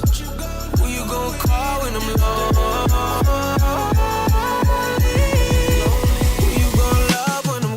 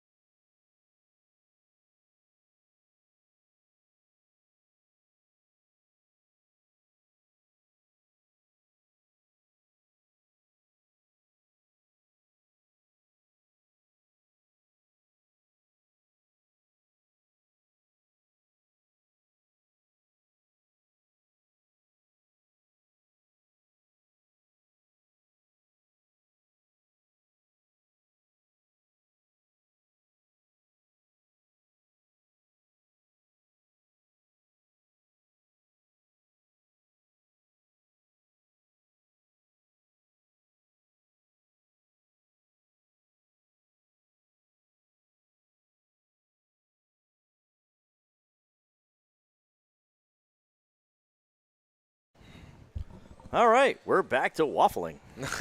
Just trying to stall out some time. We're still getting players in the server, trying to get everything set up after a 5-minute break. You know, some players take a little bit longer. But, I mean, Ice, we very well could have a short grand final on our hands because Akimbo come out the gate swinging, and now Zombler's facing down the barrel of a 3-0. Yeah, I mean, it's like Zombler. It's like Akimbo brought a bat to the fight, and Zombler's brought a wiffle bat. Like, they're hitting back, but it's not as hard. They're fighting, but it's like, you know, the bully of the playground has the ball at the top of the jungle gym, and you're climbing up the slide, but, like, you just keep sliding back down. You're fighting. You're in there. They're making plays. They had a huge lead on Overpass, gave it up. They had the comeback there on Mirage, and then they just lost it after that. It's like every single time that they climb that mountain, it just seems to create an avalanche, and they slide back down.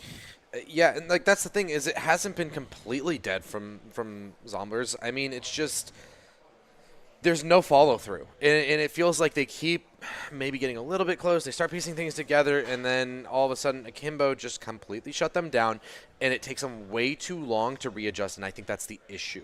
It's not necessarily that they can't come up with solutions; it's that it's not quick enough. Right, and you know, I was kind of you know, just fist bumping some of the players, both Akimbo and the Zomblers when they were taking their little break, and I was just telling them, you know what, if nothing else, just good job, GG to everybody, have some fun.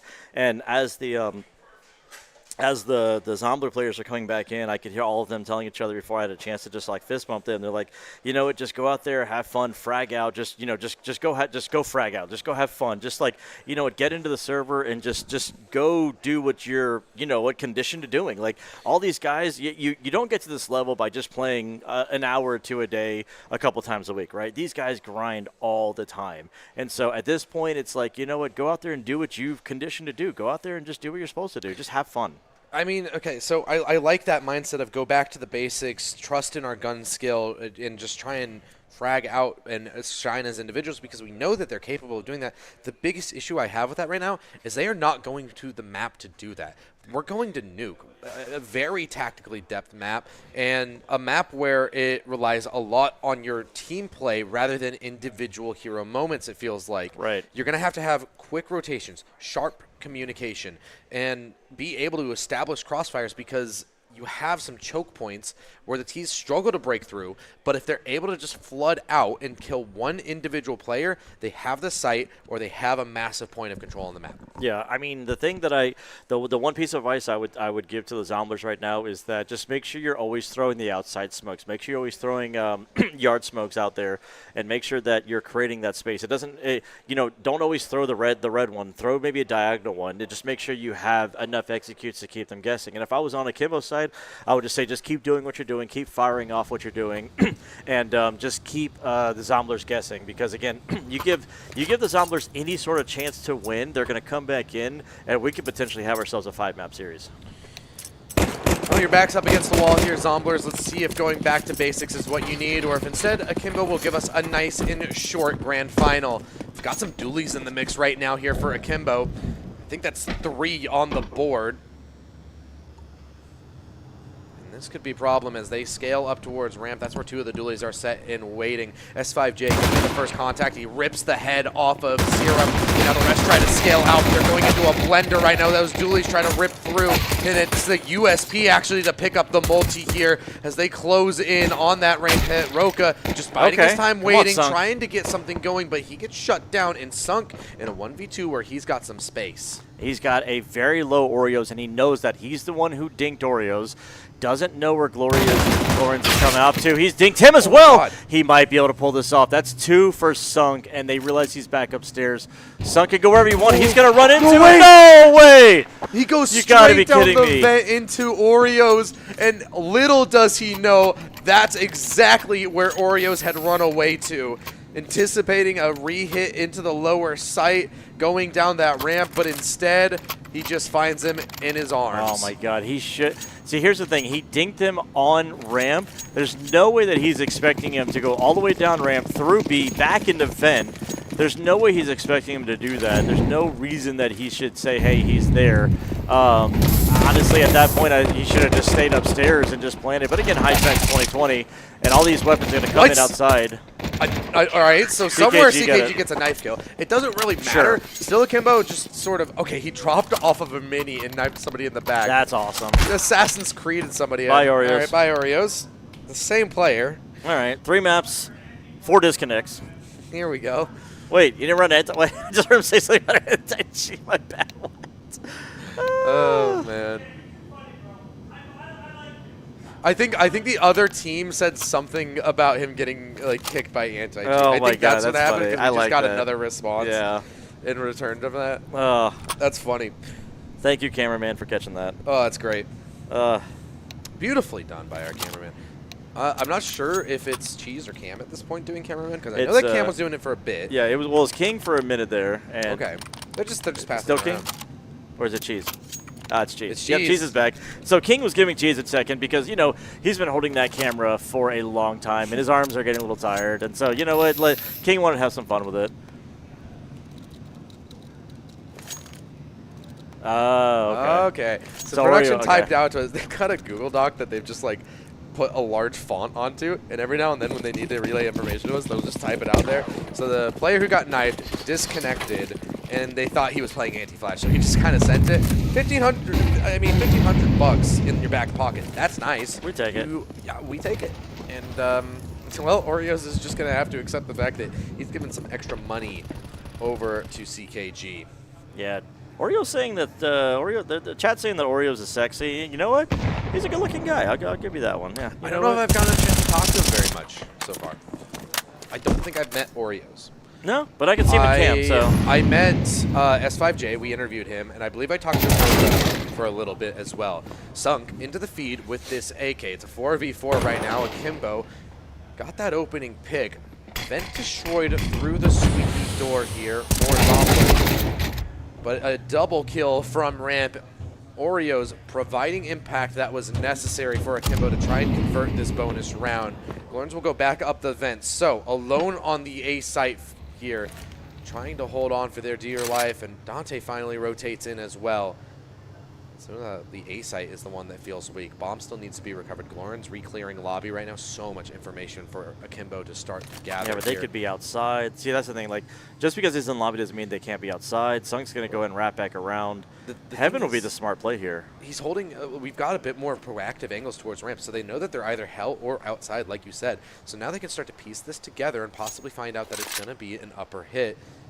It'll have to be a heads-up fight from Glorns. They play off the site. They're just gonna play retake. If it is A, they're just gonna play retake, and if it's B, they have everybody downstairs. S5J is gonna finally come downstairs. That should indicate at least one's coming from B. They have kits in play as well, and a kill comes through. All up with CKG in the 1v3. He got a knife kill, but can he convert with the rifle? He gets one onto Glorns. There's two more bringing the hurt to him, and he's low HP as well. S5J knows that. He's just pre-firing every angle. They run him down, and Akimbo with a bonus round conversion. Yeah, bonus round conversion there. And again, CKG could have potentially won that had he not been knocked down so low in that fight that he had with Glorns there. And so, you know, had he gotten a really clean fight there, he would have had the health to fight and potentially been able to win that fight out there. But you've got Prime right now sitting on 0 frags. Wow. Luke, Prime, and Serum sitting on 0 frags 3 rounds into the game. And it's going to take more than just the 8 kills from CKG and Sunk to get into this because right now they are absolutely absent from this particular map. And again, if you're going to try to create a comeback, I know that Nuke is a technical map, but if there's any map that you're going to be able to do it on, we've seen so many time and time again, we've seen comebacks starting on Nuke, and this is the map to do it on because it's just, you can really control the pace of this. Nade should land really nice.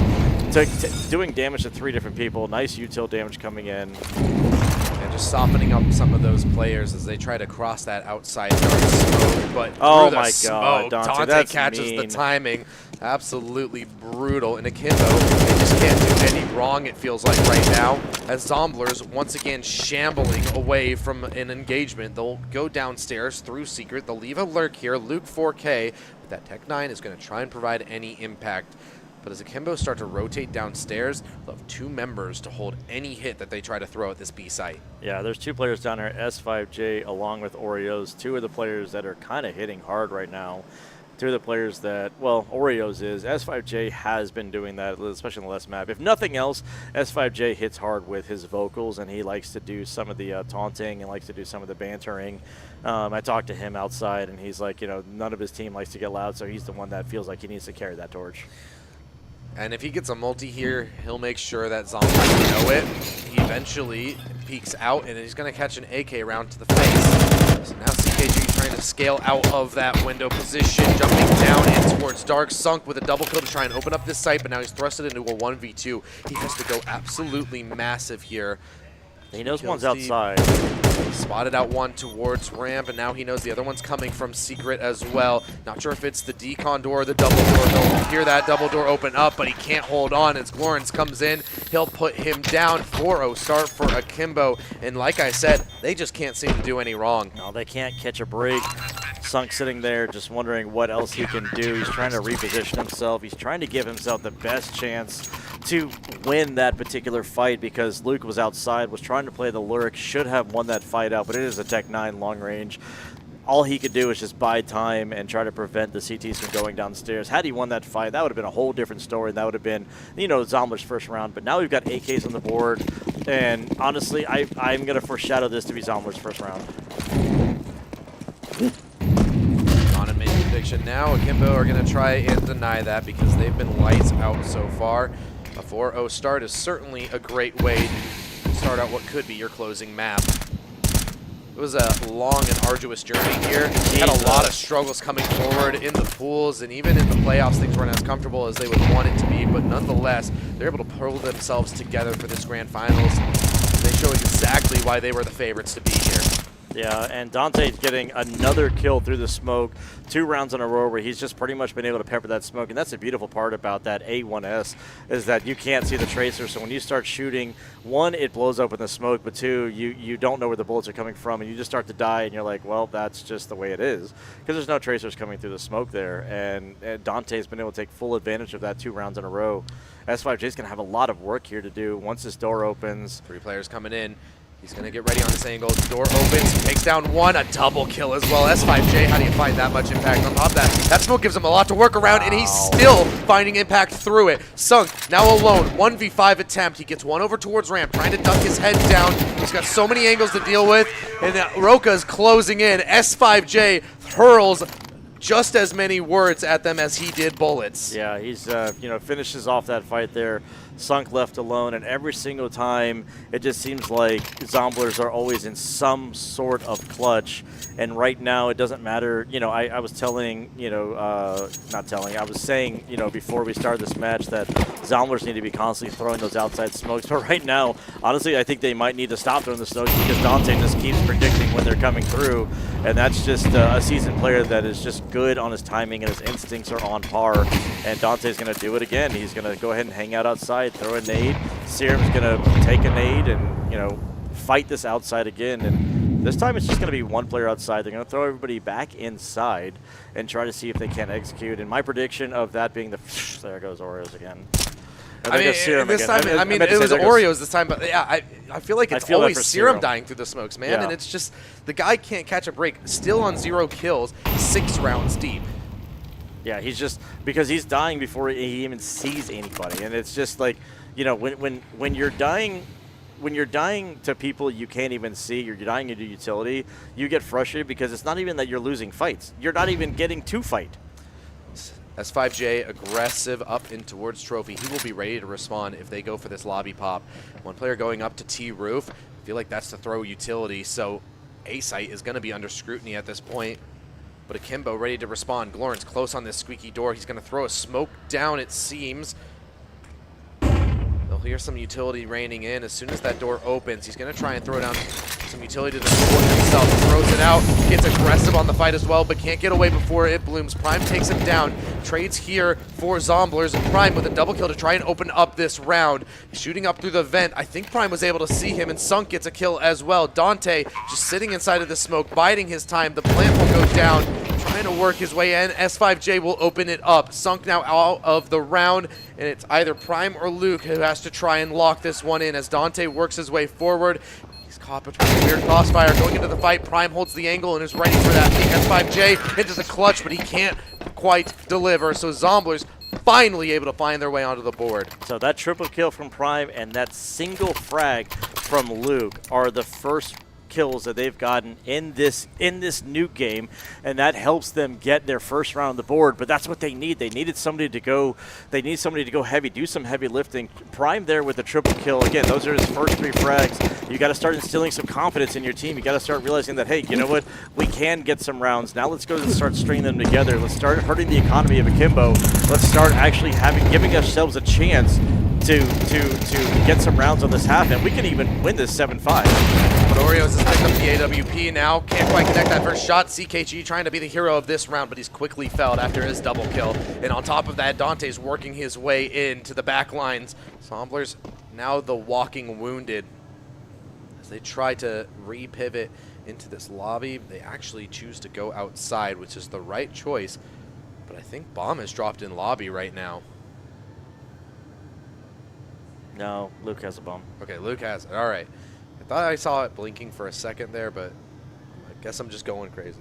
It's these lights in our face. Yeah, it's all good. Yeah, and S5J, he heard the footsteps, but since they're not coming east side, he's going to go ahead and reposition himself to kind of fall back there, maybe thinking they're just taking their time, and they're going to go ahead and split up here.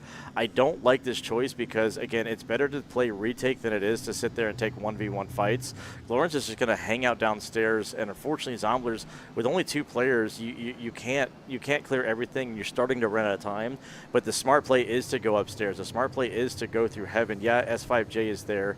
They have 2 flashes and 1 grenade, and there's 1 molly on the back of Luke. Question is, where do you place that Molotov? So, you know, you're going to throw it out potentially for Hut. Yeah, Throw it for Hut and just drop in. Leave 1 player upstairs. Luke's going to play downstairs. Play the high-low game, and then now S5J has to wait for Glorance to come back up. They both have kits, so it doesn't matter how long it takes. Goes searching. This could be a problem. He overextends and ends up dying without a proper trade, then they can eliminate these angles one by one. They'll start to throw in utility, trying to figure out where these players have tucked in. Sunk, he needs to be the hero of this round. It feels like from that heaven position as his teammate goes down. Jesus. No way! Akimbo are so ready for that setup. Zomblers just can't catch a break, man. I mean, they had the positioning there, and again, the problem is, like you said, if Luke dies there, he can't get traded. He doesn't feel like he can go inside of Hut and reposition himself because then he can't get traded back. And then you've got who was behind him? It was Luke and whoever was up in heaven. He feels like he can't expose himself. He's trying to play the game where it's like if they come up through heaven, they come outside. You know, he's got to stay there. So unfortunately, they were trying to create a crossfire, but it wasn't the best crossfire. And you've got that of the Zomblers who are just sitting there trying to figure out what to do. And again, it was Luke and Sunk, I think it was at that point. Yeah, it was Sunk up in heaven. And unfortunately, again, Sunk doesn't want to expose himself too much in Raptors. And again, hindsight's 2020 because he's waiting for people to come up heaven maybe. And so it's like, hey, Luke, you just have to win that fight. Ultimately, it does boil down to Luke, like you have to win that fight. You got to come out, you got to hit those headshots. And unfortunately, if you're going to put yourself in that close position, that's a great place to be at, but you still have to hit those fights. I mean, maybe I would have preferred Luke to maybe go on top of HUD to get a better angle on Mini. But again, it's hindsight.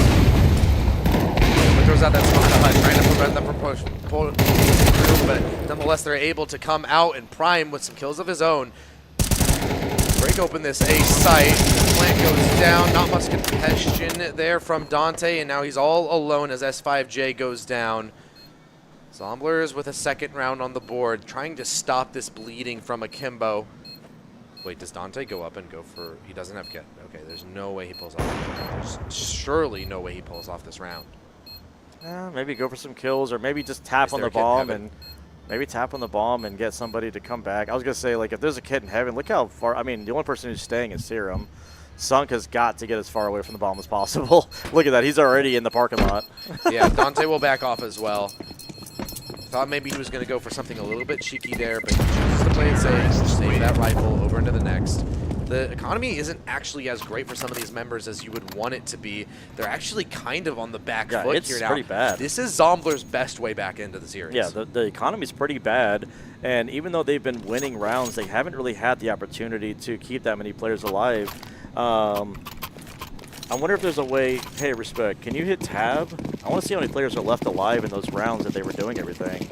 I don't know if we were able to hit tab just so I can see that, but, you know, it's chill. Because it just seems like, you know, even though they won 6, it doesn't seem like they have a ton of money to. I don't know if they've had a lot of players left alive. Roka with the XM. We haven't seen the XM come out. This is the first time we've ever seen it. And he gets 1 there, making himself some money. And S5G is inside the smoke. He's going to roll them down. That's a double kill. Oh, my God. That MP9 just rips through Zomblers. They have a low economy, yet still making it work. Akimbo are on a tear right now. Sunk trying to wrestle things back. A kill with that AWP. And Serum stranded in this A-bomb site. He could get caught on a timing, but he looks back towards Vent. Roka now out of the round. They're stringing this back together. Trying to reconvene inside of lobby. They'll go back in towards the A site, but now Oreos, he's here ready over towards Skinny, and he tries to swing through. He hit him through the smoke? Oh my God, what a proactive shot. Now a double fakes in through heaven. They have to try and drop in, burning away on the Molotov. Dante just has to drop out. He's I in wish we their had Inferno replays. now. I wish we had replays. Unbelievable. I wanted to see that one back. They'll set up for the flash play. Everything lies on S5J, and Serum turns the flash. He doesn't turn the second one, but S5J doesn't clear it, and now it's all left up to Dante, but there's so little time. He has to drop out of heaven, and Serum just shuts him right down. Akimbo turned that into a 5v2, and somehow Serum and Sunk, the 2 S's on the team, pair up together to get themselves a full house and piece together that round, and 1 by 1 they pick and pluck Akimbo out of the air and somehow scrap together a third and put Akimbo on a pistol buy. The first time I've seen Akimbo actually on the back foot, on the back lines here, backs against the wall. It's the first time I've seen this in a long time. All 5-7s here from Akimbo. God, if we see this round pull through, I won't know what to say anymore, Ice. The worst part is Akimbo have been on fire with these 5-7s. Okay, thank you. Lawrence goes down first, 5v4 for Zomblers. There needs to be a multi. There needs to be somebody who goes massive here for Akimbo. Rope is tucked in towards the squeaky door. By this time away, but anticipated in this position, CKG just spray fires, and there's no way for him. He heard the ding, so he knew he was there.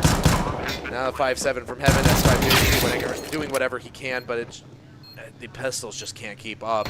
And Zomblers, is this how they get back into the series? Is this their ticket back into the grand finals?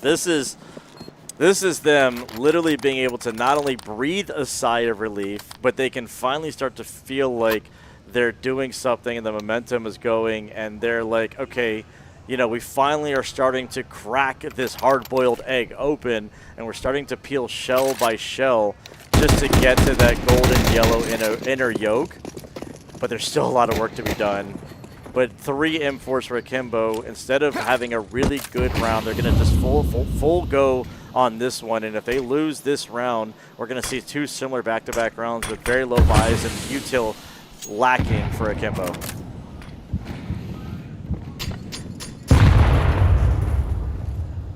Akimbo, for what feels like the first time in forever, are kind of on the back foot. They might have the lead in terms of the round, but this can quickly spiral out of control.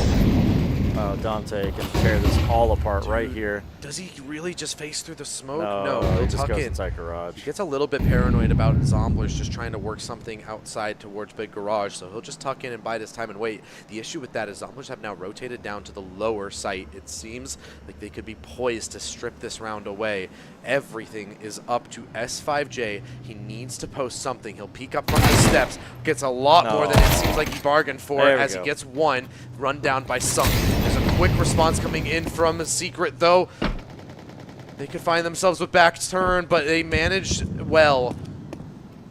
Those AKs are able to hold on. Now the last remaining players down towards the lower site, and Serum is able to strip away one more. Oreo is the last one remaining, and he knows that they're spread out across the map. He tries his best against Sunk, but just gets put on the ground. Yeah, I saw Luke playing that that kind of lurk position, but last time he only had a Tech 9. This time he had an AK and won his fight. Everybody else winning their fights downstairs. S5J just with that MP9. He gets one. Honestly, I would have preferred him to back up. He did peek his head back up and gets taken out by Sunk. And this is confidence building back up for Zomblers, and we could easily see a 6-6 half. Roka's got the XM again. He got one last time, but I would love to see him get multiple. Just kind of hold that left mouse button down. If Roka gets a multi here, S5J will never let Zomblers live it down. He's been so vocal this entire game, and losing to an XM would just be devastating here for Zomblers. At the very least, they've recovered this half. Up to 5, that's fine for your T side of Nuke. It just means you gotta do a little bit of heavy lifting on your CT side, and a pistol conversion is all you really need to get back into the fray. Roka, though, with that XM already taking one out of the mix here, and Molotovs cut them off from any trades as well. Zomblers operating at a deficit. Yeah, you can't let Roka get that kill and not get traded back, and he didn't even take that much damage. Like, the fact that he got that kill. They try to flush these players out of position, but they just hold firm, and there's no hit behind it for Zomblers. Now they start to walk in. That MP9 just shreds through one. Serum quick to trade it back. Lorenz now taking up that mantle, holding towards the squeaky door, and they're being assaulted from the back as well. They pinch into lobby, and Zomblers just can't hang on. It's 7-5 at the end of the half. Akimbo keep the lead. Yeah, they keep the lead, and that was a situation where it could have easily been 6-6. And, you know, that opening frag from Roka there with the XM, and then everyone just kind of crunching inside lobby. It's like, all right, they slowed the pace of play down. And honestly, in that round, I would have kind of liked to see Zomblers kind of get a little bit more aggressive and maybe just do like a fast A-pop. And you're looking at the operas between each other, and I've hardly even seen Oreos even get an op.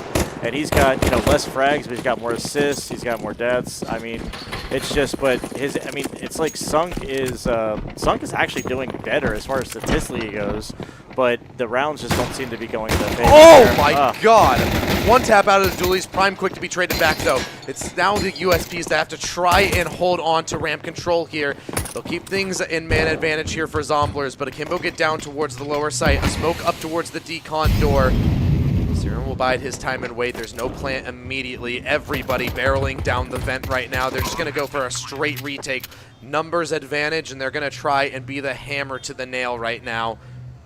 Oreo's re-clearing ramp. As he re-clears this, if he gets just that little bit of information and starts to confirm that there's more and more members over towards this backside, Dante can just sort of tuck in and bide his time and wait. They'll break open the control room window. Dante gets that first, but it's all left up to Oreos, and he can't hold on. Zomblers with their best chance back into it. So I'm taking a look at this. You know, that's a 6th round on the board for Zomblers, but I'm taking a look at this map specifically. Zomblers have only had one successful opening frag in 13 rounds.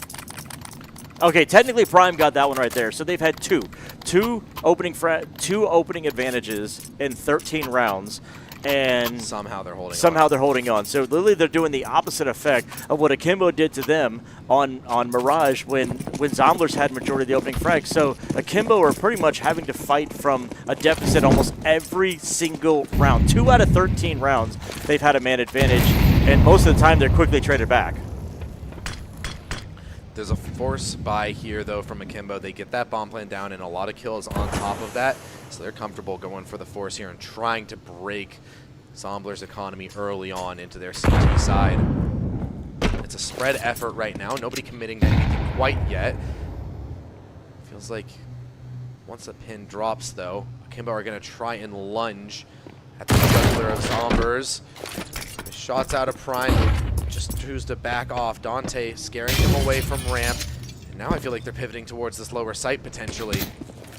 One over towards Secret. Serum just trying to hold on, not overcommitting, not giving up his life, but an opening kill here for Akimbo. Can Zomblers continue to operate at this deficit? Can they continue to stack up rounds when they have not gotten openers? Yeah, Luke knows they're wrapping around. He heard those footsteps. Pivoting to help. Now they go up to heaven. Luke holds on, trying to get a kill long range with that MP9. Softens them up. The M4 now peppering away. A massive HE comes in, but it's still this 3v3. Finally, advantage given over to Zomblers. They're going to start planting towards the back of the site. Akimbo trying to hold on from the silos, but they're losing members. They're losing bodies, and Zomblers are gaining chances into this grand final. There's a total of 29, 19, 48 HP between the last 3 players of Zomblers. But the fact that 3 players are left alive, means that they can start building their money up and they can start doing what they need to do to start rolling some of these rounds together. And, I mean, at this point, it's just Zomblers are fighting back. They're having fun. They're hitting hard. And, that's starting to ring true. Like, hey, you know what? Screw strats. Just have some fun. Play reactive Counter-Strike. Go do stuff. And now we've got a tied game here. And you've got Sunk on 15 frags right now. He's had 5 multi-kills, almost 120 ADR on him right now. He's been the hero of the Zomblers at the moment.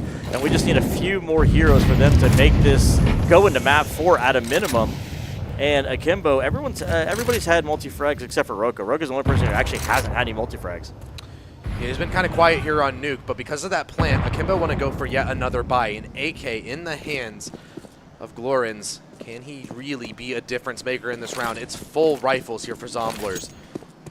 As they prepare themselves for another force buy here from Akimbo. Oh my god, Dante just gets shut down outside. They lose their secret presence, but Prime taken down over towards ramp. Now a hole found in the Zomblers defense. They need to start evacuating and getting into some panic positions. Down towards Decon, one will go. Luke is going to try and disrupt this lower site hit as Serum gets one of his own. They're going to start to split these players across multiple angles. Planting safe from the Decon door. Good heads up decision by Akimbo. And now Oreo just starting to wrestle things back, but Sunk into the fray. He gets traded back. Oreo's trying to be the hero right now. Brings us to a 2v2.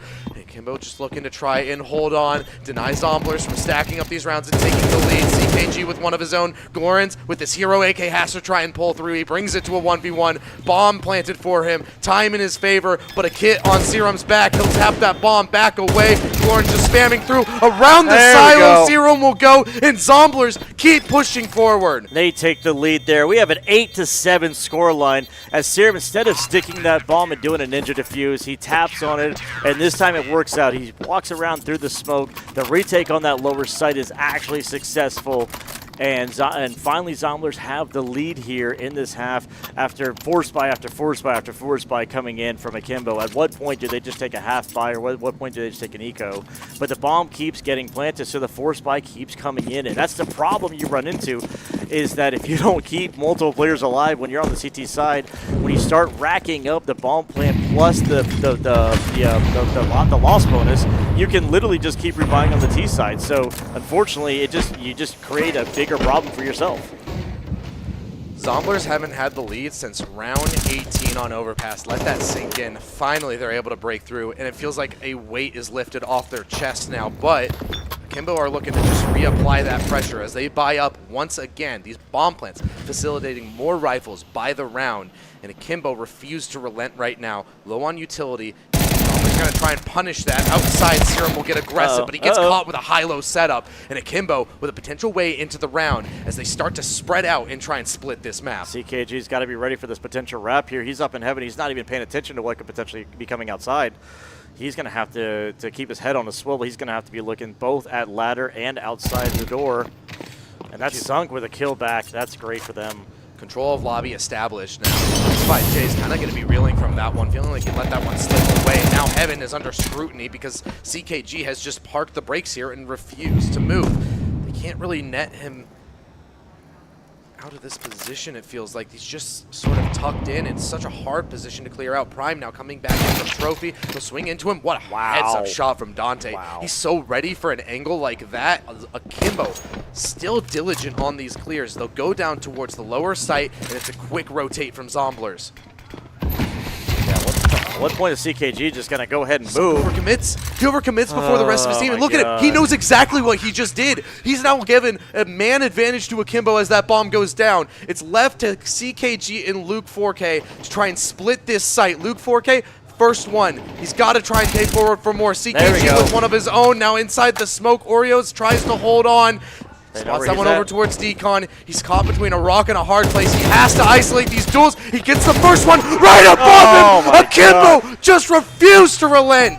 Oreos is a hero for this team. He gets the final kills. He puts himself with the back against the wall to make sure that CKG couldn't actually get a shot on him, and Luke peeks out and unfortunately loses that fight out. And when CKG comes in to try to help him out, he's not able to win that fight. And the fact that Oreos can win that fight from lower to upper was crazy. And you've got Sunk that went in and is just shaking his head, realizing, like you said, he put his team in a disadvantageous position to basically give over that round. Sunk now caught out outside. He catches a nade over towards red. Man deficit again for Zomblers, but this is where they've thrived, weirdly enough. And it's on a low buy, so if Akimbo get over-aggressive here, if they overplay their hand, then maybe Zomblers can hold on here. It's still tied scoreline. Both teams on the brink of economic ruin. So much lines on round 17. So much lies up right here to set themselves up for who's going to go ahead and actually take this series. Zomblers have not given up, but they're starting to get tilted. They're starting to get into their own heads here. They're starting to play, individual hero moments when they need to start playing like a team. And they're starting to have these tilt moments, and that you've got to just start erasing those things. And this is where a more seasoned team is going to be better off. They're going to be able to erase anything that happens here. Nice shot from Luke there. That's needed right now, but S5J quickly traded back. CKG is out of the round. Zomblers still at a man deficit, and this round is starting to just really play out to low time. They'll have to make a decision in towards lobby. S5J will get yet another one, and this feels like it's kind of done and dusted for Zomblers because they go towards the upper site. Akimbo now have access to a free bomb plant, and Prime's left alone. He'll pick up a kit, but what is he going to do with it? 5-7 in hand, gets one, but brought so low, and he's locked into Hut. Akimbo makes sure that that's his grave. Yeah, the comeback that was something is now been erased. You have Akimbo who's sitting here saying, hey, you know what? It's fine. You can have the lead, but we're going to take it back. It is ours. It's our territory. This is our map. We're going to go ahead and dominate. And Akimbo, they're feeling good. They're feeling themselves. Lauren's going to go ahead and stay on that M4. He likes that. Half buy coming in from Zomblers. Yeah, we've seen half buys win out, but not when you don't have any armor. Nobody has armor on the Zombler side. And you just got to play rat positions. You got to be able to play trades. And if they go down ramp, Prime's going to be in trouble. This is a hard position to clear. This is a real test to whether or not how broken the 5-7 is. Can he hold on when that's all he has to lean on? Not even armor to protect him. And a nade will go in, so much damage off of it. And with that, Akimbo even this up to a 4v4. Yeah, I mean, an unarmored opponent takes so much damage from a grenade. It's kind of crazy. Like, you can do 98 damage if you landed right on top of them. And so he was pretty low, and that nade just took him out. Just having armor, he would have plenty of time to be able to fight. But again, it's a 4v4, 50 seconds left as they're walking downstairs, and all of Zomblers are still on this upper site. Actually, I lied. There's 4 downstairs. They're all downstairs. Uh-oh. Don't do this, Akimbo. Don't walk into the stack. They're all downstairs. This is crazy. They have no This idea might that actually they're work walking out. into This it. gamble might actually work out if they go downstairs. But they're not moving. The bomb is still on ramp. It's still in ramp roof. They're not moving. They're waiting for Zomblers to make a move, and they're like, all right, we're going to go downstairs. And Zomblers going to open the door and say, surprise. But it's such low weaponry. 2 USPs, a 5-7, and a deagle. They catch him off guard here. Heads up fight from S5J. Just jiggles out and tries to spot them over here towards control room. Condor opens up, Serum run down, Luke with one of his own, the USP somehow finding impact, but it's just not enough. CKG, he has to close. He has to do it with a 5-7. First one found, headshot at close range. Oh, he got it! In the back, Zombers are just right on their tail. The pistol round, they had 2 USPs. They had 2 people who didn't even buy into it. They had 2 5-7s and a deagle, and they still managed to pull it off. Like I said, Akimbo walked into the stack. They opened those doors and they said surprise. They somehow pulled it off. Oh my God. That has got to be a sigh of relief. They've got to be feeling good about themselves right now. Oh my God. That was crazy. To tie the game back 9-9. I mean, how wild is it? I talked about Zomblers not touching the lead since round 18 of Overpass, and now we're tied up at 9-9. The exact thing that they looked down the barrel of when Akimbo started to mount a comeback, and it's round 18 where Zomblers finally break through and crack the mental of Prime's Akimbo. gonna need to go Prime. Zombies go absolutely nuclear here on ramp. He throws that nade, he just tries to back away. He doesn't want to overplay his hand. Like you said, they need to play like a team right now, but he has to shine as an individual. It's that first one on the S5J, another one coming in. He gets traded back, but now Sunk is in from Decon, trying to correct his errors from rounds before. 2v2. They get that bomb down. And the retake is on here. Zomblers, they're playing like they have nothing to lose. And they don't. At this point, you throw everything at the wall that you can. Including the kitchen sink. Go up towards control. Opening up that double door is Luke. They're going to try and split these angles. It's just such a hard position to work out. A Molotov to try and cut off at as many angles as they can, but they're caught between this crossfire. Lawrence from ramp, he's just so hard to root out. And on top of that, Luke is starting to run out of time. He'll back away. This round belongs to Akimbo. Zomblers just cannot pull away. They keep fighting. They keep trying to retake.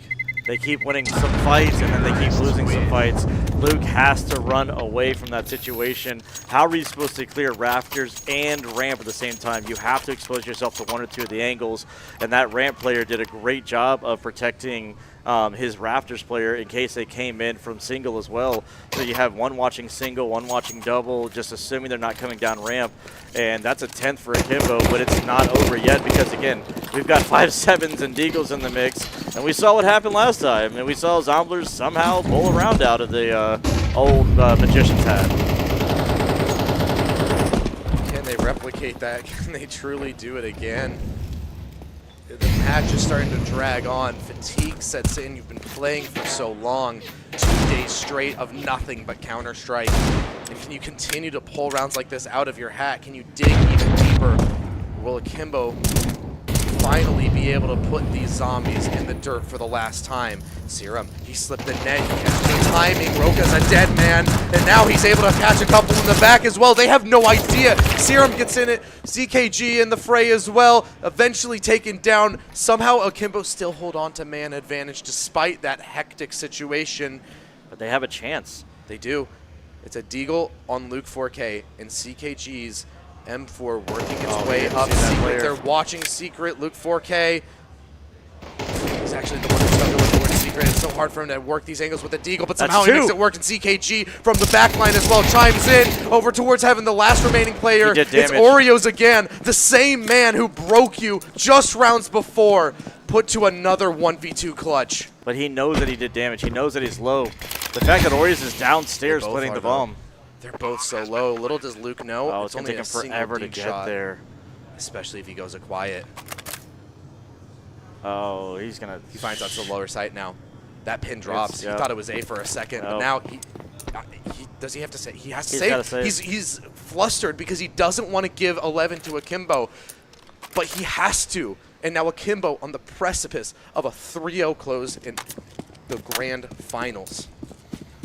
9-11 scoreline. Luke has to save this because it's going to have to be a save. They're going to have to play for the tie. This is so unfortunate. That one hurts. That one hurts.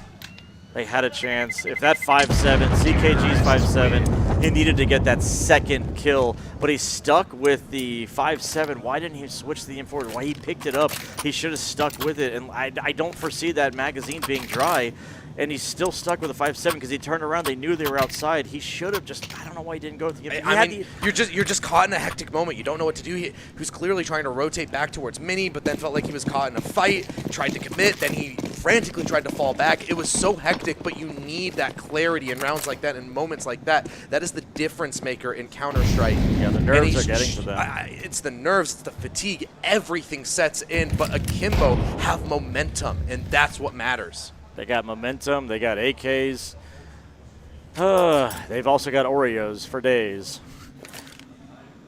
Running on a bit of a sugar high.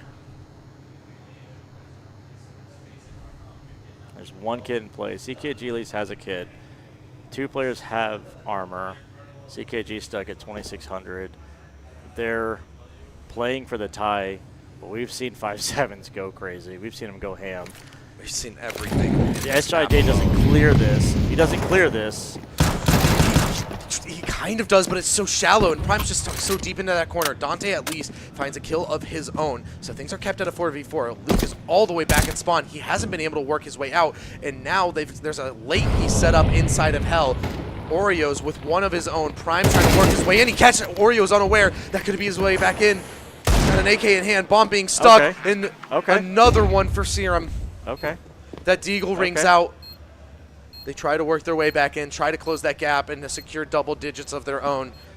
Does Serum just go through the smoke? No way. And Roka holds on. It's a 2v2. They try to scale into the site. Prime's with one of his own, and it's going to come through here for Zomblers. They keep staying alive.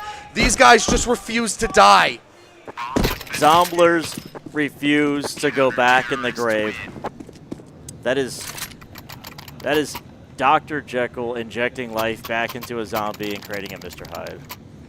Actually, it's the other way around, right? Yeah. Jekyll's the Jekyll's actually evil the one. evil one now. Yep. You know what I meant. I know what he meant. I'm picking up what he put down. My God, though. But double digits for both teams, 22 rounds in. And we might be going all of regulation as Akimbo are economically ruined. They're going to play for the next.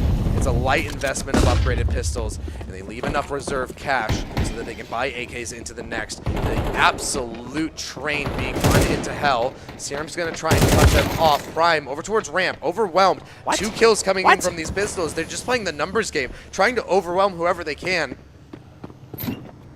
And Zombo have to try and react. Missed shot out of Sunk's off. And now he's out of the round. Dante with that recovered AK is making the difference right now. Is this how Akimbo get match point? Another low buy victory? It's low buy after low buy after low buy. It's just both these teams are refusing to relent, and no matter what they have to do to scrap it together, they'll do what it takes. But there's 2 low players. That's the only thing that's going for Zomblers, is that Dante and Glorance together have 51 HP. Dink by any of these weapons is done. M4 can do some damage, and there's kits on both of their backs. Lawrence is going upstairs. He's got the bomb. If he drops that bomb, if he gets exposed and drops that bomb on site, they're in trouble. Dante didn't even have armor, and he's 2 kills deep right now in this round. His impact has been felt. Now he needs to rely on his team to possibly clean it up. Is CKG known at this vent? I think he might have jiggled out, and they saw the barrel. No, little peek out, eventually found. He tries to activate here from Mini, but Oreos just shuts it down, and Luke now trying to rotate his way back up. I feel like you have to give this one a whirl. You may as well, but it's just such a rough economic position. You can't. He doesn't have a way in. A full belt of utility, a kit, and an AK, and you have no way in.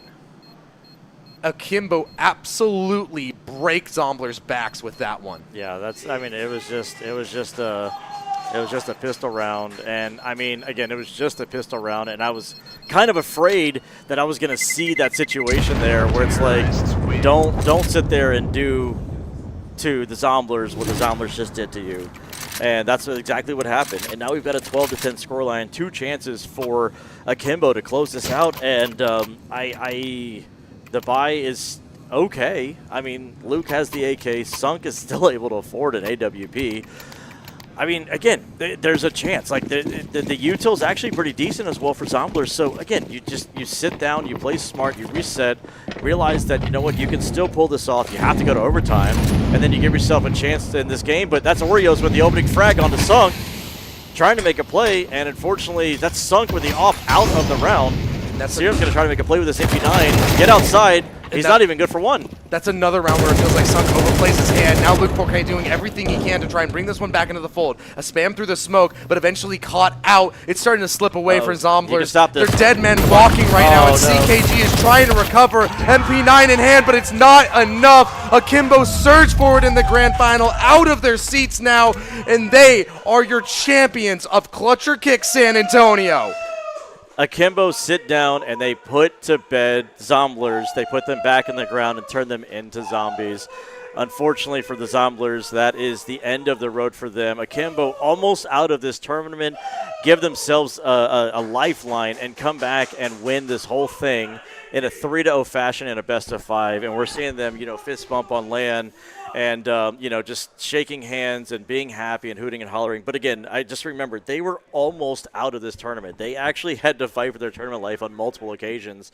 And, that was crazy. They sweep the Zomblers 3-0, and I really thought the Zomblers would have put up a little bit more of a fight. And I'm not saying that they didn't, but that last particular map, again, we've had 13-10 twice, and I think 13-8 on overpasses or on Mirage.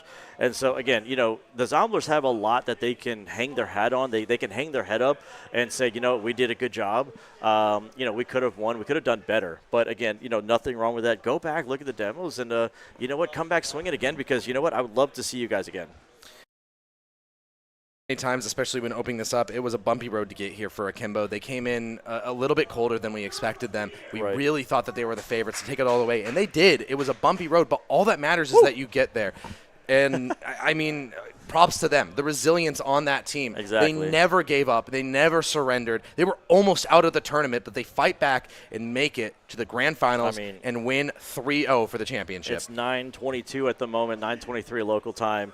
And, we've been here since 10 a.m. every single day, going all the way till about 9, 10 o'clock at night. So, many hours, 12, 15 hours, you're at the LAN Center for 2 straight days, all to just go ahead and win everything here and, make it happen. And, congratulations to, Akimbo for winning this. Everybody on that team, I don't really know who the MVP would be because, again, we've seen moments out of Oreo.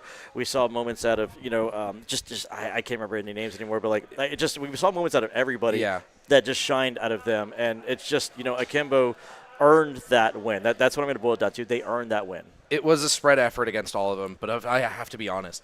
I think the MVP is Oreo for one round. That round that he was on his own on the lower site, split between Decon and Ramp, and somehow, some way, he pieces that one together. That breaks Zombler's mental. And they never felt like they fully recovered from that one. And although they kept it close, they just never could claw back after that. And I feel like that was the turning point of the game. Yeah, it just, unfortunately, every single time it felt like, the Zomblers had an advantage or they had the opportunity, to have the man advantage or any sort of chance to get back into either a round or a map in general. It just seemed like Akimbo just had an answer for everything. And it seemed like they just had the read on them all the time. It's just like you see, Apex on Vitality, just always having the read on his opponents. I felt like Akimbo had the same thing over there on their side, and every single time that the Zomblers kept trying to attack, they just kept getting shut down, or they had good retakes. And overall, it was just a very good series coming out of them. I've enjoyed watching both of these teams. Honestly, I've enjoyed watching every single team that was here at the tournament. So I don't want to just knock on anybody or praise anybody. I've enjoyed every single match that I've watched. We've had highlight after highlight after highlight. We've had aces, we've had clutches, we've had knife kills, we've had so many great moments in this tournament that I know they're tired, but I don't want it to end. I wish it could have gone on longer. I wish we had more that we could do here. But at the end of the day, it was an amazing event, and it went great, right? For a lot of people, this was their first LAN experience, and a lot of them, they said it was amazing. A lot of teams that were here, they said that they really enjoyed the way things flowed. Yeah, there were some hiccups here and there, but overall, I think everybody walks away from this having an amazing experience, and at the end of the day, that's what you need for a region that's trying to resurge. You need to band together and try and just piece together whatever you can, just like Akimbo did throughout that entire grand final. It didn't matter how scrappy it got. All that matters is that they kept that fire alive. Exactly. Just, this high level of competition inside of a LAN center, with literally 0 ping, it goes to show the difference with that you have online, and then you can just hit harder, you can hit faster, and one of the things that I heard from somebody when I was over in Vegas, I was just kind of listening to players talking all the time that have never been to a LAN. Like when I went to Level Up Expo and I was listening to the players and talking with them, taking pictures and everything, one of the things I heard from a player was on LAN, because it's so much faster, don't ever think trigger discipline's a thing. If you see something, do something, make it happen. And sometimes nerves can get to you. We were able to get this HLTV coverage and get us posted on here. And sometimes the nerves can get to you, the land can get to you, the money can get to you, the fans can get to you, everything all encompassing. It's like you take that experience, and the next time you come back, we could easily see Zomblers taking out we can easily take Zombler's, taking that in. But we are going to have Glorens, the IGL of Akimbo, that's going to be on the mic with Mr. Vincent, and we're going to throw it over to them for a quick interview, so we can go ahead and hear a little bit from Glorens. Alrighty, we have returned, and I have the privilege of being alongside our champions here at the Clutch or Kick 2025 and the team captain of Akimbo, Glorens. First and foremost, dog. What's going on, brother? How are ya? I'm doing great, but how are you doing? Am I allowed to curse? I'd say avoid it if you can. I am fucking pumped up right now, man. Especially with my team here. And just like we've been a team for a few seasons now, and I love all these fucking guys so much, and the amount of hard work we put in, especially for me, man. You know what I mean? Especially at 32 years old, still putting on for us old guys. Man, at the end of the day, in gaming, age is kind of just a number. I guess unless you reach like 50 or something, but I'm still gonna try to put on for us old guys, man.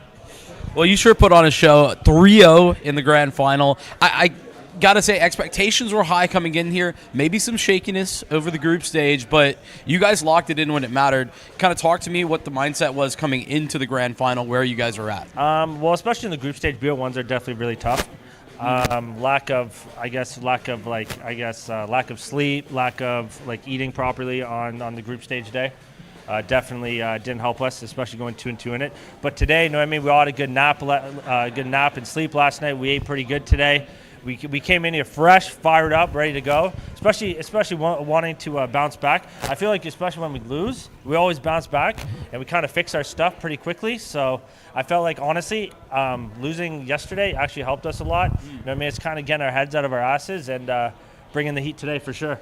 Well, y'all definitely did that. And you specifically actually playing damn well. Talking about bringing it for the old guys. Well, clearly still capable of pulling it off in the server. Is being on LAN just such a different beast? Is that a huge buff for you?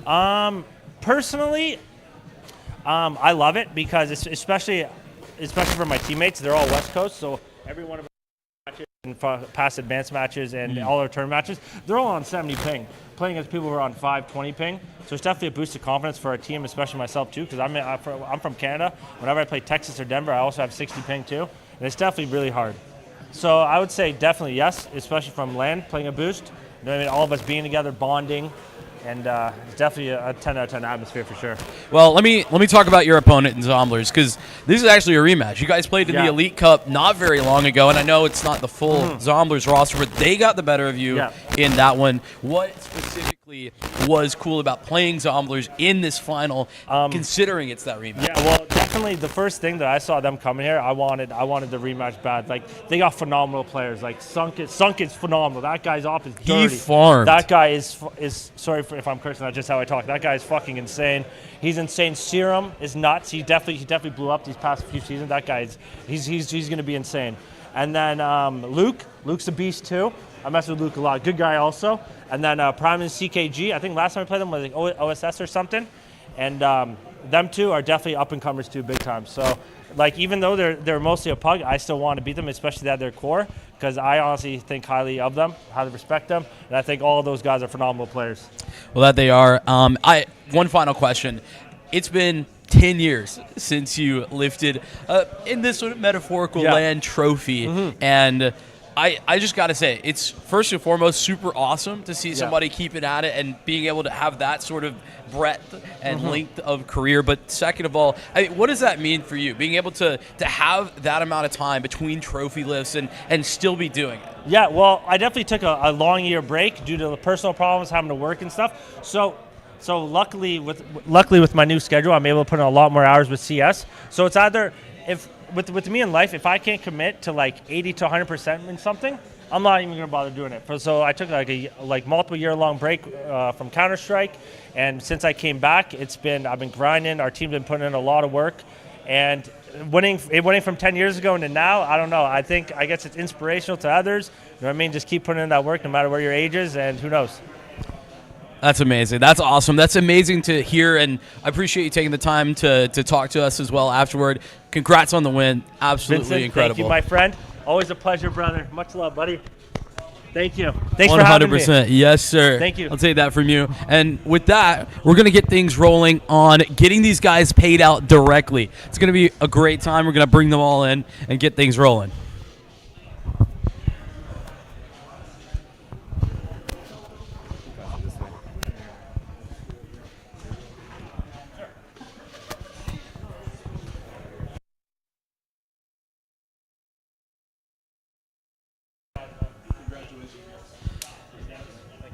And with that, we have Team Akimbo, your 2025 NACS Clutch or Kick champions. Thank you. Thank you for having us.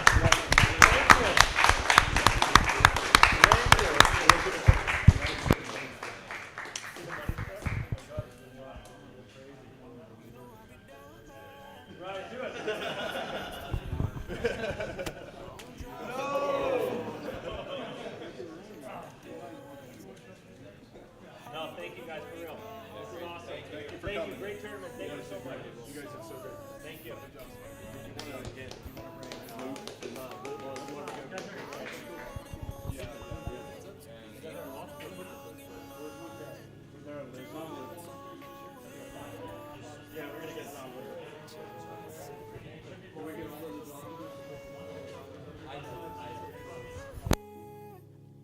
Who you gon' love when I'm gone? What you gon' do with the distance? Who you gon' call when I'm lonely? Who you gon' love when I'm And second place ain't so bad. We have the second place, the runners-up in Zomblers. And Luke is out of there immediately. Take the money and run.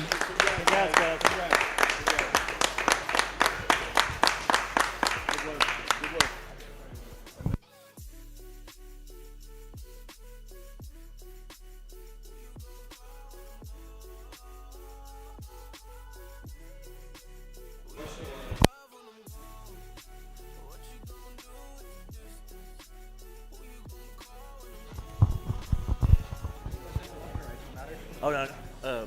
You know what? Come on, Luke. Hey, let's talk for a second, Luke. Let me. I'll talk to Luke for a second. Why not? And then we'll roll off here. Let me turn that on. Yeah, let me turn that on for you.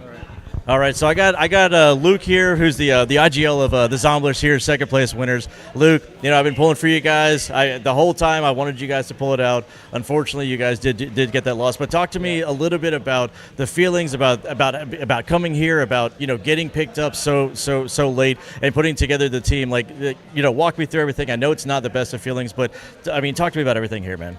Coming to this LAN, it was kind of like a last-minute thing, kind of. Like, we decided to come, I think, like 10 days before the LAN event, and we got somehow the core of our team to go, and that was nice. So we have like some matches for BRS now, which is like cool, and we had Prime and CKG come out too.